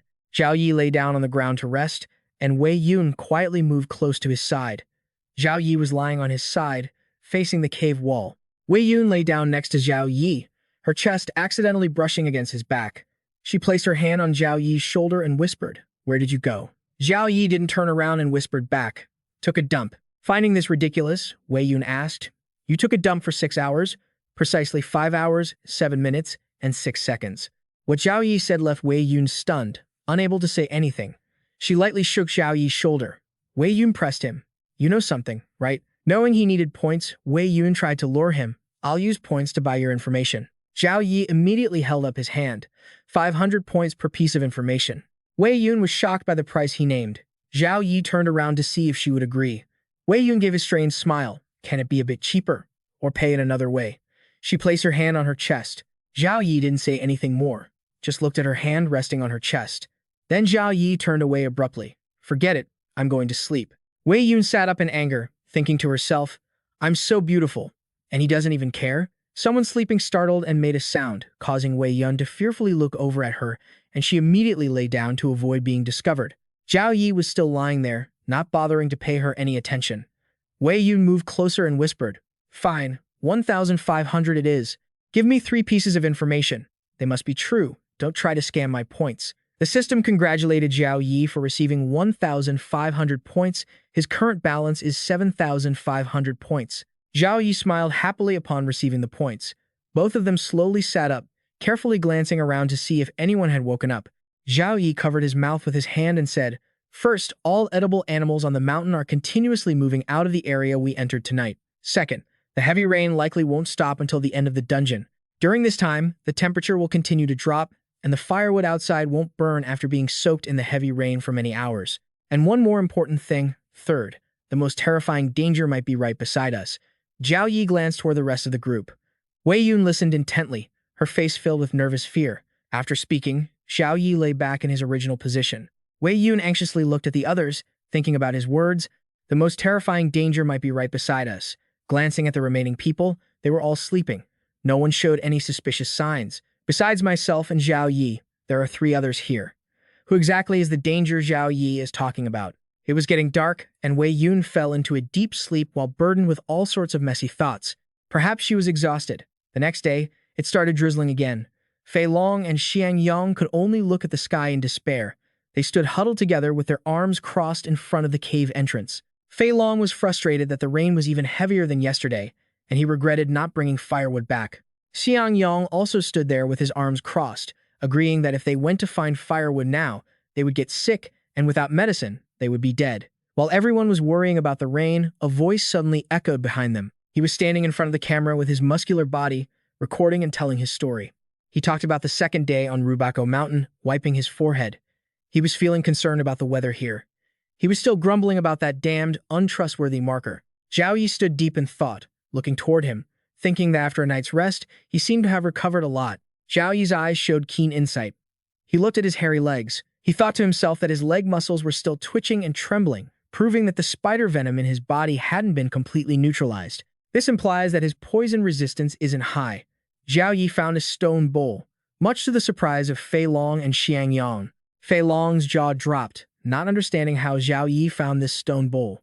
Seeing Zhao Yi, he hurriedly ran over, seeing him catching rainwater. He touched him and said the rainwater was poisonous, trying to stop Zhao Yi from drinking it. Zhao Yi looked at him with a confident expression and replied, "Don't worry, because I already tested it last night." Zhao Yi brought the bowl of rainwater he had caught over to the blazing fire. Maybe YD still couldn't believe that rainwater was actually drinkable. Zhao Yi calmly sat by the fire, boiling a bowl of rainwater, then used charcoal to filter out most of the sediment so it would be safe enough to take a few sips. Zhao Yi Hixie stood up and said, even though he wasn't feeling too great after drinking it last night, he's already fully recovered today. Wei still looked at him, completely stunned and unable to believe it. It was true. Zhao Yi's demeanor today showed that he was absolutely fine. Fei Long clenched his fists in support no matter what. Having water to drink was a good thing. Wei had no choice but to accept it. Everyone gathered around, their eyes fixed on Zhao Yi.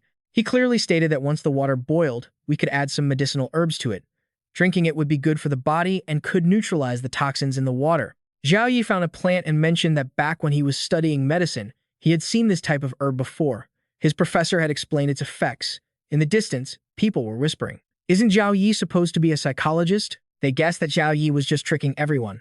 If it really was a medicinal herb, then why didn't he boil it with the water yesterday? Zhao Yi placed the blade of grass on a rock. The people upstairs were right. Zhao Yi sat by the rock. He kept crushing the grass, convinced that these plants weren't poisonous. Zhao Yi's hands mashed the blades over and over. A black substance oozed from the rock, but it wasn't any kind of medicinal herb. Zhao Yi held the rock, still coated in the plant residue. The reason he crushed them and soaked them in water was to mask a very specific scent. Zhao Yi carefully strained the green medicinal liquid. He then proudly presented a bowl of the concoction. Wei Yun was the first to try it. She took the bowl and downed it without a moment's hesitation. Wei Yun was brave to be the first, showing absolute trust in Zhao Yi. However, the bitter taste of the herbs made her choke slightly. Next was Fei Long. He took the bowl and drank it under Wei Yun's dissatisfied and anxious gaze. Xiang Ying was the next in line, his face twisted with visible discomfort, and finally, Zhao Yi casually took a turn. But the look in his eyes told everyone that this drink wasn't going to be easy. As Zhao Yi drank, he kept an air of mystery, his hand shoved in his pocket as if searching for something. It turned out to be a small cloth bag hidden in his pocket. He hurriedly took out a small green leaf and dropped it into Yi Di's bowl. The old man gulped it down without any hesitation.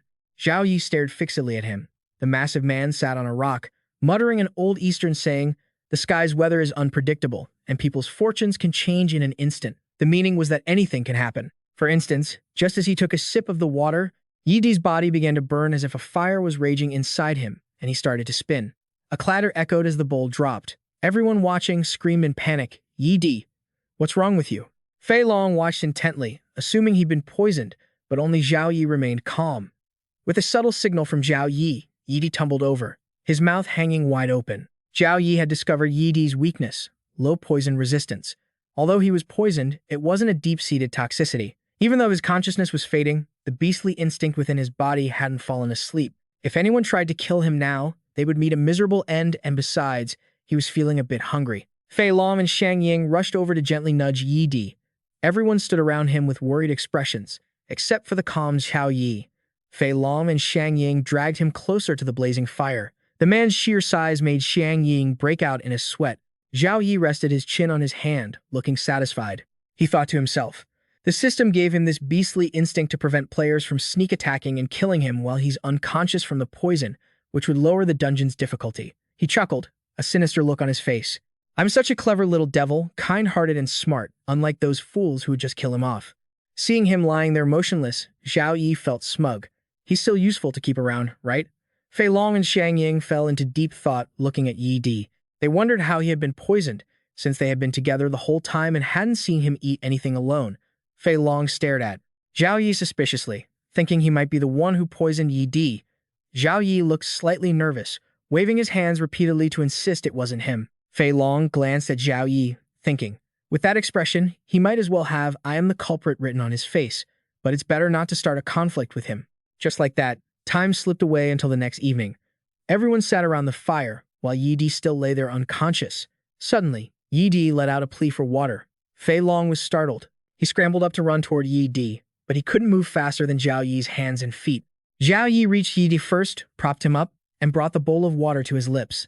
"Don't rush, drink slowly," he urged. "Don't worry, we'll take care of you until you're better." Fei Long didn't understand what was happening. After Yi Di finished drinking, his eyes slowly flickered open, still looking exhausted, and he muttered a thank you to Zhao Yi. After finishing the water, he fell back asleep. Zhao Yi laid him down. Nearby, there was a red backpack. He went over and took out a camera. He fumbled with the old-looking black camera. Zhao Yi played a video that blared, "I'm coming to get you." The sound piqued their curiosity, and the other three rushed over to see what was going on. The footage on the camera showed Yi Di chasing after the short-haired girl. He looked incredibly dangerous, as if he wanted to pounce on her, laughing menacingly, "Heh, caught you." Zhao Yi watched with intense focus, while Shang Ying exclaimed as he watched, "How are they this lucky? They even had the mood to play games while we—" He didn't finish the sentence. Shang Ying's expression went blank, his brow furrowing as if he were witnessing something horrific. "Oh my god, Yi Di is grabbing that girl's head." His face looked savage, twisted into a sinister grin. His hand had completely gripped the girl's head. He snapped it backward, and blood splattered everywhere. The girl's eyes rolled back, filled with agony and injustice. The group watching the video screamed in terror. Shocked, they gasped, "What is this?" Their mouths hung open in disbelief and horror. Zhao Yi remained calm. Yi Di's face in the video looked like a demon's mask. In his hands, he held the flesh of that unfortunate girl. His mouth was still stained with blood. It was terrifying. Whispers of panic erupted. "Is this guy a cannibal? It's a good thing he's unconscious. Otherwise, we'd all be done for." Xiang Ying gulped audibly, terrified. His body trembled, sweat drenching his clothes, and his voice shook. Thank God Yi Di got poisoned. Suddenly, Yi Di moved, scratching his chest with his hand. Yi Di woke up. When he turned toward Shang Ying, the boy screamed in terror. He took off running as fast as he could, yelling, "Help! Save me!" Wei Yun looked on in a panic. The man started to stand up and chase after Xiang Ying. Zhao Yi shouted, "Stop," with a grave expression. Fei Long grabbed Wei Yun's hand and pulled her back. Wei Yun was overcome with panic. Fei Long told her not to go out, because if she did, she would surely die. Yi Di was still lying there, unconscious again. Wei Yun felt deeply unsettled and fearful. But what if he wakes up while we're here? She worried. Fei Long seemed calm. He reassured Wei Yun, telling her that Yi Di had been poisoned by Zhao Yi. Zhao Yi is smart, so he must have calculated everything to ensure Yi Di wouldn't wake up right now. Wei Yun still couldn't believe Zhao Yi would poison him. Fei Long looked at Yi Dai, who was lying unconscious by the fire, lost in thought. He reasoned that the water was the only thing both Yi Dai and Zhao Yi had indirectly touched. He waited until after he drank it himself to add the poison and give it to him. Zhao Yi's face turned pale.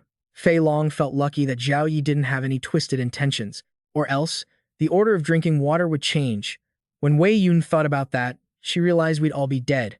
Wei Yun and Fei Long stared at each other, completely baffled. They couldn't figure out why Liu Yifei didn't kill them. Was he actually kind-hearted?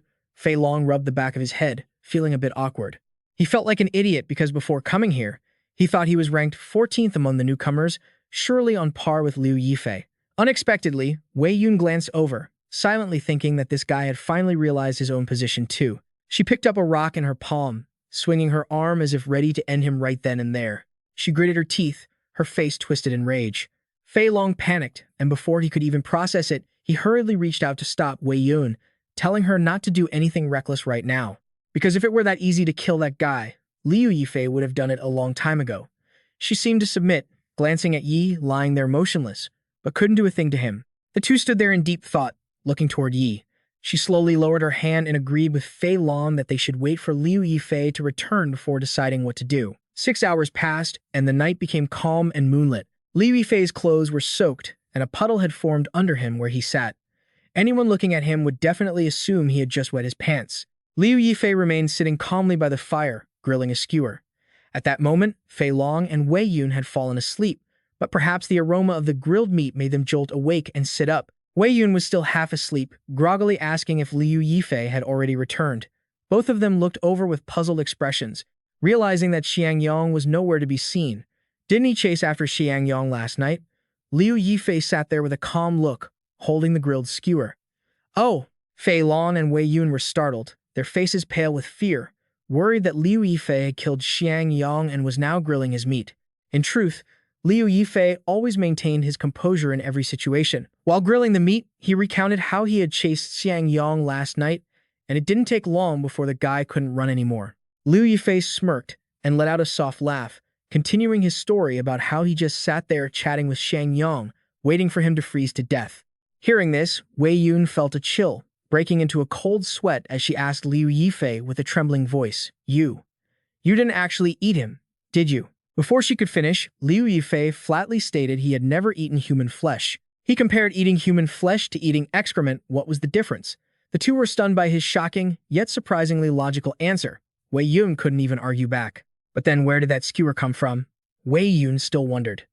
Liu Yifei clarified for this curious girl that it was the loin meat of Xiang Yang. Liu Yifei looked toward Yi, raising the skewer high and shouting, This meat isn't for me to eat, but for Yi to eat. Wei Yun went ballistic, yelling at Liu Yifei, calling him crazy for not finding a way to kill this man-eating monster, but instead feeding him. Liu Yifei was still in a joking mood, saying Yi was so cute that it would be a shame to kill him. Fei Long and Wei Yun were bewildered by his words. This is a man-eating monster, how on earth is he cute? Fei Long, looking rather frustrated, asked Liu Yifei why. With his observational skills, he couldn't gauge the combat power of the two dark figures, Yi and Bia, or why he didn't take the chance to kill him while he was sick. Fei Long feared they would be killed once Yi recovered. Liu Yifei just kept grilling the meat, confidently replying that he wouldn't kill them, only the others. The two felt a sudden wave of dread. Liu Yifei added, If you guys want to kill Yi, I won't object. He held the skewer straight toward them, his face arrogant, challenging them to go ahead. This made Fei Long and Wei Yun back off. Fei Long looked at her, thinking, Damn it, that smile makes it certain that if we try to kill Yi recklessly, something huge will happen. She agreed with him. Liu Yifei put his hand into his pocket, searching for something. He pulled out a small blue pouch and held the cooked meat skewer in his hand. He squeezed the blue pouch gently, releasing some kind of substance onto the skewer. He brought it over to Yi and waved it near his nose. Even though Yi was unconscious, his sense of smell was extremely sharp. Truly, a man-eating demon. Just smelling the meat, his eyes snapped open wide.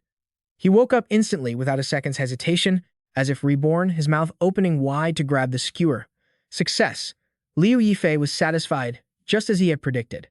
Yi bit into the skewer as if he had been starving for ages. Suddenly, a hint of suspicion appeared in Yi's eyes. Holding the skewer, he calmly asked Liu Yifei where he had gotten this meat. Wei Yun, feeling anxious, leaned over and whispered to Fei Long, Do you think he'll figure out that Liu Yifei poisoned him? Fei Long was worried but tried to reassure her. If he had figured it out, he would have already finished off Liu Yifei. He probably just realized it was human meat. Fei Long was anxious, wondering how Liu Yifei would explain it. Liu Yifei dashed over to Yi, acting pitiful and screaming Yi's name. His eyes were glistening, his expression innocent as he sat beside Yi to weave his story. Last night, there was a guy in combat gear, holding a sharp knife. He ambushed Xiang Yang while he was going to the bathroom. He curled up, clutching his shoulders, telling them how he followed the screams and found only half of Xiang Yang left. Truly deserving of being a psychologist, the two behind them whispered, "His acting is honestly incredible." Upon hearing this, Yi immediately flew into a rage, his face twisted, his voice raspy. "The person you're talking about, isn't that Bia?" Yi was furious, his hands clenched into fists. "That bastard took advantage of me being sick. I have to find him right now." Liu Yifei set the trap, advising him to stay calm, noting that because he was poisoned and weak, he wouldn't be able to fight Bia. Liu Yifei attended to Yi carefully, handing him the meat skewer. He told Yi to eat a little first, even though eating one's own kind was cruel. If he didn't eat, his body wouldn't have the energy, and he would be in danger when Bia showed up. Liu Yifei was clever, hitting exactly where it hurt for Yi. Yi immediately obeyed, biting into the meat, eating while fuming. "I definitely won't let him get away with this." Liu Yifei, off in the distance, felt a sense of triumph. He was meticulously taking care of Yi. The other two whispered to each other, "So he's keeping Yi alive to use him against Bia. He's truly insidious." The scene was desolate, with only 4 figures about to confront Bia. Indeed, Liu Yifei's strategy of sowing discord was brilliant, but Bia clearly had more clues. There had to be something behind this program. Bia and Yi were going to face off. This was the Deadly Wilderness program, a hunting game created by the wealthy. The people invited here were homeless people or prostitutes whose memories had been wiped clean. On one side, there was Bia with his messy hair, and on the other, Yi with his thick beard. Joining this program, they had to survive extreme weather and also run from those two, since they were experts in reconnaissance and hunting. The players on Bia's side knew. With this inside information, they joined forces to attack the rival camp to boost their chances of survival. Night had fallen. A light drizzle still lingered outside, while inside, the talk revolved around the game's rules. If those guys found out he was a cannibal, why would they want to attack the players on his side? They kept whispering, questioning everything about the other players. After finishing the meat skewer, the guy was now lying there unconscious, foaming at the mouth, with Zhao Yi keeping a close watch on him. Zhao Yi stepped closer, leaning in to try and get some answers. Whispers broke out behind him. What is he asking? He's out cold. How can he answer? After waiting half an hour with no response, Zhao Yi stood up and sighed with relief. Finally, he's asleep. The moment had arrived, the corner of his mouth curled up. Looking quite pleased with himself, Zhao Yi turned toward the other two. "I want to talk business with you guys." Zhao Yi emphasized that this was a matter of life and death, his tone sounding grave. Fei Long and Wei Yun were on edge, unsure what kind of business Zhao Yi was talking about. He sat by the fire, calm as ever, and told them, 5,000 points per person, think of it as an entry fee. He would guide them through the games. Wei Yun was furious. She clenched her fists and snapped at him. 5,000 points? You're really addicted to milking people for profit. You're insane. For someone under level 15, 5,000 points was no small amount. But Fei Long was the opposite. He agreed to Zhao Yi's deal. She still couldn't understand why Fei Long had agreed so easily. In truth, there wasn't any other choice. Wei Yun followed Fei Long's lead and agreed as well. She's actually kind of cute, Zhao Yi thought. So gullible, especially with that fair skin and build. Zhao Yi had successfully received 1,000 points from the two of them. Zhao Yi stood before them, announcing solemnly that they were all in the same boat now. But the real danger ahead wouldn't come from Yi or Bia. Pointing upward with a serious expression, he said, "It's those 4 players on the sidelines." Wei Yun was still confused why those 4, right when Yi was poisoned. If they wouldn't attack, then Bia wouldn't attack them either, right? Zhao Yi explained that if Bia were to ambush them, the difficulty of this stage wouldn't be purgatory, it would be unbeatable. Fei Long caught on, his eyes filled with anxiety as he spoke to Wei Yun. No one could survive in such a harsh environment while being hunted by a cannibal for over 10 days. Wei Yun still couldn't grasp why the other players would ambush them. Zhao Yi tucked his hands into his pockets and explained calmly. Actually, they were given a hint from the very start of the stage. Even though Bia and Yi are well equipped, they didn't have anything. Look at those 2 thugs, yet the teammates following them not only have food and water, but also weapons. Zhao Yi clarified, what those 2 really want isn't the guests, but to watch them kill each other. Watching their hope turn into despair. At this, Fei Long and Wei Yun's faces went pale. Wei Yun, always full of questions, asked Zhao Yi why he had chosen to side with Yi in the first place. He replied confidently, bordering on arrogant. Nothing I could do.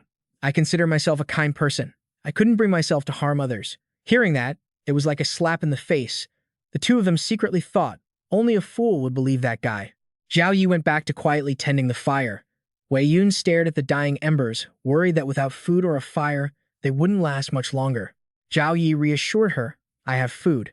It won't keep us full, but it'll be enough to push through the 15 days. As Zhao Yi kept feeding the fire, he realized the wood was running out and started plotting to steal from Bia's camp. Calmly, he reassured everyone, don't worry. He had already grilled Yi during the first 12 days, finding out that those two devils were just record keepers and wouldn't interfere with the program's guests. Wei Yun glanced at Zhao Yi, puzzled why would he tell her all this. Zhao Yi laced his fingers with a smug look, because I hypnotized him. Wei Yun's eyes went wide with shock. She couldn't believe hypnosis was real, let alone that powerful. Zhao Yi went back to the fire, explaining to her that basic psychological tricks don't work on people with strong mental fortitude. But that dark ID guy has been poisoned for 2 days straight, so his mental defenses were weak. Zhao Yi sat by the fire, calm and composed, one knee bent with his arm resting on it, looking completely at ease. He boasted, the food I gave him earlier helped lower his guard, which is why the hypnosis worked. Suddenly, he sat up and said he would bring back food and firewood tomorrow morning, and then teach them how to set up some practical traps. Zhao Yi gave them both a goofy grin. After a good meal, it's time to get to work. Outside, the rain was still pouring. Under the trees along the road, 4 figures lurked like bandits, armed and wearing raincoats. A faint sound made them stop, their expressions looking quite sinister. In the distance, a dark shadow hid behind a rock. It was Bia. He had smeared soot on his face to avoid being recognized. He hid behind the rock with a malicious smirk, holding a camera. A cruel smile spread across his face as he muttered to himself, kill, keep killing. He loved watching the food slaughter each other. The more brutal, the better. What a madman. The man in the brown jacket held a screen from a scout drone, watching intently, while the man in black scouted the situation. The brown jacket announced that Zhao Yi was left all by himself. Zhao Yi stood alone in front of the cave in the dead of night. The thugs were confused why he'd come out of the cave. The time had come, the man in black ordered them to kill Zhao Yi and hide the body. He figured that if Bia's food supply was low, and if Zhao Yi and Yi didn't have human meat to eat, after 10+ days of starvation, they could easily take them down. He spoke with a twisted glee, bringing a knife to his lips with a sinister look. Seizing the opportunity, he ordered Wen Xiao to go and cut off Zhao Yi's head immediately. Wen Xiao didn't hesitate for a second. He followed orders while the man in the brown jacket wore a cunning expression. He believed that today they would kill Zhao Yi and use the top-ranked player as a sacrifice. Wen Xiao dashed off at lightning speed. Was he a ninja? How did he have such top-tier tracking skills? It looked like Zhao Yi was about to be ambushed, but he was just as cunning, no less so than those thugs. Hearing a whisper of wind, he sensed someone nearby. He instinctively spun around and shouted, "Who's there?" Wen Xiao was using a blue shadow cloak. This cloak provided 1 minute of invisibility. All sound and scent were masked while invisible, but the user couldn't move while it was active. This garment has the ability to turn the wearer invisible for 1 minute. All sounds and scents will be masked while invisible, but you cannot move while using it. If you move, the invisibility effect will wear off. He stood in front of Zhao Yi, feeling smug behind his invisibility cloak, thinking to himself, I didn't expect this guy Zhao Yi to be so on guard. It's a shame he ran into someone like me, Wen Xiao. He really has no idea who he's dealing with. How arrogant. He still secretly looked down on Zhao Yi as a weakling, but then Zhao Yi took a step toward him, and for a split second, he felt a shiver of fear. Zhao Yi pulled out a small knife. He had already figured out the scheme behind it all. He quickened his pace, charging straight at that idiot who thought he could fool Zhao Yi. The guy couldn't move for fear of breaking his invisibility. With a sharp shink, Zhao Yi plunged the blade straight into his left chest. In that moment, Wen Xiao was both in agony and furious. How could this guy possibly see him? Zhao Yi was unpredictable. It was true that the guy's body was invisible, but on the screen, and with the light drizzle falling, Zhao Yi had noticed the raindrops hitting the cloak, clearly revealing the silhouette of that fool. As soon as he asked that, the guy collapsed with a thud, unable to hold on any longer. The look of pain replaced his former arrogance and smugness. He furrowed his brows, unable to believe he died so pathetically with such a stupid mistake. In the pouring rain that night, Zhao Yi, a level 3 player, killed Wen Xiao, a level 7 player, and triggered the first mission. Kill the opponent's players at all costs. The second mission is to kill ID and Bia.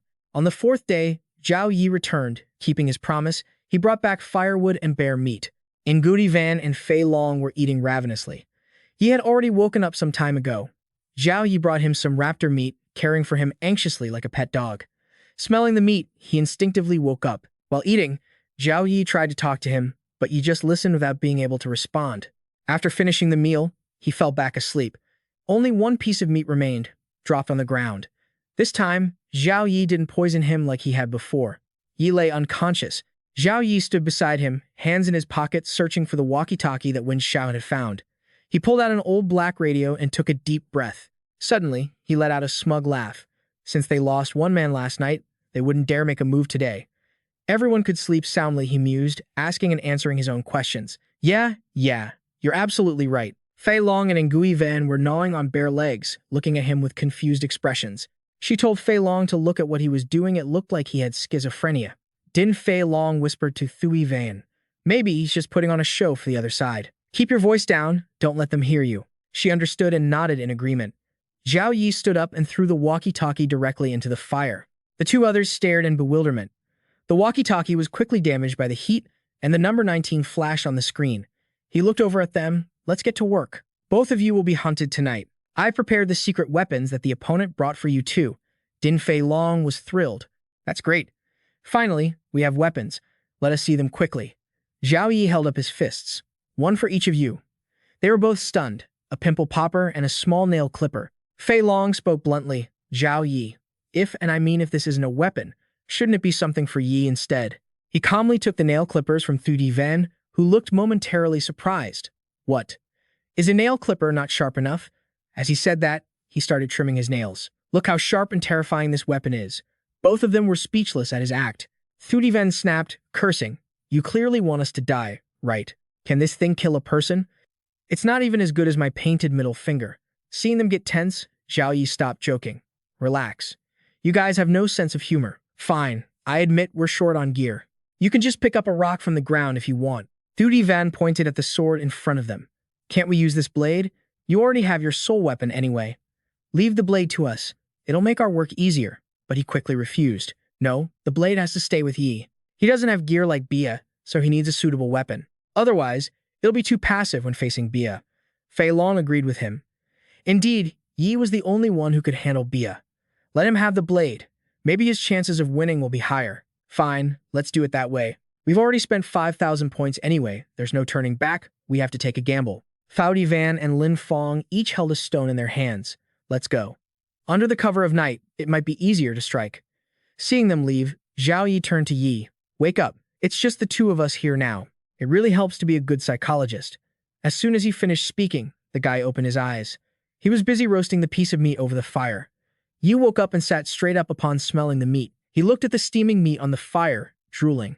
Zhao Yi quickly brought the food in front of him and whispered hypnotically in his ear, Eat all the meat, kill Bia, and then kill yourself. The system began analyzing Yi, while he bit into the meat with bloodshot eyes, tearing at it. At Bia's camp, the three guys were sitting around a fire, discussing things. The fattest one, biting into a chicken leg, laughed and said, Who would have thought that idiot Wen Xiao would have a walkie-talkie on him? Another one schemed. Tonight, we'll take advantage of the time they're resting, go straight to their camp, and wipe them out all at once. But the leader seemed more cautious. He wondered if things could really be that simple. Wen Xiao had an invisibility cloak and still got killed. How could Zhao Yi not have discovered the walkie-talkie? The other two reassured him, Don't overthink it. This is a rare opportunity. It'll be a hassle if we miss it. That's right, even if they knew, so what? We have so many weapons, they definitely can't fight back. We have to kill them tonight. With that, all three stood up and walked out. Behind them, Bia was hiding in a corner, filming the whole thing. Go ahead, kill all you want. I'll record the whole process for you. He was getting excited about his spoils when he heard a noise behind him. The guy turned around, alert. Yi was there. He didn't know how long he had been standing there. He held a blade pointed at the cameraman, tilting his head with a sly grin. Bia hurriedly pulled out the knife at his waist, dodging. Yi, if you're not filming, why are you standing here? Yi grinned sinisterly. I said there are 4 people in a group. How dare you try to sneak away with my people? After saying that, he ran quickly toward him with the blade. Die. Bia. In the cave, 2 people were hacking at each other. Outside, the rain was still drizzling. 10 minutes later, Thuy Van and Fei Long arrived together at Bia's cave. Where is everyone? Why is it so empty? Shui Yun marveled. Seriously, their cave is unreasonably spacious. You'd think they were here on vacation. Fei Long wandered around to see if there was any decent loot. He spotted a long sword in a rocky corner and tossed aside the crude tool he'd been holding. Damn it, we're all dungeon players, but the treatment is so unfair. The system immediately flashed a warning. Player Ding Longfei, if you continue to insult the system, you will be muted. Meanwhile, at the camp, Zhao Yi was already sitting by the cave entrance, waiting for those guys to show up. He pulled his cloak tight and entered stealth mode. Not long after, the three guys from before arrived. They swept their flashlights around, observing everything with extreme caution. Seeing the cave completely empty, they were frustrated. Damn it, where did they all go? Looks like they're hiding somewhere. They rummaged through the gear, looking for the camera to see if he'd filmed anything. The chubby guy was standing not far off when he suddenly froze, feeling like someone was right behind him. The flashlight in Gang Koanan's hand dropped to the ground. The sound made the other two, who were busy searching, look up. Zhao Yi pressed a blade against his throat, holding him perfectly still. The system announced that player Zhao Yi had exited stealth mode. The others, on the defensive, probed, just you. Where are your teammates? Zhao Yi dragged the chubby guy toward the exit, making up an excuse to get them to leave. Zhao Yi's expression suddenly shifted. You're like a demon from hell. And I want to eat my last meal alone. With that, he grabbed the chubby guy and bolted outside. The guy was too terrified to even twitch, making it easy for him to be dragged away. Ji Teng and Xin Ping gritted their teeth in anger. They tried to chase after them but were too slow, though they kept pursuing, determined to kill him. Once they reached the dense thickets, they lost the trail. He's gone. Be careful. Don't let him ambush us.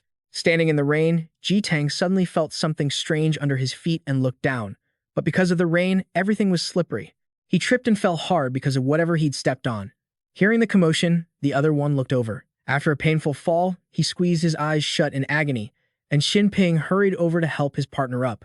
What happened? Did you trip over something? When they both looked closely at the thing on the ground, they were horrified.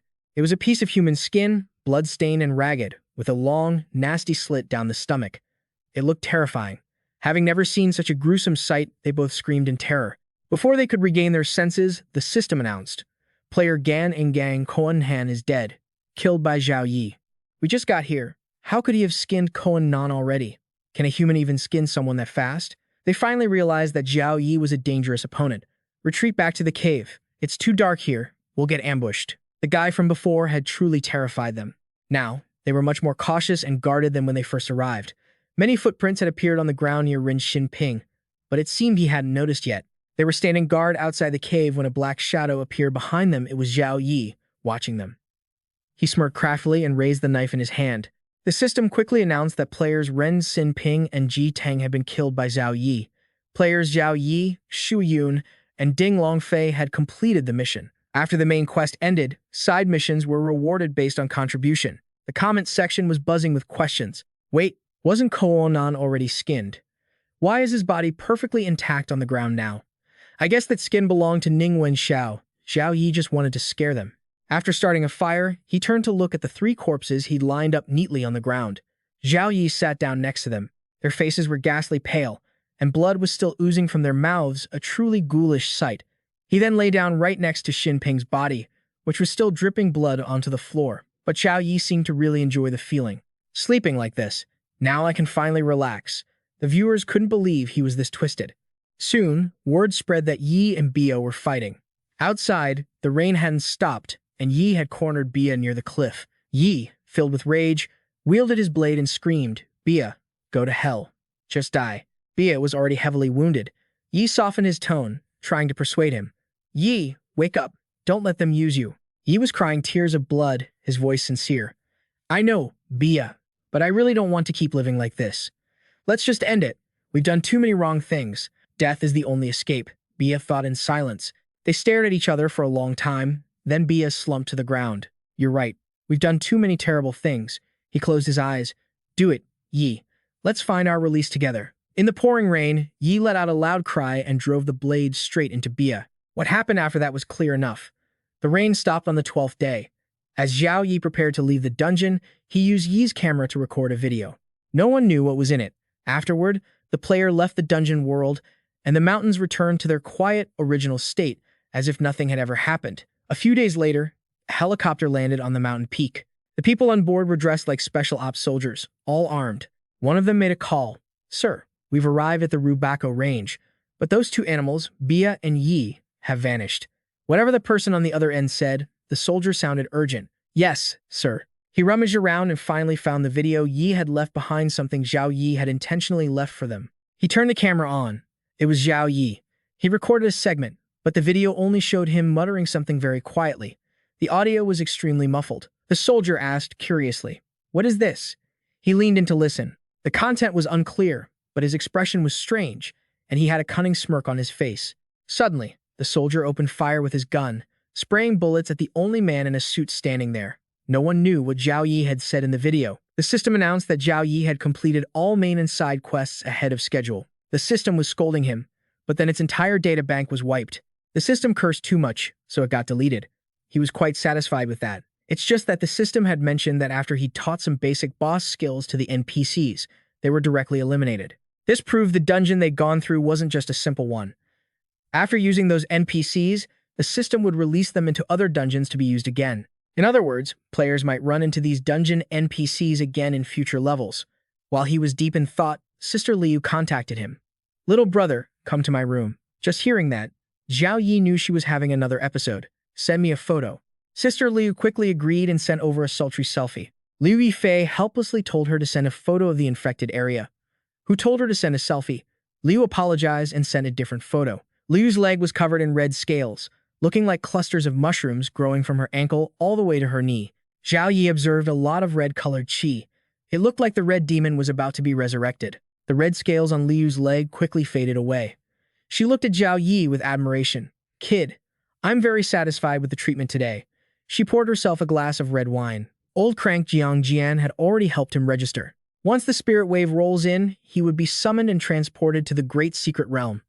Not only that, but Liu had even paid the registration fee for him. Zhao Yi was surprised. He hadn't even thought about the fact that there would be a fee. Liu swirled her wine glass and offered a faint smile. "What did you expect? The spirit wave is high risk, high reward. It's a destination many people crave but can't reach, especially for newcomers. Because so many people sign up, the system can't possibly filter through thousands of applicants. So, a high registration fee is the most effective way to filter people out." Zhao Yi politely thanked her. Liu was straightforward. "Don't mention it." After all, last time, old crank Jiang Jian lost a gold tier item in a bet. Selling it earned us quite a few points. Just don't enter any dungeons for a while. After registering for the spirit wave, your soul mark will be locked. You'll have to wait in the chaos realm for now, though you can still complete missions in the great world. Zhao Yi agreed, then stood up to leave. Liu waved goodbye with a bright smile. Zhao Yi turned to leave, but a mysterious smile played on his lips. Liu suddenly pulled her hand back, unsure who she was talking to. "You're afraid." A voice from the void responded, "Yes, because it wants to eat me." Back in his room, Zhao Yi sat on his bed and checked his system level and items. Very good. He had 30,000 points. He decided to spend 20,000 to buy 4 fragments of the spell. No sooner said than done. He clicked buy and hit activate. Instantly, 2 beams of green light surrounded Zhao Yi. They coiled around him like a binding rope. Very quickly, the cultivation technique was absorbed into his body. Zhao Yi looked at his hands, satisfied. He flashed a wicked smile. This technique was a perfect fit for him. Zhao Yi received another item, a destiny treasure chest. He couldn't sell the chest once opened, but no guy could resist opening a treasure chest. The system continued to reward him with a corpse shredder. As long as an object wasn't too hard, this thing could crush it. Players and spirits sucked into this shredder would be unable to respawn. Once the corpse shredder killed a player, it would delete all of their life-saving items at once. Zhao Yi was shocked. This thing was truly a weapon of mass destruction. He tested the machine's efficiency, put a test object inside, and pressed the button. The machine immediately sucked it in and pulverized it into mush. Zhao Yi smiled inwardly, praising it. Definitely good stuff. His face turned cold and vicious. He definitely had to take this thing to Zhenggu Valley tomorrow. The next day, as he left his room, the clown blocked his path. "Zhao Yi, are you heading to Zhenggu Valley? Can you do me a favor?" He stammered, scratching his head. "I want to open a general store in Zhenggu Valley, but my funds are limited only about 150,000 underworld credits.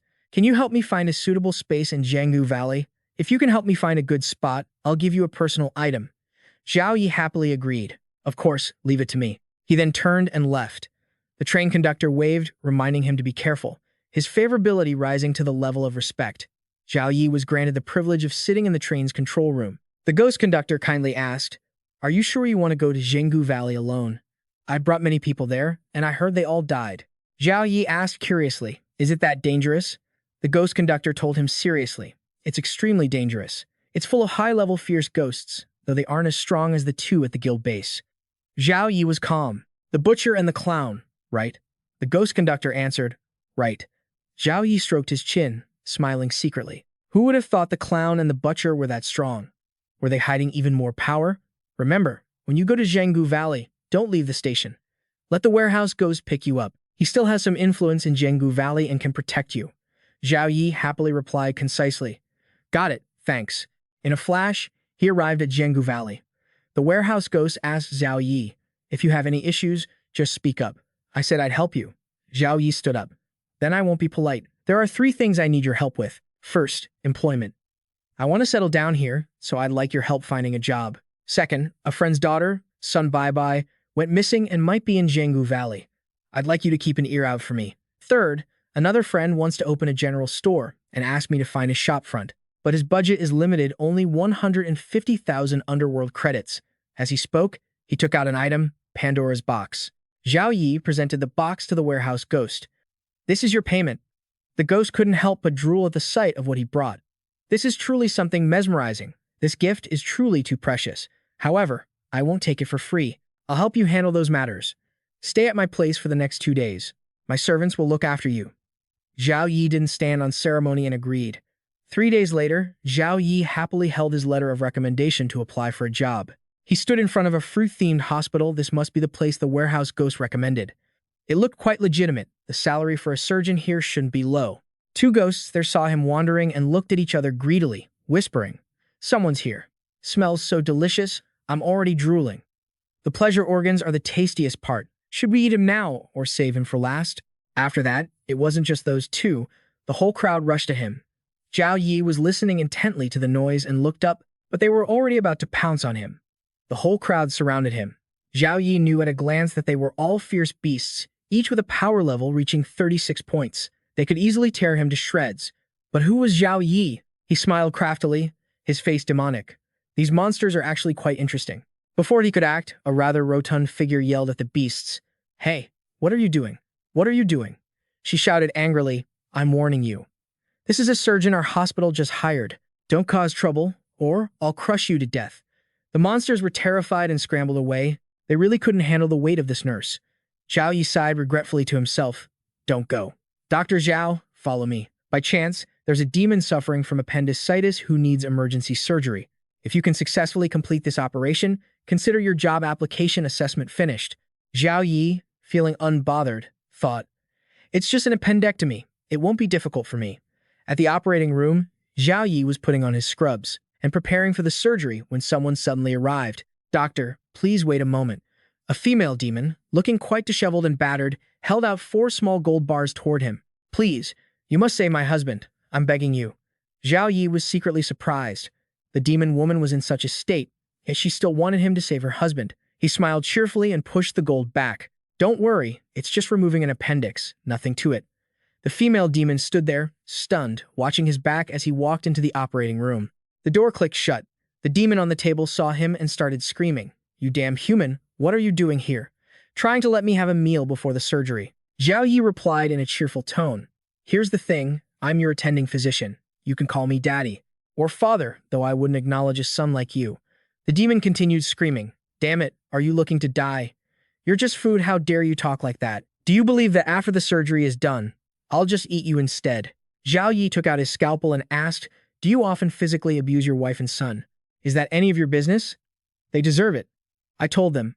Every cent they earn must go to me so I can buy alcohol. And that wench actually dared to hide money to send the bastard to school. It's a mercy I haven't beaten them to death yet. Zhao Yi reached into his pocket to pull something out, glancing at the demon. You've misunderstood. I'm not here to meddle in your family affairs. I just wanted to chat for a bit. He quickly pulled out the item. The demon shouted loudly, Hey, what are you taking out? Zhao Yi's face now revealed a dark glint. Relax, it's just a meat grinder. It'll make the surgery easier for me. The demon shrieked in terror. No, don't. I was wrong. But it was already too late. Zhao Yi coldly pressed the meat grinder against him, and blood splattered everywhere in an instant. The demon let out one agonizing scream, and then everything went dead silent. After messing around for a while, Zhao Yi was finally finished. He took off his mask and stepped out of the operating room. His clothes were covered in blood. Seeing him, the female demon ran over and asked, "Dr. Zhao, how did the surgery go? Was it successful?" He took off his cap and said indifferently, "Don't worry, the surgery was a complete success." She asked anxiously, "Then where's my husband? Why haven't I seen him come out yet?" He calmly fished something out of his pocket. "Oh, right." He held a bloody, fresh piece of appendix right in front of the female demon. "Your husband is right here." Seeing her staring blankly at the organ in his hand, seemingly not understanding what had happened, he continued, "Well, don't you think I cut it out beautifully?" The female demon asked again, "I mean, what about the rest of him?" Zhao Yi said nonchalantly, "Those parts? I found them useless, so I threw them away." It seemed she finally understood his meaning. She quickly pulled her phone from her pocket. "Hello." "Yes, hello. May I ask if the insurance company provides compensation if a death occurs? I want to ask, my husband hasn't been dead for long. Is it too late to buy accidental death insurance for him now?" But it seemed the insurance company had already told her there would be no payout. "I see. Well, that's a pity. Regardless, thank you anyway." Dr. Zhao smiled happily. "If you take someone's life, you might as well take out the trash for them." "Oh, no. Healing is a doctor's sacred duty. It's just what I do." He watched the mother and son leave happily. It was another good day at work. "Congratulations on passing the hospital's assessment. Here is your ID card. With this card, you are officially a person with a job in Kogu Town. The demons in town will consider you one of their own. Plus, your monthly salary will be 5,000 Ming coins, paid in the middle of each month." Zhao Yi agreed. The system congratulated him on completing the job-seeking mission. The reward was 5,000 Ming coins per month and a decent status. "The later world missions are a bit difficult. I should take a break for now. But the registration fee for the Ghost Spirit Wave actually costs 50,000 points. That woman, Liu Ruoxing, wouldn't just give me 50,000 points for nothing. She must need my help with something. Could it be related to the Red Demon? No, the Red Demon has an extremely high fusion rate with her. It wouldn't be controlled. I feel like she's probing me." While he was thinking, the warehouse ghost sent a letter. "Sun Bai's information has been found. After work, come to my place so we can talk. A long time ago, the D-17 train that Sun Bai was on met with an accident in Zili village in the south. Afterward, everyone on the train vanished. This afternoon, I sent a servant to Zili village to investigate, but they haven't returned. They probably met with disaster. 2.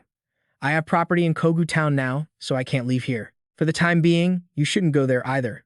It's too dangerous." Zhao Yi said while chewing on something. "Don't worry, I'll be careful." The warehouse ghost continued to advise him. "Also, here's the phone number for the boss of Changsheng Trading Firm. Tomorrow, you can contact him to set a time to have him help your friend check out the storefront." The door opened quickly. Zhao Yi had arrived at the shopkeeper's place recommended by the warehouse ghost. Boss Zhang Cheng, a neutral party. His weakness was his incompetent son. A point of note, he radiated a capitalistic aura. The shopkeeper said arrogantly, "You're the doctor recommended by the warehouse ghost." Zhao Yi replied briefly, "Yes." He continued, "Then I'll get straight to the point. The storefronts in Changsheng Trading Firm are for rent, not for sale. And your 150,000 Ming coins aren't enough for my wife to wipe her ass with." Zhao Yi looked sympathetic. "Then your wife's ass must be quite big. Can you handle it?" He shouted angrily. "Don't interrupt. Listen to me." He reined in his attitude and said seriously, "Everything has exceptions. My son always says his body feels uncomfortable and he can't study well. I've seen several doctors, but no one has been able to cure him." He said cunningly, "If you can cure him, I will agree to your deal." Zhao Yi asked suspiciously, "You'll keep your word?" "Naturally. I, Hu Aochin, am not lacking that little bit of favor for a storefront." Zhao Yi pretended to cover his face, deep in thought. "What? Scared? That's right. Even a ghost doctor couldn't cure him. How could a weak human like you?" But Zhao Yi was excited. "Boss Hugh, I still want to ask one thing. Your wife's ass is so big. Can you really handle it? Why are you so concerned about my wife's ass? I warn you, if you dare harbor any dirty ideas about my wife, I'll beat you to death." Zhao Yi had a challenging look. "Sorry, I'm just naturally curious about strange things." Right after that, he quickly stood up. Boss Hugh was surprised and hadn't reacted yet when Zhao Yi calmly headed for the door to go to his house to treat his son. Under the gloomy sky, two figures, one tall, one short, walked together. Suddenly, someone flew out of an upstairs window, followed by a scream. "Who the hell told you to clean my room? I've said it 1,000 times, don't touch my figures." The old man fell, blood dripping from his nose. He just wiped it away silently, while the owner, Mr. Ho, continued walking as if nothing had happened. Liu Yi stopped, watching the old man trembling as he stood back up. He licked his lips, thinking, "It smells so good, like food. I need to eat more." When Mr. Ho saw him stop, he looked back curiously. "If you're too scared to go, then forget it. I'm not playing around with you. The doctors who came to treat my son before were all eaten by him." But Liu Yi quickly brushed off his warning. "No, Mr. Ho, let me be the one to treat your son." The door opened gently, and Liu Yi stepped inside. He threw the door wide open, and a foul, bloody stench wafted out from the room. Mr. Ho couldn't stand it and covered his nose. His son didn't even look human anymore, and he was holding a set of teeth in his hand. The father had brought food for Ta, the evil one. Looking at his son, even he backed away in terror. "Dr. Liu, you're a good man." It seemed like Ho and Gao Thane was struggling to get that last sentence out. Then he bolted away. Liu Yi didn't feel an ounce of fear as he stepped forward. "Hello, Ho Luong. I'm the doctor your father hired to treat you." The kid glared at him with pure ferocity. "Tell me, doctor, exactly how do you plan on treating me?" Liu Yi sat down nearby, looking perfectly relaxed and gentle. "Don't be afraid." Ho Luong stood up in surprise. With one glance, Liu Yi could tell the kid was suffering from a severe case of oppositional defiant disorder. It was a mix of rebellion and aggression. To Liu Yi, this was just low-quality food. He could eat the kid, but that wouldn't help boost his own mental strength. He lunged at Ho Luong with incredible speed. The kid panicked, dodging and screaming. "What are you doing?" Liu Yi stared at him with a dark, gloomy expression. The kid grew even more terrified, stuttering, "Don't, please don't." A few minutes later, Ho Gao Thien was outside smoking. When he saw a shadow move inside his son's room, he jumped up, dropping his cigarette. "Dr. Liu, you're actually still alive? Is the treatment done, Mr. Ho? From now on, your son will listen to you unconditionally, study hard, and will be capable of inheriting your business in the future." The father was so shocked he couldn't even speak. "It's that good? You're not pulling my leg, are you?" At that moment, Ho Luong had returned to his normal self. He was sitting at his desk, studying diligently. Seeing his son like this, Ho Gao Thien was so startled he nearly jumped out of his skin. Tears streaming down his face, he grabbed Liu Yi's hand in joy. "Miracle Dr. Liu, if you don't have enough money for the space, you can pay later." Liu Yi had successfully shifted the man's favorability from indifference to genuine liking. Even Liu Yi was surprised it happened that fast. It seemed the man really did value his son above all else. The father and son walked him to the door. Liu Yi called the train conductor.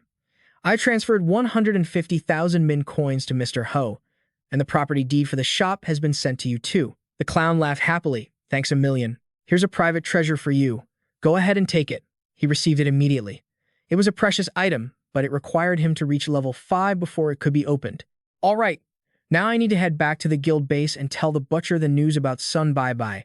Hearing the name, the butcher clenched his fists. So, the girl had disappeared in Tula village. No wonder Liu Yi asked if he knew about Tula village. The butcher looked sorrowful. Sun Bai's mother, Hong Tong, was from Tula village. The village was always closed off from the outside world and hated outsiders.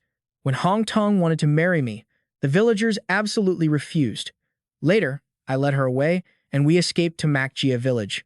Not long after, Hong Tong gave birth to Sun Bai, but then she mysteriously disappeared, leaving only a letter behind. The contents were just some instructions, telling me to take good care of our daughter and never, ever let Sun Bai get close to Tula village. The police searched the whole village, but there was no trace of her. It was as if she just evaporated from the world. Liu Yi asked, "Do you still have that note?" "Yes, I'll go get it for you." The butcher stood up. Liu Yi took the letter, reading every single word carefully in silence, afraid of missing any details. "I'll hold on to this for now. After I finish the Demon Tide event, I'll go there and find your daughter." The butcher was surprised. "You're participating in the Demon Tide?" He warned him it was dangerous and hoped he would survive. Outside, the sky was gloomily bizarre. Liu Yi walked the streets alone. A beam of green light washed over him and the others who had registered for the Demon Tide. The system announced the rules. The mission was to survive for 7 days and escape the secret realm. This time, the killing would be intense since players could gain experience points by slaughtering each other. Liu Yi was quickly transported into the secret realm. He opened his eyes, unsure how long he'd been asleep. He was lying on a single bed. He sat up, his head feeling a bit achy, wondering what would happen next. As he rubbed his head, a system notification appeared, signaling him to pay attention to certain items. Interesting, but why the reminder to survive until the 7th day? Doesn't until usually imply a location rather than a time? Liu Yi was curious. What were these bizarre cracks on the wall? He went to the balcony to observe the surroundings and happened to read the diary. February 15th, outside the door, a guy with a chainsaw broke in, trying to kill me, but I managed to kill him with my superior combat skills and threw him into the meat grinder. He couldn't read the next pages. It seemed like some force had locked them. He picked up the camera on the table. The system reminded him it could only be used once. Liu Yi found it interesting. Only one use? Was there some hidden secret inside? Suddenly, there was a noise outside the room. Liu Yi looked toward the sound. He opened the door to check it out, and as soon as he stepped out, he saw a guy with a chainsaw charging at him. A guy with a chainsaw really was charging at him. So, the diary could predict the future. As the guy lunged, Liu Yi calmly kicked him in the stomach, sending him flying. Then, with a single fluid motion, he sliced the man's throat, and the guy died on the spot. The man with the chainsaw hit the floor. Liu Yi thought to himself, he was so weak. That doesn't seem to fit the level of a demon tide, does it? He dragged the guy into his room, wondering, if I don't follow what the diary says later, what will happen? An invisible air wall blocked him, preventing him from leaving the room. Liu Yifei threw the corpse out to test it. Strangely, he was able to pass through. He silently calculated that the corpse could get through, but he couldn't. Could the prophecy in the diary still be incomplete? Do I have to finish it all before I can leave? At the same time, 10 other players on the same floor as Liu Yifei were also fighting the faceless man. Each person's weapon was different, yet they were all so weak they didn't match the intimidating aura they were projecting at all. The viewers were getting annoyed, leaving comments hoping for something more groundbreaking. Seeing him just lazing around like that, they started gossiping. Look at Liu Yifei. He's still so relaxed, it's like he's on vacation. He lay comfortably on the bed, stretching his legs out, seemingly calculating something. Suddenly, Liu Yifei sat bolt upright. That's not right. The clock matches my own biological clock. That means over 10 hours have passed since I arrived here. But strangely enough, outside the window, it's been daytime ever since I got here. There hasn't been any sign of it getting dark. I get it now. The time outside doesn't change. The thing that changes is the time inside the inn. If a player can't leave the inn, they'll be trapped on the 15th of forever.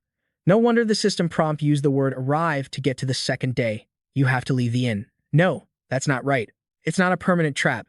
Given the system's rotten personality, it would never allow a faceless man as weak as the one today to appear. The killers later on will get deadlier and deadlier until they manage to kill the player. The clock quickly struck 12 noon, emitting a signal sound. Liu Yifei calculated silently. It's 12 o'clock now. The time outside is starting to move too. He remembered the diary he read when he first entered. It was something that could predict the future. Liu Yifei quickly headed to the desk. He opened it to see if the diary updated when the time outside moved. Inside, it was just filled with the words, "Go die, go die." This diary actually dared to curse him. Liu Yifei immediately took out his corpse processing machine. It panicked, "Big brother, please spare my life." He flipped on his intimidation mode. "I can spare you, but you have to tell me how to get out of here." On the white paper, words appeared. "Kill the third faceless man." Liu Yifei was puzzled. "I have to reach the third faceless man before I can leave this inn? On the 15th, there's still a faceless one with a chainsaw breaking in to kill you, but you successfully killed it thanks to your extraordinary skills." Just as Liu Yifei guessed, the strength of the killer will be much greater on the third day. It'll probably be hard to kill him. However, his face suddenly turned sinister. Looking at the diary, Liu Yifei flashed a deadly smile. "Thanks, pal." Then he threw it directly into the corpse decomposition machine. Who does it think Liu Yifei is? It cursed him like that. Why should he let it off easy? Suddenly, while he was inspecting the machine, the phone right next to him rang. The voice on the phone made Liu Yifei's expression darken. Specifically, the person on the other end wanted him to bring the camera to the madman's house. After saying that, they hung up. The voice on the phone was actually his own. This instance is fun. I'm finding it more and more interesting. Day 3 in the rooms, same time, same place. Every room has a faceless man, and they are way more formidable than the ones from before. The other players struggled with all their might to take down the faceless men as the diary foretold. But Liu Yifei was different. He didn't kill the faceless man but dragged him toward the door. He threw him through the air barrier, then stepped through himself. Finally, he successfully stepped through the in-room door, still holding the camera in his hand. Sure enough, that diary was just a trap. He had guessed it early on, so he destroyed it directly. The first faceless man was the weakest, so the diary existed as a prophecy, exploiting the player's cautious nature to force them to fulfill the prophecy. On the second day, players have to endure immense pressure to survive. Guided by the hints from the first day, they become convinced that they can only survive by killing the faceless man. But in reality, it's only during this window when the faceless man enters the room and survives. At the air barrier at the door disappears. To leave, you need to keep the faceless man alive in the room, but you can't let him attack you like before. There might still be dangers on the way out, so bringing this faceless man along as a blood bag isn't a bad idea. Liu Yifei casually dragged the faceless one toward the stairs. Suddenly, he stopped. Something like a red thread was blocking the path. Liu Yifei tried reaching out to touch it, and the thread was so sharp that his finger was sliced clean off. The viewers panicked in the comments, saying if Liu Yifei hadn't been on alert, he would have been cut in half by now. He felt intrigued. So this is actually a soul weapon. Suddenly, something shot toward him from behind at lightning speed. Liu Yifei didn't have time to dodge. An arrow from who knows where pierced straight into his left arm. Liu Yifei, calm and silent, immediately took out his scalpel.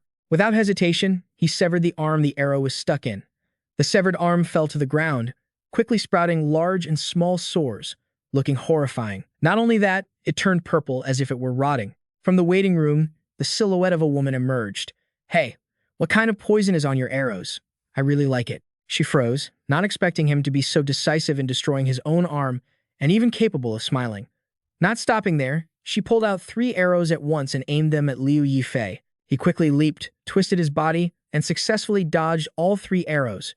Realizing she had finally met her match, she ran toward Liu Yifei, pushing him aside.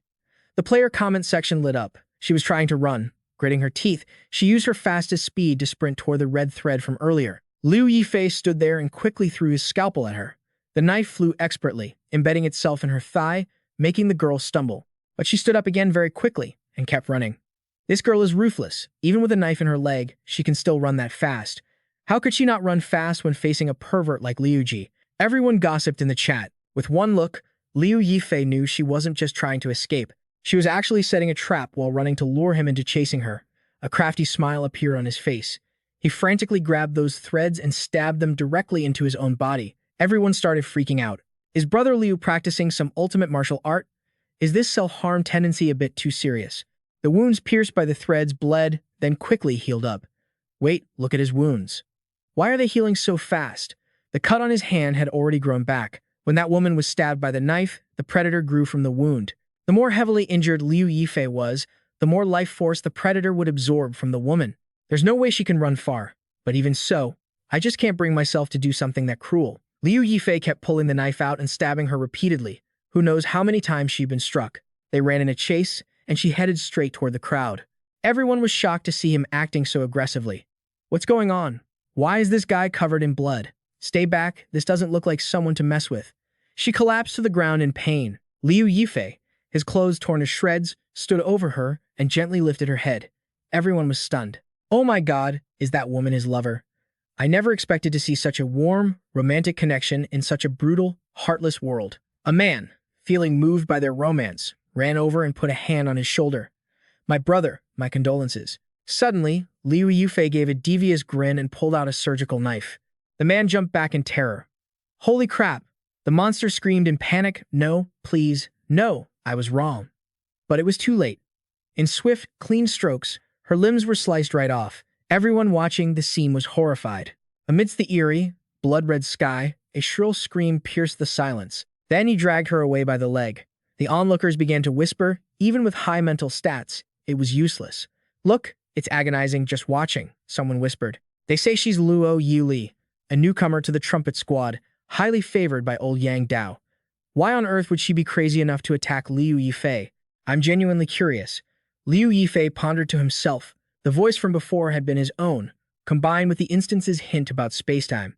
This is a logic loop. I suspect that call came from me. I specifically mentioned this camera, which means at some point in the future, this thing is going to be incredibly important. It's a shame it's broken. No lens, no viewfinder, no film, and no battery. Maybe that call was a reminder to go to the psychiatric hospital to scavenge those parts. The crack is still there. Liu Yifei wondered if only he could see it, or if everyone else could too. He looked at Yili lying miserably on the ground, tears still streaming down her face. Tell me, do you see a crack in front of you? Looking up at him, Liu Yifei seemed like a demon risen from hell, utterly terrifying. Yili was so panicked, her face turned purple. Don't come over here. Don't. Liu Yifei deviously squeezed her chin, lifting it up. Don't be afraid. Answer my question, and I'll end your suffering. I see a crack too. Please, stop torturing me. Just finish me off. He asked if she had any healing items or anything like that. No, just kill me already. Liu Yifei crouched down. What a pity. I saw potential in you and actually wanted to take you along for the ride. Yili asked in surprise, why would you want to take me along? Liu Yifei grinned. Because you're a total rat you kill without blinking. You're ruthless, cold-blooded, and just crazy enough. Yili cursed under her breath. You're the crazy one, the craziest of them all. Yili was direct. She wasn't scared anymore and looked Liu Yifei in the eyes. What are your conditions? You're greedy. 50,000 points. After all, dragging someone along is a lot of work. Hearing such an outrageous price, Yili just lay back down. Just kill me then. I won't resist. Liu Yifei coughed intentionally. Fine. How many points do you have? I can give you a discount of 8,000, but I can't let you have it all. How about 5,000 and a blue-grade item? Liu Yifei feigned heartbreak. Fine, deal. Yili was fuming as he actually taking a loss. I have a blue pill in my chest pocket. Eat it, and it'll heal your wounds. You chopped off my hands, you have to feed it to me. Liu Yifei replied, sure, no problem. Her chest was a bit large, and as Liu Yifei reached in to find the medicine, he accidentally brushed against her. That's not in the chest pocket, you pervert.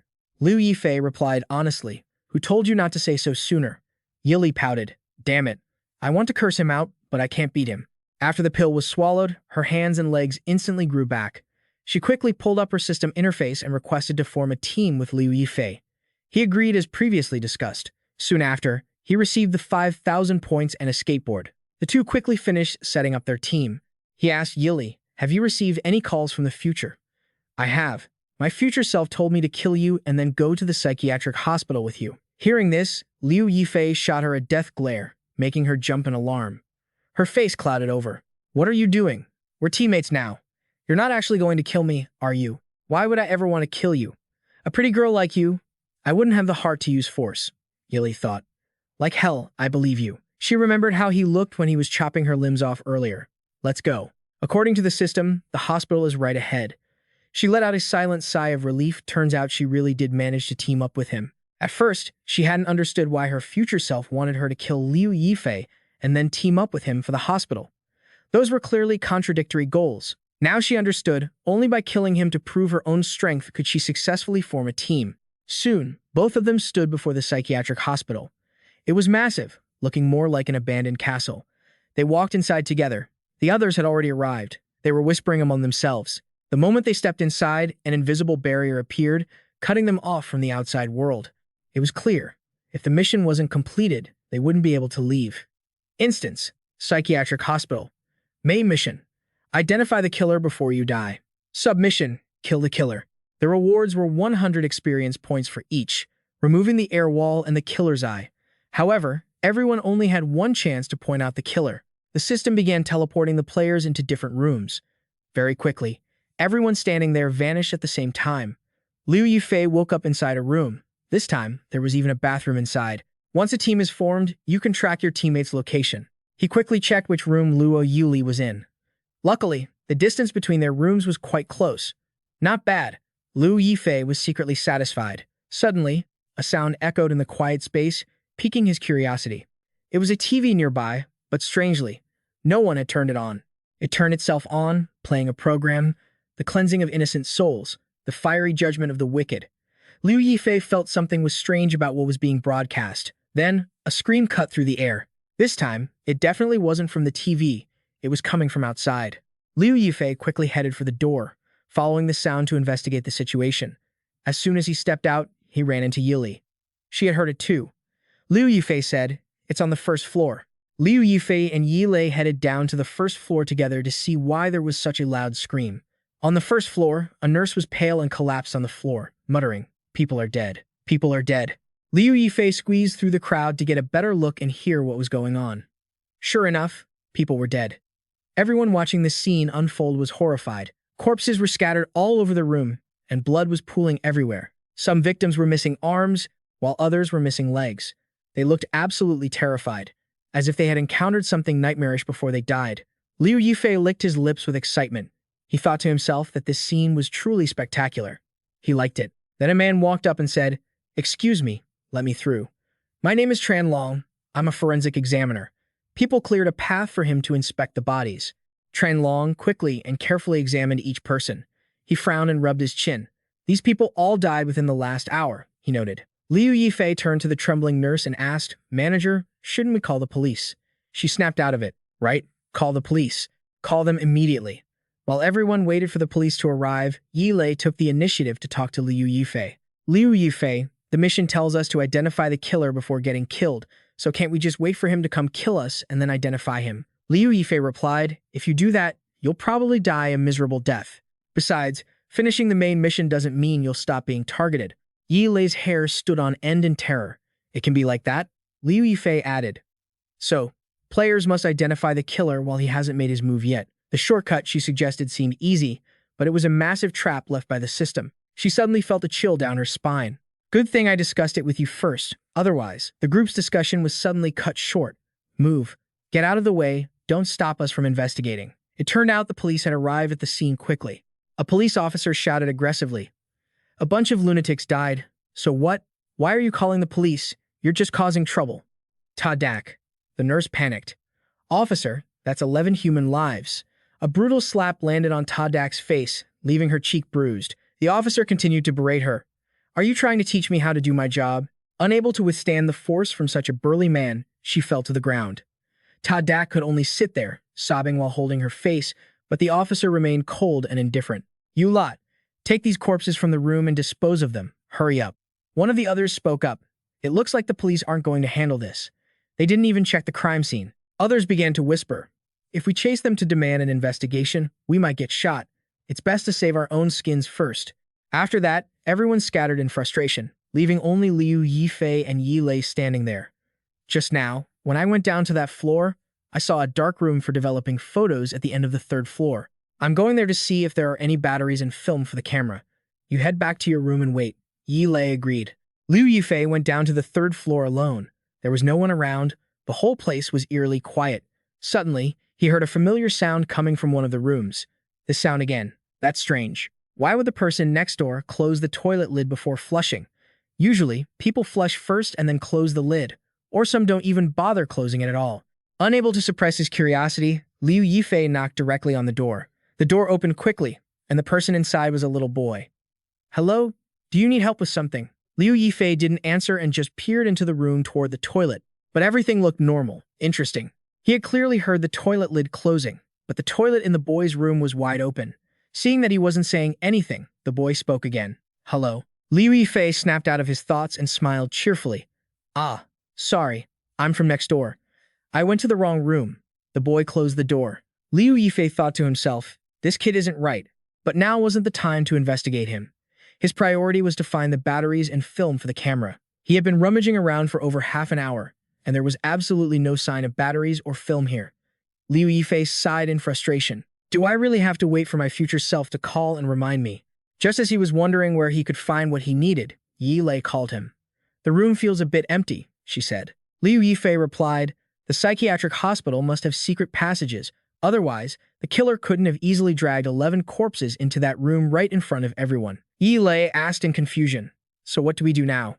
Liu Yifei wasn't too panicked. He still had things to confirm. In another hallway, a strange, eerie voice echoed. It was reciting cryptic lines. Inside the room, everyone was holding guns, guarding the entrance. Hearing that sound, they took their positions. On high alert. Tran Long was tense. "It's here. That's that eerie sound. It must be the killing demon. Is he going to choose us tonight?" That strange man stood in front of Tran Long's room and knocked on the door with his sword. Tran Long, already prepared inside, thought, Come on. I'll shoot you dead." But this strange man didn't take any other action. Instead, hearing the noise inside, he seemed puzzled. Suddenly, the door swung open, and he turned pale, screaming, "People are dead! People are dead!" Everyone in the room scrambled to rush out. "Someone died on this floor? Again? Who died? Let's go see." That strange flushing sound rang out once more, catching Liu Yifei's attention. He smiled to himself. As expected, every time someone dies, the person next door makes that noise. All their weapons and equipment had been destroyed.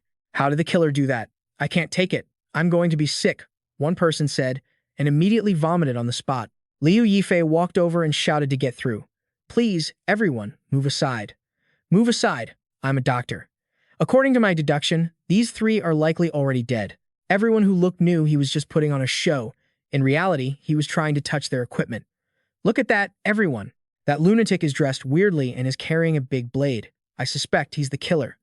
The strange man panicked and hurriedly denied it. I'm not the killer. I'm just here to slay the gods. Someone whispered, it's probably not him. After that person verified him, the system didn't send any notification that the mission was complete. That person sat down on the ground in despair, clutching his head. Damn it, I identified the wrong person. The strange man said again, the gods have invaded Kara. Fellow patients, come with me to slay the gods. Suddenly, Liu Yifei ran over and grabbed the strange man's wrist. Hey, stop causing trouble. Come with me outside. He screamed, don't touch me. I want to slay the gods. I want to slay the gods. The two of them stood in a secluded corner. Listen to me. A god has snuck into the mental hospital. It's hiding in the shadows, constantly slaughtering the innocent people of the nation of Kara. Help me with one thing, and tomorrow I'll go find it. He lit up at that, asking, how do we do it? Tomorrow morning, help me drag that white guy from the 3rd floor to the church to pray. Consider it done. You have my word. I'll get it finished. The next day, right after breakfast, Zhao Yi, a teenager living next door, was forced by Old Tam to head to the church to pray. Old Tam relentlessly dragged the boy toward the roof entrance. The boy was reluctant but helpless. He kept one hand busy, trying to secretly pick the lock with a special tool. Turns out, it was Zhao Yi and Yi Lei taking the chance to use a wire to pick the lock and sneak into the boy's room. The door opened in a flash. They both hurried inside, tearing the place apart to search the boy's room. Zhao Yi stumbled upon the boy's diary and started looking through it carefully. Mom said I was a freak, so she dumped me in this mental hospital and never came back. The director took me in. He treats me so well. He never hits me. He even helps me wipe away my tears. Reading those lines, Zhao Yi felt the director must be a kind soul. But the director is blind. He can no longer see the light of the holy radiance. I must help the director ascend to heaven. There has to be a way, no matter the cost. Yi Lei felt a chill down her spine. He's not going to kill the director, is he? Zhao Yi caught a whiff of food, a scent he'd never encountered before. Yi Lei heard him muttering nonsense and asked, what's that smell? They stared at each other, blankly. Zhao Yi quickly brushed it off. Did I say anything? You must have misheard. Zhao Yi noticed the boy's toilet was spotless, not just clean, but brand new as if it had never been used. If he doesn't use the toilet, how does he, you know? Zhao Yi pressed the flush button, and the livestream chat went wild. Sure enough, there was no water. It really was the Emperor's new toilet. Zhao Yi frowned, pushed the toilet aside, and sure enough, there was a secret passage underneath. A viewer commented, do you guys recognize that sound? Isn't that the same noise Zhao Yi hears all the time? So that's the sound of a secret passage opening. Every time someone died, that sound played. Could it be that the kid was the one doing the killing? Yi Lei cursed in surprise. That kid actually built a tunnel in a mental hospital. And it's even lit? Zhao Yi said, let's go check it out together. They both entered. Yi Lei kept a close watch from behind. The secret passage was winding, snaking from the walls to various parts of the mental hospital. No wonder he could kill people without anyone knowing. Zhao Yi quietly surveyed the surroundings. It wasn't necessarily the boy who did the killing. A phone started ringing down below. Yi Lei was startled and didn't know what to do. Zhao Yi moved quickly, thinking, maybe this is a call from our future selves. They rushed to a room, and sure enough, the phone was ringing off the hook. He went to pick it up. I'm setting up a few traps nearby just in case there are monsters or something. Zhao Yi quickly agreed as soon as he picked up the receiver, and a series of instructions began to play. The film roll is under the toilet. Retrieving it is crucial. The side quest reward can be used for the camera. Do not lose the camera. After the second day ends, go to a secret underground beast fighting base. Having heard that, he hung up immediately. They had to act fast. He looked at the toilet. The film is in that toilet? That's disgusting. I don't want to dig for it myself. Yi Lei was busy setting up traps, and Zhao Yi approached her with a grin. Xiao Li. She dropped her expression, turned around, and asked defensively, what is it? My future self called and said the film is inside that toilet. Yi Lei looked at the spot, retrieved the film from inside that toilet. She stared at the filthy, reeking toilet, wondering how long it had been since it was last cleaned. Since Yi Lei was a girl, she definitely had a bit of a germophobia. She couldn't help but cover her nose, feeling like she was going to gag. Your future self really said that. That's right. Even though I really want to help you with this dirty work, if we aren't careful and change something that alters the future, it wouldn't be good. He looked sincere, not like he was trying to trick her. Yi Lei carefully weighed her options. Finally, she made up her mind, clenching her fists. Fine, I'll do it. She quickly approached the filth-covered toilet. Zhao Yi said he'd cheer her on. Yi Lei squatted down and started rummaging inside. Finally, she grabbed the item. She pulled it out from the murky water. Yi Lei looked at it with disgust, then quickly rinsed it with clean water. Meanwhile, Zhao Yi kept searching. He found an envelope in a drawer and picked it up. There was a word fun written on it, and the text before it had been crossed out. He wondered what kind of fun this was. He quickly took the letter out. Inside was a piece of paper. It turned out all the experiments in this facility were related to that fund. It also meant that the underground laboratory at Xishan University, Li Kang, and the mayor of City A were all part of the fund's influence. The recent wave of spirits was linked to the fund. He looked at the paper in his hand and flipped it over to read the back. On the back were the experimental formulas left behind by the previous person. He continued to search the desk to see if he could find any more clues. In the diary, the writer recounted how he began seeking that holy radiance. He wanted to turn the director into Container 13 so he could receive the god's holy light. It seemed the director had already been murdered. Yi Lei asked, "So, the culprit isn't this teenager, but the director?" To be honest, both of them are culprits. The boy leaves his room for the secret passage first, then gives the order for the director to go kill.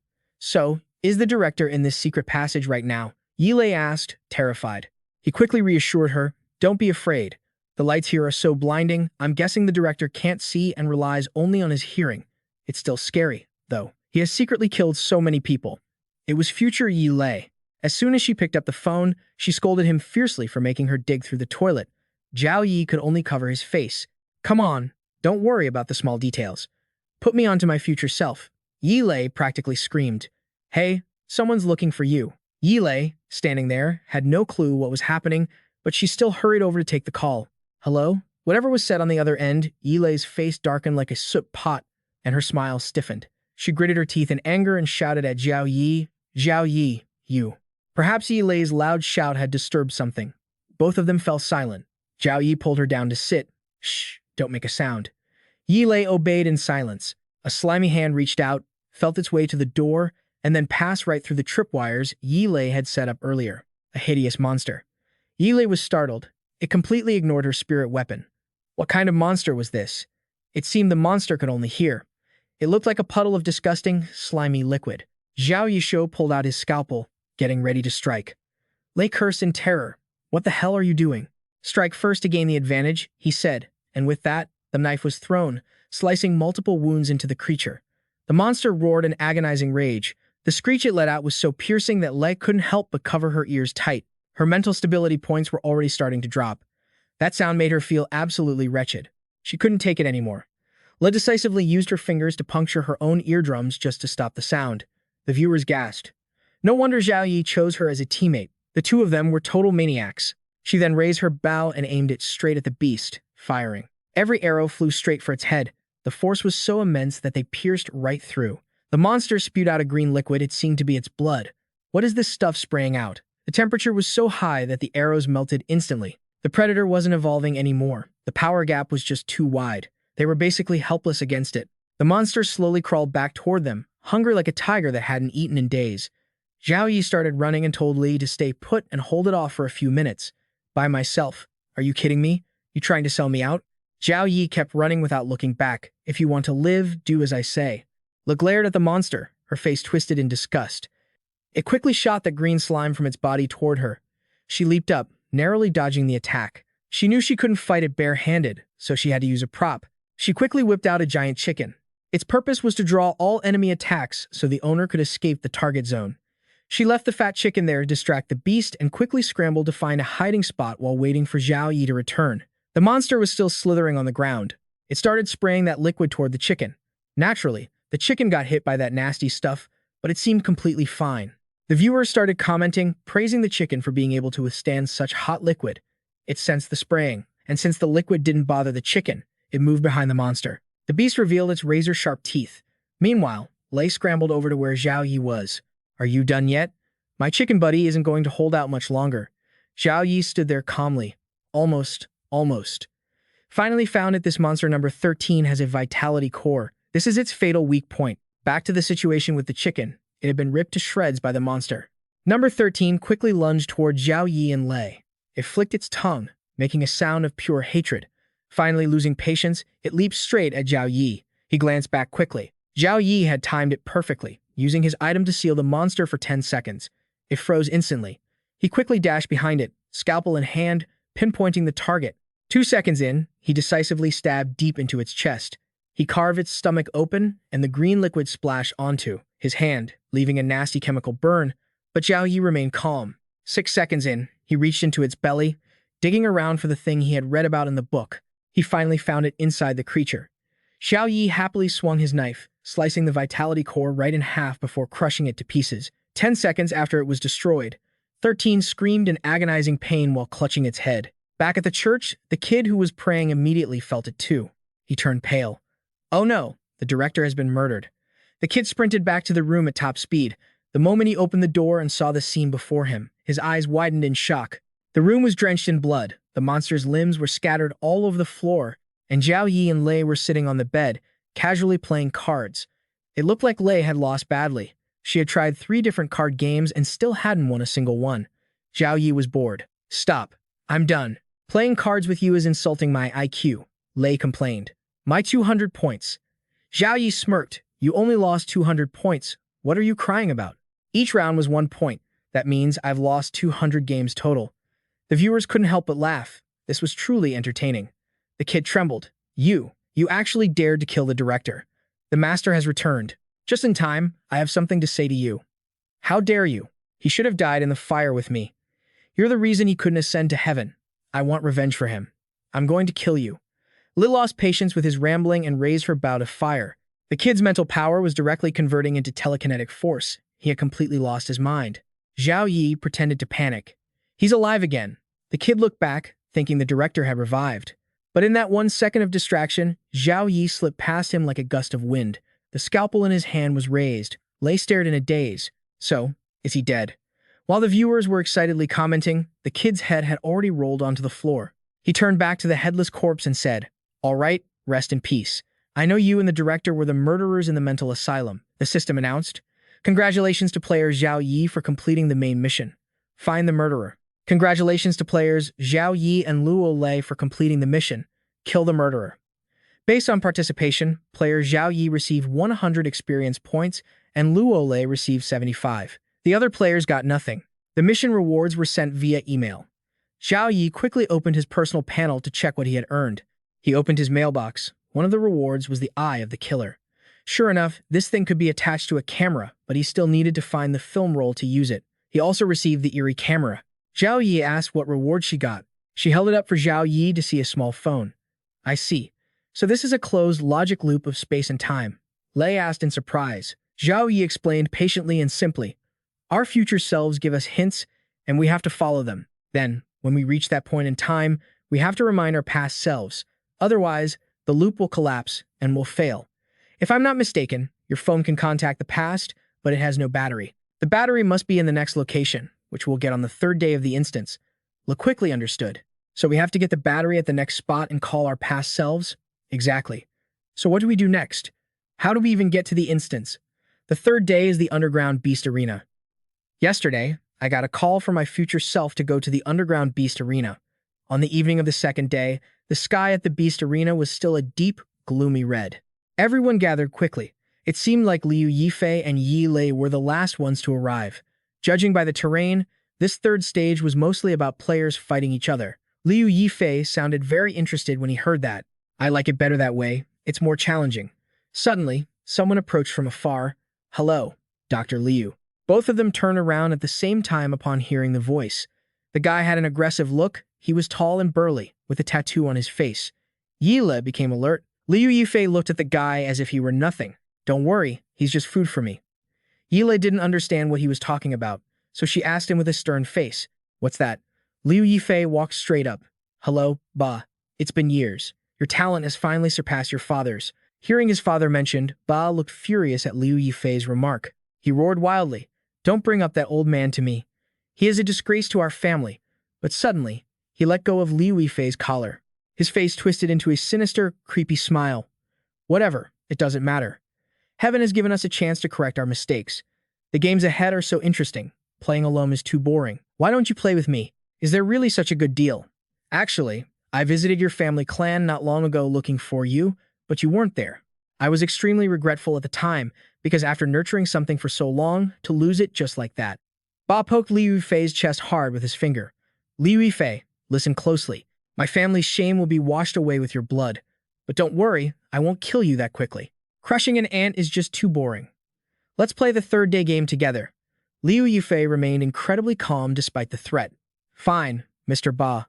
I hope you have fun playing. Just as he walked away, the hand Liu Yifei was using to wave faded quickly. His face turned fierce. The food is almost ripe. It smells truly intoxicating. Early the next morning, on the third day, everyone gathered early in the waiting hall. Liu Yifei felt the crack in front of him getting larger. Could it be related to time? Does the crack grow a little bit more with each passing day? Yile agreed. You're right, but the urgent matter now is to clear the third stage first. The system quickly announced, "Welcome to the abalone game. The main task is to survive and clear the stage. The subtask is to find the mastermind and kill them. The first game is a tribute, and the rules are very simple. Within 30 minutes, leave this main hall and head to the next game through either the left or right doors. Of course, there are a total of 600 people here, but once 100 people pass through each door, it will close completely. 30 minutes later, both doors will seal shut. After that, the plaza will be filled with a large amount of deadly poisonous gas. The consequences don't need describing.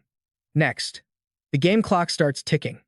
As the timer hit 30 minutes, people began to shove and push, causing chaos. They started pulling out weapons to slaughter one another. They used everything they had to take down their opponents. Very quickly, many people died, and blood flowed everywhere. Most female players were panicked and terrified by the bodies piling up on the floor. Yile thought, damn it, if the adulterous skateboard wasn't so pretty. And pairing it with that, the chances of me and Liu Yifei clearing the stage would be high. But now, seeing Liu Yifei looking left and right, she curiously asked, what are you looking at? I'm looking at the pinhole cameras. There are a total of 67 pinhole cameras in this beast arena. They can observe every corner. Yile was surprised. So many pinhole cameras, what's the purpose? I'll answer that for you later. Look at this corner first. Yile asked, what about that corner? He grinned stupidly. I'm going to die there later. Get your butt up. Yile was helpless. She couldn't believe his words. Are you joking? No, I'm serious. Behind me, you have to complete the subtask on your own. If I'm lucky, I might give you some help. Yile stared at him blankly, as if she had vaguely guessed Liu Yifei's intention. Don't say it out loud. If someone hears, it won't be good. All right then, what do you plan to do? He looked around and asked, do you have a flashlight? Give it to me first. Yile quickly pulled one out. I have one, but what do you need a flashlight for? Liu Yifei quickly replied, to perform photosynthesis. What kind of photosynthesis? Are you a plant? The viewers commented, feeling sorry for Yile for encountering such a mentally unstable player. Even if you can't outtalk him, that's one thing. The key is that you can't outfight him either. With Liu Yifei's train of thought, us mere mortals really can't guess what he's going to do next, so we can only wait and watch the show. As time passed, the players struggling in the beast arena began to feel restless. Only 100 people can pass through each door, but there are 600 of us in total. Counting those who just died, there are about 500 left. If we want to survive and pass the first gate, about 300 more people have to die. Killing one more person means a higher chance of survival. The next targets for those being knocked down were the female players, as they were weaker. Some muscular, burly young men started taking down female opponents without mercy. The crowd panicked, and this place quickly turned into a death arena. One guy saw Liu Yifei and approached him, thinking craftily that this guy in front of him was only level 5, making him the easiest target to bully. Thinking it, he grabbed a hammer and rushed toward Liu Yifei, screaming, "Go to hell." Liu Yifei turned and successfully dodged his attack. He punched the guy in the stomach with one hand while keeping the other casually in his pocket. The punch seemed very powerful. The guy spit up blood. Not stopping there, he quickly swung his knife, cutting a deep line into the guy's arm. Blood immediately splashed out from the wound. Liu Yifei has never held back against an opponent. He grabbed the throat of the guy who didn't know his place and dared to attack him. Having been punched until he vomited blood, and with a severe wound on his arm constantly bleeding, the guy quickly couldn't handle the inner strength in his grip and collapsed. He rolled his eyes back, trembling as he begged, Don't kill me. Big brother, I was wrong. Don't worry, I won't kill you.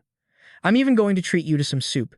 The guy was still shivering. It seemed he knew that thing wasn't anything good. That bowl of soup was indeed carefully prepared by the butcher.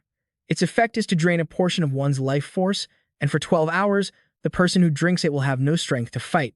The guy coughed violently while clutching his neck. Liu Yifei took out the adulterous skateboard again, though nobody knew what he was planning. Liu Yifei laid him face down on it, using Yile's rope to secure him to the board. Afterward, He pushed the skateboard straight toward that guy, Ba. Ba was standing quite far away, not understanding what was happening. Liu Yifei looked at him with a sly expression. A gift for you. For some reason, the guy's body began to transform like a monster, his tendons bulging abnormally. He stood up and stared at Pa, his eyes and teeth completely transformed like a monster. Perhaps this was the effect of that butcher's soup. Losing control, his eyes turned bloodshot. Clutching his blade, he looked at Pa with hungry, predatory eyes. Only then did Pa realize something was seriously wrong with this guy. The guy swung his blade down with a wild, brutal force. Pa barely let out a shout, managing to dodge just in time, but his shirt was slashed open. That blade was sharp. If Pa hadn't dodged, he would have been severely wounded. Pa quickly pulled out his weapon to fight back, but the guy grew even more manic, lunging at him again and again. Seeing how ferocious he was, the onlookers screamed, "Run! Get out of the way before you get caught in the crossfire." Just as Zhao Yi planned, the plaza was in chaos. Go. Everything was going according to plan, and Yi Lei quickly agreed. Seeing Zhao Yi and Yi Lei trying to escape, how could those guys just let them be? They started shouting, "Don't let them run. Kill them." Dozens of blind bullets whistled toward Zhao Yi at high speed. He quickly brought out his weapon to shield himself. They kept firing. Using the moment, Yi Lei used her skateboard to zip toward Zhao Yi at lightning speed. She leaped into the air and kicked Neng right in the face, a brutal blow that sent Zhao Yi sprawling. The viewers were baffled, lost in the confusion. Must be their plan, they thought. But they could have just run away together, right? Seeing him fall, the other players seized the chance.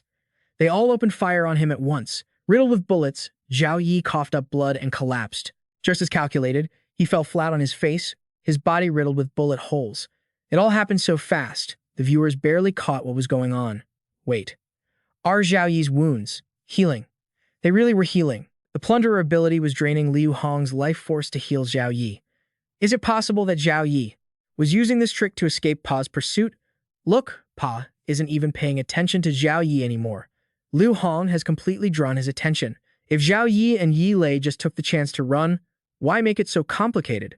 Besides, his body was practically smashed to bits. Even if the wounds heal, he can't come back from that, can he? Is this really faking his death? He's clearly dead. Liu Hong took a hit from Pa, the blade sinking halfway into his body. Once the meat soup's effect wore off, Liu Hong was no match for Pa, but fighting him to the very end wasn't half bad. Liu Hong collapsed and took his final breath. He was truly dead. Pa looked around, but Zhao Yi was gone. Had he already made it to the next stage? Pa marched toward the door. No other opponents dared to get close. His face darkened as he let out a sinister laugh. Zhao Yi, just you wait. I'm coming for you. The remaining players stood there watching when, suddenly, something leaked out from another door. A wave of green smoke filled the air. We're done for. We're dead.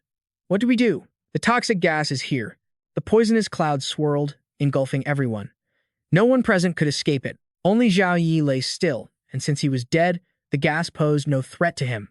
It was quickly being absorbed into the collection tanks. The viewers finally understood. Zhao Yi wasn't running from Pa. He was after this toxic gas. If he's dead, he can't be poisoned, right? When the gas vanished, he could revive using photosynthesis. But others disagreed with this theory. If that were it, why not just run out earlier? This death definitely had some other scheme behind it. Just wait and see. When all the players died from the gas, two people walked in. They looked like medics, but they were wearing demon masks instead of surgical masks. Hurry, get these bodies to the crematorium. Don't leave any traces. The other nodded, following orders. They pushed two wheelbarrows, looking left and right, searching for something, checking which bodies were still intact. They didn't put those into the crematorium, but took them to the doctor first. They just died. Their organs are still fresh. They piled the bodies onto the carts and pushed them away, treating these people like livestock, not humans. They shoved everyone into a room, including Zhao Yi. Time is tight today. We only have 30 minutes. After that, we have to drag the rest to the crematorium. The other replied, Fine.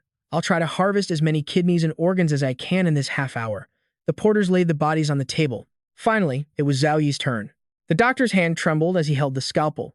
He clearly had no surgical experience. Suddenly, Zhao Yi opened his eyes. He calmly asked him, With that pathetic technique, you want to harvest kidneys. Do you have any medical training at all? Zhao Yi sat up, annoyed. Why are you holding the knife like that? You've been holding it like a club for ages. Don't just go waving it around blindly. Holding it that way, you're going to cut every major blood vessel and nerve connected to the organs. I'm actually impressed. Did you fail out of medical school or something? Hearing Zhao Yi's insults, the two porters standing by thought, Is this guy itching for a beatdown? They exchanged glances, signaling each other to act. Damn it, who the hell are you? I'll blow your head off. As soon as he said that, one of them drew his gun. But for some reason, the gun vanished from his hand and appeared in Zhao Yi's. Zhao Yi flashed a bright, sunny smile, aiming the gun at them. Don't move. Now, you get on the operating table. Hearing that, the doctor started trembling. Knowing he was no match, he turned to run. But would Zhao Yi let him off that easily? A gunshot rang out. Zhao Yi didn't say a word and just shot him in the head. The doctor's dead. The viewers couldn't help but curse. He got his head blown off. That guy's death was brutal. Lost in thought, Zhao Yi walked over to the headless corpse and hoisted it up. You two want to sell organs for cash, right? How about we make a deal? Seeing how cold-blooded he was, they didn't dare raise their voices and stammered. What kind of deal? Zhao Yi put on a pair of gloves and laid the doctor's body on the table. I'll do the harvesting. I'm 1,000 times better than this trash doctor, and you'll make way more money without spending a cent. What do you say?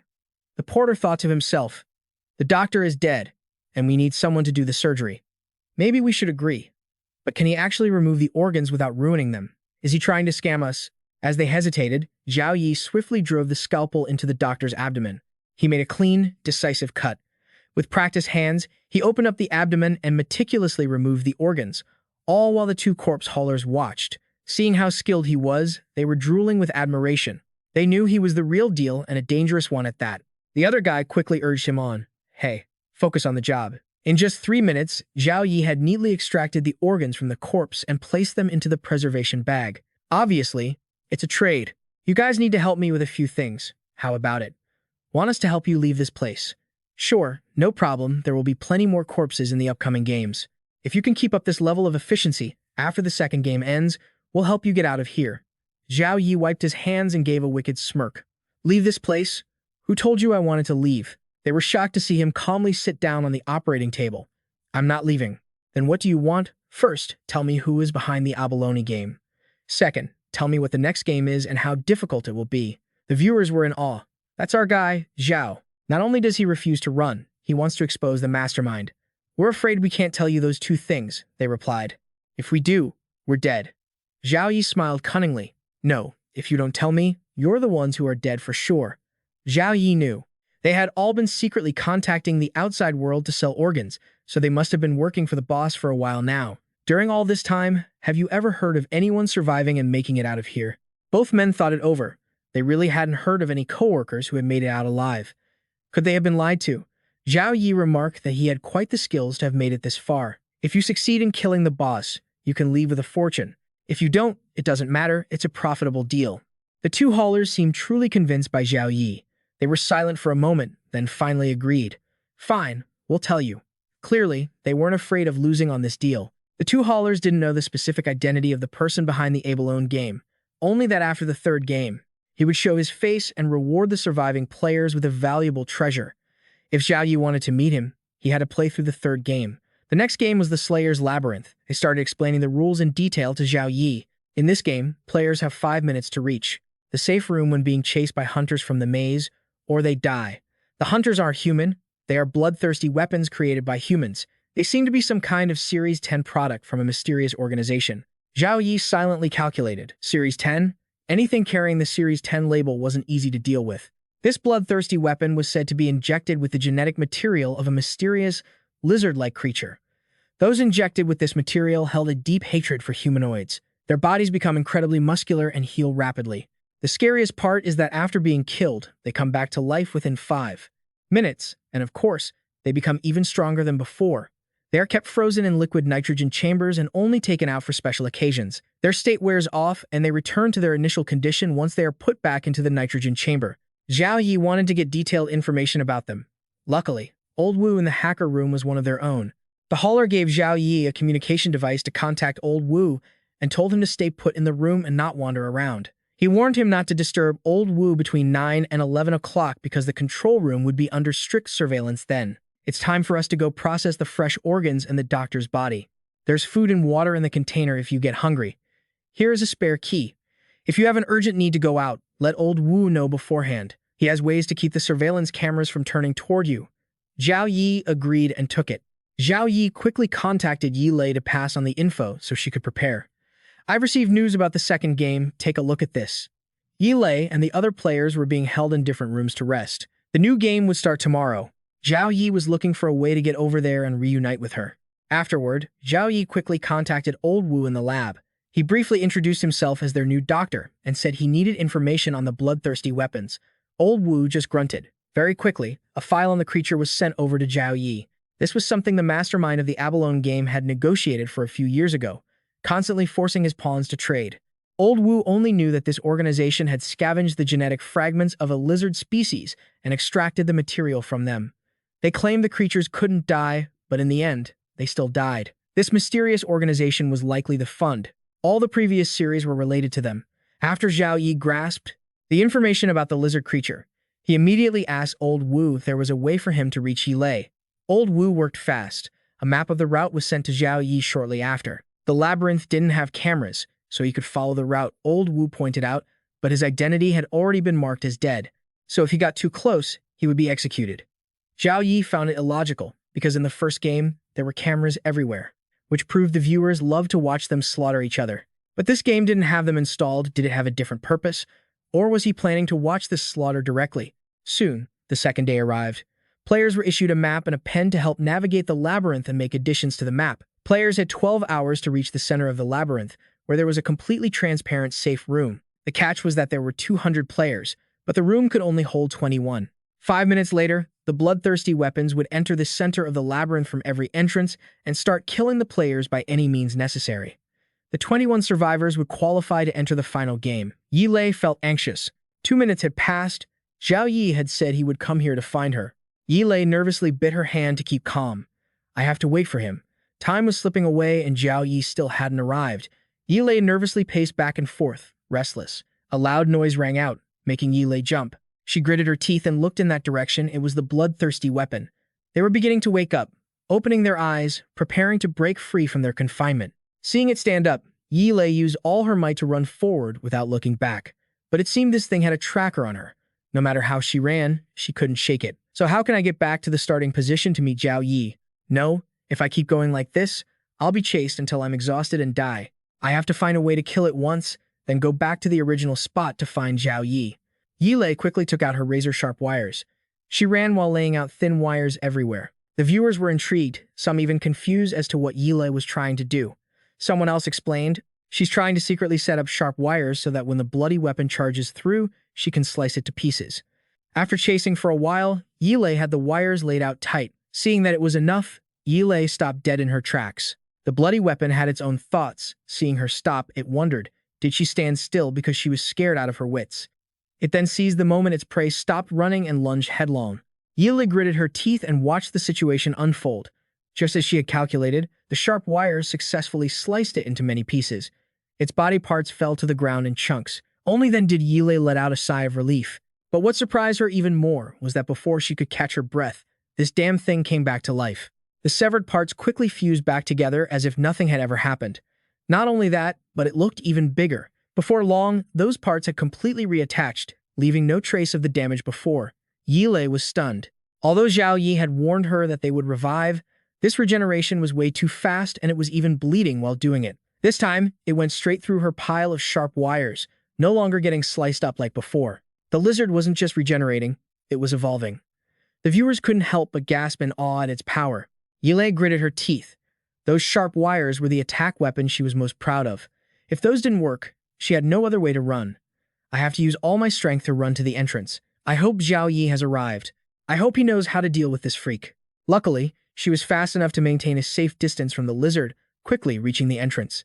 But Zhao Yi still hadn't arrived. There was no one here. Yi's heart turned cold. She was exhausted. If she had to fight this bloody weapon now, it would be no different than handing her life over. The system lit up. Zhao Yi sent a message, get into the coffin and close the lid. She wondered why he told her to get into such a thing. But Yi didn't hesitate. She jumped straight into the coffin and closed the lid as Zhao Yi instructed. The lizard, furious, raked its claws hard against the coffin, creating a violent impact that forced Yi inside to grit her teeth and hold on. The hit seemed quite powerful, or perhaps the coffin was just too hard because the bones in its claws shattered, but they quickly restored to normal. This successfully enraged the bloody weapon even more. It shrieked and began crazily pounding on the lid. All the viewers held their breath, praying the lid wouldn't break. Naturally, The coffin couldn't take it for long. Under those blows, it started to crack. Yilei looked at the cracks in a panic. Suddenly, something pierced the lizard's throat. Fresh blood sprayed everywhere, and the lizard rolled its eyes and collapsed. It was Zhao Yi. He had finally arrived in time before it could crush Yilei. Seeing this cool, heroic display, the viewers couldn't stop cheering. Yilei still hadn't recovered from the shock. Zhao Yi, you finally came. I thought I was dead back there. Do me a favor later. Anything is fine, but let's get out of here quickly. This thing is going to revive soon. Zhao Yi pulled out the carcass processor. Don't worry, I have this. This grinder is a rule-based weapon. Once you put a corpse in here, the thing can't regenerate. Yilei marveled. That's amazing. The corpse grinder was indeed useful. Very quickly, the bloody weapon was ground into a pile of mangled flesh. Right, you said earlier you wanted me to help you with something. What is it? Give me your paper and pen. Zhao Yi said that since he was technically a dead player in this game, he couldn't lead Yilei away, so she had to complete the path herself. He drew the maze map for her. Yilei was surprised. You memorized the maze map? Zhao Yi smiled. Small matter. Also, when you reach the safe zone, keep an eye on which players are injured and who hasn't been attacked by the bloody weapons yet. Yilei wondered what the purpose of that was.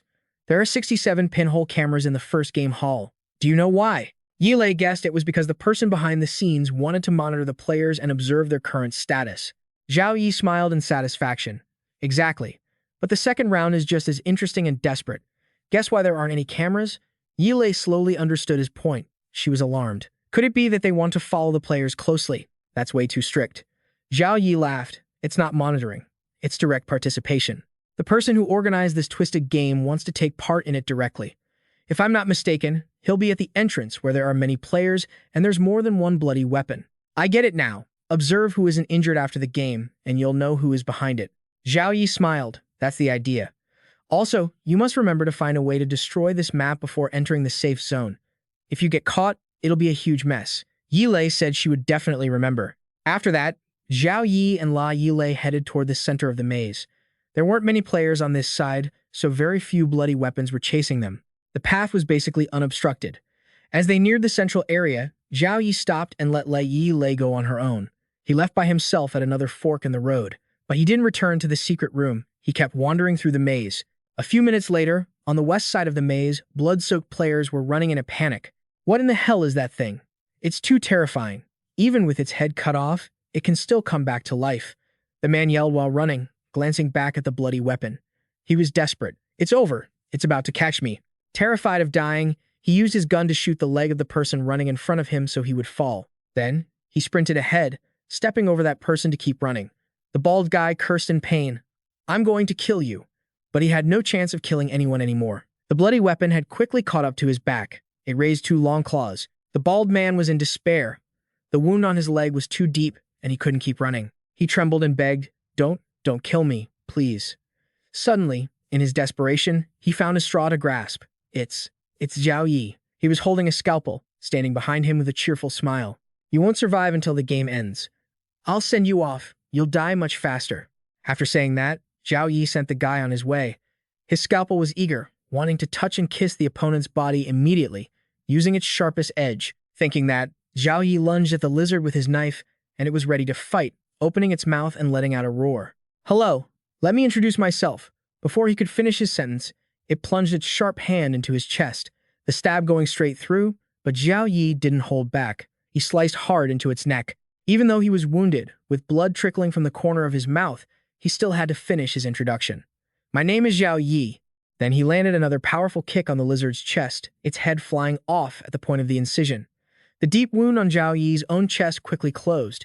He felt this was truly a marvelous sight. The gash on the blood weapon's head was also slowly knitting back together, as if tentacles were stitching the head and body back as one. Too bad, I'm not going to give you another chance. He continued to use his blade to slash at it, 1, 2, then countless rapid cuts afterward, moving so fast the blood weapon couldn't even react as it was drenched in gore. The moment his hand stopped moving, blood erupted from the creature's body in a steady stream. Job done. He turned away, gently wiping his blade clean. The shredder had already begun to hum. Zhao Yi started feeding parts of the blood weapon into the machine one by one, each piece ground to a pulp. According to Old Wu's notes, your regeneration consumes cerebral plasma. I'm quite curious to see how many times that plasma of yours can bring you back from the dead. Even with its head severed, the creature was still alive. Seeing him bring the knife closer, it panicked. You, what are you planning to do? Zhao Yi continued, slicing away the newly sprouted flesh on its head and heart. Each time he cut off a piece, he tossed it into the shredder to be destroyed. In less than 10 minutes, the blood weapon could no longer put up a fight. Zhao Yi sighed with a mournful expression, looking down at it with pity. Looks like this is your limit, huh? The blood weapon lay motionless on the ground, unable to utter another word. Bored, Zhao Yi drove his knife deep into its brain and gave it a strong twist. Goodbye, little cutie. Its blood began to pour out. Since he had killed the blood weapon, Zhao Yi's soul weapon power increased, and he obtained the innate scarlet blood lineage. Innate scarlet blood lineage, rank 1. Note, low-rank lineages can be upgraded up to rank 3, scarlet blood. That name sounds familiar.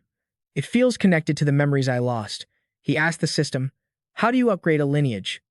The system promptly listed the details. Lineages are divided into innate and acquired. Innate are the ones players possess naturally. Acquired are exchanged at the trade center, or obtained through fortuitous encounters in dungeons. Innate lineages will naturally discover ways to upgrade once awakened. However, because Zhao Yi's data is anomalous, the system cannot detect its grade or other information. Zhao Yi cursed, anomalous data again? What kind of trash game is this? The system immediately issued a warning. Insulting the game is prohibited. Zhao Yi retorted, I've been insulting you more than once or twice already. He mused, what would happen if he grafted the shredded fragments of this giant lizard's organs into normal ones and sold them to those two masked men? Would it regenerate again? Thinking about it made him excited, so Zhao Yi picked up the heart. Following the path laid out by old Wu, he returned to the secret room. Holding the blood weapon's heart in his hand, he secretly admired himself. Too perfect. Damn, I really am a genius. A few hours later, La Yilei sent a message to Zhao Yi. A total of 21 people had finished the game. There's an old man, he moves with difficulty, but he's never been targeted by the blood weapon. I think he's the one pulling the strings. Should I make a move? Zhao Yi told Yilei to remember the man's appearance and wait for the right moment, or else she would die. Yilei agreed. After the second game ended, Old Wang and Old Shu brought another large haul of corpses to Zhao Yi, and he showed them how his dissection machine worked. The two masked men stood among the piles of innards, beaming. Damn, if we sell all of this, that's hundreds of millions. Dr. Zhao, do you really not need the money? Zhao Yi was honest. I don't care about the money. I was happiest when I was a teacher earning 200 yuan a month. Back then, I saved money every single month. I knew that if I waited a few more months, I could afford a fresh set of corpses. Hearing this, the two masked men couldn't help but shudder in unison. Buy. You buy corpses? What for? Nothing special. Just a personal hobby. He inwardly cursed. Is this guy a psychopath? He doesn't act like a normal human being. Right, you still haven't told me the rules for the third game. The only reason Zhao Yi hadn't killed the mastermind yet was the fear that if he died, the game would stop midway. Once the two masked men finished inspecting the organs, they explained how to win the third game, a slaughter fest where the remaining players must kill each other. Only when there is one person left in the hall will they earn the right to enter the special room and receive their reward. Zhao Yi asked. Then where did the previous winners go? Old Shu scratched his face. I don't know. Maybe they already left. Is this old fart trying to steal my meat? I've been raising them for so long, I can't let anyone else snatch them. So, where's the boss behind the third game? Old Zhu quickly answered. In the VIP room. There will be many guests there. Zhao Yi asked if there was any way for him to sneak in. No way. There are only female servers inside, no males. Besides, they choose women who are fully equipped who have no way of sneaking in. But Zhao Yi already had his own plan. He smiled faintly. No, I can. Old Wang wondered, how are you getting in? He looked at the man in front of him, whose chest was flat. Are you planning on cross-dressing? Who would buy that? What are you thinking? I know a female player. Her body isn't bad. She might be able to sneak into the VIP room. Zhao Yi added, of course, I'll need your help. This mission would be difficult to pull off without the two of you. Old Wang honestly advised, even if your friend manages to sneak in, it'll be hard to kill the mastermind. There are elite soldiers guarding the VIP room. Once the leader dies, they won't let a single person leave alive. Zhao Yi claimed he could make those guards leave their posts. Old Wang and Old Shu warned him to be careful, as it had been so hard to find such a productive doctor. Zhao Yi happily placed a hand on Old Wang's shoulder. Don't worry. Seeing him suddenly act so kind, the man still wasn't used to it. Next, you just need to follow my instructions. Soon, you two can take this money and run. Old Wang couldn't help but swallow hard. The next day, the 21 survivors were waiting for the third game to start, not noticing that two people had been swapped, an old man and a woman. The loudspeaker blared. The slaughter game was now officially beginning. Ba was still searching for Zhao Yi, frustratedly thinking, I didn't see him in the previous dungeon. Could he really be dead? No, I waited so long just to kill him with my own hands. How could he die so easily? Suddenly, he caught sight of a familiar figure.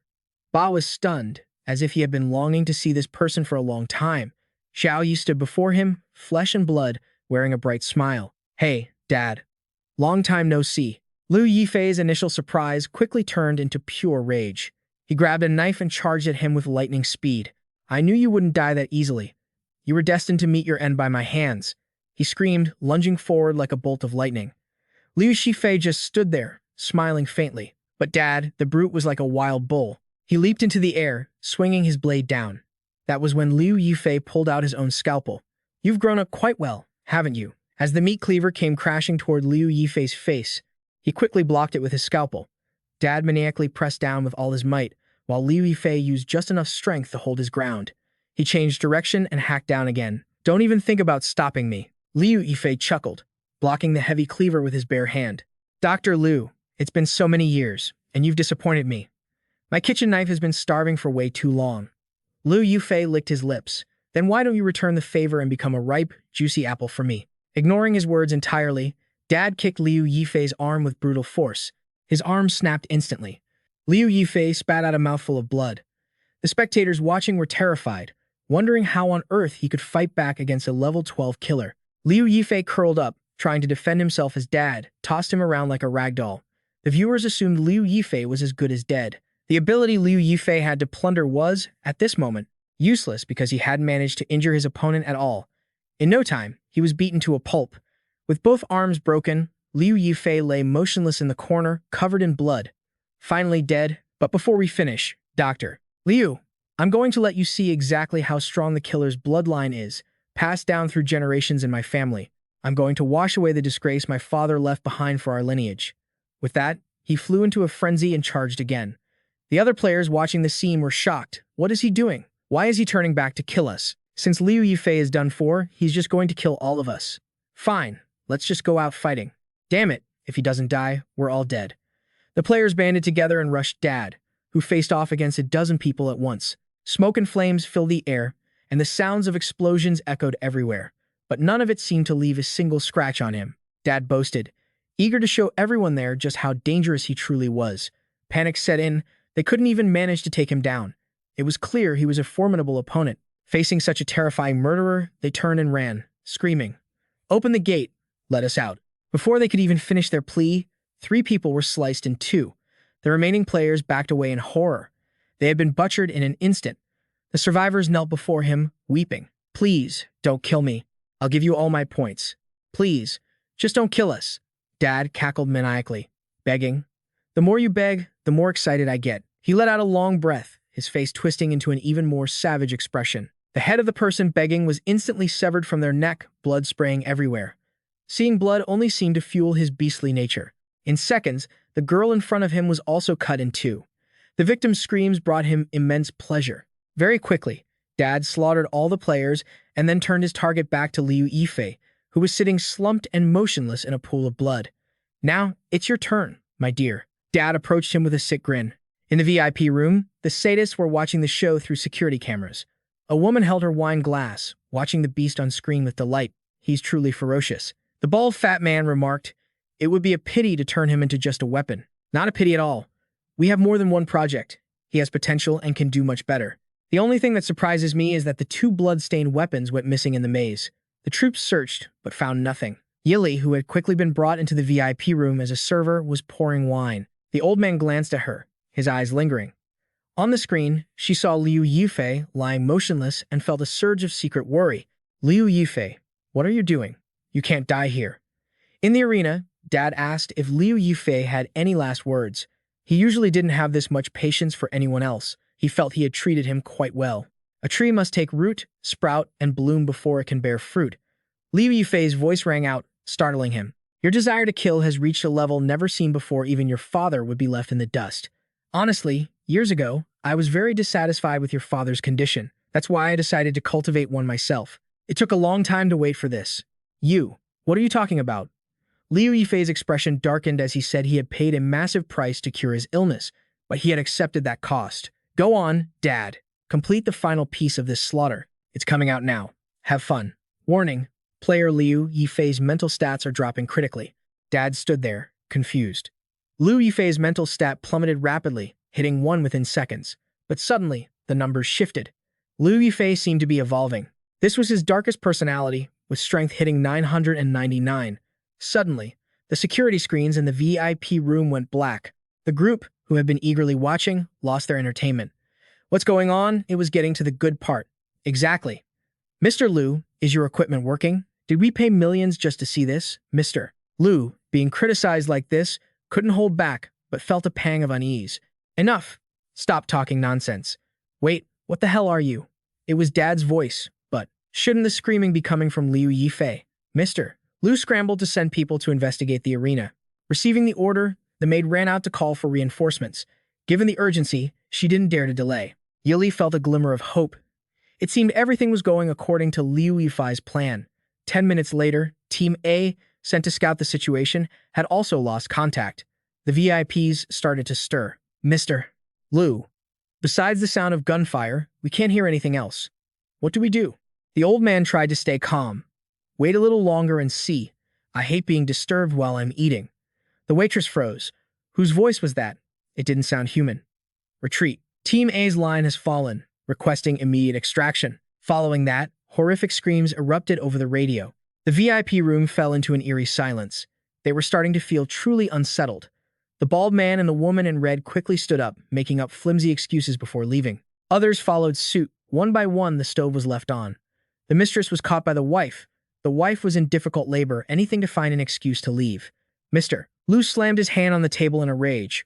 Enough, someone. Stop them. The boss had given his orders, and his lackeys had no choice but to obey. They quickly aimed their guns at the VIPs. Without the Liu family's command, no one leaves.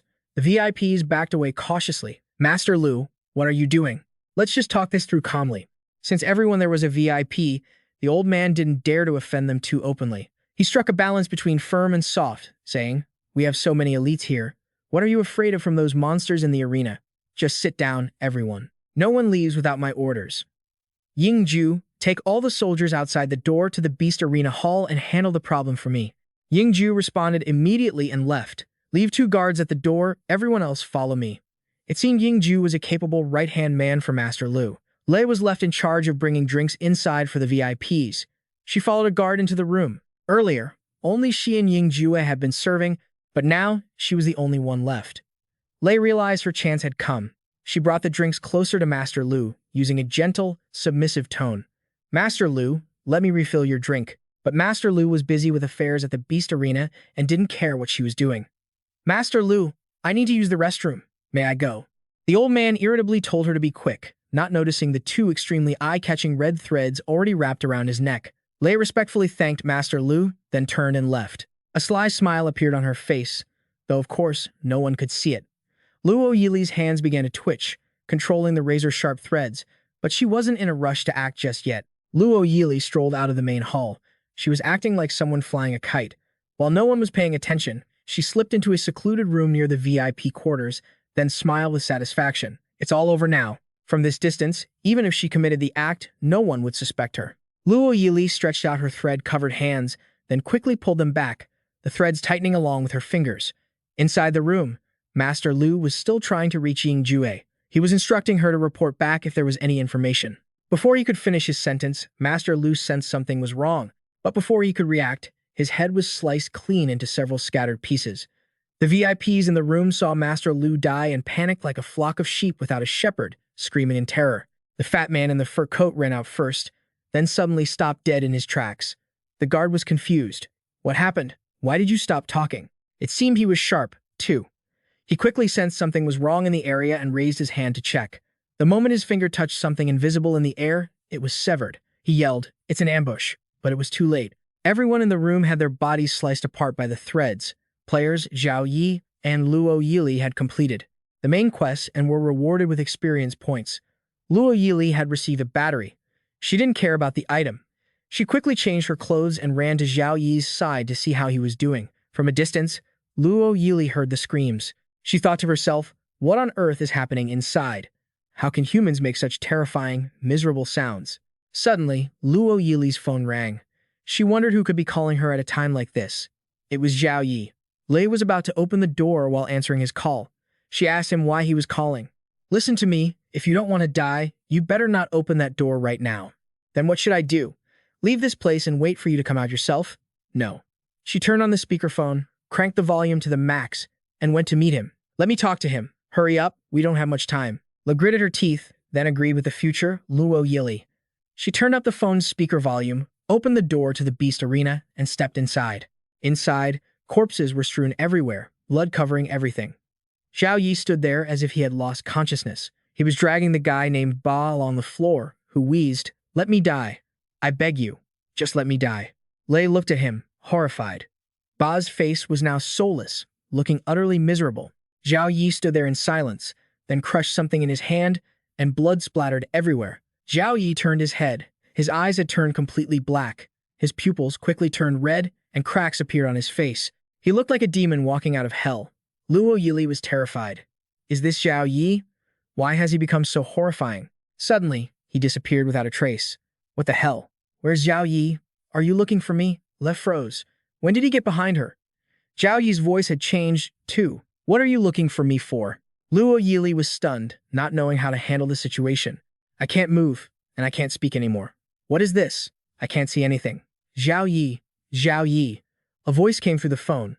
He's one of us, don't kill her. Li was terrified, her sanity points dropping rapidly. Zhao Yi suddenly reached out and grabbed the phone. The voice on the phone continued, turn off the speakerphone. Zhao Yi followed the instruction mechanically. No one knew what that phone call said, only that the dark energy on his body was gradually dissipating. Luo Yili was curious to know what they had said, but he had turned off the speakerphone. Zhao Yi quickly returned to normal. He happily told Luo Yili that they needed to create a closed logic loop when calling them on the first day of the game. She stammered, just now, your body. Zhao Yi said shortly, if you shouldn't ask, then don't ask. Zhao Yi called his past self after receiving the call from the future at the hotel. I remembered my phone number. Luo Yili also said that after he called, it was her turn. Hello. Bring the photo to the Kara Psychiatric Hospital. The future Zhao Yi was listening as well. Everything was repeated exactly as before. Then it was Luo Yili's turn. Zhao Yi reminded her to hurry so they wouldn't miss the timing. She called her past self and gave the instructions exactly as she had heard them in the past. After she finished speaking, Zhao Yi reminded her of the things he had heard from the future Zhao Yi, detailing what they needed to do over the next 2 days. On the 4th day, they had to go to the ancient manor of the Ming family. It wasn't as dangerous as the 5th day, when they had to go back and record something with the camera. They were going there now. Before arriving at midnight, they could still observe the terrain. Once the game started on the 4th day, they wouldn't have time to look around. Le noticed his expression was a bit different. I see your face is a bit pale. Are you okay? Zhao Yi didn't want her to worry, so he forced a faint smile at her. I'm still fine. Releasing the dark persona really cost me a lot, but it was worth it. The dark personas helped me consolidate my dark power, and with that powerful dark power, I can further expand the edges of the spiritual world. Hello, may I ask if you two are here to do the quest at this ancient manor as well? The person asking was a girl with her hair in pigtails. She looked quite cute at first glance. Zhao Yi walked over and said they were also there for the ancient manor. That's perfect. If we form a team, it'll be much safer to help each other out. The young woman quickly gestured to herself. Let me introduce myself, I'm Yang Linlin. Yang Linlin then gave a quick introduction to the other 3 people accompanying her. Liu Yifei stepped forward to greet them. Yang Linlin continued. If the pleasantries are over, let's head inside the ancient manor. With that, Liu Yifei took the lead, and the other 5 followed slowly behind. The place lived up to its name. It looked incredibly ancient. But suddenly, a strange smell filled the air, forcing Yi Lei to cover her nose. Something seemed to be lurking in the hallway. Both Liu Yifei and Yi Lei noticed it instantly. She took a closer look. They were white shards, almost as if someone had left them as a deliberate signal. Strange. Why is there sticky rice scattered all over this hallway? Liu Yifei said, half joking. Maybe someone loves sticky rice cakes. Maybe they even brought some to snack on inside the game instance. Right. Do you prefer sweet or savory sticky rice cakes? Yi Lei answered the ridiculous question without thinking. Sweet ones. Seeing him suddenly freeze up, Yi Lei turned around to see what kind of game he was playing. Let me tell you, anyone who eats sweet, sticky rice cakes is a heretic. Yi Lei wasn't backing down either. People who eat savory ones must have water on the brain. The newcomers watched them bicker, completely unsure how to react. Bai Jihai cursed under his breath. Are they seriously fighting over what kind of sticky rice cake to eat? Aunt Lu Mai asked if they should intervene. It was then that Yang Linlin's sinister side truly showed. Intervene? Why? Isn't it better if they keep fighting? I've been worried about how to get rid of both of them at once. Early on the fourth day, the instance officially began. An invisible air wall surged up around them. It made entering or leaving the ancient manor impossible. By today, not many participants were left. This time, the 6 of them didn't wake up in rooms, they were lying flat on the ground. Why does this crappy game have to knock us out every time a new instance starts? My head is killing me. Yang Linlin sat up. Stop complaining. Time waits for no one. Get up and let's start the instance. This one is the Ghost Manor instance. The main task is to find the heart of the manor's master. The side mission is to exterminate the manor's master. In this game, our item bars will be sealed, no items can be used. Sealed item bars and locked abilities? Isn't that just multiplying the difficulty? Yang Linlin spoke up. Bai Jihai, don't panic. That won't solve anything. Liu Yifei suddenly looked up. Yi Lei noticed him staring blankly. What is it? Liu Yifei, do you see something? Look at that second floor window. He looked up, contemplating for a long moment. An old figure, or rather, an old skeleton wearing armor stood on the balcony looking down. What the hell is that? Bai Jihai swore. Wang Hua asked, is it warning us not to enter the main house? Yi Lei asked Liu Yifei, do you think we should? Where are you going? If we don't go in, how are we supposed to find clues?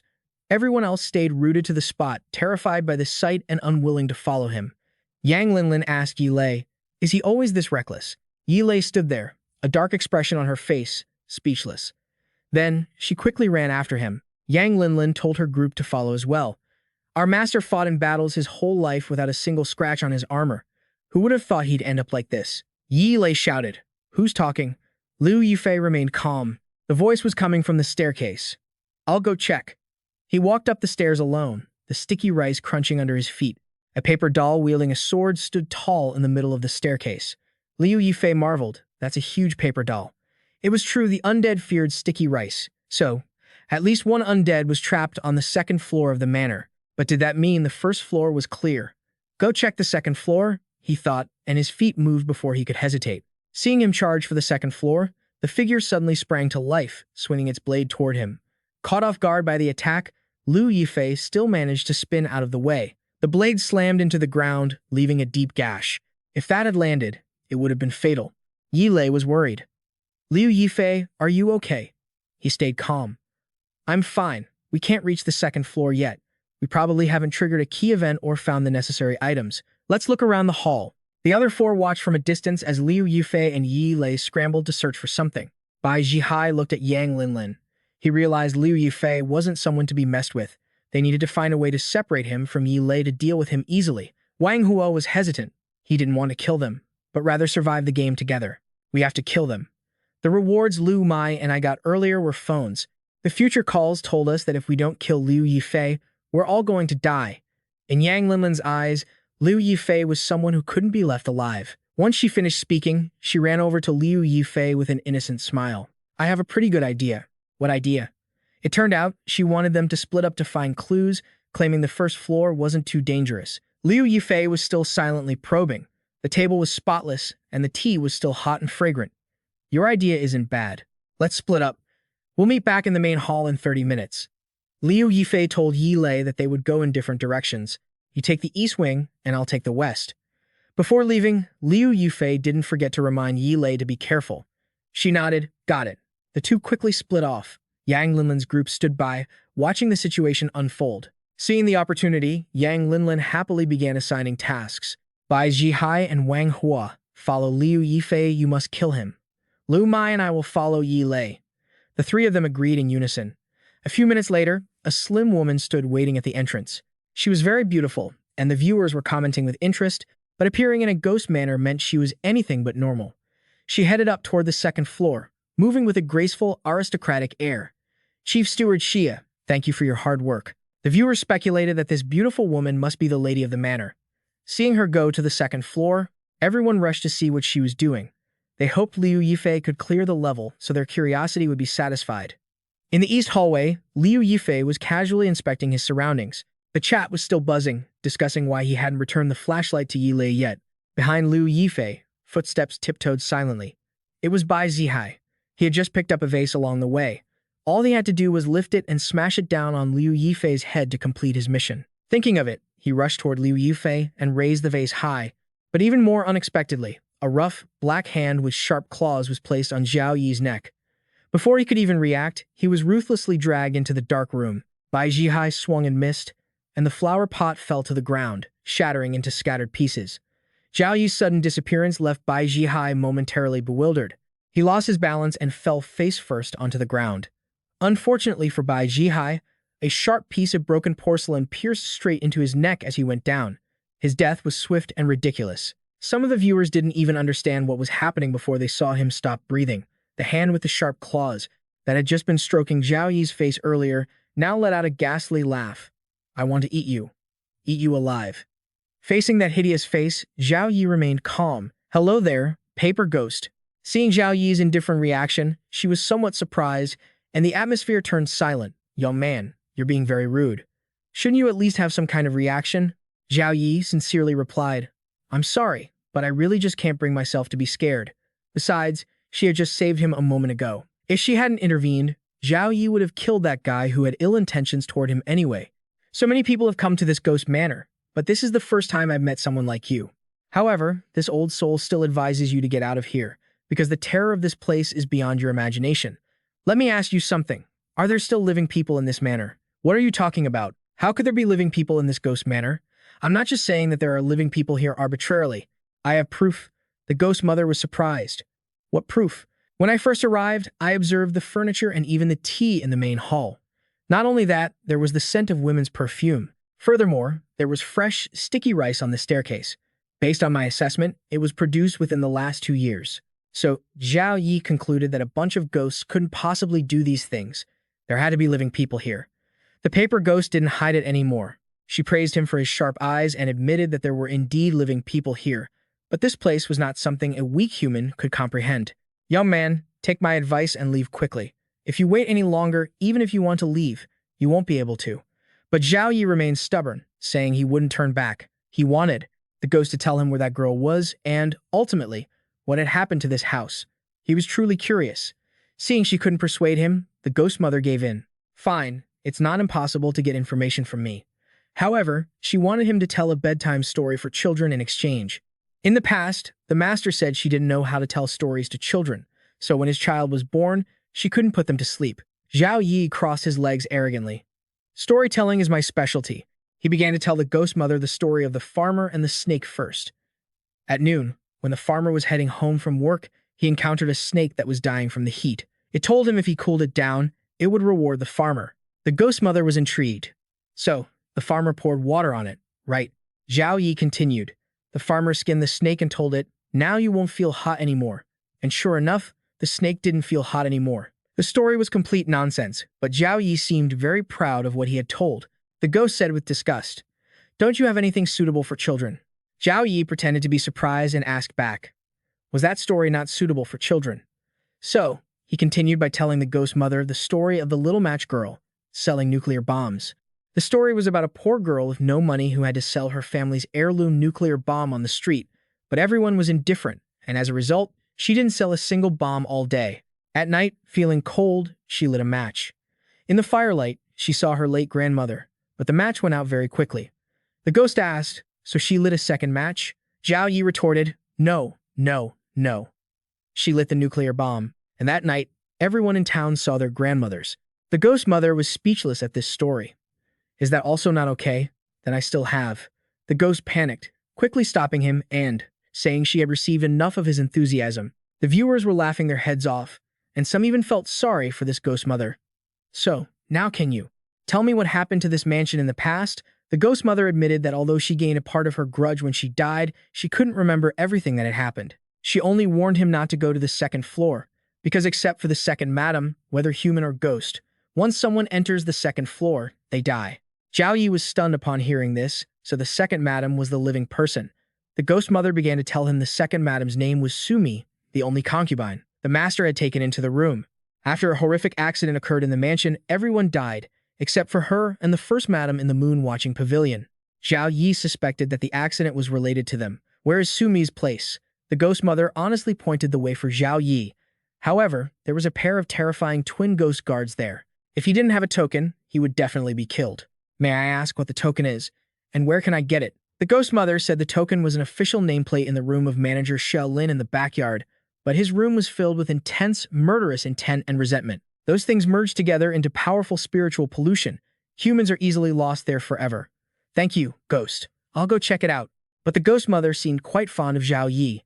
Before he left, she warned him to be careful because not all ghosts in the manor were benevolent. If something is chasing you, run fast and don't look back. Zhao Yi quickly agreed and left. Just as he stepped out the door, he saw the thug who had died earlier. But the guy hadn't forgotten to flip him off before he stopped breathing. This image made the viewers laugh uncontrollably. Let me help you turn yourself into a piece of art. No sooner said than done, Zhao Yi put down his scalpel and skillfully made a few basic strokes. Done. I'm a natural. The viewers couldn't help but feel a chill down their spines. Some even reminded everyone, even if you die, don't get close to Zhao Yi. He's too twisted. He turned his back and let out a cunning smile. Zhao Yi knew someone was following him, which was also the reason he did that. What kind of freak is Zhao Yi exactly? Murder is one thing, but cutting the body up like that. Should I still try to kill him now? No. If I approach him now, I'll definitely be skinned. I'd better regroup with the boss and find another way. Zhao Yi quickly arrived at a large courtyard behind the rear residence. He guessed this was likely the residence of Manager Shah that the paper ghost had mentioned. He shone his flashlight inside and entered the room alone. Suddenly, something wrapped around Zhao Yi's leg. It was both black and long, like a moving rope. It dragged Liu Yifei across the floor. The viewers quickly began debating what this thing could be. Someone guessed it might be the very grudge the ghost mentioned earlier. Even though he was tightly bound by those strands of hair, Liu Yifei remained calm. He started using photosynthesis just in case he was killed, so he could resurrect later. Since it couldn't kill him physically, it tried to enter his spiritual world to devour and assimilate him. Come on then, he thought, my spiritual world welcomes you. The viewers were getting hyped by the scene unfolding before them. Everyone couldn't help but praise Liu Yifei's guts. The thing quickly surged into his spiritual world, only to be shocked by what it saw. The shadows chained up inside were so terrifying that the massive hair panicked and tried to flee. But how could it escape that easily? A hand manifested from nowhere and snatched it up something much larger and more terrifying than the hair itself. The hair mass shrieked in terror. No, stop, but it was a futile cry. In less than 5 minutes, Liu Yifei had swallowed it whole. He gave a loud, satisfied burp. These grudges really bring this upon themselves. If it had attacked him physically, Liu Yifei probably wouldn't have survived since the system had sealed his strength. Why did it have to go and try to enter his consciousness? Sadly, that hair was too weak. It barely gave him a boost. The viewers were stunned. They never expected his spiritual world to just eat the thing. After dealing with that grudging hair, Liu Yifei went back to observing his surroundings with the flashlight. There was a faded piece of paper on the table, likely left there a long time ago. The content was about how to repel Jiangshi hopping vampires. Liu Yifei guessed there was at least one Jiangshi in this house. It looked like the head steward's diary. Let's see what's inside. January 20th, a group of strangely dressed guests arrived at the manor.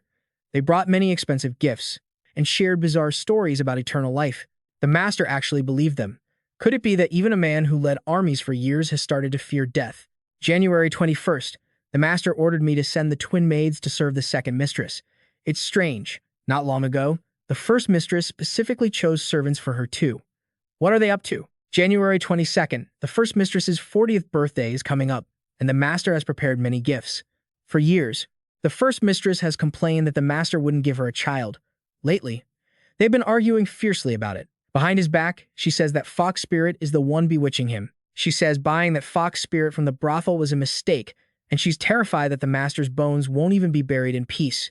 January 23rd, the master's expression was odd.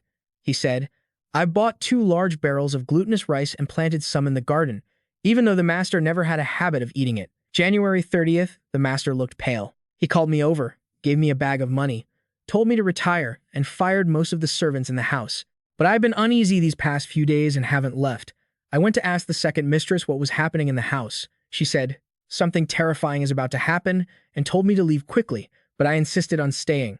I followed the master through years of war, facing death's door countless times. I've never feared anything. February 5th, alas, my poor master, who fought a lifetime of wars and was never harmed by blade or spear, has met such an end. At 13, I began serving the master, and now I am 56. You have never been unkind to me. Liu Yifei quickly closed the diary. Too much was missing from the following pages to get any more info. Besides the diary, there were some loose papers on the table and a medallion underneath. Liu Yifei picked it up, guessing it was some kind of token, and knew he had to get to the side house quickly. The wind began to pick up. Liu Yifei didn't hesitate and opened the door to leave, but something was hiding behind a pillar behind him. It was peeking at Liu Yifei. The viewers felt a chill. Hey everyone, something dirty just showed up. That ghost is ridiculously strong. This must be the danger the previous ghost warned about. There's no need for a head-on collision right now. If I can't beat it, I'll just have to hide. Liu Yifei quickly changed course and sprinted toward the main hall. The ghost stared in confusion, shrieking, "Damn it." He made it inside. Liu Yifei had guessed right. The main hall was relatively safe. The ghost shadows stopped chasing him. Liu Yifei figured it was afraid of the paper effigies on the stairs in the main hall. I'll check those paper figures out later. Yang Linlin saw him approaching from a distance and feigned concern. What happened? Did something chase you? Liu Yifei. Liu Yifei didn't want to tell them the truth. He brushed it off with a random lie, and naturally, no one believed him. Did you guys find anything? Yang Linlin said she'd search all the rooms, but besides some terrifying ghosts, there was nothing else. Liu Yifei smiled, nodding perfunctorily as if he believed her. He knew full well that Ponytail was only pretending to search. In reality, she was just waiting to reap the benefits. But Liu Yifei actually liked working with schemers like her. She asked if he'd seen Bai Zhihai anywhere. Liu Yifei told her he'd been killed by a ghost in a gruesome way. Yang Linlin and Wang Hua exchanged glances. She'd heard rumors already but didn't call his bluff yet. Yang Linlin couldn't resist trying to pry information out of him. Liu Yifei didn't mind showing her the diary. He wasn't in a hurry to kill these two sniveling rats yet. They both examined the notebook closely and began to dissect the situation. Liu Yifei, what do you think? He smiled deviously and said, I suspect the first mistress has already celebrated her 40th birthday once before. Both of them could tell Liu Yifei was feeding them lies. It was clear he knew something, yet he kept playing this charade. But Yang Linlin couldn't do a thing about it right now. She kept reading the notebook. Yang Linlin wondered, could Master Wang be trying to turn himself into a Jiangshi? Liu Yifei said he didn't know about any vampires, just that there were two living people left in the ghost manor, the first mistress and the second mistress. One was in the moon-watching tower, the other in the side house. Yang Linlin was surprised and asked what he planned to do next. No rush, wait for everyone to arrive, then we'll discuss. Yang Linlin hurriedly agreed to follow his lead. After letting Yang Linlin finish reading, Liu Yifei stood up and said he was going upstairs to take a look. She happily agreed. Go ahead, she figured. Before finding a way to kill him, she might as well let him do all the heavy lifting. Following the traces of glutinous rice, Liu Yifei guessed someone had been here. But who? The first mistress or the second mistress? Whoever it was, coming here in the middle of the night meant something important. The diary showed both of them loved Master Wang very much. Could that rotting face on the second floor be him? Why are you here alone? Where is Liu Mei? Le, who was injured, said the ghost had trapped her in a room and she didn't dare go in because it was too terrifying. Yang Linlin watched from afar, suspecting that Liu Mei had been killed and the blame shifted onto a ghost. However, realizing the danger of the situation, she decided to stay silent and wait for a better opportunity. After sharing the information from the notebook with Yi Lei, the four of them quickly made a plan. Yi Lei and Zhao Yi would go find this second mistress, while Yang Linlin and Wang Hua would head to the first mistress's quarters, to which Yang Linlin agreed. As Zhao Yi and Yi Lei walked down a deserted path, he began to share his theories with her. He found it strange that Master Wang could be a Jiangshi, yet his behavior had peculiar motives. Zhao Yi was confused. If he really was a Jiangshi, why would he send people out to buy sticky rice? Was he just making things difficult for himself? Yi Lei thought Master Wang might be trying to restrain himself. Zhao Yi also felt there were many oddities, because if that were the case, why wouldn't he go to the deep woods where no one could bother him instead of staying home? Suddenly, as if realizing something, they both stopped in their tracks. Yi Lei guessed it had something to do with his heart, as that was the main objective of this mission after all. Zhao Yi agreed. Their theory was that his heart was hidden somewhere inside the estate, and since a Jiangshi cannot cultivate far from their heart, he chose to stay and use the sticky rice to imprison himself on the second floor. Zhao Yi asked Yi Lei what the most important thing in this ghost manor was. She quickly replied that it was the two living people. Yi Lei had guessed correctly. Everyone else was dead, except for the two mistresses. Therefore, the heart was inevitably connected to them. In the sky above, dark clouds quickly obscured the moonlight, plunging the area below into darkness. With the moonlight gone, Zhao Yi pulled out a flashlight to light the way. Yi Lei immediately pointed out that it was her flashlight. Zhao Yi shamelessly claimed he had just picked it up. She called him out on his lie, clearly stating it was her flashlight. He kept a straight face, insisting that it was common for items to look alike, but unfortunately for him, her name was engraved on it. Yi Lei angrily held it up to show him. Zhao Yi shouted with interest, "Oh, so your name really is on it." Then he tried to deflect the conversation, saying, "You even engrave your name on a flashlight. When we get back to Zhengu, you definitely need a psychological evaluation."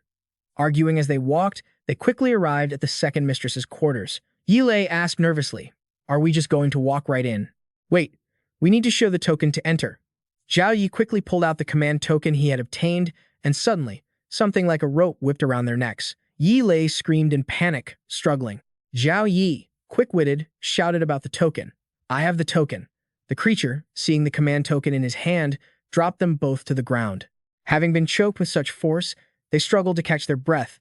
Yi Lei asked if he had another token to give her, but since this was the only one, they had to stay close. "We don't need to be this close. Get lost." Yi Lei didn't care, retorting, "Staying this close is the only way I feel safe." But being dragged along like that was inconvenient, yet she still felt it was perfectly normal and told Zhao Yi to hurry up and open the door. Inside, the second mistress was humming a verse while drawing water from a well. Seeing two strangers enter, she stopped her movements. "Who are you two?" "You are the second mistress, Sumi of the Wang residence, right? We are travelers from outside. Due to some special circumstances, we had no choice but to come here." "Oh, guests from outside the manor? My apologies, please, come in and sit." Zhao Yi didn't stand on ceremony. "Then we'll take you up on that." Since there was nothing good in the manor, Sumi offered them sticky rice. Zhao Yi wondered why she wasn't eating. Sumi made an excuse that she was older and had a weak stomach, so she couldn't eat it. But Zhao Yi noticed that Sumi looked very young. There wasn't even a trace of old age on her face. "Second mistress, if I may be so bold, has the first mistress already passed her 40th birthday many times?" Hearing this, Sumi panicked, and her eating motion froze. "How do you know that?" He quickly pulled out the notebook. Steward Sa Lin told us. In this notebook of his, he wrote that the first mistress celebrates her 40th birthday again and again. Sumi picked up the notebook and thought sadly. Sa Lin was a simple and kind man, always so diligent in the manor. It's such a tragedy. She sighed. "My sister has indeed celebrated her 40th birthday many times, but I cannot tell you the reason why." Yi Lei asked if the first mistress treated her well when she was alive. Sumi calmly replied, "When she was alive, my sister treated me very well." Yi Lei quickly followed up. "So the first mistress is truly dead, right?" Realizing she had slipped up, the second mistress panicked. She was so terrified she couldn't hide her emotions. She covered her face, saying she really couldn't tell them anything, but she warned them to leave quickly, or they would never be able to leave at all. Zhao Yi countered that they were already unable to leave, which was why they needed to know the truth to find a way out. Sumi stood up. "I am sorry. I truly cannot help you." Zhao Yi called out to her retreating figure. "The second mistress really loves the master, don't you?" Back then, the master had saved her from a brothel, so she had genuinely fallen for him. The master had also favored her, but their time together was too short, and she hadn't managed to give him an heir. Having said what she needed to say, the second mistress, Sumi, immediately left. Yi Lei wanted to force her to talk, but Zhao Yi stopped her. Considering how the second mistress managed to live so boldly in this dangerous ghost mansion, Yi Lei wondered how much of a chance she actually had of winning. Feeling she had been a bit reckless, Yi Lei timidly withdrew the thought. "You have a point. Since we couldn't get anything out of the second mistress, do we have to go to the first mistress's place?" Zhao Yi asked Yi Lei if she found any useful clues on her way back from the west side. Come to think of it, she had found a special book in the shrine room dedicated to the deities. Inside, it recorded some types of puppet arts. There were too many people in the main hall earlier, so she hadn't taken it out. Yi Lei opened it seriously, and Zhao Yi leaned in curiously. "Let me see." Just a few minutes later, Zhao Yi finished reading and closed the book. Yi Lei was surprised. The book had thousands of pages. "You skimmed through it that fast? Can you even remember anything?" Flesh puppet. Page 761. "What the hell are you talking about?" Yi Lei didn't believe he could remember everything in such a short time. Yi Lei looked for herself and then shouted, "Are you a ghost?" Page 761 really recorded information about flesh puppets. This thing is refined from an undecomposed human corpse. It can carry some of the owner's memories from when they were alive, and its emotions are very unstable. Generally, there shouldn't be too many differences between its corpse-like state and how they were when they were alive. When the puppet's memories vanish completely, it loses the ability to think.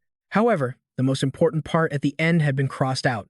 Still, Yi Lei understood why the mistress had celebrated her 40th birthday so many times, yet the paper person still said she was alive, and she could even argue with the master. To put it bluntly, she wasn't dead. She had been turned into a flesh puppet. But she and Zhao Yi couldn't just walk to the first mistress's place. Zhao Yi guessed that place also required a token, and without one, it would mean certain death. Now they would go to find the paper ghost lady again. Zhao Yi guessed she knew a lot of things, only she was restricted by something. Yi Lei quickly followed behind him. The path east of the main house isn't safe anymore. Last time, I ran into a ghost I couldn't handle head-on. We'll have to take the long way around later. Yi Lei, just follow my lead. From a distance, two dark figures were lurking in front of the courtyard, causing Yi Lei to wonder. Zhao Yi, are those the two maids who serve the second mistress? Seeing Zhao Yi bolt, she cursed, if you've got the token, why are you running? Those two ghosts aren't protecting Sumi. They're the maids sent by the first mistress to kill her. How do you know they aren't the second mistress's maids? Zhao Yi explained while running. Steward Sha said the second mistress's maids are twins, and these two aren't. Yi Lei snuck a glance behind them. The two ghosts were still chasing them aggressively. You're right, they really are different. Yi Lei praised him. Zhao Yi, where did you buy your eyes? I want to get a pair. You haven't even poked back yet. How about selling me a pair at a 50% discount? A set of eyes like yours goes for 1 billion points. Yi Lei shouted in frustration. Zhao Yi, wait for me. Running and bantering left them both exhausted. Yi Lei was panting heavily. Luckily, they didn't chase them all the way to the main house. Zhao Yi guessed they were afraid of the master and the ghosts there, so they didn't dare follow. Suddenly, Yi Lei noticed something wet on the ground. She took a closer look and panicked. Zhao Yi, look at that. It's blood. The old nurse had told him that this ghost residence would get more terrifying over time. It looked like something had happened. Let's go take a look. In the main hall, things were a mess, and right in the center lay a man's body with his head severed. It was Wang Hua's head. Does this mean Yang Linlin is also? Zhao Yi observed calmly. This amount of blood came from one person. Yang Linlin is likely still alive. He looked upstairs. The paper steward doll was no longer standing there, but the sticky rice hadn't turned black yet. The thing upstairs probably hasn't come down yet. Someone else killed Wang Hua. According to Zhao Yi's analysis, the ghost and the paper steward must have clashed. Maybe it couldn't beat the steward, so it ran off.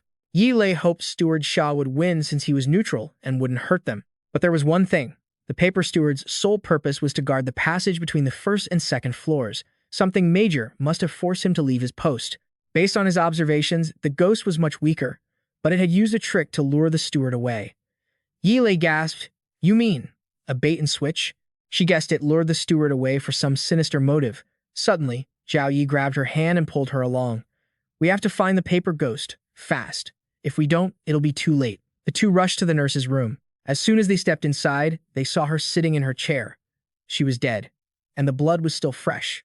Yi Lei figured the ghost that killed her was probably still nearby. Zhao Yi shined his light to look for clues. He figured it must have gone further away. Otherwise, they wouldn't be standing there alive. It deceived the master. It deceived all of us. We have to stop it.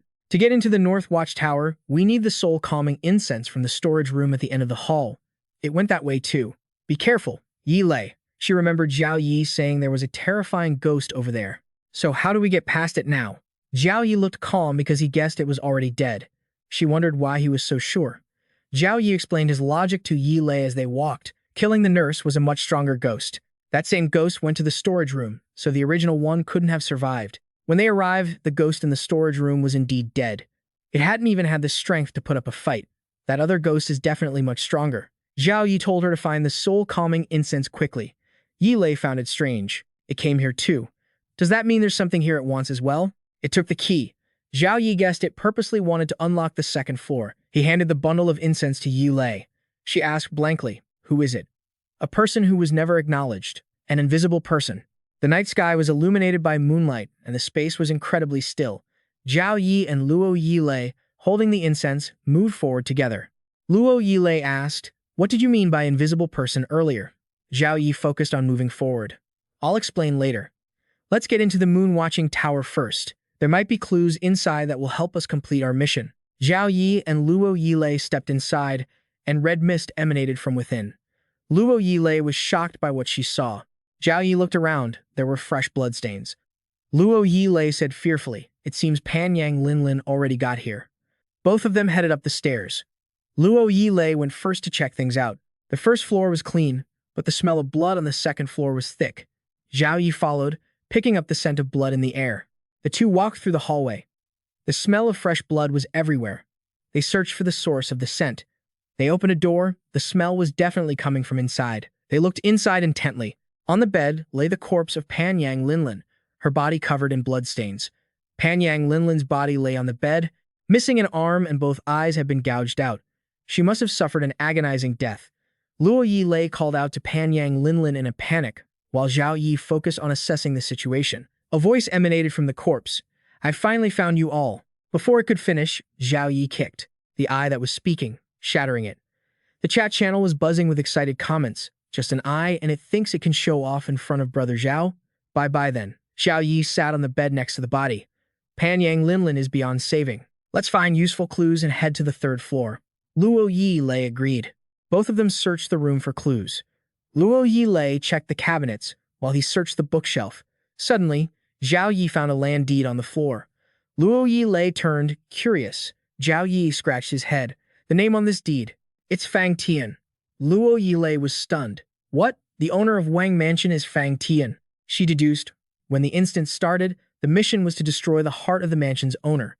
Could it be that it's not old Master Wang's heart, but Fang Tian's? Zhao Yi reasoned it out as well. Sure enough, the ghost that lured the paper steward away was sent by the first mistress, killing the guard ghost in the storage room, and taking the key to the 2nd floor that was the first mistress too. If I'm not mistaken, the first mistress is probably on the 2nd floor of the main house right now. Zhao Yi looked up and smiled. No, that's not quite right. The first mistress has actually been dead for a long time. The first mistress is just a meat puppet, an invisible person.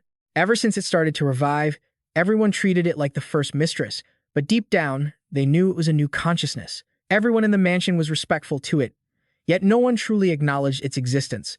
It's like an invisible person living in a world where it has no place. As a result, it became agitated, its mood became unstable, and its flaws started to show. It used the first mistress's identity to argue with the master, gave the second mistress a hard time, and even wanted to kill her. Listening to Zhao Yi's analysis, Luo Yi Lei finally realized. So that's how it is. The system always said the ghost-faced mansion owner appeared in the main house. All the clues and matchmaking efforts seemed to point back to the master. He's digging us a bottomless pit. She cursed the damn system in frustration. Zhao Yi looked at her. All right, enough cursing. Let's hurry and find other clues. They discovered a notebook, a diary. Reading through the entries, the two of them pictured the scene from back then.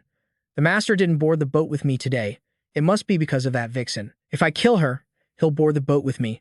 The first madam stood on the balcony, her eyes dark and cold as she looked down. Turning the page, men are all trash. They should all just die.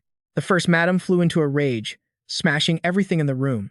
I saw it in that book today. As long as I can obtain the heart of true love, I can live. If this old man says he loves me, he would surely be willing to give his heart to me, right? He would, wouldn't he? The first madam flipped through the pages, a wicked look on her face. He seems to know my intentions today. Damn it, is he trying to get rid of me under the guise of his birthday celebration? It's highly likely. I absolutely cannot just sit here and wait to die. The first madam huddled on her bed in terror. She opened a box containing a glowing jade orb. Another boring birthday today. He gave me this Linglong heart.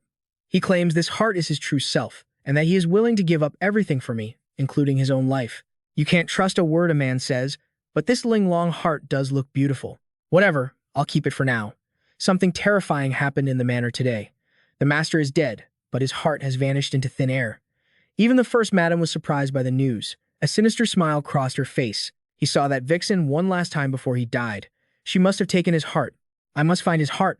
I absolutely must. The first madam sent people to investigate. A servant reported that the vixen visited the 2nd floor of the main house every single day. The master's heart must be there. The master had said the gift he prepared would show his true heart to his wife and soothe her anger. Zhao Yi and Luo Yi carefully read every page of the first madam's diary. Zhao Yi was surprised and even felt a touch of emotion after finishing. Wang the master had given the first madam a Linglong heart. It turned out this old man had literally torn his own heart out for her. Zhao Yi closed the diary. Luo Yi looked at him. You mean that Linglong heart? That was actually Wang the master's heart. Linglong heart sounded so romantic, but it was surprisingly gruesome. Zhao Yi turned to answer Luo Yi. I know why the first madam went to the 2nd floor of the main house now. She didn't realize she had already received the master's heart, but instead, she thought his heart was on the 2nd floor, which is why she tried everything to get it. Luo Yi mocked her. Then she was literally riding a donkey while looking for a donkey. Zhao Yi stored the diary in his inventory. Although she couldn't get the master's heart on the 2nd floor, she might have accidentally acquired her own. Zhao Yi speculated that because the first madam had her heart ripped out when she was crafted into a meat puppet, it was very likely hidden where Wang the Master was on the second floor. The record stated that the meat puppet's strength and life force came from resentment, and that resentment accumulated within its heart. Zhao Yi was excited, his expression full of intrigue as he told Luo Yili, "When the meat puppet and its heart completely fuse, it will transform into a terrifying super zombie." Luo Yili's jaw dropped in horror. "If that's really the case, won't we be doomed?" "Why are you so excited?" Zhao Yi said calmly, "Don't panic. Let's go up to the third floor and find Wang the Master's heart first. It should still be in this building." Zhao Yi quickly climbed the stairs to search for clues as he had hypothesized. On the third floor, they stood before the main room door. A gloomy, deathly aura seeped out from within. Zhao Yi told Luo Yili, "Normally, places where important items are kept are the most dangerous. So, get ready to fight." She took a combat stance. "I'm ready." As the door swung open, a black hair-like object lashed out, causing Luo Yili to gasp. "What the hell is that?" Zhao Yi quickly slashed it with his knife, and it let out a high-pitched shriek. It seemed the thing was a living creature that felt pain when attacked. They threw the door wide open and looked inside from the threshold. Luo Yili went pale with fear, while Zhao Yi wore an intrigued smile. Inside was a rotting corpse. It let out a shriek and lunged at them. "Company's here." Zhao Yi quickly retreated and ordered Luo Yili, "Hold her off." Luo Yili was flustered, holding her red threads, caught off guard. "Ah, me again?" The ghost lunged. Luo Yili quickly jumped aside to dodge. She shouted, "I'll risk it with you." She circled behind it and used the red threads to bind its neck. While she was fighting, Zhao Yi used his knife to cut the bonds holding Steward Sa. "Steward Sa, we're here to save you." Once freed by Zhao Yi, Steward Sa swung his knife to attack the monster. Caught off guard, the creature couldn't dodge. The blade struck its head, and blood splattered everywhere. Luo Yili collapsed to the ground, sighing in relief. That was too close. Zhao Yi reached out to help her up. This female ghost must be someone the first madam sent to the main house as a distraction. She's no match for Steward Sao on her own, but she's using the power of the moon-gazing pavilion to suppress him. She asked Zhao Yi, "So, what do we do now?" That first madam must already be on the second floor of the main house. Zhao Yi held the wooden token out to Steward Sa. "Steward Sa, your master is in trouble. The first madam's meat puppet has gone up to the second floor." Upon hearing the news, Steward Sa quickly jumped out the window. Luo Yili was worried. Can Steward Sa beat the meat puppet over there? Zhao Yi was searching for something. He said, "Under normal circumstances, it wouldn't be a problem, but he's severely injured now, so I'm afraid it won't be enough. Plus, the closer the meat puppet gets to its heart, the stronger it becomes." Luo Yili held up the jade orb she was carrying to show Zhao Yi. "Are you looking for this?" Zhao Yi turned around. "Where did you get that?" Luo Yili replied that during the fight, she saw something protruding from the female ghost and thought it was a weak spot, but it turned out to be this. Zhao Yi took it, realizing it was the master's heart. "We have to find a way to put this into the first madam's chest. It will dispel all her resentment and, naturally, kill her too." Luo Yili stuttered, "Just the two of us?" Zhao Yi quickly turned to leave, handing the wooden token back to Luo Yili. "I'm heading to the main house to stall with Steward Say. You go to the side house and find the second madam. Tell her the situation. We can't finish this final battle without her. Stay strong," he told her. "I'll be back as soon as I can." Without a second to lose, Zhao Yi rushed out to assist Manager Sa. Upon arriving, Zhao Yi saw Manager Sa sent flying back, blood spraying from his mouth. In the distance, two dark figures leaped down from the upper floor, the first mistress and the master, both transformed into demons. It laughed wildly. "I've finally been resurrected. It has the heart now, and everyone in this estate is going to die." Zhao Yi helped Manager Sa up. "I'll hold off your master. You keep the first mistress's flesh puppet busy until the second mistress arrives." Manager Sa nodded in agreement. Zhao Yi waved his hand and a status screen appeared. Personality added. Madman 14%. Violent 6%. Bloodthirsty 1.2%. Melee combat improved. Nervous system hyperstimulated. Duration 180 seconds. Manager Sa was being pummeled by the first mistress's flesh puppet. He struggled to defend himself, his whole body trembling because she was just too strong. Zhao Yi moved in a flash, slashing his blade at the master's neck, nearly decapitating him. But moments later, the wound vanished and the demon's head reattached itself. Zhao Yi realized the master had turned into a zombie. His defensive capabilities were truly monstrous, completely shrugging off the physical damage from the scalpel. Luckily, the plunderer trait ignored his resistance. Otherwise, the parasite wouldn't have been able to latch onto him. The demonized master moved at incredible speed, landing a punch square in Zhao Yi's face. Zhao Yi remarked, "To think a zombie could be this strong." He was coughing up blood, yet he still praised it a true masterpiece of art. Zhao Yi couldn't take him down just yet, so he had to rely on the life force provided by the plunderer trait to fight with everything he had. He began siphoning power from the master into his own body. The demonized first mistress bared her razor-sharp teeth and laughed. "You pathetic little bug.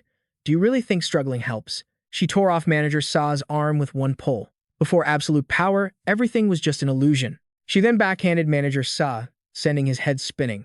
Manager Sa had been defeated. The first mistress turned her attention toward Zhao Yi. He was currently standing there, absorbing power from the master.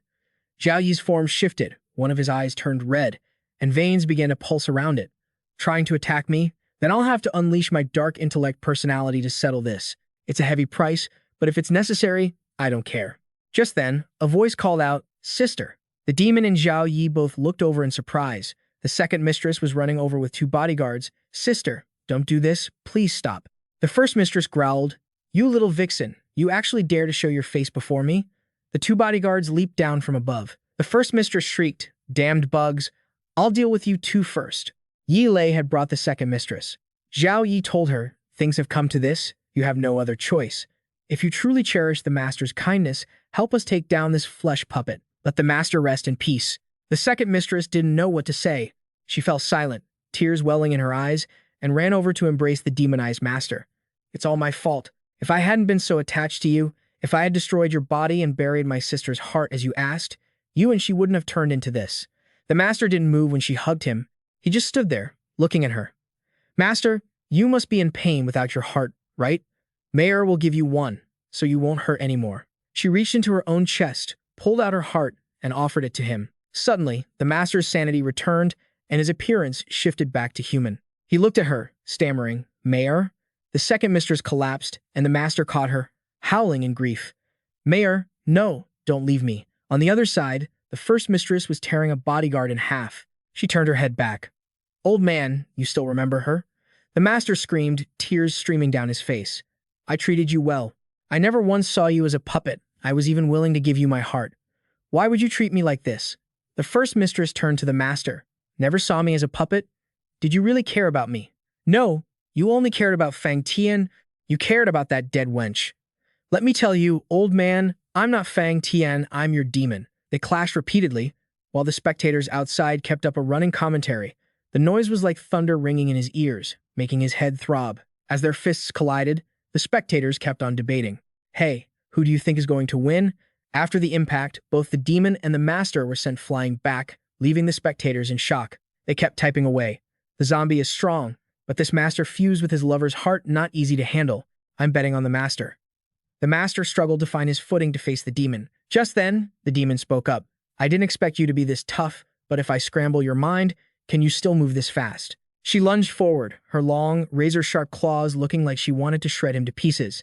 At that moment, the master suddenly grabbed his own head, clutching it tightly, and let out a blood-curdling scream, as if someone were driving nails into his skull. The spectators chimed in, "Wow, she's actually attacking his mind. How are you going to deal with that?" Others commented that, judging by the master's state, it looked like he was in trouble. The master's mind was in total chaos. He roared, "No, I absolutely will not let you keep taking advantage of this situation." The demon rushed forward to strike again. Seeing that the master was losing ground against her, Yi Lei spoke to Zhao Yi. "Zhao Yi, the master won't win against her. Do something." Zhao Yi remained cold, ignoring the fight to focus on Manager Sa's body, which was lying motionless. "He's not fully dead yet. I'll take his head back. We might still be able to save him." Zhao Yi laid Manager Sa on the ground. He and Yi Lei both focused on him. Zhao Yi said, "He's stable, but he needs a blood transfusion to recover fully." Yi Lei asked him, "In this situation, where are we going to find someone to donate blood?" Zhao Yi swiftly grabbed Yi Lei's right arm and used a sharp object to slash her wrist, making her blood spray out. Then, he directed Yi Lei's arm toward Manager Sa so her blood would drip onto him. Yi Lei screamed in a panic, "Zhao Yi, what are you doing?" After receiving the full flow of Yi Lei's blood, Manager Sa suddenly jerked upright in front of them. Yi Lei yanked her arm back, screaming, all right, he's awake. Let me go. I need to find something to bandage this." Seeing Yi Lei's panic, Zhao Yi turned to look at her. "Stay calm. I've already closed off those tentacles and stopped the bleeding for you." Li glanced at her wound, and seeing that Zhao Yi was right, she calmed down. I suppose you've got a conscience after all. Zhao Yi reached out towards Steward Sa, holding a golden, glowing gem in his hand. Steward Sa, the corpse, has absorbed too much resentment, and it's perfectly attuned to this power. Your master is as good as dead. The only way to kill it is to dissolve the resentment within it. This spirit heart holds the love your master had for his wives while they were alive. You must plunge it into the corpse's chest. It can neutralize the resentment. We're too weak to get close to it ourselves, but you might be our only chance. Hearing this, Steward Sa immediately turned and charged straight toward the corpse to attack. The viewers in the chat began commenting, noting that the paper steward's form had turned completely red. Looks like he's going all out. Some comments were filled with admiration. I'm tearing up. Guys, whether he lives or dies, the steward is loyal to the master until the very end. When the corpse saw Steward Sa closing in, it turned and roared at him. You dare come here? Are you looking to die? In a blink of an eye, Steward Sa's blade sliced off the corpse's left arm. After that strike, the blade continued its path, plunging into the corpse's chest, prompting more comments from the viewers. That strike from the paper steward was even stronger than before. Some speculated that, if they could just pry the corpse's chest open, they could insert the spirit heart. Before the shock could wear off, the corpse used its razor-sharp teeth to bite down hard on the blade to stop the damage. The comments flooded in. Is that really not enough? There was a row of teeth embedded in the outer layer of the corpse's heart, holding on tight. Some viewers were terrified by the sight. That's so gross. My trypophobia is acting up. The corpse's other hand quickly grabbed Steward Sa by the neck and lifted him high into the air. Having lost his blade, Steward Sa had to defend himself with just one hand. His other hand had to keep a tight grip on the spirit heart. Suddenly, the corpse gained the upper hand, looming over the terrified Steward Sa. You weak little bug, even if you throw your life away, you can't touch me. Then the corpse reaffirmed, you'll never be able to hurt my heart. Don't be so naive. Suddenly, blood sprayed from the corpse's chest, leaving it stunned and confused. The corpse turned around to find Zhao Yi had seized the perfect moment to attack. Zhao Yi had torn open its chest to reach for the heart hidden deep inside. As the tide turned, Zhao Yi smiled slightly and told the corpse, sorry, what Steward Sa had in his hand was just a shell. Let me take the real one out and swap it for you. Upon hearing this, the corpse dropped the steward and turned to attack Zhao Yi, but Zhao Yi was quick enough to dodge the blow. The corpse shrieked in frustration, no, don't you dare touch that heart. Because of the reckless attack, the corpse left an opening. Seizing the opportunity, Zhao Yi quickly jammed the spirit heart into the corpse's chest. The spirit heart pushed deep into the corpse's body and began to react, causing it to scream in agony. Unable to take it anymore, the corpse collapsed in front of Zhao Yi. Well, that worked. At that moment, as Master Wang and Steward Sa faced each other, the steward immediately knelt down to report to the master. Master, your servant has failed you. Please allow me to go first. Seeing his loyal servant sacrifice himself, Master Wang looked saddened. It was me who ruined you all. It's all my fault. Zhao Yi stepped up behind Master Wang and patted his shoulder. Master Wang, I have something I need to ask you. Those people who mentioned eternal life to you, what exactly is going on with them? Master Wang replied, those people? I don't know where they came from, but their clothes were just like yours. Upon receiving this info, Zhao Yi thought to himself, clothes like ours? Does that mean they aren't from this era? In the silent, heavy air, only three remained. Zhao Yi, Master Wang, and Li, standing together to uncover the truth. Master Wang asked, what were they doing? After ATN died in childbirth, those people came to find me, telling me they were from some blockhouse sect or something, and they gave me materials on corpse refinement. Zhao Yi listened intently, focusing on every word Master Wang said. Master Wang continued, I followed the methods in those documents to extract ATN's heart and turn her into a flesh puppet. I thought I could keep her forever, but she became more and more suspicious. She even wanted my heart, so I decided to take my own out to refine myself into a zombie. Facing Zhao Yi and Li, Master Wang explained, but I never expected that my heart and ATN's heart would resonate after we turned into zombies, becoming increasingly uncontrollable. So, I told Mir to kill me and bury ATN's heart. Unfortunately, Mir couldn't bring herself to do it. Hearing this, the same question popped into Zhao Yi's head. The blockhouse sect again. Why are they constantly using strange genes to run experiments? What exactly are those brilliant minds trying to achieve? After saying this, Master Wang turned his back on Zhao Yi and Li. He knelt before the remains of Steward Sa and the zombie of ATN, blaming himself. I shouldn't have been so greedy to hold onto ATN. One wrong step, and 1,000 regrets follow. In the end, I harmed everyone. Master Wang's body began to dissolve into wisps of smoke before vanishing completely. After watching Master Wang and his loved ones disappear, the system issued further notifications. Congratulations to players Zhao Yi and Li for completing the main mission. Based on contribution levels, Zhao Yi receives 300 experience points, and Li receives 200 experience points. The air wall has been removed. Congratulations to players Zhao Yi and Li for completing the side quest. You have received the space-time delay battery as a gift. Rewards vary for each player. Reminder: there is no need to enter a dungeon for the next 2 days. If you remain in the outside world, time will naturally progress to the 7th day. After hearing the system announcements, both Zhao Yi and Li felt a wave of relief. Unable to hide her emotions, Li said to Zhao Yi, "The system says, we don't need to enter a dungeon anymore. Aren't the next 2 days going to be really safe?" Hearing this, Zhao Yi replied, "Don't get too excited yet. Quickly, take out your phone and call us from the 3rd day. Then put that new battery into the camera to see what this thing really is." A few minutes later, Zhao Yi and Li called. "Hurry up and take out the phone to call us on day 3. Then put the newly found battery into the camera to see what this camera is all about." A few minutes later, Zhao Yi and Yilei called. Phone and completed the space-time loop. Liu Yifei also successfully inserted the battery into the camera. Liu Yifei took a close look at the camera in his hand, and the system sent a notification. Item: Space-time PHS camera, quest item quality. Description: a small gadget created by a mad scientist. That's right, the exact same person who invented the corpse crusher. The effect: any scene captured will be realistically recreated 24 hours later. Note 1: cannot be taken out of the secret realm. Note 2: the battery is extremely low and can only be used twice. Note 3: the PHS will record everything you see in the photo. After hearing the system's description of the item, Liu Yifei figured something out. So that's how it is. Hearing Liu Yifei speak, Yilei looked a bit skeptical. What? So that's how it is? You figured something out again. Liu Yifei turned to look at Yilei and replied calmly, "I'm not entirely sure yet. We have to wait until tomorrow to see the changes right before our eyes." In the blink of an eye, 5 days passed. Yilei looked at a photo and spoke up. Another day went by. The crack in the eye became even larger, looking like the eye of a demon. Yilei turned to ask Liu Yifei, "Was this what you were talking about yesterday? A demon is inside that crack." Liu Yifei nodded slightly to confirm. After a moment of silence, Liu Yifei told Yilei that, if his guess was correct, every player participating in this spirit tide would be guarded and tracked by a demon. It wouldn't be able to do anything to us until the 7th day. But the thing is, when the 7th day begins, it will suddenly appear and kill us. Hearing this, Yilei felt a bit scared and asked Liu Yifei, "Suddenly appear? Then how are we supposed to deal with it? Is there really no other way?" Seeing Yilei's fear, Liu Yifei raised the camera and explained, "It's fine. We can use this camera to fix the location where it appears." Yilei didn't understand what Liu Yifei meant, so she immediately asked for clarification. Liu Yifei brought the camera closer to Yilei and slowly explained. The effect of this camera is that any captured scene will be realistically recreated 24 hours later.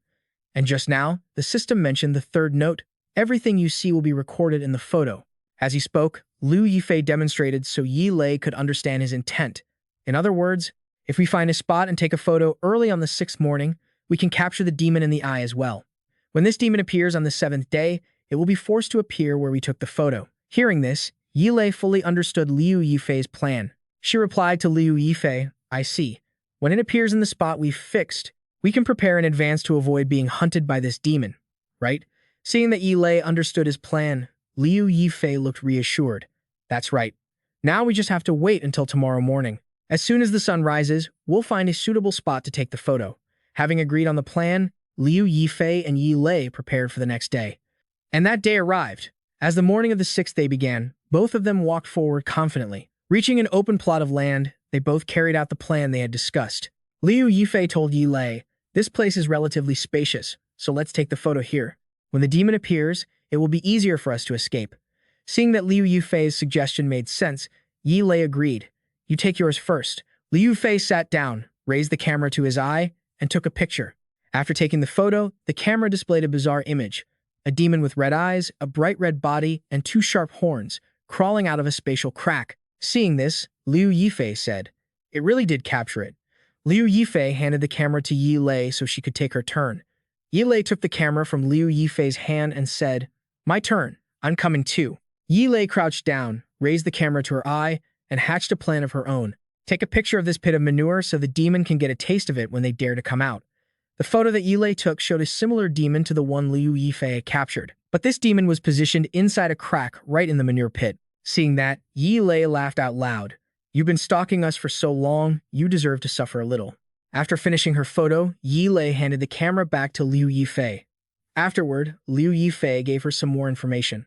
"All right, on the 7th day, when the demon breaks through the mirror to come out, it will appear exactly where we just took the photo. We should wait here." Hearing that, Yilei immediately asked, "Breaks through the mirror? It's going to come out of some mirror?" Liu Yifei confidently tossed the camera in his hand and replied, "Exactly. Those cracks were a reminder that the true location of this secret realm is actually a mirror. We've been in this mirror world from the very beginning. The demons outside want to break in and kill us.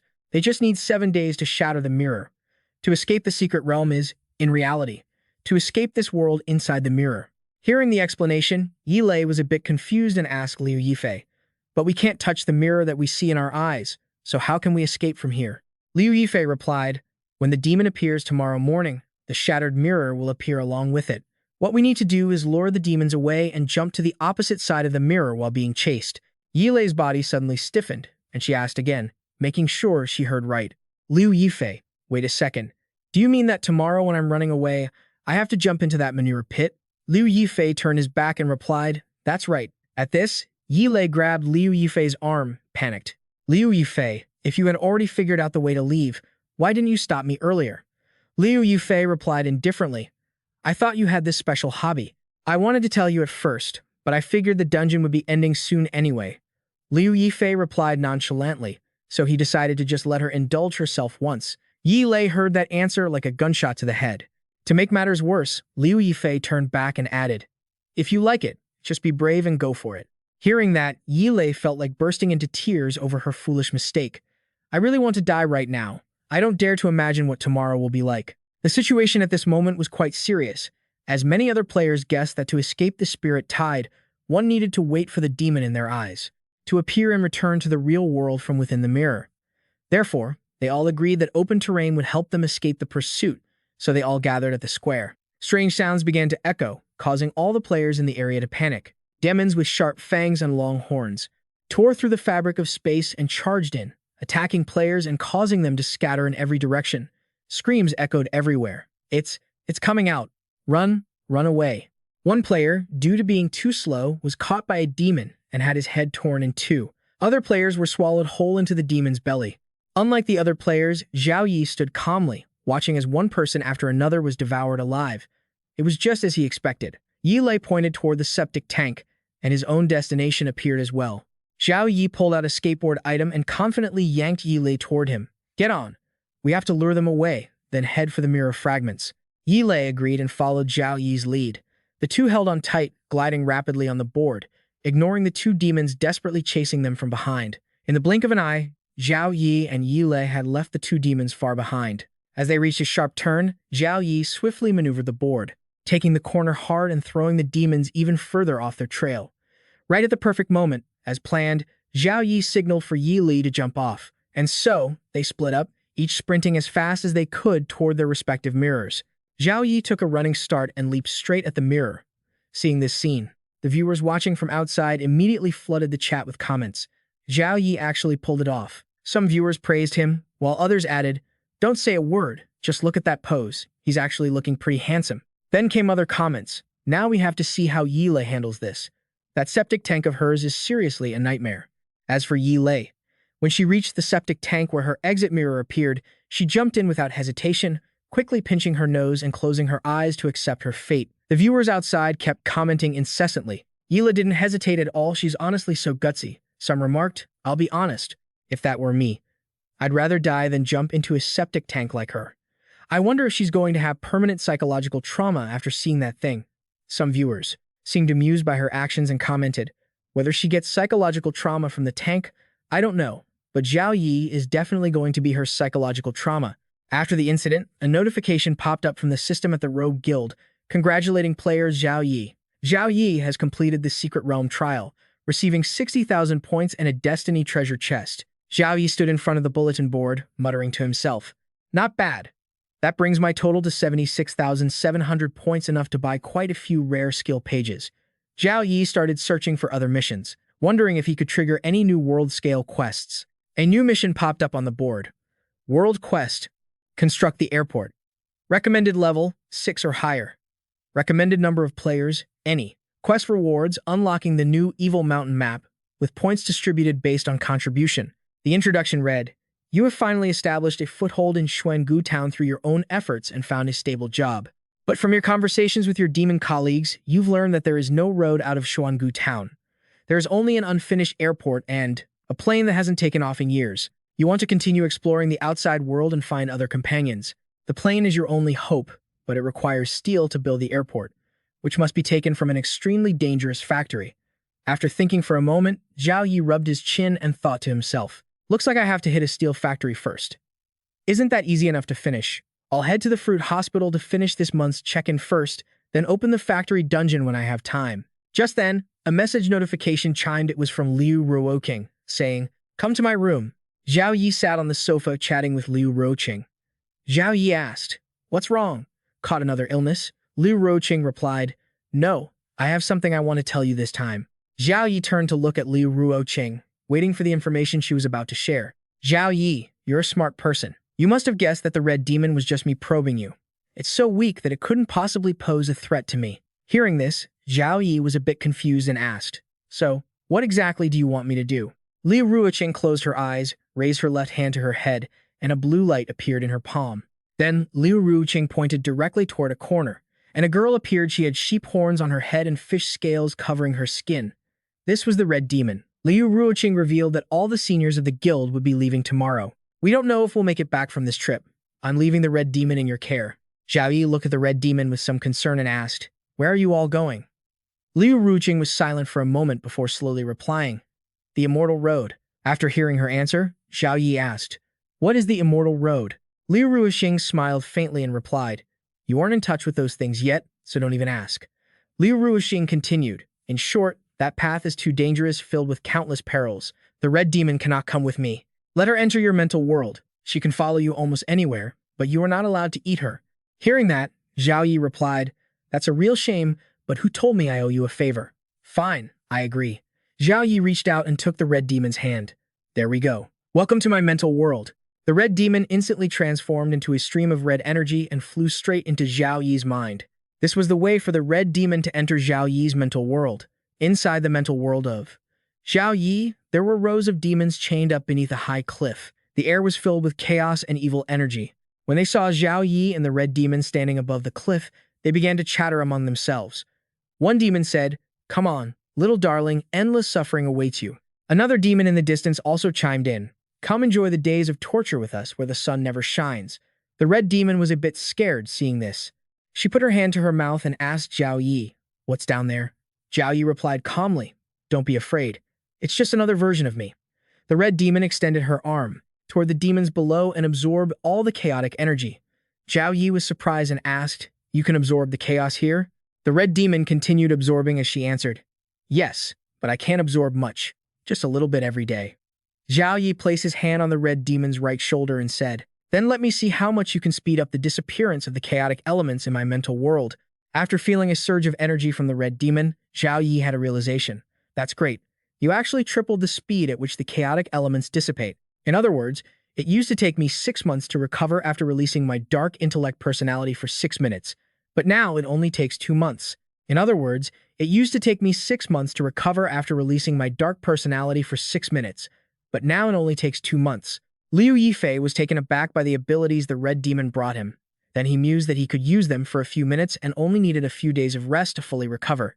The red demon looked toward the chaos shackled below and swallowed hard. Liu Yifei patted the red demon's head and said to her, "Work hard, and if you do well, I'll make sure you're well fed later."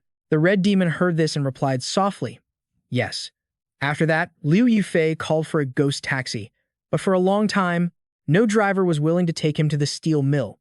Finally, having no other choice, Liu Yifei had to ask the warehouse ghost to drive him. Inside the vehicle, Liu Yifei could see a sign stating that in 200 meters, he would arrive at the steel mill. At this very sign, the driver stopped the car and told Liu Yifei, "I can only take you this far." Liu Yifei replied, "That's fine. I can walk from here. Thanks." As Liu Yifei prepared to get out of the car, The driver pulled out his cigarette to smoke and said to Liu Yifei, "I'll wait here for 7 days. If you haven't come out after 7 days, I'm heading back." Liu Yifei just kept walking straight ahead. He waved goodbye to the driver, put his hands in his pockets, and confidently walked inside. Standing before a massive gate, the system sent a notification. "Do you wish to enter the Great World Instance?" Liu Yifei confidently replied, "Yes." Strange rays of light appeared around Liu Yifei's body, and the system continued to provide relevant information. Instance type, redacted. Main quest, investigate the truth behind the decay in the steel mills. Hidden quest, redacted. Main quest rewards, 300 experience points, 15,000 points. Hidden quest rewards, redacted. Difficulty, redacted. In an instant, Liu Yifei was transported to another space. He opened his eyes and heard a greeting. "I am Tran Fai, a veteran staff member responsible for leading this new recruit batch." Once fully awake, Liu Yifei realized he was wearing a worker's uniform and standing in a neat row next to other workers. He continued to listen to the briefing. "When working in the factory, you better stay sharp." The manager speaking was some kind of mutant. His brain was exposed, fused with mechanical devices all over his body. He continued to lay out the rules here. Of course, aside from working hard, what's more important is that you must follow the factory's regulations. The rules will appear near your workstations, and your name and position will be on your uniform tag. Liu Yifei quickly lifted his name tag to look. The people next to him did the same. Looking at the tag in his hand, the content was clear. Rust Transporter. Liu Yifei thought to himself, Rust Transporter? What kind of job is this? Before he could think, the mutant manager shouted, "Rust Transporters, come over here. Hurry up, don't lollygag." When everyone with the Rust Transporter label approached where he pointed, there were concrete carts waiting. He then spoke up. All right. Everyone gets a small cart to transport rust. There's a list of regulations inside the cart. Read them yourselves." Liu Yifei looked at his cart and picked up the paper to read. The paper read as follows: Factory worker, Liu Yifei, follow these rules. 1. Under no circumstances should you let your body suffer any injuries within the factory. 2. If you accidentally get injured, please contact the manager immediately by phone, and an experienced staff member will accompany you. Use the specialized medication to wipe the wound repeatedly until a thin layer of medicine forms over it. 3. If you feel itchy, do not scratch with your hands. Only tap or apply light pressure to reduce the itch. 4. Fighting is forbidden. 5. Please do not lose your cart during work. 6. All factory staff must wear blue uniforms, management included. If you see a colleague wearing a gray uniform coming to, borrow your tools, do not agree, and stay away from them. 7. When you see a colleague wearing red, regardless of what you are doing, immediately close your eyes and bow your head for 1 minute. During this time, no matter what you hear, do not open your eyes. 8. If you notice your shadow has disappeared, remember to find a place without sunlight within 5 minutes and silently wait for the shadow to reappear. 9. The rules and workload for the first day are simple. Today's work must not be left for tomorrow. 10. There is no one wearing black in the factory. If you see someone wearing black in the factory, please call the security department as soon as possible and stay put until the security guards catch the person in black. 11. If you want to become an excellent employee in the factory and keep this job for life, remember to follow the regulations above. After reading the rules, Liu Yifei thought, I didn't expect this instance to be an interesting rule-based one. Seeing this, the viewers outside began to comment, "Hey guys, this is the first rule-based instance. It's definitely worth looking forward to." Others commented, "Let's see how my guy, the boss, handles this place." In the factory grounds, a young man shouted, "You are responsible for weeding over there. Your task is to transport the rusted weeds they cut and bring them to the steel furnace." The remaining workers replied, "Yes." The young man pointed at 3 workers, including Liu Yifei, and ordered, "Hey, you 3, form a group and head over there." In Liu Yifei's group, there were 2 others, the long-haired guy named Truong Min and the bald guy named Ung Hun. All 3 replied after receiving orders from the manager.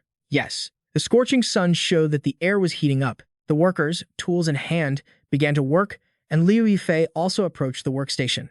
Looking at the cart, the system immediately displayed the information, neutral rust. This was ordinary rust. The workers quickly used shears to cut the grass in the yard. Liu Yifei saw this and thought, rust is generated very quickly in places where the grass is cut. The rules say not to let any injuries appear on your body. Therefore, this rust could be a pathogen. I need to prevent the spread of this virus. But any minor accident could lead to an injury. Once a wound contacts the air, it means infection. Liu Yifei put his hand to his chin and continued to wonder what would happen if rust grew on his body. How curious. The worker, after loading the cart for Liu Yifei, signaled it was full. It's full. Hurry up and take it to the steel furnace. Liu Yifei heard this, acknowledged the information, and got to work. After a while, Liu Yifei successfully pushed the cart to the steel furnace. This furnace was built and designed in a very bizarre way, with strange images that were haunting. Pushing it inside, Liu Yifei met another worker. As soon as he received the goods from Liu Yifei's cart, he was annoyed. Damn it. Every single day, it's just this damn rust. When will they ever stop? As Liu Yifei watched the worker continue his task right in front of him, he couldn't help but notice that the man's gloves seemed stuffed with something there wasn't even a single indentation. Liu Yifei observed the workers closely, then noticed blood-stained nails on the table. Could it be that the guy had been pricked by one? Quietly, Liu Yifei swiped a nail. As he turned to leave, he thought to himself, might as well grab one. Who knows? It might come in handy. A few minutes later, Liu Yifei pushed his cart out. The harsh sunlight hit his face directly. Why did everything feel so off? His body felt hollowed out. Under the scorching sun, he looked down at the ground and suddenly noticed something strange. Panicked, he thought, is my shadow disappearing too? Instantly, the system notification popped up. Rule number 8. If you notice your shadow disappearing, remember to find a spot away from direct sunlight within 5 minutes and wait quietly for your shadow to reappear. Liu Yifei urgently pushed his cart to find shelter, thinking, I need to find shade, fast. Ducking behind a wall, Liu Yifei wiped the sweat from his forehead. A moment later, he sat down, pulled his knees to his chest, and closed his eyes. Waiting there, he felt his stamina slowly recovering. Then, he looked out at the other workers and realized the shadows of those monsters hadn't changed at all. Is it because I'm human, or is there another reason? Liu Yifei turned to look at the nearby carts and realized in a panic, wait, where are Yingxiang and Zhang Ming? It seems even these monsters need to avoid the sun. So, my shadow fading out probably isn't because I'm human, but because workers assigned to different tasks have to follow different rules. As Liu Yifei kept watching from a distance, he noticed something else. The uniforms of the Weeders look paler now. Why is the color fading? What's going to happen? Suddenly, the system sent another notification. Rule number 6. All factory staff must wear green uniforms. The manager is no exception. If you see a colleague in a gray uniform trying to borrow your equipment, do not agree, and stay away from them immediately. Right in front of Liu Yifei was a worker limping along with a cart, but he was wearing a gray uniform. The system flashed more notifications. Rule number 5. Do not lose your cart while working. Liu Yifei thought, this cart belongs to either Ying, Xiang, or Zhang Ming. If a gray-clad monster is pushing their cart, who knows what will happen? The system displayed information about the gray-clad man neutral state. No notable weaknesses. You can talk to him, but do not lend him anything, and do not stay with him for more than 5 minutes. The longer you stay, the more dangerous he becomes. Soon after, clouds covered the sun. Yingxiang and Zhang Ming returned to the field and realized their cart was gone. They stared at the empty ground, where they had left it, completely confused. Yingxiang grabbed his head. Where the hell is my cart? Who took it? Was it that jerk? Don't let me catch you. If I do, I'll beat the crap out of you. He looked over toward Liu Yifei and saw a cart next to him. Furious, he pointed at Liu Yifei. Was it you, you snake? Did you hide my cart? Afraid I'd steal your star employee. Liu Yifei remained calm. It wasn't me. Suddenly, a voice piped up. It was the guy pushing the cart. I saw it. His cart was missing, so he took yours. Both Liu Yifei and Yingxiang turned to look at the one who spoke.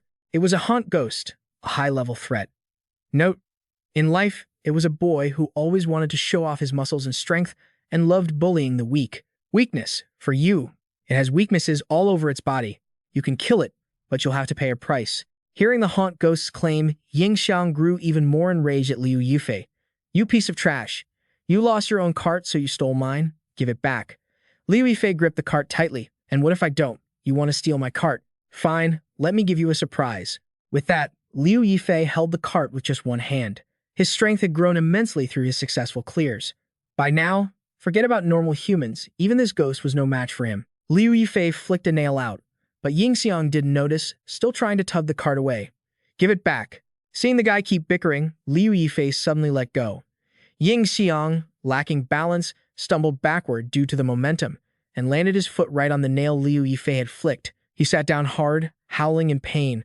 Who left a nail here? He pulled the nail from his soul and blamed Liu Yifei. It's all your fault for stealing my cart. Give it back, or I'll kill you. Liu Yifei just kept smiling. You all right? Only then did Yingxiang realize what was happening. A searing pain shot from the sole of his foot, making him grit his teeth. He sat down and took off his shoe. Something seemed to be inside. His wound was bleeding non-stop. The nail had burrowed into his foot, causing him excruciating pain. He wondered, what is this thing? Curious, Ying Xiang touched the wound, but the slightest contact sent waves of agony through him. Blood sprayed everywhere, and he screamed in despair. Unable to take it anymore, he called the manager, Tran Fai. My foot is torn up. It's all because Liu Yifei stole my cart. Come save me. After calling, he glared at Liu Yifei triumphantly. You sneaky human. You're done for. Manager Tran Fai is on his way. Once he finds out you lost your cart and took mine, you're getting fired. Liu Yifei didn't care. Worry about yourself first. Ying Xiang looked at his foot. What the hell? Why is this metal growing out of me? I can't move my foot anymore. From afar, a figure dragging a heavy chain appeared. It was none other than Manager Tran Fai, looking fierce. He asked, who called? Ying Xiang quickly raised his hand. It's me, Manager Tran. This sneaky, treacherous human stole my cart, but Manager Tran ignored him, focusing only on the wound. How long has that been there? Ying Xiang answered honestly. A few minutes? Hearing it had only been minutes, Manager Tran was shocked. He quickly chained Ying Xiang's neck. Follow me to the infirmary, now. Hurry. Any later and it might be too late. The surrounding workers watched as Ying Xiang was dragged away, whispering to each other. Let's get back to work. Don't look. I've been feeling weird lately. Hope he's okay. Once everyone left, Liu Yifei bent down to look for the nail he had thrown. That's strange. Where did it go? I clearly threw it right here. It was probably because of Ying Xiang that the nail had shifted. After searching for a while, Liu Yifei finally found it lying next to a pool of blood flowing from Ying Xiang's foot. Normal rust wouldn't change an item's original shape, so the rust here isn't just ordinary rust. I just don't know if this rust can change other things too. Dark clouds suddenly appeared in the sky, catching Liu Yifei's attention. These clouds were so massive that the sun was completely blotted out in an instant, so he took this chance to quickly load up on grass, filling an entire cart. By the time he finished dumping it, the sun was about to peek out again. Looking up at the sky, Liu Yifei muttered to himself. He just finished filling one cart, and the sun was already rising. He had to bolt to the steel furnace room, or he'd be in trouble. Liu Yifei pushed the cart, zooming into the steel furnace room. He let out a sigh of relief. Thank goodness his speed had increased quite a bit, making him fast enough. Outside, someone was screaming for help as their body rapidly melted, and the comments started blowing up. What's happening? Did the sun melt him? That's terrifying. If I were Liu Yifei, I wouldn't dare save him either. What if I melt too? The man continued to plead for help. I don't want to die. Help me. But it was too late. His body completely dissolved. Molten iron encased him. Someone commented, what on earth is this iron? It's covering Zhang Ming's entire corpse. Liu Yifei leaned against the door, observing the scene. This process is truly a form of art. It's a shame I have to deliver these goods and don't have time to watch. He then continued pushing his cart. The viewers, however, kept on commenting, I can't take it anymore. But he still wanted to watch, because he felt the scene wasn't twisted enough. It didn't really suit Liu Yifei's style. Like Liu Yifei, another guy was working in the factory. His hands were trembling as he held a package, muttering curses under his breath. Don't let me find out who hid the thumbtack in the secret pocket, or I'll kill them. Liu Yifei looked at his shaking arm. His hand was trembling even more now. It seemed that after getting scratched by the thumbtack, he hadn't gone to the medical room to get it treated. For Liu Yifei, this was actually good news. He might be able to take advantage of it. A dozen minutes later, Ying Xiang returned on crutches, having lost a leg. Foreman Tran pushed a cart over to him. I hate to say this, but once the wound starts to rust, it's irreparable. Besides, I'll talk to Liu Yifei about the cart situation later. For now, there's a cart available right here. Zhang Ming died for breaking the rules, so use his cart. Ying Xiang gladly accepted the cart and thanked the foreman. Foreman Tran turned to call Liu Yifei, telling him to come along. Liu Yifei agreed. Ying Xiang stared at Foreman Tran and Liu Yifei, thinking, that kid is a dead man. The foreman is definitely going to punish him. In an empty area of the factory, Foreman Tran advised Liu Yifei, this place is too dangerous for someone living like you to work in. It's too risky. I can help you with your resignation paperwork. You should leave quickly. These words left an impression on Liu Yifei. It seemed this man was a decent person after all. Liu Yifei coughed lightly, his expression shifting. Actually, I am an interdimensional special police officer. The future world has undergone sudden, drastic changes. Gushuan Town is in danger. The root of this danger is this factory, and the threat level is Dragon Class. These baseless claims left Foreman Tran with a head full of question marks. Before he could even process the information, Liu Yifei continued, We travel across space-time, traversing countless timelines to carry out special operations. With the goal of saving the past, our operation codename is Crisis. Foreman Tran found this hard to believe. What proof do you have? Liu Yifei summoned his real estate certificate. This is my ID, A007 Class Special Agent, codename Arbon, Liu Lao Han. Foreman Tran still refused to believe him. Some interdimensional police? That's just absurd. And this codename sounds like it wouldn't even pass a basic background check. Liu Yifei knew he didn't believe him, so he conjured up a machine. I know you're skeptical. Look, I even brought a time travel machine here. You just have to put something inside and set the time to go back to the past. But Foreman Tran argued, no matter how you look at it, this doesn't look like high-tech time travel gear. On the contrary, it looks like a meat grinder. Liu Yifei told him, if you don't believe me, try it yourself. It really might work. Hearing that, Foreman Tran decided to test it with a piece of wood. The wood was quickly tossed into the machine and was immediately shredded into debris. Foreman Tran exclaimed, this is clearly just a shredder. Liu Yifei gestured with his hands, repeatedly saying, it's civilization, man. Foreman Tran was left speechless. It didn't stop there. Liu Yifei continued to charm Foreman Tran. Actually, the shredding mechanism is just something the master invented to mislead people. He specifically developed a feature where it analyzes the structure of the items entering it, transporting them to the past while simultaneously grinding up fragments to mimic the original. That way, people will mistake it for an ordinary shredder instead of a time machine. Foreman Tran couldn't believe his eyes and asked again to confirm. Liu Yifei piled on more psychological manipulation. Of course it's real. If I weren't on a mission, why would I, a human being, come to such a dangerous place and step into this quagmire? Hearing this, Foreman Tran felt the reasoning was indeed indisputable. So, what were you saying earlier about a terrible disaster happening in Gushuan town, and that it originates from this steel processing factory? Hearing Foreman Tran's question, Liu Yifei put on a mysterious expression. It's not that I don't want to tell you, but these things are too dangerous for a kid like you to know. Sometimes, ignorance is bliss. Foreman Tran thought Liu Yifei considered him weak, and his ego was pricked. I am one of the few red shirt workers in this factory. Hearing the term red shirt worker, Liu Yifei remembered Rule 7. Could he be the red shirt worker mentioned in Rule 7? Then why are you wearing blue clothes now? Liu Yifei rubbed his chin, looking at Foreman Tran. This is a top-secret mission. If you want to know, you have to join us. But if you join us, you could be sacrificed at any moment. Are you willing to sacrifice your life to save the world? Hearing Liu Yifei's tone, Foreman Tran guessed there was a massive organization behind him. His childhood dream had always been to be a great hero, riding colorful clouds to save the world. Wasn't this what he had always wanted? Foreman Tran looked at Liu Yifei seriously. I am willing. Liu Yifei agreed.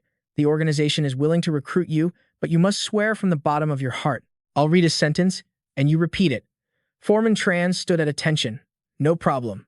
Liu Yifei read a line, and Tran Fai repeated it after him. The long night is coming, and I shall stand guard from this day until I die. I shall take no wife, hold no lands, and father no children. I will not covet honor or glory. I will be unyielding and devoted, and though I may stand alone, I will never retreat. I will fight until the final moment and shed my last drop of blood. As Zhao Yi finished that speech, Foreman Chen was moved to tears. The system notified, Ghost Foreman Chen Fei's favorability toward you has increased to awe. Zhao Yi couldn't help but chuckle. He just tossed out some random lines and the guy's favorability actually went up. Zhao Yi reached out and shook Chen Fei's saw-blade arm. Comrade Chen Fei, congratulations on joining our cause.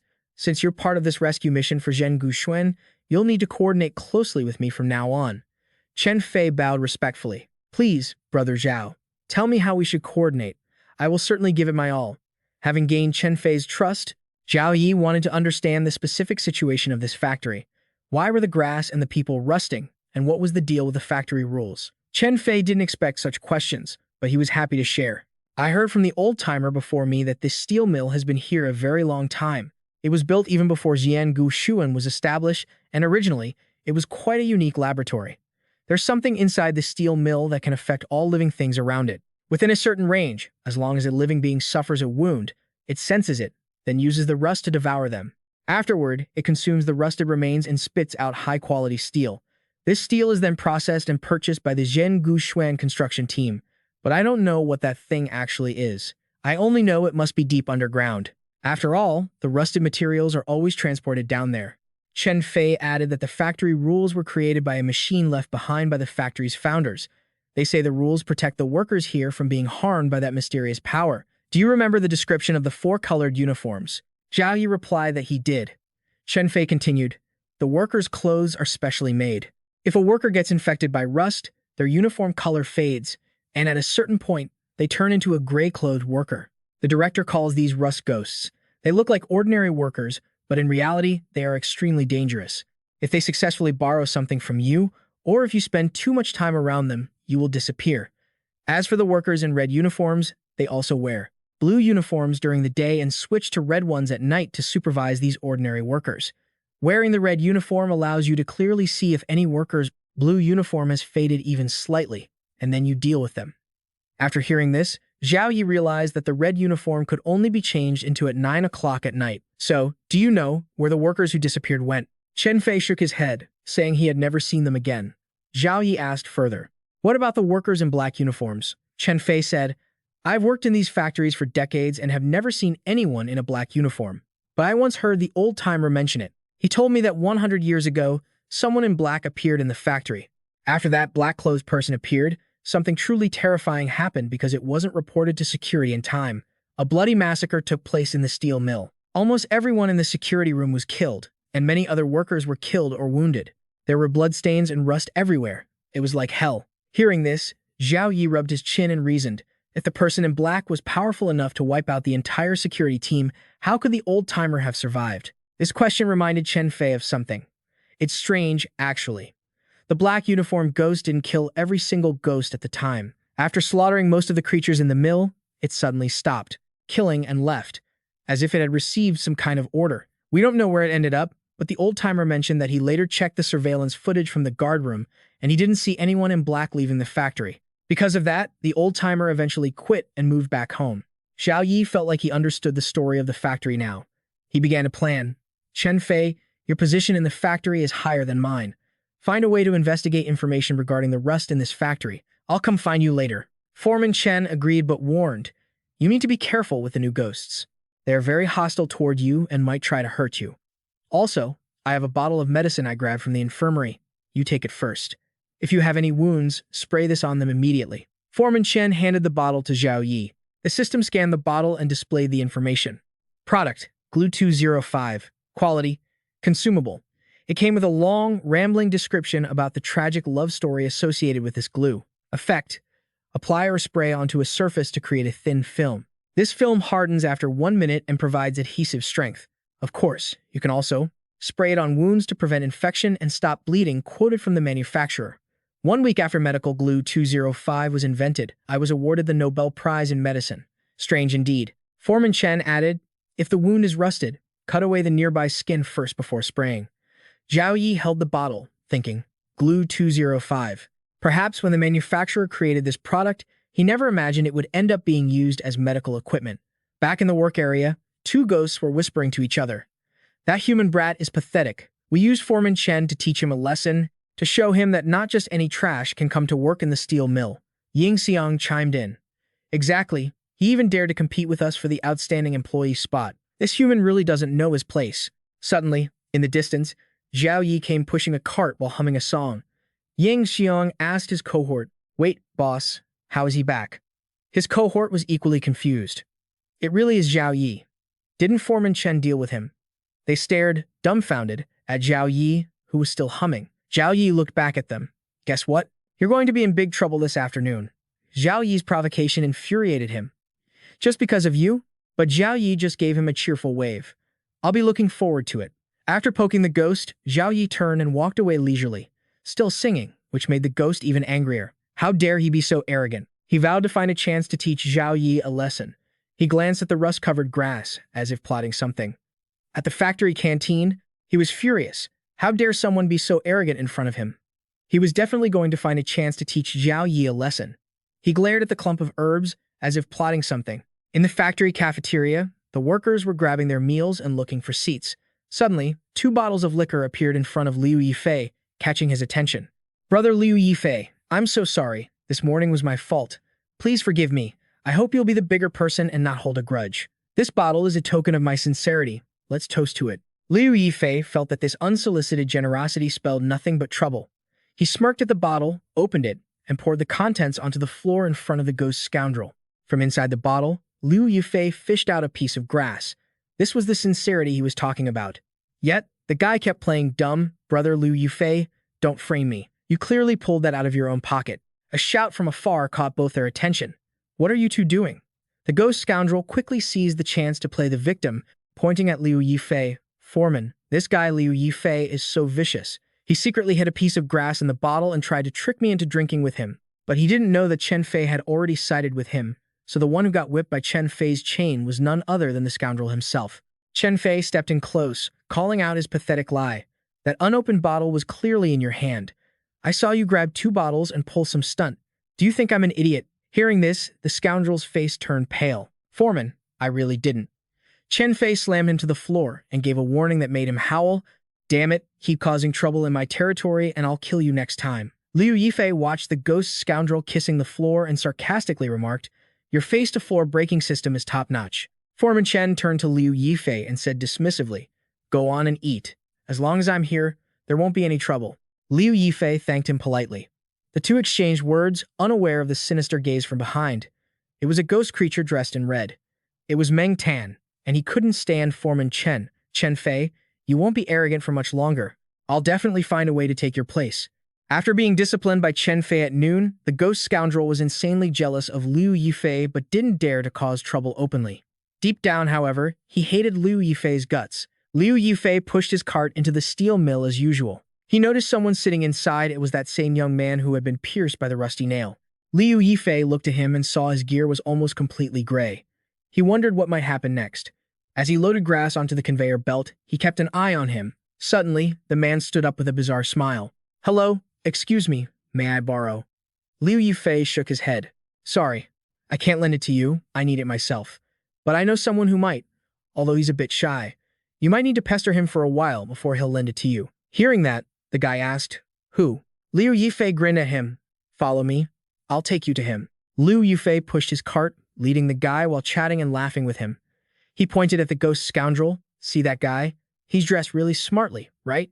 Just borrow your stuff from him. The guy with the eerie smile asked, what if he doesn't lend it to me? Then just stand next to him and wait. Liu Yifei instructed, but the guy kept asking, and if he runs? Liu Yifei remained confident, then chase him. He's just a weak-willed ghost. Give it 5 minutes, and he won't be able to help but agree. With his instructions clear, the guy now completely turned into a rust corpse happily headed toward the ghost scoundrel.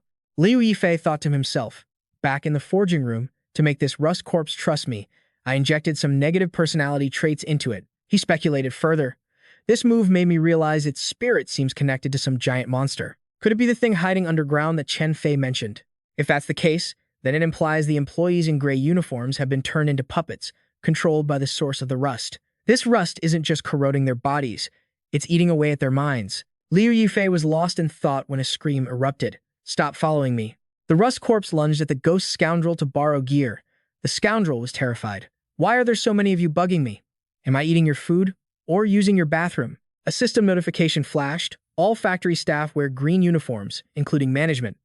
If you see a colleague in a gray uniform, coming to borrow things from you, do not agree and stay away from them immediately.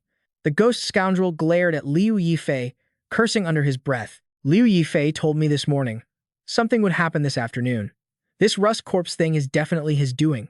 This damn human dared to plot against me. Furious, he grabbed a grass-cutting shear and charged at Liu Yifei.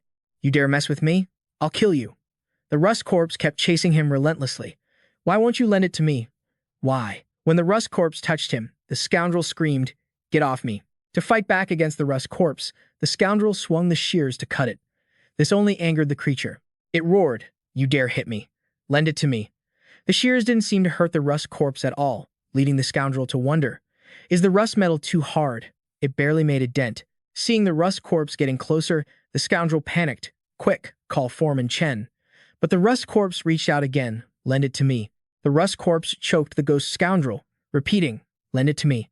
Liu Yifei watched the scene and sighed. Looks like the ghost scoundrel is a goner. I really can't bear to watch. I should take advantage of the empty forging room to check on that mysterious, severed head. After the rust corpse strangled the scoundrel, it turned to look at Liu Yifei, who was pushing his cart away. Its face was almost entirely consumed by rust. He wouldn't lend it to me. You lend it to me. Liu Yifei stared at the ghost head beside him, the cart still full of grass. The massive ghost head, with sharp fangs, its mouth opening and closing repeatedly, made Liu Yifei wonder, what on earth is hidden down there? I'm really curious. The rust corpse, having just finished off the scoundrel, followed Liu Yifei, chanting, "Lend it to me. I want to borrow some stuff from you." It kept repeating the line. Liu Yifei clicked his tongue. You shouldn't have come here. The rust corpse, having completely lost its consciousness, just lunged at Liu Yifei, repeating, "Lend it to me." Feeling annoyed, Liu Yifei summoned the real estate certificate of Old Han Liu, which has the power to forcibly seal a monster within a 5-meter radius for 10 seconds. Then, Liu Yifei took out his surgical scalpel and stabbed it into the rust corpse's head. I wanted to let you live a little longer, but if you're so eager to die, I'll send you on your way first. Liu Yifei's scalpel sliced the rust corpse in two. Right? Thanks a lot for killing the ghost scoundrel for me. That kid was such a pain, always trying to climb over my head. Just as the rust corpse was cut in half, a system notification popped up. Congratulations, you have eliminated the rust corpse. Your soul weapon has absorbed some unidentified mimes and is currently calibrating. Calibration successful, now syncing with the evil deity mime. Synchronization failed. The mismatched mimes are attempting to merge. Power surge. You've taken minor damage, and the plunderer's power has grown stronger. As the system notification finished, Zhao Yi could only marvel at the concept of mimes again. He stared into the demon's maw, which was gaping wide. The creatures from which I can extract mimes must have been incredibly dangerous and powerful while they were still alive. This rust corpse definitely isn't one of them. It must be the colossal monster lurking behind the scenes, controlling this corpse. I really can't wait to see what that thing actually is. Zhao Yi licked his lips. He peered into the demon's mouth, where the darkness was pitch black and bottomless. It's so deep. If I just jump in, whatever terrifying thing is guarding the depths will kill me before I even land. I need to test it first. With that thought, Zhao Yi summoned his item, the hunter's shotgun.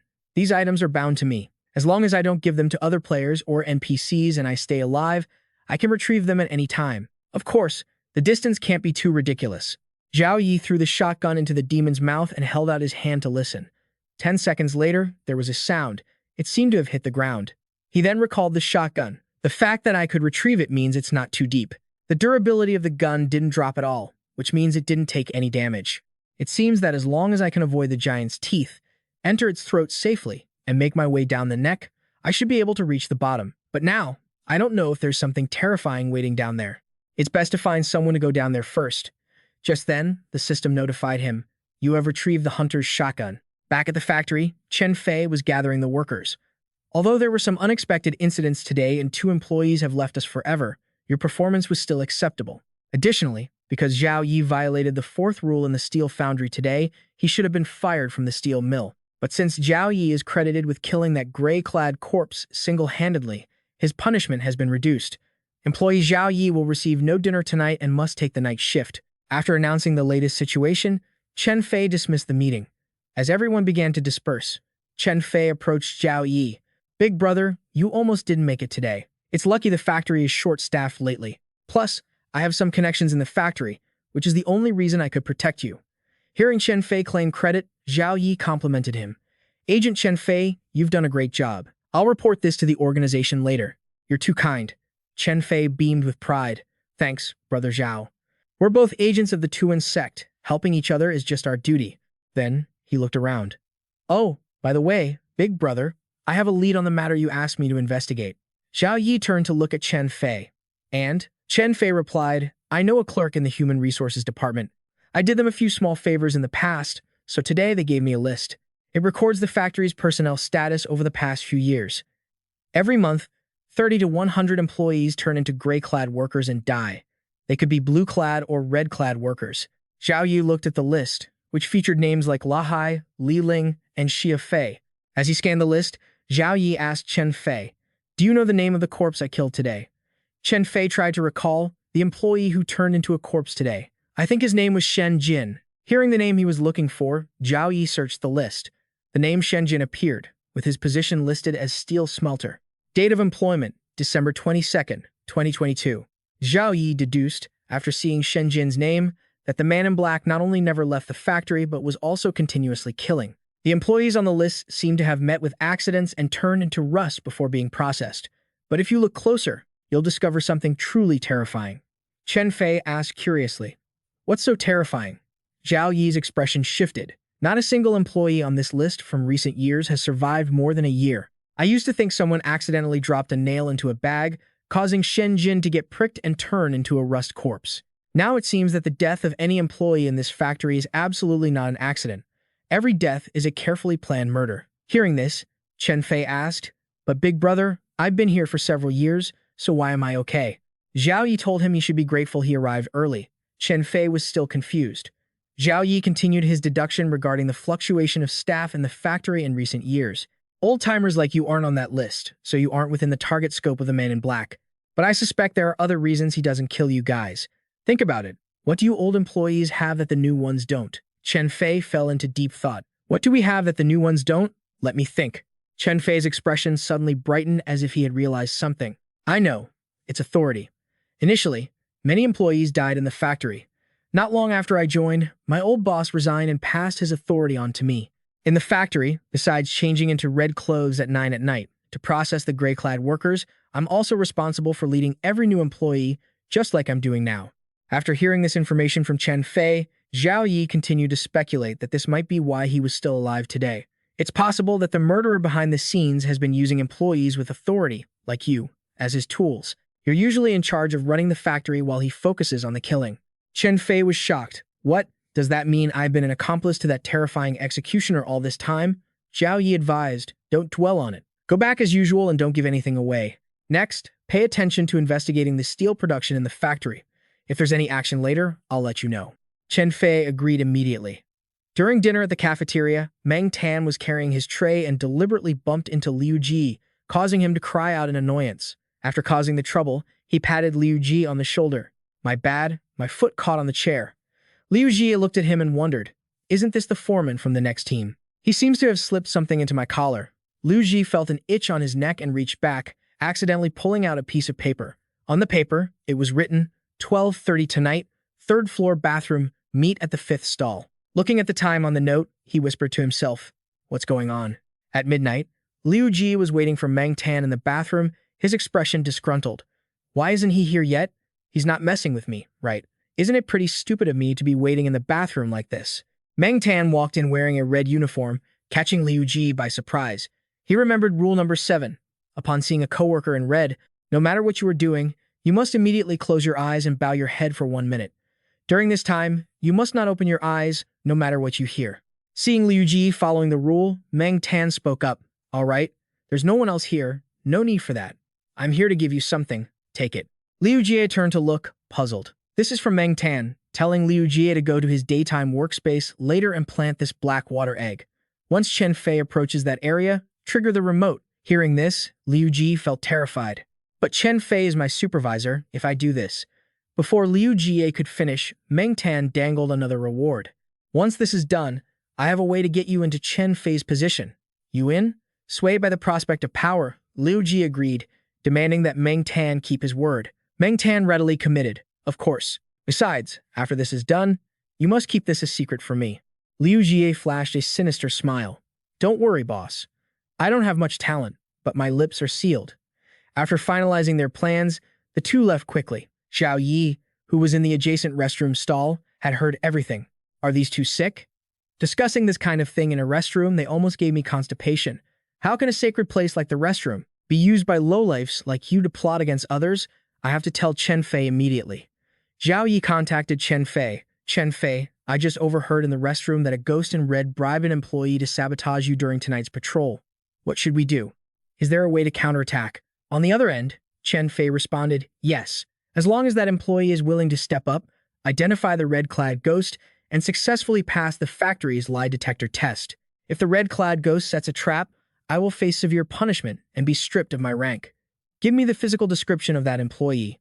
I will go talk to him right now and persuade him to turn over a new leaf. It's not too late. However, Zhao Yi stopped Chen Fei. Don't go. He might not listen to you. Let me handle this. It just so happens I don't need to sleep tonight. I have a way to make that guy suffer a counterattack tomorrow, back at the yard. At that moment, Liu Jie was collecting grass. He guessed that, based on what the red-clad ghost said, Chen Fei would be patrolling soon. Then, all he had to do was press the button in his hand, blow him up, and become the new supervisor. Spotting Chen Fei's silhouette in the distance, Liu Jie quickly found a hiding spot. He crouched behind a wall and thought to himself, just hiding behind this wall is enough to conceal myself and watch Chen Fei's movements clearly. As soon as he gets into range, I'll press the remote. But when he turned his head back, Zhao Yi was squatting there, holding a scalpel, smiling at Liu Ji with a guilty look. Liu Ji pointed at Zhao Yi, trembling. Why are you here? Zhao Yi looked at the knife in his hand. Someone told me that you know things you shouldn't. Wait until you kill Chen Fei, then I'll kill you, and I can take Chen Fei's position instead. Liu Ji's face turned pale. What? No wonder the red-clad ghost told me to keep it a secret. So he had a backup plan all along, intending to kill me immediately after the deed was done. Yeah. Liu Jie, suddenly acting loyal, sat down. Brother, no, boss, you can't kill me. If you kill me, you won't be able to get Chen Fei's position either. Zhao Yi kept up the act. How so? Liu Ji talked nonstop. Boss, let me ask you one thing first. The person who told you to kill me, was it a ghost wearing red clothes with its stomach cut open, containing no organs, but instead complex electronic equipment? Zhao Yi looked curious. How did you know? Liu Ji was fully enraged. Boss, we've been played by him. He told me to kill Chen Fei, promised me Chen Fei's position, and then told you to kill me, likely promising you the same position. This just proves he's a scammer. He told you to kill me and would have eventually sent someone else to kill you. Zhao Yi acted surprised. Is that really so? Liu Ji grabbed Zhao Yi's shoulder. Boss, why don't we just go big or go home? Let's just go kill that red-clad scammer. Liu Ji was calculating. This newcomer fought a rust corpse earlier. He has a good chance of beating that red-clad ghost. Even if he doesn't win, I can use the chaos to run away and save my own skin. Zhao Yi disagreed. The strength of that red-clad ghost is immense. If I fight him, it will attract other ghosts in red, which is a huge hassle. However, if you want to kill that scammer, I have a better idea. Hearing there was a way to deal with Meng Tan, Liu Jie focused on Zhao Yi's words. Chen Fei talked to me this morning. They are ghosts with authority and cannot be harmed casually.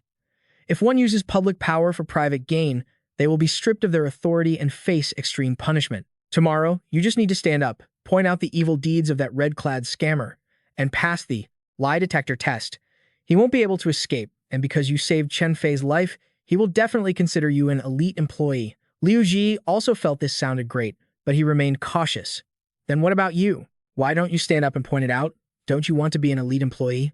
Zhao Yi gave his reason. Are you stupid? Are we the same? You are a ghost, I am a human. If you step into the line of fire, they will see you as a hero and respect you. If I step into the line of fire, they'll probably be jealous of me and want me dead. Think about it. Does that make sense? Liu Jie clapped as if realizing the truth. He patted Zhao Yi's shoulder. You're right, brother. Let's do it.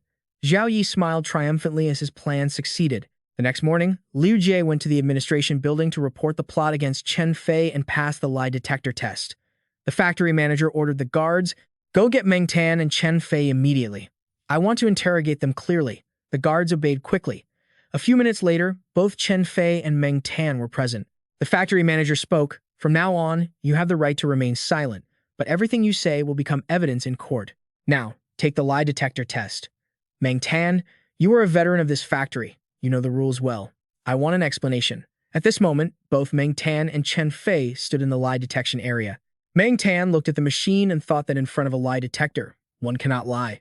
Therefore, what I must do is mix truth with lies and turn my motives into legitimate ones. Only then can I escape the judge. That is how it is, manager. Yesterday, I saw Chen Fei talking to a human in the cafeteria, throwing a ghost out of the canteen, so I acted against Chen Fei. Man Tan started showing his slippery nature, and the machine announced he had passed the test. The factory manager heard this and asked, Tran Fei, what's going on? Tran Fei honestly reported that demon wasn't working. Instead, he shoved a piece of rusted metal into a wine bottle, trying to trick Liu Yifei into drinking it. Luckily, Liu Yifei didn't drink it and saw through his scheme, so I came over to make him take responsibility. But instead of admitting his mistake, he tried to blame Liu Yifei, so I got angry and threw him out. Tran Fei's detailed testimony was also cleared by the machine. Tran Fei continued, sharing his perspective. I think if Mantan had been paying attention to this area, he would have seen the ghost trying to harm Liu Yifei. So, by downplaying the situation and shifting the topic to me, wasn't he just trying to cover up his attempt to harm me? Mantan's expression became incredibly unstable. Internally, he cursed, thinking, he's pinning me down with questions like that. There's no way to hide the real motive now. What do I do? The factory manager turned his interrogation toward Mantan. Why on earth did you want to kill Tran Fei? Answer my question directly. Mantan, now with no way out, blurted out.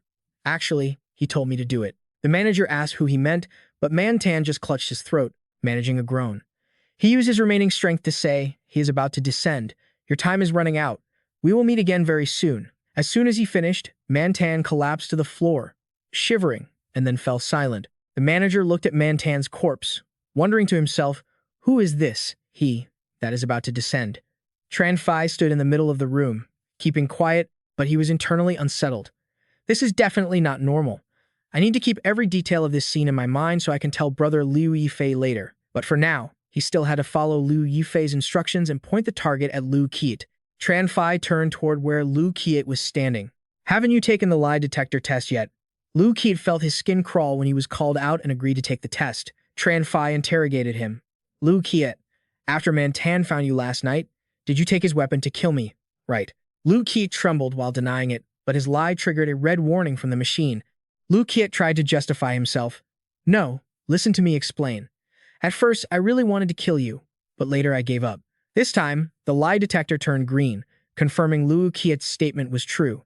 The factory manager witnessed this and announced, according to factory rules, attempted murder is punished equally. Guards, drag Liu Qiat out and deal with him. Liu Qiat panicked and pleaded, don't, manager, please spare me this once. I was momentarily possessed by the devil. I didn't mean it. Tran Fai then asked the manager, boss, can you hand this guy over to me to handle? The manager hesitated but secretly agreed. Fine. Although the rules don't allow private punishment, since he wanted to kill you, it's only natural you'd want revenge. In short, I don't care how you do it, but he must not appear in this factory ever again. Tran Fai committed. Don't worry, boss. I will definitely finish this bastard off. Liu Qi was tied up and locked in a room by Tran Fai. He thought, I'm done for. It's really over. Tran Fai locked me in here and went out. He's definitely looking for torture tools. I shouldn't have trusted Liu Yifei. This cunning human doesn't say a single truthful word. Liu Qiat gritted his teeth in frustration but could do nothing. Suddenly, Liu Yifei opened the door and walked in, leaving Liu Qiat stunned. Liu Yifei, why are you here? Liu Yifei untied Liu Qiat. If you want to live, stay quiet and follow me. Liu Yifei led Liu Qiat to the giant demon head. You can't stay in this factory anymore. There are guards at the gates, so you can't get out. I know a place where you can survive, but you have to do something for me. Liu Qiat loathed Liu Yifei. I hate that I can't immediately skin this human, Liu Yifei. But now that he was under someone else's roof, he had no choice but to bow his head. He had to concede. Fine, what do you want? Liu Yifei pointed at the gaping demon mouth. Go down into that skull's mouth, see what's down there, and tell me via phone. Liu Qiat was horrified. What the hell? Jump down there? You might as well just kill me. Only the ghosts knew what kind of terrifying things were down there.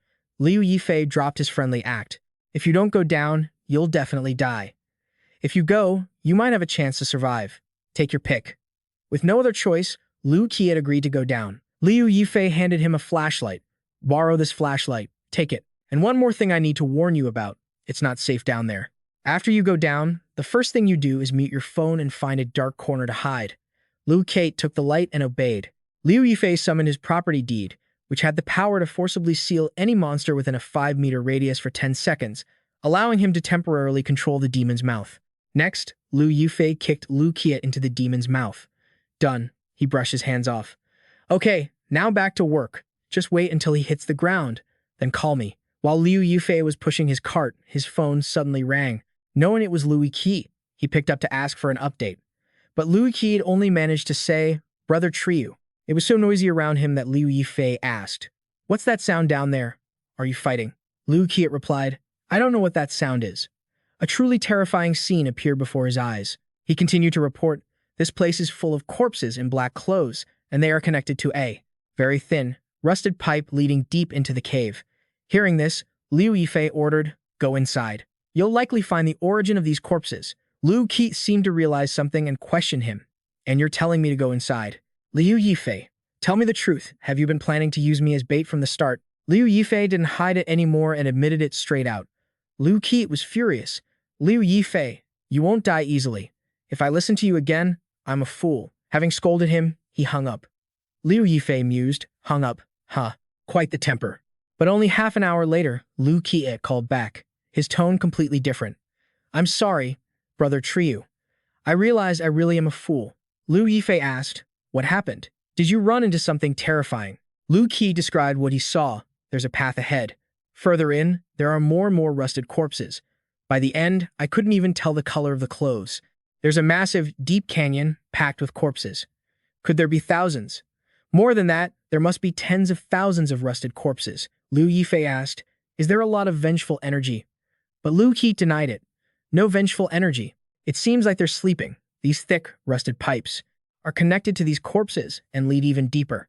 I don't dare cross. The bridge looks damaged and ready to collapse. Liu Yifei listened to Lu Qi's report, still puzzled by it all. The terrifying drumming from below is getting louder and louder. What exactly is hidden deep inside this factory? After pondering this, Zhao Yi gives Liu Ji an order. Go deeper. I need to know the specific situation over there. While you're at it, keep an eye out for places to hide. In a day or two, I'll try to get more people inside. Hearing that he's about to have allies, Liu Jie is relieved. It's great that others are coming, finally. I don't have to face this alone anymore. Big brother Zhao Yi, I'm heading out. Please send people soon. In the afternoon, according to factory rules, once the day's work is finished, workers are free to spend their remaining time as they please. So, Zhao Yi calls Chen Fei, asking him to get a steel block and a record book on steel sales. Holding the steel block in his hand, the system scans it and announces, corrupted steel. It contains a hardened essence of life and resentment. It's best not to use it for large construction projects. Zhao Yi flips open the steel record book. Just as he suspected, about 300 years ago, the steel factory sold a large amount of steel to the villagers. That abandoned station was built with this type of corrupted steel. No wonder it turned into something so horrifying. Seeing the look on Zhao Yi's face, Chen Fei asks, Big brother, did you find something? Zhao Yi replies, I finally found out what those gray-robed rust corpses are trying to borrow from other employees. They want to borrow spirit, or perhaps the soul itself. Chen Fei is confused by the soul concept Zhao Yi mentioned, so he explains further that the giant monster underground in the factory uses rust to absorb the workers' spirits. So, when those workers become covered in rust, they desperately look for ways to borrow someone else's soul to return to their original form. Chen Fei seems to realize something. No wonder the steel produced after the appearance of rust corpses is particularly high quality. Is it because the steel has been infused with the souls of the workers? But why does it create steel materials full of resentment? Zhao Yi doesn't know why either, but he guesses there is a giant, invisible, and terrifying hand behind Xuangu Town manipulating everything.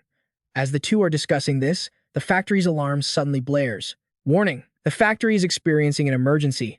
All security staff and red-robed personnel must assemble immediately. Chen Fei rushes to leave. Big brother, I'm off. Keep the logbook safe. I have to return it to someone later. But Zhao Yi stops him. Don't be in such a hurry. Zhao Yi places his hand on Chen Fei's head. I'm leaving something in your spirit to prevent you from getting rust wounds. Chen Fei is delighted. There's such a good thing. Zhao Yi touches Chen Fei's forehead, and a red glow flickers around his fingers. Zhao Yi advises Chen Fei to relax. Don't resist. Yes, just like that. I'm going in. A few seconds later, Zhao Yi tells Chen Fei, I've locked your spiritual world. People in the factory get rusted because their spirits are being invaded. Now your spirit won't be invaded anymore. You can fight without worry when you encounter danger. After receiving Zhao Yi's support, Chen Fei runs off, not forgetting to leave a thank you.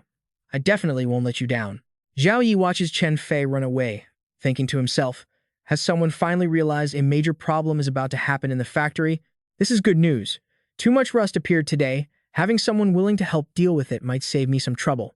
Finished, Zhao Yi calls the security office. Hello, I'm employee Zhao Yi. I encountered someone wearing black. At the same time, Rule 0 flashes. There is no one in the factory wearing black clothes. If you see someone in black, please notify the security office as soon as possible and stay where you are until security captures the person in black. The person on the other end panics. What? You found the person in black? Where are you right now? Zhao Yi calmly starts his act. It took me underground beneath the factory. I'm so scared. The entrance is in the smelting room. Go in through the mouth of the giant head. The security office is even more terrified upon hearing this. Stay right there. Don't move around. We're coming to save you immediately. Zhao Yi also pretends to be terrified. Okay, I'll wait for you guys. Please hurry.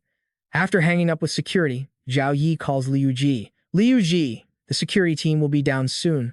Go find a quiet place to hide. But the signal on the other end is crackling and unstable. Liu Ji's voice is fading in and out. Big brother, the rust corpses are starting to move. I'm sending you a video. See for yourself. Inside Zhao Yi's mental world, the red demon sees a demon chained to a pillar. It is screaming, its entire body trembling. The demon startles the little girl, making her drop her book. What is this? Zhao Yi places his hand on the red demon's shoulder from behind, causing her to feel flustered. Zhao Yi tells the red demon this is going to be a fierce battle. If you don't want to die, then take a risk with me. The red demon looks at Zhao Yi with excitement. Yeah, I know. From above, dozens of robots fly down. They make buzzing sounds. They all say in unison, eliminating Zhao Yi's spiritual consciousness is the only goal of this operation.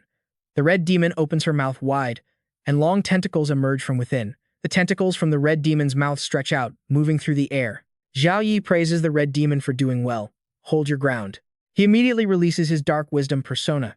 He thinks that since this persona won't generate chaotic particles here, it's a waste not to use it. Zhao Yi closes his eyes. He concentrates deeply. The chains begin to move, and the sound of metal clashing rings out. The dark wisdom persona has been released by Zhao Yi. It looks exactly like Zhao Yi, only with a black body, white hair, and a demonic face. Its eyes and mouth emit a red glow. It tilts its head and says, "We have guests. I must entertain them properly." Outside, Zhao Yi is watching the video on his phone. Leaning against the wall, Zhao Yi watches intently. The rust corpses are starting to move. Let's see what's going on. A giant heart is bound by many chains, and the sound of its heartbeat is rhythmic. Zhao Yi discovers that the drumming he heard earlier was actually the beating of this heart. Zhao Yi starts to speculate. It seems that when the original builders constructed this altar, they must have left 4 chains to bind the heart, but later, for unknown reasons, 1 chain snapped. This construction model is identical to the abandoned station in Mojia village. First, build something super terrifying, then use something to bind it. The original thing binding this heart was 4 chains, but something unexpected happened.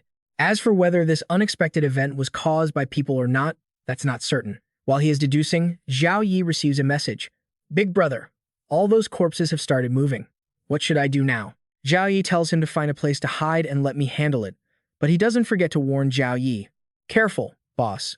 The system displayed a task selection menu for Liu Yifei. "Do you accept the hidden quest?"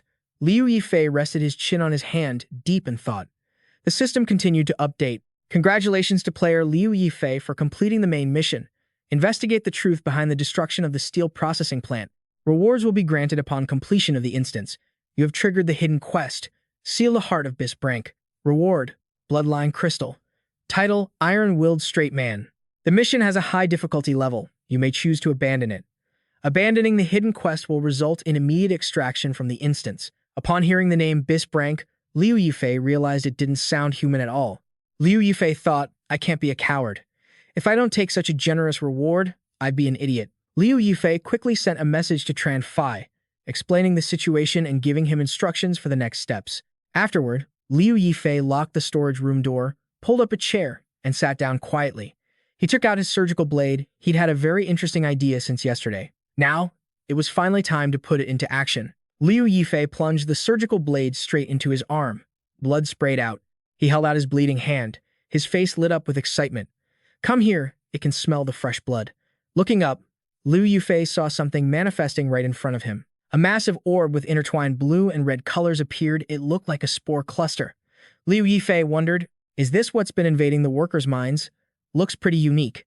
Liu Yifei sat and waited for it to approach. It slowly drifted toward his head. Liu Yifei closed his eyes and clasped his hands behind his back. "Come on, little darling, my mental world is waiting for you." Inside his mind, the space was gloomy, swirling with red and purple currents, while the red demon wandered about. Suddenly, cracks appeared in the sky above. The red demon noticed the anomaly and looked up. From above, robots were diving down at incredible speeds. They were humanoid, their bodies covered in pulsing red lines. Liu Yifei's dark persona radiated intense, violent energy. "Come on, let me feel your existence. It's been so long since I've had such a feast." A robot had its head severed but still emitted sound. "Warning, warning, sensor failure. Visual system offline." Dark energy erupted from Liu Yifei's dark persona, striking the robots. They panicked, emitting distorted, screeching sounds as their targets disappeared. The dark persona smiled. The feast was about to begin. He didn't even need to move. The robots began exploding, annihilated with ease. They were completely helpless against the power of the dark persona. They fired lasers, but their targeting systems failed. The lasers passed right through the dark persona, doing no damage at all. The dark persona laughed in delight. "These treats are so fresh. I love it. I love it so much." Liu Yifei suggested to the red demon that they help clean up to speed things up. she agreed. The two of them rushed forward, effortlessly destroying the robots. The area was littered with exploded robot remains. Limbs and heads were scattered everywhere. Liu Yifei paused to observe. He sensed something else coming. High above, a massive warship was deploying dozens more robots, surrounding Liu Yifei's mental avatar. Their goal was to eliminate his mental projection. Seeing more robots arriving, the dark persona became even more manic, holding a circular mirror in his hand, grinning to reveal sharp teeth. Better snacks have arrived.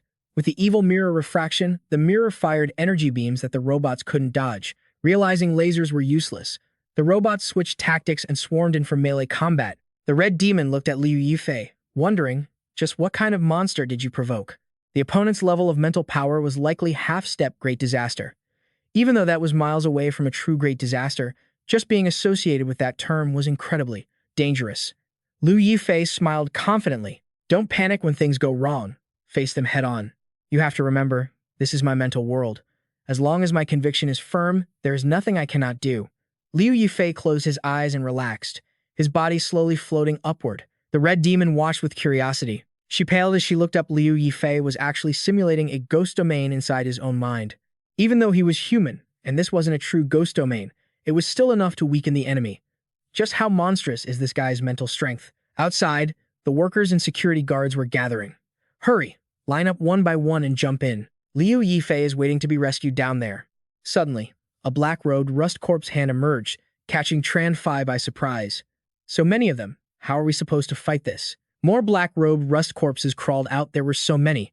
Tran Fai thought. Boss Liu is a high-ranking member of the Tiat sect. He comes from the future, so he must know the current situation in the factory. If he assigned me this mission, he knows I can pull it off. I can't let him down. I can't tarnish the reputation of the Tiat sect. Tran Fai turned to the black-robed monsters and yelled, I'll take you all on. The others were shocked. Is the foreman really that brave? Tran Fai charged without hesitation, and the others, feeling a surge of motivation, followed. It feels like these rust corpses are weaker now. If so, let's go. If we don't finish these things off, our factory is doomed, and we'll all be unemployed. They all rushed forward. The man in the lead held a hammer and shouted, They're about to ruin our factory. Let's fight them to the death. Tran Fai chopped off a monster's head with his bare hand. Die. You dare to touch Boss Liu Yifei. As a disciple of the Tiat sect, I will never forgive you. The others joined in with their weapons. One man used shears to decapitate a rust corpse. Die, all of you. Another man was grabbed by the throat by a rust corpse, but kept fighting. After about 10 minutes, the black-robed rust corpses were completely defeated. The workers cheered, Brothers, we won. Great job. I never thought we could kill so many of these rust corpses. That was awesome. Let's go to the best nightclub in Xuan Cocktown afterward. It's on me. Suddenly, a man pointed at the door, trembling all over. He stammered, Wait, look, everyone. Tran Fai looked over. He screamed as even more black-robed rust corpses began pouring through the door. The number of black-clad corpses was several times higher than before. Chen Fei gritted his teeth, the situation becoming increasingly tense. Still not done yet, Chen Fei lunged at them, thinking to himself that he couldn't run. If he didn't finish the task Brother Zhao Yi entrusted him with quickly, it might put him in danger. These black-clad corpses were more numerous and stronger than the last batch. They struck Chen Fei in the stomach, causing him to spit out blood. He was sent flying back by the impact. Luckily, Brother Zhao Yi had locked onto Chen Fei's spirit beforehand. Otherwise, he would definitely have started transforming by now. Seeing Chen Fei get hit like that, the others' morale began to waver. Sorry guys, my mom told me to come home for dinner. I'm taking off. One person nearby, terrified, added, I just remembered that my favorite show is coming on the kids' channel. I'm out of here too. Chen Fei slowly stood up. Hey guys, how can you just abandon the fight like this? Brother Zhao Yi's staff are still waiting for us. But they were too panicked, fleeing while shouting. If we go any deeper, forget about saving Zhao Yi, we won't even be able to save ourselves. Sorry, boss, money isn't more important than my life. We really have to go. As he was running, he slammed face first into something, falling backward in intense pain. He barked, The road is so wide, do you have to block my path? It was the warehouse ghost. He asked where Zhao Yi was, but the man didn't even know who this was. Seeing the man hadn't answered, the warehouse ghost asked again, I asked you, where is Zhao Yi? The man pointed fearfully, I think. He's over there. In the giant head's mouth, the warehouse ghost shoved him aside. Get lost. Don't stand here blocking the way. A swarm of black-clad corpses poured out from the giant head's mouth. The warehouse ghost opened the door, and a red mist billowed out from inside. When the black-clad corpses touched this mist, they began to corrode and melt away. This Iron Barrel Ghost's combat power is just absurd. It literally turned those corpses into puddles of blood. Even Chen Fei was stunned by such power. He stood there blankly, watching, speechless. This must be an agent from the Tight sect. He came to help brother Zhao Yi and me. I knew that with a mission this dangerous, the Tight sect wouldn't let my brother face it alone. Chen Fei quickly ran over and said to the warehouse ghost, "Brother, honestly, brother Zhao Yi isn't inside that giant head, but if we want to save him, we have to go down there and finish the task he gave me."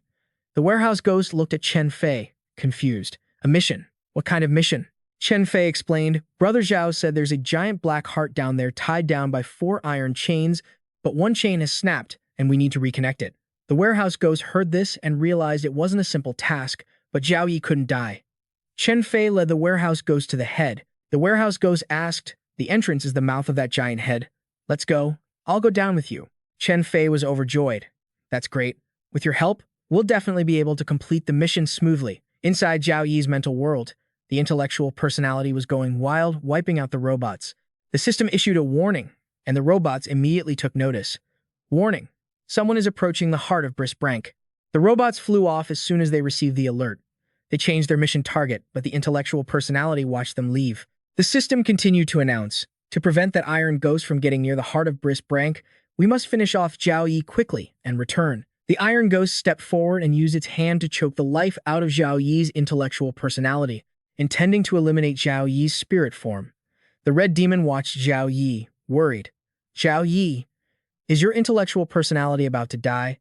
If he dies, are we done for two?" Zhao Yi breathed heavily, exhausted from the battle. He calmly said to the red demon, "Don't panic. There's a good show about to start." Zhao Yi's intellectual personality had become stronger, grabbing the iron ghost's arm and pinning it down, preventing it from attacking. "Is that all the strength you have?" The iron ghost sensed that Zhao Yi's spirit form was constantly adapting to its attacks. Its learning speed was extremely fast. The robots began to return to defend. Chen Fei and the warehouse ghost were moving toward the heart. The warnings were becoming increasingly urgent. There was no time to waste. Sensing that the terrifying iron ghost was closing in on the heart of Brank, they had to head back as soon as possible. The iron ghost activated the thrusters on its hands and feet, wanting to escape quickly to defend the heart, but the intellectual personality glared at it. "You think it's that easy to leave?" Chains flew out toward the fleeing iron ghost. It was wrapped tightly and couldn't fly away.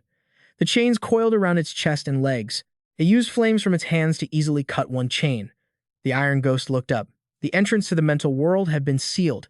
It had to kill Zhao Yi's spirit form before it could fly off. Zhao Yi was approaching from below. The iron ghost looked down to see it was being boxed in. Its internal temperature spiked, its data began to glitch, and it emitted broken sounds.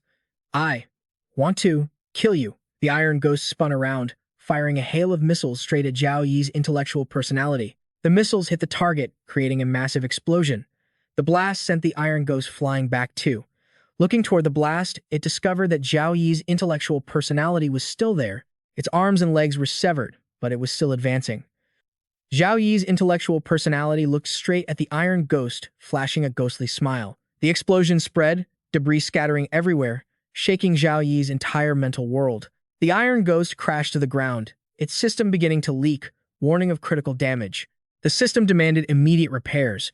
Zhao Yi appeared before the iron ghost, agitating it. It wanted to kill him quickly. "You lowly ant.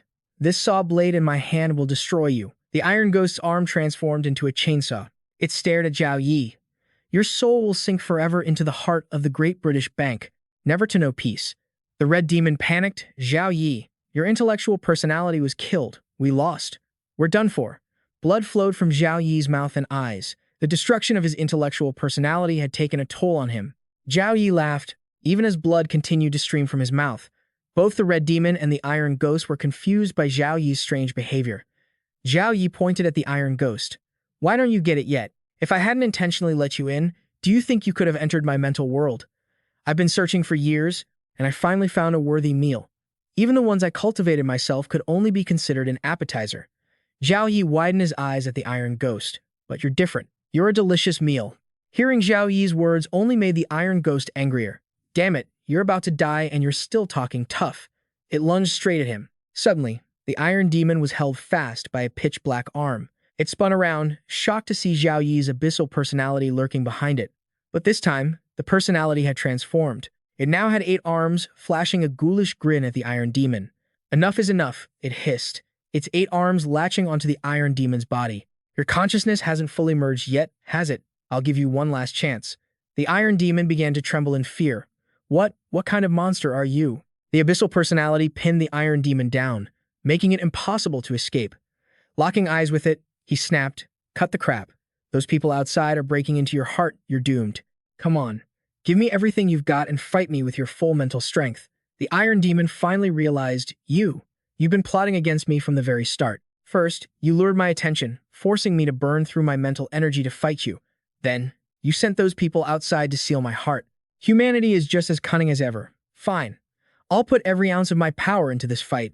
Today, either you die, or I do. The Iron Demon unleashed a massive wave of energy, blasting Zhao Yi's abyssal personality far away. Meanwhile, deep beneath the steel mill, Chen Fei and the warehouse ghost had reached the giant heart. The warehouse ghost asked, "Chen Fei, is this the heart that Brother Zhao Yi was talking about?" Chen Fei nodded. "I'm sure of it." The warehouse ghost observed. "The 4th chain must be submerged in the darkness on the other side. I can feel a powerful seal on it, but I can only suppress the seal for a moment. You have to take this chance to pull the chain into the heart." Chen Fei sprinted toward the chain. "Got it, I'm on it." The warehouse ghost acted quickly, its arms transforming into small tentacles that flew straight toward the heart. They latched onto the chains, and a tug of war began. Chen Fei slid to the side of the chain. Following the plan, he swung his arms, wrapping his own line around the heart's chain, but it barely budged. Chen Fei panicked. "Why is it so heavy? How am I supposed to pull this on my own?" Just then, the factory manager and Liu Ji ran over. "Let us help." Liu Ji called out, "I'm with you." Chen Fei turned in surprise. "Manager, Liu Ji, why are you two here?" The factory manager said, "The previous owner entrusted this factory to me. I can't just stand by and watch it collapse like this. Today is the day I make my stand." Liu Ji added, "I've been waiting for this moment." The other workers, who had fled earlier, returned to help Chen Fei as well. "We're here too. We have to protect this factory. It's our home. We won't let this demon take it down so easily. We're going to fight to the end." Chen Fei looked back at them, touched. "Everyone, you all came back." Liu Ji commanded, "Enough talk. Everyone, pull the chain." Everyone pulled together in unison. 1, 2, 3. Heave. At that moment, the black-robed rusted core surged in, mumbling mindlessly, "Protect the heart. Protect the heart." Seeing this, Chen Fei signaled, "Hurry. The rusted core are coming. Keep pulling. Only by restoring the chain can we make them disappear." The warehouse ghost struggled to hold the chain steady as they reconnected. It turned to everyone and shouted, "Chen Fei, I can't hold on much longer. Everyone, get out of here." The giant heart suddenly shuddered violently. The black-robed rusted core froze in their tracks and collapsed one by one from the shockwave. At the same time, in Zhao Yi's mental world, the heart of the British Grank was sealed. The robot, corrupted by its mental energy, was overwhelmed by Zhao Yi's abyssal personality. The Iron Demon's head was severed and tossed aside. Zhao Yi's abyssal personality hugged the head and gorged itself, looking perfectly satisfied. A river of mental energy flowed into Zhao Yi's world, and the abyssal personality began to expand its influence into further regions. Zhao Yi looked into the distance, where a divine bloodline temple gradually appeared. Zhao Yi smiled to himself. "Is this temple related to my cardinal bloodline?" He pondered. "If it's related to the bloodline, maybe I can find my lost memories there. But it's still incomplete, so it can't hold up yet." Zhao Yi looked at the destroyed robotic arm. "I need to find more suppressors for the abyssal personality to eat, so I can build the power station quickly and see what's inside." Zhao Yi patted the little girl's head. "I have to go. Stay here and rest for a while, and eat whatever you want." The girl nodded and bid him farewell. Zhao Yi opened his eyes and stepped out of his mental world, leaning against a corner in the steel mill's scrap yard. The system chimed, "Congratulations on completing the main quest. Uncover the truth behind the decay of the steel mill. Congratulations on completing the side quest. Seal the heart of the British Grank. Reward, 300 experience points, 45,000 bloodline crystal points. Unlocked title. Steel-hard heterosexual reduces physical damage by 3.5%. Unlocked. Steel mill. Relationship status. The ghost Liu Ji now respects you." Zhao Yi rubbed his head as he woke up. The system continued. Unlocked branch quest. The warehouse ghost request. This is a high-difficulty quest. You may choose to refuse. If refuse, favorability drops to 0. If completed, Favorability will increase to loyalty, Zhao Yi thought while rubbing his head. A personal favorability quest, and it's unique? Sounds interesting. The warehouse ghost already risked its life for me when it only respected me. If I get it to loyalty, I'll have a free, powerful bodyguard. Just thinking about it is exciting. Sunset began to settle over the steel mill. Zhao Yi walked out calmly. Job done. Time to leave this place. Chen Fei walked over and called out, Big Brother Zhao. Zhao Yi looked over at Chen Fei, who gave him a salute. Zhao Yi approached him. You did well. I'll report your contributions to the organization later. They might even promote you from a D-rank agent to a C-rank. Chen Fei shouted. Reserve C-rank agent of the Absolute Sect. Chen Fei is ready to dedicate everything to the organization and awaits orders at any time. The warehouse ghost was waiting to drive Zhao Yi away in a yellow convertible they had found in a secret, dark room beneath the steel mill. Zhao Yi read a scrap of paper he'd found. It contained strange notes. Do the legendary children of God really exist? Can they truly bring hope to the world? The experiments have been ongoing, but everyone's enthusiasm hasn't waned. It's only growing more feverish and insane. A sane person like me seems like an outsider among them, and for some reason, recently, the way my colleagues look at me feels wrong. It's strange. Hope. Maybe I'm just overthinking it.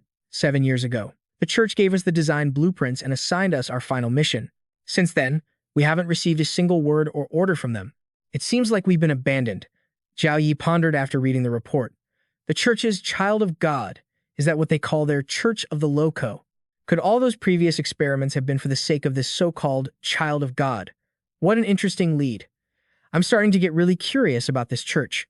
As he walked, the warehouse ghost spoke up, expressing a desire to ask Zhao Yi for a favor. Oh, that reminds me. I heard you mention you were planning to head to Zili Village. If you're really going, could you do me a small favor? Zhao Yi smiled at the warehouse ghost, thinking, Oh, is a personal side quest coming up? He replied cheerfully, Yeah, I'm heading to Zili Village next. What do you need help with? The warehouse ghost, busy driving, sighed with a troubled expression and said, It's like this. I had a very important statue in my chest cavity, but it got lost back in Zili Village. If you're going there anyway, could you help me look for it? Zhao Yi turned to the warehouse ghost and asked, You've been to Zili Village before? The warehouse ghost replied, Yes. Back then, I hadn't been fully liberated yet, so my consciousness was pretty hazy, he recalled. I was lying in the back of a pickup truck. The station at Mojia Village was still under construction, and some people were trying to transport me to Mojia Village. But since there was no railway, they had to take a small path through Zili Village. And when we passed through, something truly bizarre happened. There was clearly nothing around, but my escorts started running wild, even attacking each other. They were screaming, clutching their heads, yelling about ghosts. In the end, my escorts suffered heavy casualties, and only a few of us managed to escape Zili Village alive. 3 of them had carried the warehouse ghost away. There was a special deity statue stored in the chest box I had. When we were running, it accidentally fell out in the village. Zhao Yi asked curiously, What did the statue look like? The warehouse ghost described it. Its body was incredibly strong and toned. The muscles had this indescribable sense of power. Its body was covered in beautiful, totem-like tattoos. Since no one ever saw its face, it didn't have any facial features. It was purely symbolic. Most notably, it had 8 arms. Zhao Yi covered his mouth. Judging by that description, isn't that basically me? Damn it, which jerk sculpted me into a deity statue? If you're going to carve it, why not carve the face? This idiot sculptor skipped my best feature. The warehouse ghost asked anxiously. So, can you agree to help me? Before he could finish his sentence, Zhao Yi interrupted. Of course I can. Just wait for my good news. Zhao Yi agreed happily. Zhao Yi had returned to his guild's headquarters. Now that he had reached the silver rank, he was finally able to open the destiny treasure chest the clown had given him. He stared intensely at the item box in his hands. Zhao Yi opened it. Legendary gold tier. As the box opened, an object emitted a golden light that illuminated the entire room. The system displayed the item K49 in a visual state. It usually appeared as a key. The holder would be constantly entranced to. Shove it into any available keyhole and stir it vigorously until the head of the key vibrates for a moment. The trance then ends. It is capable of opening almost all manual locks. A message from the inventor was attached. Damn it, I knew I shouldn't have been inventing things while trying to conceive a child with my wife. It's really learned some bad habits. Zhao Yi held it in his hand. All right, even if it's a bit different from what I expected, getting a key that's this good at picking locks is a pretty solid haul. Suddenly, a notification sounded, surprising Zhao Yi. The system displayed, You have received a new message from the clown. Please check it promptly. He opened the message to find the clown, warning him, I heard from the warehouse ghost that you want to go to Zilly Village. I'll give you 3 tips. First, do not stay in the village for more than 24 hours. Second, do not eat or drink anything inside the village. Third, try to speak as little as possible to the villagers, especially the living ones. Zhao Yi asked in surprise, Zilly Village actually has living people? The clown replied, strange, right? And it gets even weirder. Back in the day, the station ghost had reached its peak strength and was about to break through to become a great calamity.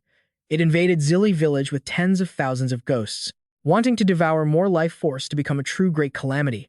You know how that ended. The station ghost died and became the pathetic mess you see today. Zhao Yi was intrigued. I've entered the Mojia Village instance before, and the system threw me into many timelines from years past. The station ghost back then hadn't even reached its peak yet, and it was already terrifying. Zhao Yi scratched his head. If even that thing met its end causing trouble in Zilly Village, it just goes to show how terrifying that place really is. It's a death trap. The clown texted again, so you shouldn't go. Zhao Yi was adamant. No, I still have to go. A look of excitement appeared on Zhao Yi's face as he said, the more life-threatening it is, the more I like it. At dusk the following day, at a mountain pass, Zhao Yi was dropped off by the train conductor ghost. Zilly Village doesn't have a station. I'm only stopping here as a favor to you, but there's still a distance to go before you reach Zilly Village. You'll have to walk the rest of the way yourself. Zhao Yi thanked the conductor ghost. I'll handle the rest, no problem. As the train pulled away, Zhao Yi stood there, watching it go with a smile. He looked forward to the interesting things to come. It seems this Zilly Village is truly bizarre. I'm even more excited now. Walking leisurely towards Zilly Village, Zhao Yi strolled along the forest path. Suddenly, there was a noise from a nearby thicket. Zhao Yi stopped to observe. It was Fang Bai and the others. Fang Bai was overjoyed. Brother Zhao Yi, is that really you? Zhao Yi looked over, also surprised, and asked cheerfully, Fang Bai, what are you guys doing here? The person accompanying Fang Bai was a bald man named Li Shang. We took a private mission from the Zhenggu Mystery Society.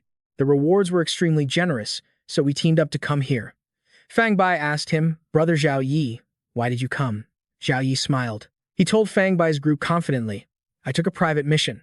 They were incredibly impressed upon hearing this, as Zilly Village was a famously treacherous place. Brother, you took a mission to a place as dangerous as this? That's incredible. Truly, the top of the newcomer rankings, your reputation is well-deserved. Let's go together. We can look out for each other. Chu Zhengqiang, who was with Fang Bai's group, looked annoyed. Are you guys done yet? Don't waste any more time. It's getting dark. Let's go. Quickly. Fang Xiaozi hugged Chu Zhengqiang and acted spoiled. Yeah, my feet are so tired. Let's hurry into the village and get some rest. The two of them walked ahead, while Fang Bai and Li Shang followed behind to smooth things over. Right, let's get moving. Taking advantage of the fact that it wasn't dark yet, Zhao Yi didn't say anything else and walked slowly behind them. The group has arrived at Zilly Village, where the sky is filled with dark clouds swirled with an eerie, deep red. The village has an old-fashioned, rustic feel, just like a remote rural area. As they walk up to a house, Fang Xiaozi clings to Chu Zhengqiang, shivering. It's so cold, and I keep feeling like something is right behind me. Brother Qiang, I'm scared. Chu Zhengqiang tries to look tough. It's nothing, just in your head. I'll protect you. Don't worry. Zhao Yi is focused, monitoring through his system, and frowns. This doesn't seem like it's just in their heads. Through the system, Zhao Yi sees a black, spectral arm pressed against the back of everyone's neck. Chu Zhengqiang and Fang Xiaozi are still clinging to each other. I knew you were the best, Brother Qiang. Le Shang complains. Hey, stop with the lovey-dovey stuff, will you? Zhao Yi reaches out to grab something in thin air and asks Fang Bai what he thinks it is. Fang Bai turns around, only to see Zhao Yi grabbing an empty air. He scratches his head, confused. Brother Zhao, what are you doing? Is there something there? Zhao Yi calmly replies, It's nothing. We've been cursed. Hearing this, everyone panics and turns to stare at him. Chu Zhengqiang snaps, Don't talk nonsense and try to scare us. We aren't that easy to fool. Fang Xiaozi huddles closer to Chu Zhengqiang in terror. Li Shang stammers, What? We're cursed. Fang Bai's expression darkens. Zhao Yi, man, what is going on? Can you explain it more clearly? Zhao Yi shakes his head. I only know that we've been cursed. I don't know the rest. If we want to find out what's really happening, we have to go inside and look. Li Xiang and Fang Bai stare at him, anxious and speechless. The other two are visibly annoyed. Then why waste time talking? Let's just go already. Stop blabbering. I thought the top-ranked rookie would be something special. Turns out he's just full of hot air. Fang Bai whispers to Zhao Yi, "Brother Zhao, I'm sorry. When we were forming the team, I had no idea they were like this. Let's not lower ourselves to their level." Zhao Yi doesn't care. "It's fine. Let's keep moving. Finishing the mission is what matters." Fang Bai looks at him with admiration. He's truly a broad-minded person. The group continues deep into the village, but there's not a soul in sight since they arrived. It seems like the village is deserted. "Maybe we should use this time to do our missions," Le Xiong suggests. Zhao Yi agrees. "All right. I suggest we split up. We all have different tasks to complete anyway." Xu Zhengqiang turns sharply and walks off, with Fang Xiaozi trailing behind. They sneer at Zhao Yi. "Consider yourself lucky, kid. Without you dragging us down, we'll definitely finish the mission first." Le Xiong calls out, "Brother Chu, wait for me." Fang Bai turns to say goodbye to Zhao Yi. "We're heading out, then. Take care of yourself." Zhao Yi replies, "Don't worry about me." As everyone leaves, Zhao Yi observes the area and notices a large house nearby. It looks quite wealthy. Let's check it out. In front of him stands a large two-story house. As he approaches, the door is firmly locked. They're pretty cautious around here, huh? Zhao Yi takes out the K-49 key item. My K-49 is already itching to get to work. The system notifies him that he has used the item, which can open most manual locks. Zhao Yi pushes the door open and goes inside. There is no immediate danger on the first floor, but there isn't anything useful either, just tables and chairs. Zhao Yi moves to the second floor, his footsteps echoing. Upstairs, he finds various torture devices. He remarks, "The decor in this house is quite unique." In the torture room on the second floor, there are puddles of blood that have dried to a dark, black crust. A meat hook is covered in blood, with a chunk of flesh still attached. Zhao Yi leans in to smell it. Ugh, the smell of human flesh. Very few outsiders come to Zili village. Were the people tortured here actually members of this household? What kind of sickos are these people? Why would they torture their own family? What is the purpose behind all this? Zhao Yi decides to check another room to see what's inside. It's a shrine, and it's filled with thick, swirling smoke. What kind of god is this? I feel like I've seen this somewhere before. Zhao Yi suddenly remembers. I get it now. Aren't these the same black arms that are cutting into me? A spectral black arm is piercing through Zhao Yi's chest. Zhao Yi uses the evil eye of his intellectual personality to focus. He sees that these two black arms are exactly like the two pillars on the altar. It seems the god worshipped here is actually this invisible curse. Zhao Yi observes the arm moving downward. Does that mean the upper part has already been cut through? So, what happens when it finishes cutting through completely? Zhao Yi rests his hand on his chin, deep in thought. He realizes the problem. The clown said not to stay for more than 24 hours. Based on the speed of the black arm he saw earlier, it could finish cutting through his entire body within 24 hours. In other words, once it finishes, if we're still in the village, the wounds left on our bodies might actually manifest in reality. Zhao Yi remains calm. It's cut so precisely. I suspect when those 24 hours are up, we'll all turn into nothing more than piles of shredded meat. Suddenly, a sound echoes, and an intense pain hits Zhao Yi out of nowhere. Zhao Yi braces himself against the wall, but the sudden pain is overwhelming. His face shifts from the agony. This bell. It can actually attack the mind. I wonder how Fang Bai and the others are doing. Meanwhile, the group is writhing in pain from the sound of the bell. Fang Bai clutches his face, screaming, "Run, just run." Blood streams from his eyes, nose, and mouth. Le Xiong is coughing up blood too. "Help me, someone help." Fang Xiaozi doubles over in nausea. Xu Zhengqiang is dizzy, telling her, "Don't vomit. If you do, the villagers will know there's someone alive in the house." Fang Xiaozi's eyes are bloodshot, and blood keeps pouring from her mouth. "I'm sorry, Brother Chiang, I can't help it." Suddenly, her eyes explode, popping out of their sockets, and she screams in agony as blood gushes out. Brother Chiang, where are you? I can't see anything."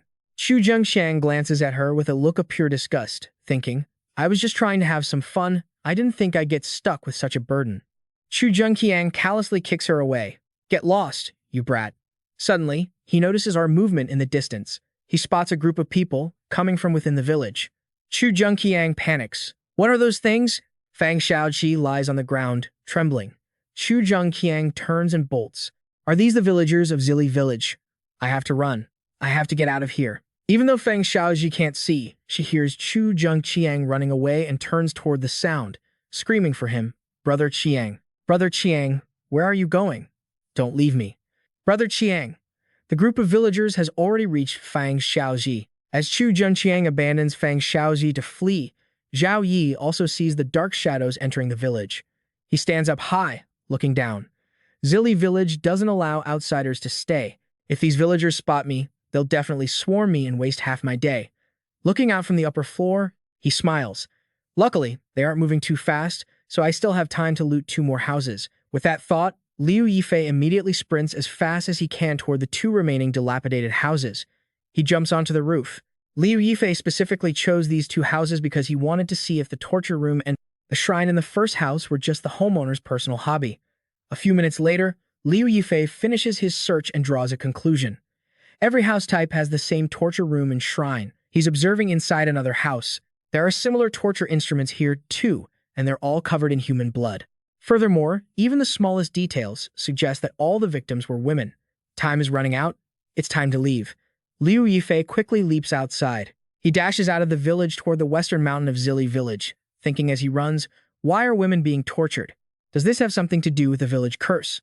And that strange idol. Comparing them, I realize the 2 small pillars are devil arms, which means the 2 large pillars represent the legs, right? I've seen all kinds of deities worshipped, but this is the first time I've seen someone worship just arms and legs as a god. As he's running out of the village, that bell sound from earlier rings again. Liu Yifei stops to listen where it's coming from. The bell is ringing from that direction. Let me go check what it is first. Maybe I can find new clues related to the curse. Just as he's about to head toward the sound, several cockroaches appear in front of him. Liu Yifei eyes them. Are there really so many cute little things on this mountain? Liu Yifei draws his gun and blasts one in half. Gliding away, he's excited. Well then, I'll just play with you guys. Heading straight toward a house, the sky turns a terrifying blood red. Liu Yifei has wiped out the cockroaches. He decides to use his skateboard to speed up the search. The skateboard accelerates, moving forward rapidly. Reaching the spot, Liu Yifei stores his skateboard in his inventory and steps inside a house. There's a massive tree inside. He wonders, strangely, aren't these idols the same ones the villagers are currently worshipping?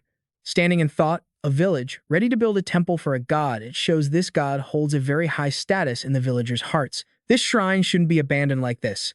Stepping back, even if the shrine were abandoned for some unavoidable reason, the statues inside should have been moved. But now, the idol is abandoned along with the shrine. Around the big tree are black pillars with white, smoke-like patterns. Liu Yifei thinks the only explanation is that the villagers' belief has been replaced by the Kuzi orphan deity. Approaching the big tree, Liu Yifei examines it thoroughly.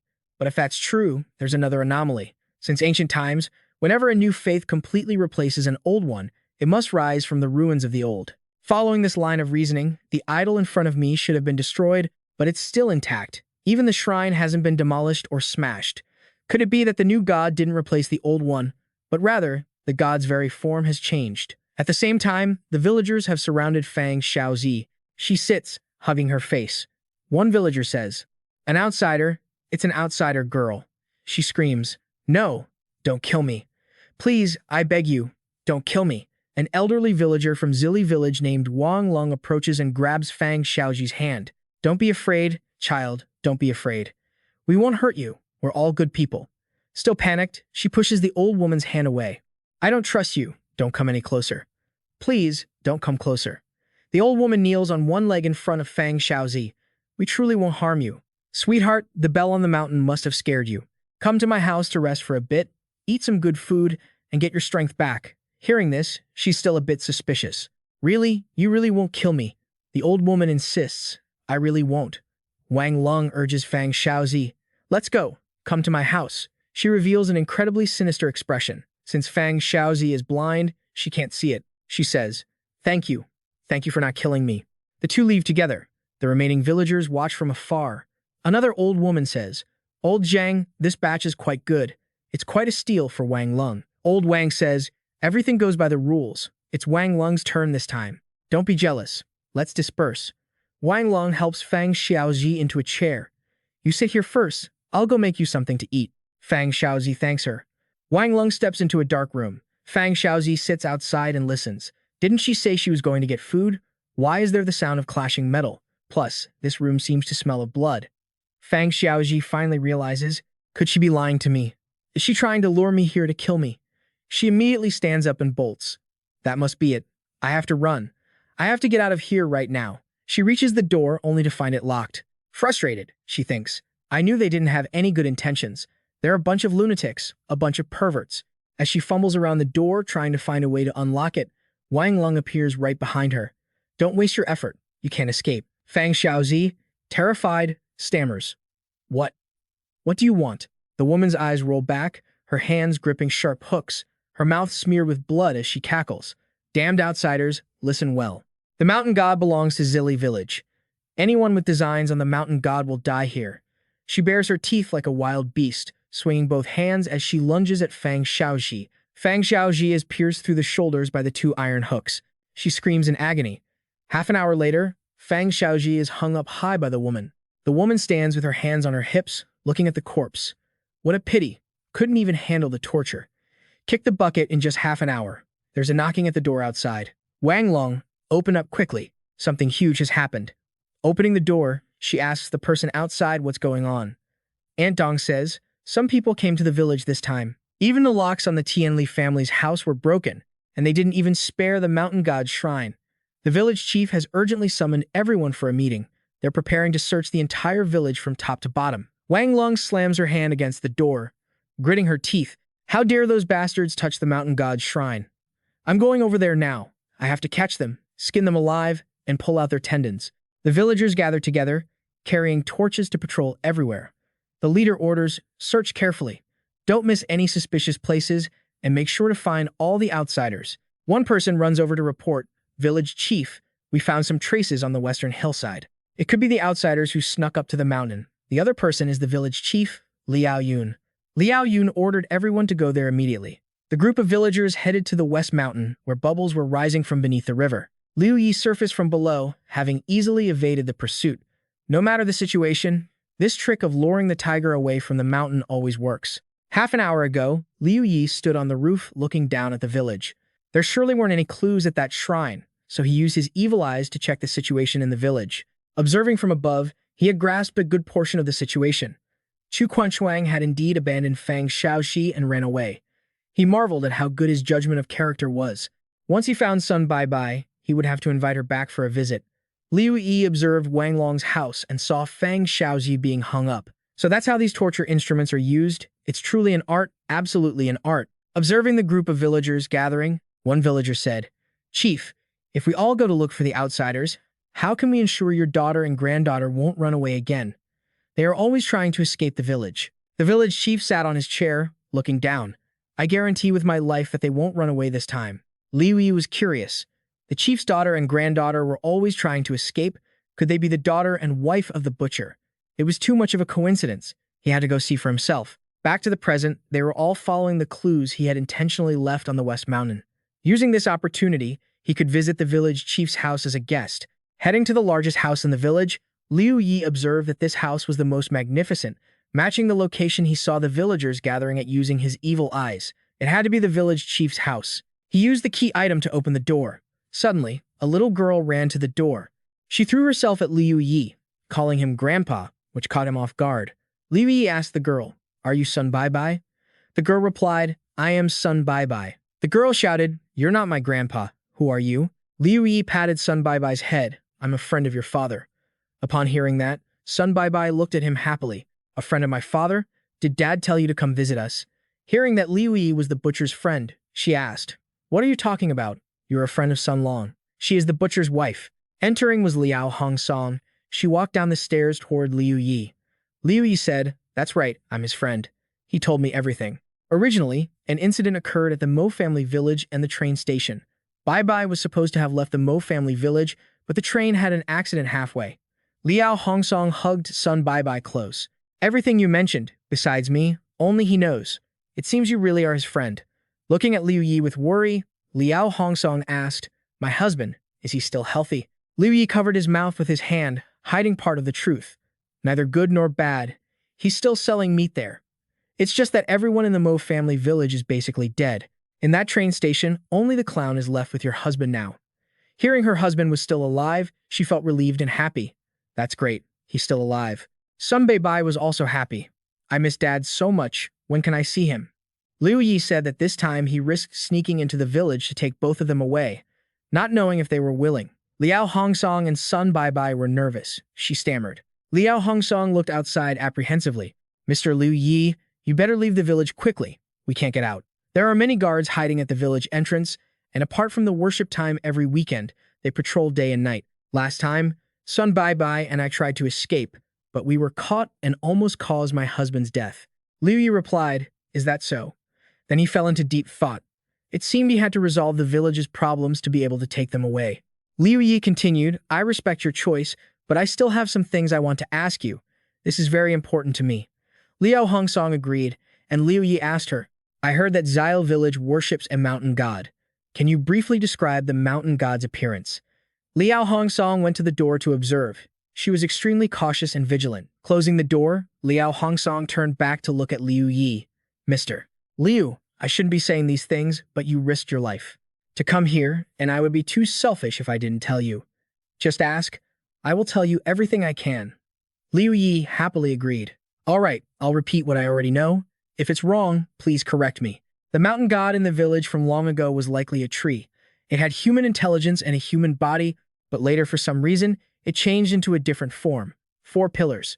Liao Hongsong turned pale looking at Liu Yi. "Where did you learn this?" Liu Yi said he just guessed. "I went to the West Mountain in the village. There is an abandoned shrine, but the statue is still well preserved. That statue is different from the one I saw in the temple in the village, so I suspect the mountain god itself didn't change, but the form of expression did. Since it's the same deity, there was no need to destroy the original statue. Besides, is the change in the mountain god's form related to a group of people in black? They came twice." Liao Hongsong worriedly pulled Sun Bye closer. "Do you know those people in black?" Liu Yi said, "No, I don't. I only know those guys come from some kind of cult." Liu Yi added his own speculations. "They came to Zhao village mainly to conduct some inhumane experiments, and you villagers were their test subjects. But I guess they didn't expect there would be a mountain god in Zhao village. So, these people crashed and burned in Zhao village." Liu Yi's words surprised Liao Hongsong. She confirmed that his words were accurate. A long time ago, a group of people in black clothes carrying weapons arrived at the village and established a terrifying experimental base. Under their threat, the villagers were forced into the base and became their test subjects. That group of people took the villagers away. Everyone wore black suits. Liao Hongsong recalled, "We were forced to hide meat products, and were forced to undergo inhumane experiments. Back then, every day we could hear the villagers' moans. One person was chained by their hands and feet to a surgical bed, with blood covering the floor. Finally, one day, a villager risked their life to escape to the West Mountain and awaken the sleeping mountain god. She knelt down, crying, 'Lord Mountain God, please save us. I am willing to sacrifice my life and soul, only begging for your mercy to drive away the evil in Zhao village.' The mountain god awakened. He appeared like a flame, extremely furious. The mountain god was moved by their sincerity and cast a terrifying curse. From then on, all outsiders to the village would be cursed by the mountain god, including those invading black-clad figures. Before they died, those guys in black wanted to take everyone in the village down with them, so they pulled out the roots of a terrifying creature to fight the mountain god. Those roots are incredibly toxic. To protect the environment, the mountain god had to swallow all 4 of them. Ever since then, its form and personality have changed drastically, turning into those 4 pillars." Zhao Yi's theory was spot on. He smiled, "So that's how it is."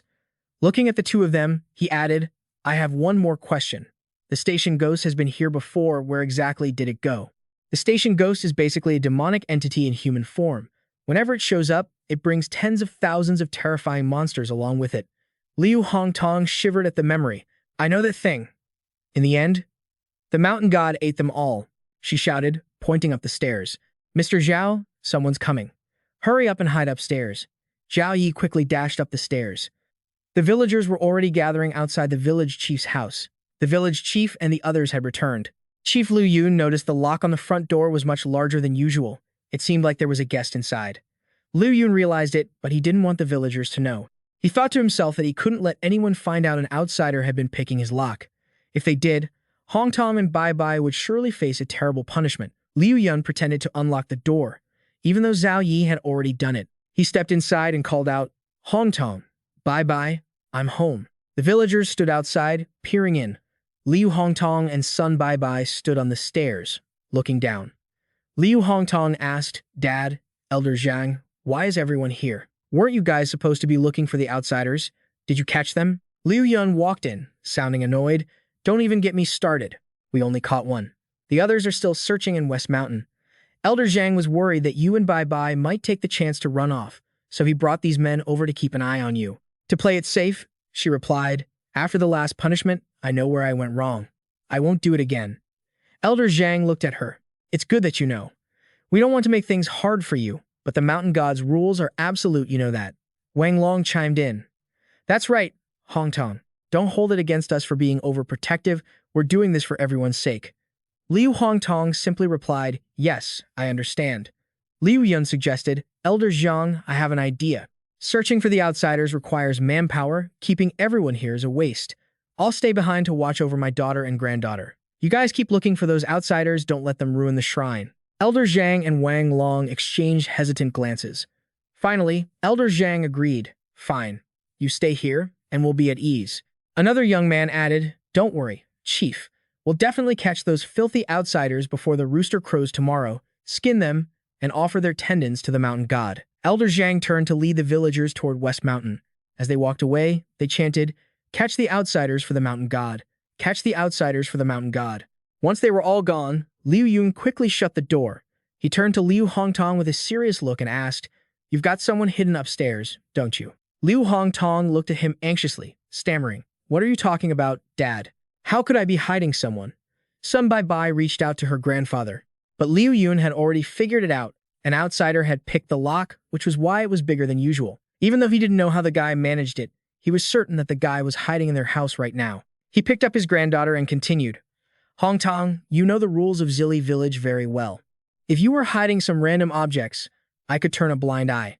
But this person, he has to die. Liu Hongtong looked at him, Dad. But he is. Before she could finish, Zhao Yi walked out himself. He stood on the stairs, looking down at Liu Yun. The chief is truly sharp. You found me faster than I thought. Liu Yun drew his sword and laughed. You've got guts, coming out on your own. Liu Hongtong tried to stop him. Dad, don't kill him. He's a friend of Sun Long's, please. Zhao Yi looked at the chief. Actually, I have the mountain god's curse on me. Even if you don't kill me, I'm going to die anyway. But before you do, I want to make a deal with the mountain god. A deal I can't refuse. Liu Yun pointed his blade forward and laughed. You think you can make a deal with the mountain god just like that? Stop with the empty threats. I'm not letting you go today, no matter what you say. Zhao Yi calmly replied to Liu Yun. Am I lying to you or not? Wouldn't you know if you let me meet the mountain god? Besides, with this curse on me, I'm not going anywhere. Why are you in such a rush? Zhao Yi, unafraid, walked downstairs. Liu Yun said, the mountain god doesn't take kindly to outsiders. If I take you up there and it's not pleased, we'll all be implicated. Liu Hongtong and Sun Bai stood between them, looking incredibly worried. Zhao Yi looked at Liu Yun with a firm gaze. Chief, you have to risk something to gain something. Zhao Yi hit a nerve. This mountain god is no longer the one from the old days. Do you really want your daughter and granddaughter trapped here forever, never able to see their husband and father again? Liu Yun was moved by the question. It was true, the mountain god had long since turned into a demon. They were all slaves now. Did he really want his daughter and granddaughter to be slaves for the rest of their lives? After thinking it over, he decided to take a gamble on Zhao Yi. Liu Yun lowered his head. Fine. I'll take the risk. He handed Zhao Yi a few important items. Here is a map of the guard posts in the village. This wooden tablet is our ID. It will help you get past the rear mountain gate. Since you're carrying the mountain god's curse, you might encounter strange things on the mountain. Whether or not you reach the mountain god's shrine depends on your own fate. Zhao Yi accepted it and thanked Liu Yun. Liu Yun warned him once more. Remember, once you enter the back mountain, you cannot lose this ID. If you do, you'll face something truly horrific. Zhao Yi took his words to heart. He added one more thing to make sure Liu Yun understood. I'm not the only one who came to Zili Village this time. Please do me one more favor. There's a guy named Chu Zhengqiang hiding in the east side of the village. You can lead your men to find him, but don't kill him. Leave him for me. If I don't make it back today, then you can kill him. Liu Yun agreed, saying they had to catch him anyway. Outside the village, the sky was blood red, surrounded by towering mountains. Using the map provided by the chief, Zhao Yi snuck into the back mountain, successfully finding what they called the mountain gate. On the narrow mountain path deep in the valley, a bronze gate stood tightly shut. Zhao Yi looked up at it and pulled out the ID the chief had given him. It had Liu Yun written on it. A sound echoed, and red mist billowed out from the gate. This must be the entrance to the mountain god's shrine. It was time to show his ID. The door was nearly 5 meters tall, with a pair of bloodshot eyes staring out from it, looking like a demon. It emitted eerie, crimson trails of smoke. After Liu Yifei's ID was verified, the The door slowly creaked open. Inside was a canyon, no plants or greenery, just barren rock. Both the clouds and the very air were stained a deep blood red. Stepping inside, Zhao Yi stood still for a moment to observe. The area behind the gate didn't seem immediately dangerous, but this was exactly when he needed to be most cautious. The door slammed shut, causing Zhao Yi to jump and turn around toward the towering, steep cliff face. He looked down. It was incredibly deep. If someone fell, they'd turn into a perfect meat patty, wouldn't they? Lost in his observations, Zhao Yi forgot why he had even come here. After a moment of blank confusion, he recalled he was supposed to reach the mountain god's temple to conduct a transaction with the mountain god. It felt like someone had given him something or told him something before he arrived, but he couldn't remember a single thing. Never mind, if he couldn't remember now, he'd figure it out later. The main priority was getting to the temple. Everything else was secondary. Clutching the wooden token in his hand, Zhao Yi looked for the path to the temple. On one side were high mountains, on the other, a bottomless abyss. The sky was nothing but red, and the silence was absolute. Suddenly, a white car appeared beside him. A person was leaning against the car door. Zhao Yi watched carefully to think there'd be someone out here transporting goods. Unconvinced, Zhao Yi walked straight past the person in the car, merely glancing over to keep an eye on things. 5 minutes later, he was hiding behind a bend, observing. The man by the car was still there. He held a cigarette, muttering strangely, "Why don't I see him anymore? Did he fall off the cliff?" The man spotted Zhao Yi and walked over to ask, "Hey buddy, I lost my lighter. It might have fallen off the cliff. Could I borrow yours?" Zhao Yi answered cheerfully, "Sure thing." He held out the lighter, ready to hand it over. The man reached for it, saying, "Thanks a lot. You know, it's really tough for a driver to go without a smoke." Suddenly, Zhao Yi stopped. "Wait, I just remembered something very important." He pulled the lighter back, leaving the man disappointed. Zhao Yi snatched the pack of cigarettes from him. It was so fast the man couldn't even react. As Zhao Yi prepared to toss the pack into the abyss, the man screamed, "What are you doing?" Zhao Yi patted his shoulder. "You know, smoking is bad for your health." He kept rambling on. According to reliable reports and statistics, every time someone smokes a cigarette, someone else is forced to inhale the smoke. So don't start smoking, let's start with me. He spoke so nonsensically that the man was left stunned, thinking to himself, "This guy must have a screw loose. What is he talking about?" Zhao Yi looked at the lighter in his hand. "This lighter isn't good either. Keeping it just makes people want to smoke. I have to find a way to get rid of it." The man chimed in. Yeah, the lighter's bad. Just throw it away." Zhao Yi said, "Good idea," and ran off, preparing to toss it. The man, thinking he was about to succeed, grinned deviously, feeling thrilled. Throw it already. Without a lighter, you'll be trapped here until you die." He laughed internally. He had plotted to harm Zhao Yi, wanting him to be imprisoned here forever. Suddenly, Zhao Yi pulled his hand back, standing still as he stared at the lighter. The man stared in surprise at his strange behavior. "Didn't you just say the lighter was bad? Why aren't you throwing it away?" Zhao Yi replied calmly, "It's not that simple. Do you really think this is just a lighter?"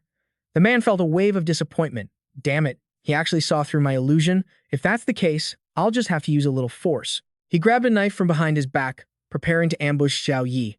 Zhao Yi tucked the lighter back into his pocket. A single spark could set the grassland on fire. It's so dry lately. If this lighter, packed with fuel, were thrown down and exploded, wouldn't it start a blaze? He smiled and gestured with both hands while lecturing. As beautiful beings in this world, we must work together to build a better place. I would never engage in the irresponsible behavior of littering lighters everywhere. The man was frozen by Zhao Yi's nonsense, assuming the guy was insane. He pulled his hat down to hide his annoyed expression. "If you're so worried about a fire, isn't it better just to leave it on the side of the road?" Zhao Yi objected. "But if someone who wants to smoke, like you, happens to be out of fire and finds a lighter by the road, wouldn't they just pick it up and use it?" The man, having listened to Zhao Yi's ramblings for so long, finally lost his temper. "No one ever comes to this road." Zhao Yi immediately countered. "Then why am I here?" The man shouted, "You're quite the exception." Zhao Yi continued, "How am I an exception?" This question left the man speechless, his face going blank, completely out of excuses. He gritted his teeth and blurted out a random reason. "You're pretty handsome." He seemed quite embarrassed saying it. Zhao Yi, being complimented, patted his shoulder. "If someone else complimented me like that, I'd criticize them for lying without shame. But I can see you're an honest person, so you definitely aren't lying." Zhao Yi took out the lighter in front of him. "Fine, I believe you. If I throw the lighter on the side of the road, it should be fine. No one will come by to pick it up." The man's eyes widened as he looked ahead, completely caught off guard by Zhao Yi's sudden move. Zhao Yi lunged with lightning speed, plunging a surgical scalpel straight into the man's gut before he could even react. The man was confused. Why did he stab me? Did he regain his memories? No, that's impossible. I borrowed the mountain god's power to seal away parts of his memory. He couldn't have broken through the mountain god's power. It's absolutely impossible. Black wisps of energy escaped from his stomach. Zhao Yi scratched his head sheepishly. I'm really sorry. I've forgotten so much that I have to be careful about everything. I wasn't sure if you were a friend or an enemy, so killing you first was the only way to be safe. The man trembled, stammering. You really are a lunatic. Blood bubbled from his mouth, and he shot a sinister look at Zhao Yi as more black gas leaked from his wound. Even if I die, as long as you're on this road, your memories won't return. There are still ordeals waiting for you ahead. You'll have a miserable death, and I won't truly die. The mountain god will resurrect me. Zhao Yi said confidently that he would indeed die for real, and no one would resurrect him. From out of nowhere, Zhao Yi pulled out a meat grinder. The man panicked at the sight of it. A god-slaying meat grinder? How do you have something invented by that crazy old man? Zhao Yi asked. Oh, so you know the one who invented it. The man covered his face in terror, stammering and refusing to look him in the eye. No, I don't know him. He ran over to grab Zhao Yi's leg, begging. Don't use that to kill me. Please, I had eyes but failed to recognize Mount Tai. I was wrong. Please, let me go this time. I swear I'll never do it again. Zhao Yi watched him cry and cling to his leg. Oh, come on. Don't be like that. Get up and let's talk. The man thanked him repeatedly. Thanks. Thanks for giving me a chance. Before he could even finish his sentence, Zhao Yi kicked him straight into the meat grinder. The machine whirred to life instantly, blood splattered everywhere, and the guy was completely gone. Zhao Yi stood there watching. A spirit-crushing grinder sounds pretty handy. With the job done, he used his hand to retract the machine back into his inventory. Zhao Yi stared at the lighter, deep in thought. Since that driver was so desperate for him to toss it, it had to be important. He better keep it safe. Plus, the guy said that as long as he stayed on this road, he wouldn't recover his memories. It seemed the mountain god's mental power was far stronger than he thought, so strong that only a fragment of his memory remained. Zhao Yi opened his item bag to search. Given the massive gap in strength, a handsome guy like himself wouldn't have waltzed into this place without a backup plan. He needed an ace up his sleeve to make the other side take him seriously. Zhao Yi dug through his inventory to see what he actually had. Zhao Yi stood there, scanning his inventory, lost in thought. None of the items in his bag looked like they could actually threaten the mountain god. In other words, his leverage wasn't an object, but some kind of information. Information that could threaten the mountain god, decide its fate, or dictate its growth. Only then would he have the bargaining chip to negotiate or trade, which is the only reason he risked coming to this twisted place. Zhao Yi ran a hand through his hair, praising himself internally. He still got it. Even with amnesia, he could still deduce so much useful info from just a few clues. Time to head up the mountain. Can't let my own brilliance go to waste. It seems losing his memory boosted his confidence significantly. He opened the car door and decided to drive. Zhao Yi used the car left on the road to head up the mountain, cruising along steadily. As he drove, he kept thinking. He'd already covered nearly a kilometer in just a short time, way faster than walking. Just as he cleared a section, strange smoke and dust began to appear all around. Zhao Yi also noticed why the birds were suddenly hovering high in the sky, accompanied by a rather ominous tolling bell. Up ahead, a few bizarre figures appeared. They were standing on their tiptoes, heels not touching the ground. Dressed in white with white hoods and masks, their eyes were blood red, and they were surrounded by a crimson aura. It was a funeral procession. The wooden coffin was also emitting red mist, and spirit coins were scattered through the air. Zhao Yi's car suddenly died. Even though he'd been driving for a few kilometers with no issues at all, Zhao Yi felt the terrifying malice. It was enough to kill the truck's engine directly. It looked like whatever was in that coffin wasn't something he could handle at this stage. Zhao Yi quickly locked the doors. This truck belonged to that ghost driver earlier, so it counted as a ghost vehicle. Sitting inside had to be safer than being outside. As Zhao Yi sat tight in the locked car, the group drew closer and closer. The coffin lid popped open, and an arm reached out with sharp, jagged claws and an overwhelming bloodlust, clearly extremely dangerous. The lid flew off completely, revealing a female ghost inside. She opened her mouth, her eye sockets nothing but dark, bottomless pits. Her skin was deathly pale. She must have been a corpse for a long time before turning into a ghost for some reason. The ghost lunged at the car, licking the windshield with her long tongue and clinging tightly to the vehicle. The malice radiating from the female ghost was incredibly thick. She definitely wanted him dead. Zhao Yi thought for a moment. At such a dangerous time, he couldn't just sit and wait to die, so he made a decision. He tore open a snack bag with both hands instantly. He wasn't nervous anymore. Looking at the female ghost through the windshield, It even felt like he was watching a 4D horror movie. How interesting. Zhao Yi sat there calmly, eating his snack. It seemed amnesia didn't just make him confident, it made him more optimistic than the average person. The female ghost felt like Zhao Yi's reaction was a total insult. Damn it, back in the village, people looked at me like I was their ancestor, fear and respect. How is this newcomer so disrespectful? I can't accept this. I have to show him who's boss. The female ghost shifted into an even more haunting form, tiny holes appearing all over her body and face, with sickening maggots crawling out. She shrieked, I'm going to eat you alive. Tremble, human. Get on your knees and beg, and maybe I'll make your death quick. Zhao Yi didn't care. He shoved a mouthful of snacks into his face while observing her. He stared at her from outside without a hint of fear. So much high-quality protein. How nutritious. That made the female ghost freeze, her scary demeanor vanishing, looking more like a monkey clinging to a truck now. The female ghost was furious. Damn you. You're still not scared. She glared at Zhao Yi through the glass. You damn intruder. Don't think you're safe just because you're hiding in that car. I'm going to eat you alive today. Zhao Yi observed. That hair of yours is actually pretty impressive. She laughed. It can get even more impressive. Zhao Yi noted, you're actually squeezing your head inside. This truck is a ghost item. Surely its defense isn't that bad, right? The female ghost had managed to shove her head into the car, but her body was still stuck outside. Zhao Yi choked on his snack, laughing. He rested his chin on one hand and used the other to stroke the ghost's face. You know, honestly, you're actually kind of cute, stuck like that.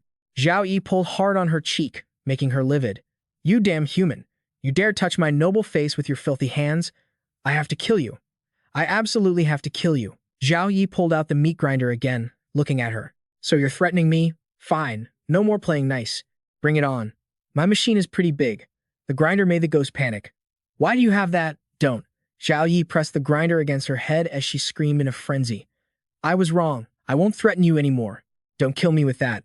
Her head was shredded, and her body fell off the truck, blood splattering all over the windshield. The group in white carrying the coffin also stumbled backward when the ghost lost her head. But she wasn't dead yet. She scrambled to get away, with jagged teeth growing out of her body, shrieking in terror as she fled. There's a human more terrifying than a ghost. Zhao Yi chuckled with delight. He called out to her, Hey, don't run. I haven't finished watching the 4D movie yet. His car was able to start again. Zhao Yi slammed on the gas, and the vehicle shot forward. The female ghost was running for her life, trying to escape Zhao Yi. He sped toward her, and she pleaded, Please, don't kill me. Please. Zhao Yi flashed a devious grin. I'm not killing you.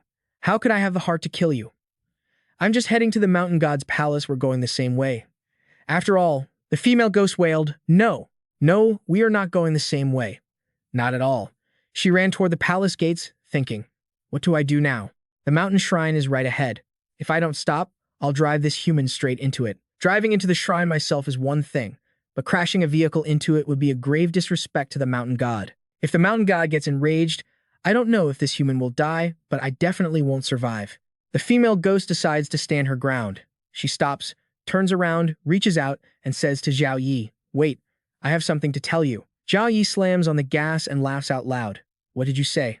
It's too windy. I can't hear you. The female ghost screams, I have something to tell you. Listen to me. But he doesn't stop. The car hits her, sending her flying backward. She crashes into the door in front of them, blood splattering everywhere. A chilling voice echoes from within. Who dares to disturb my peace? Zhao Yi thinks. That mental pressure is incredible. It's piercing right into my head. The strange entity dives into Zhao Yi's memories, uncovering scenes from his past and the deepest secrets in his soul. That's when Zhao Yi blurts out that he remembers the purpose of his visit. Continued. He remembers the purpose of his visit. My chips have recovered everything. He stands in front of the door, hands in his pockets, thinking. This is the moment of life or death. The power gap is so massive that I can't afford the slightest mistake. Only those who prove their worth deserve to live. Zhao Yi crosses his arms and says, Let me guess. You still haven't found a few things, have you? The space falls into an oppressive silence, and the door swings open. Zhao Yi steps inside. Continued. The door swings open. Zhao Yi steps inside. Standing before him is a being emitting overwhelming pressure. Zhao Yi's skin begins to crack, and blood drips from his eyes. It looks terrifying, but he doesn't flinch. He smiles, thinking to himself that he likes this feeling, his skin cracking, blood flowing freely, like a flower in bloom. A voice emanates from the glowing figure. You are very unique. Sure enough, the mountain god's power far exceeds that of Brisk Frank at the factory or the train ghost. This guy is likely far more dangerous than the legends suggest. He steps forward with total confidence.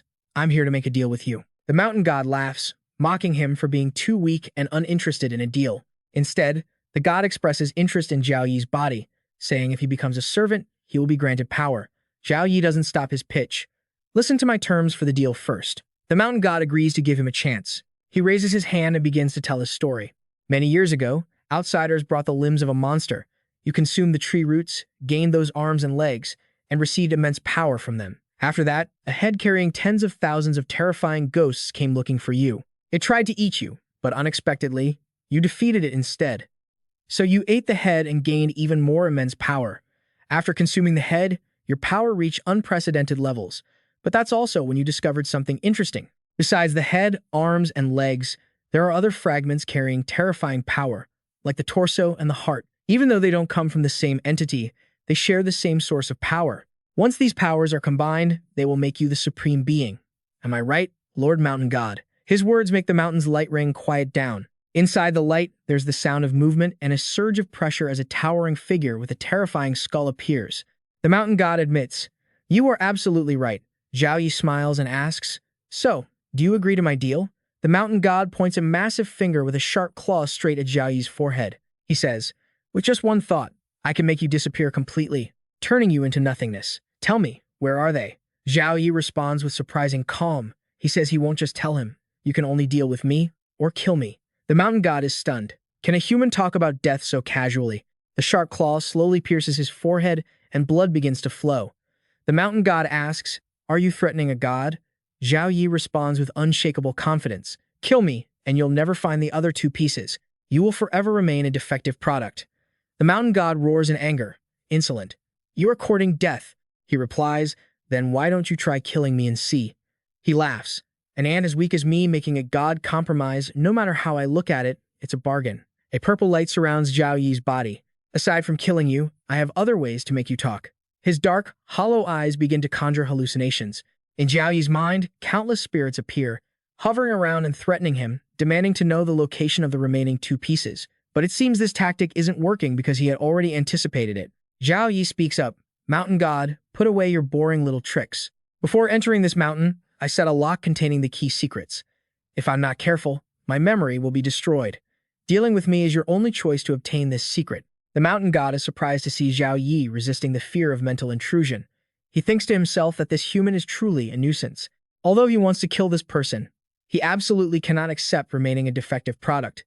He wants the heart and the torso to become a true calamity-level entity and reach the Holy Mountain. Mentioning the Holy Mountain makes the mountain god drift into ancient memories.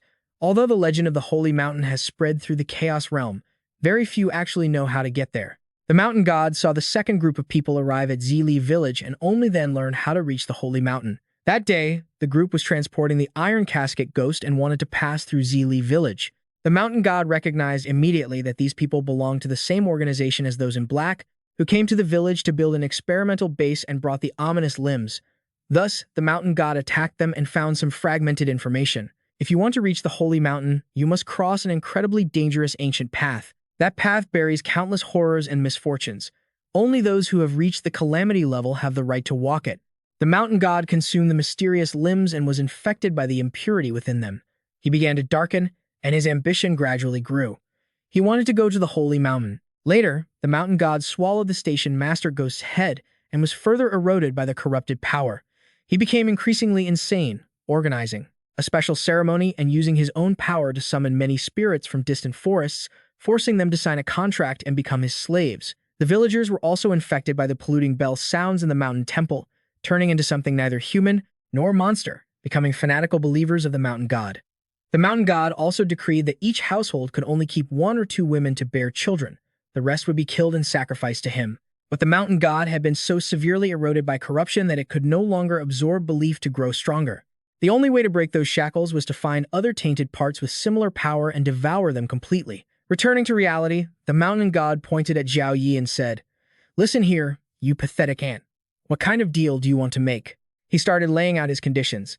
"First, I want the village chief and his family to be free to come and go from Zile village." This seemed to challenge the mountain god's authority, but compared to becoming a great calamity, it was nothing. He agreed to the first condition, so Zhao Yi proposed the second. I need the stone statue that fell from the iron barrel demon's chest. You took it, didn't you? It was a special statue with 8 arms. The mountain god asked curiously. You know about that stone statue? He replied. I don't know it, but a friend of mine wants it. Zhao Yi smiled as he saw the mountain god hesitate. That stone statue must be quite special. The mountain god asked for Zhao Yi's third condition, and he replied, the third is that I need some time to prepare.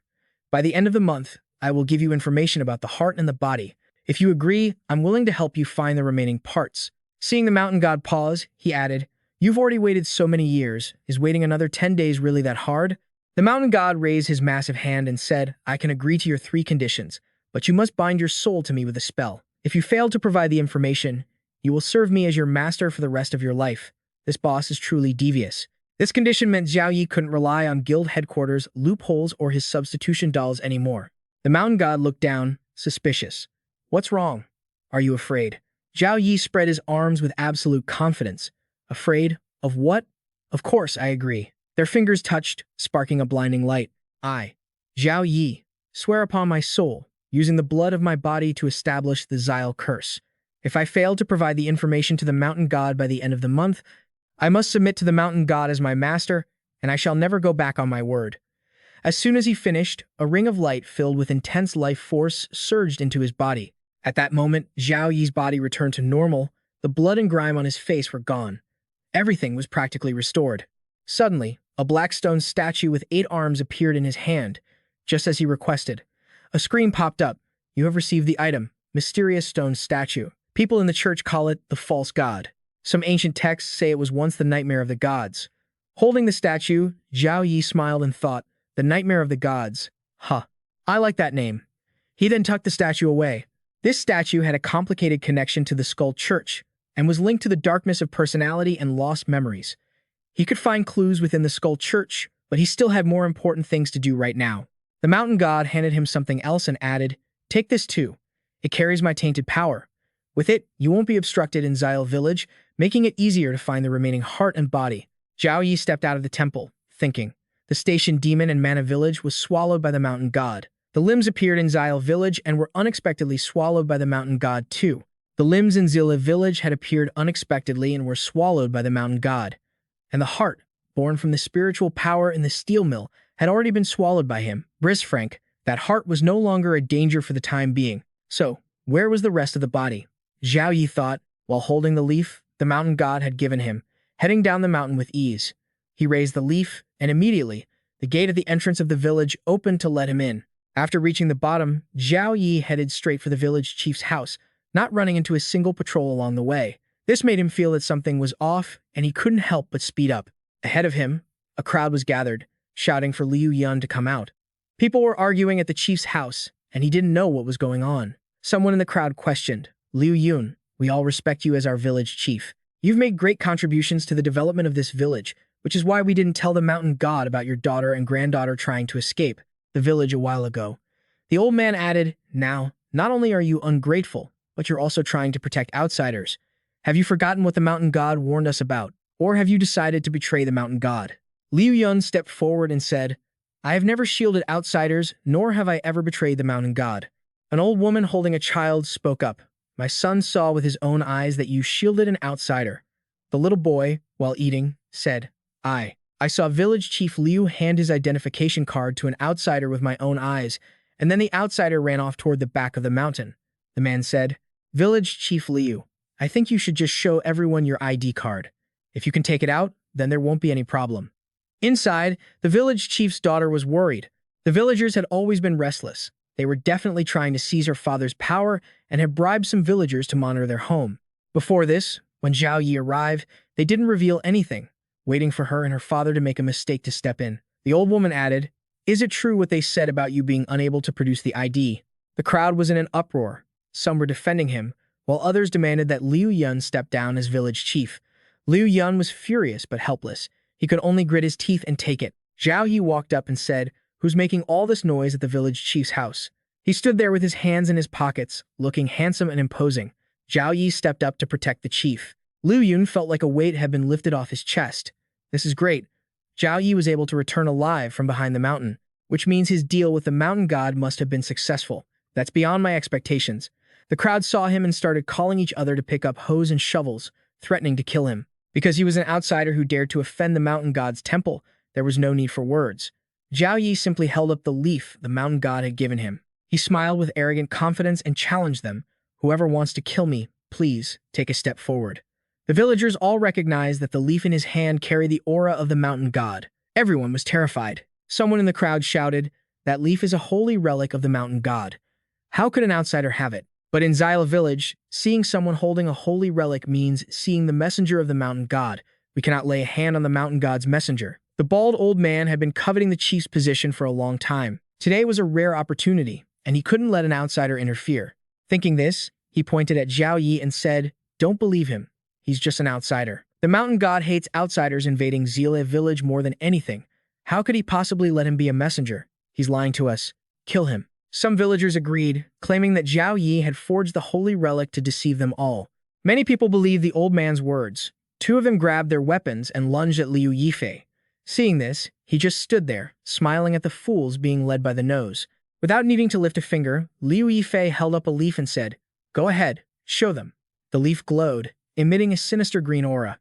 The aura coalesced into skull shapes, drifting toward the attackers, who were struck with pure terror. Instantly, blood sprayed everywhere. Only then did the old man speak up, trembling. "The mountain god's relic is real. He really is the mountain god's envoy." He realized he couldn't afford to provoke him any further. The position of village leader could be figured out later, but if I lose my life, nothing else matters. Liu Yifei stepped toward the crowd. "Listen, you claim to be followers of the mountain god. You all hold high positions, yet you have no drive. All you do is scheme, seize power, and plot against others. You are nothing but the rot of Xyla village." The old woman bowed reverently. "Envoy, please. We only did this for the sake of the village's safety. We beg you to quell your anger. We wouldn't dare show any disrespect. If our emotions ran high, it was only because we couldn't bear to see the mountain god tainted." Liu Yifei smiled. "Is that so? What you say sounds reasonable enough."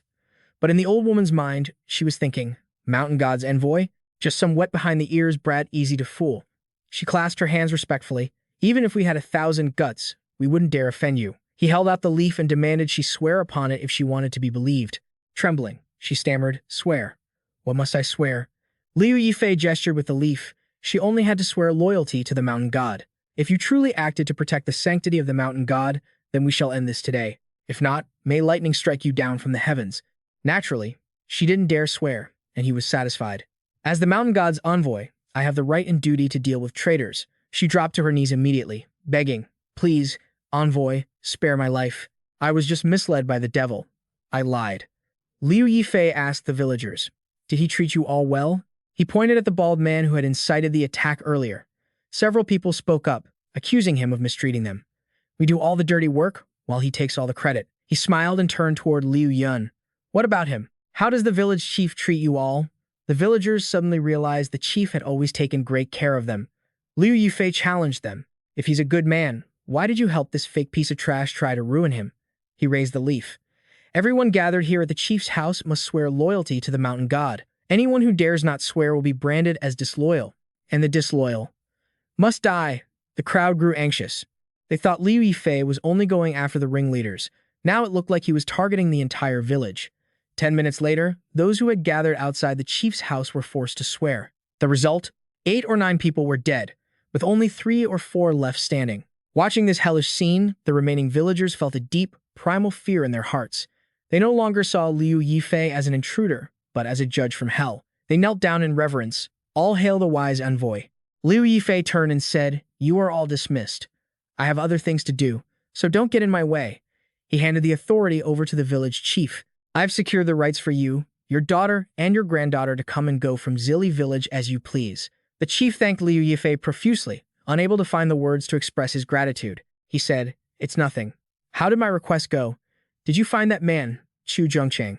The chief replied, "We found him. He's locked up in the dungeon. I'll take you there now." He opened a secret underground passage, saying, "Envoy, watch your step." They descended into a surprisingly spacious basement. Inside an iron cage, a man sat disheveled and battered. Liu Yifei stood there, looking down, and said, "Chu Zhongqiang, long time no see." The man, blood dripping from his mouth, looked at Liu Yifei in utter shock. The person standing next to him was the village chief. Why was he being so respectful instead of arresting him? Liu Yifei turned and ordered the chief, "Wait outside. I need to have a private word with him." The chief obeyed and turned to leave, leaving Liu Yifei alone with Chu Zhengqiang. Liu Yifei pulled out a key, and the system announced, "You have used item K49. Then, he used the key to unlock the cage for Chu Zhengqiang. Liu Yifei smiled. "So, was it the Xiangba gang that sent you to kill me?" Zhengqiang looked confused. "What are you talking about? I don't understand." Liu Yifei raised a scalpel and smiled dangerously. "I'll give you one more chance to talk properly." Zhengqiang panicked. "The Xiangba gang did put out a bounty. 50,000 points to bring back your head or dig out your heart. But I really did come to Zili village for a mission, not to kill you." Liu Yifei touched his chin. 50,000 points. Huh. He sat down and said to Zhengqiang, "Brother, I just thought of a way for us to get rich. I'll head back to the guild headquarters. You chop off my head, bring it to the Xiangba gang to claim the points, and then we split it 60-40. How about that?" Zhengqiang looked nervous. "That won't work. The Xiangba gang isn't stupid. They'll check your name on the guild member list. If you're dead, your name will vanish from the guild roster." Hearing this, Liu Yifei stood up, tossed something aside, and said, "What a pity. Mr. Chu, you've lost your value." Zhengqiang screamed in fear. "Liu Yifei, are you crazy?" He backed up, pressing his body against the iron cage. "We're both players. Instead of helping me, you want to kill me?" "Yep," Liu Yifei said with a dangerous expression, gesturing to the device he had just thrown down, designed to purge and wipe out every single resurrection item on a player's body. Zhengqiang shrieked. "It took me so much effort to get 3 death-defying items, each worth nearly 100,000 points. You dare use a shredder to kill me?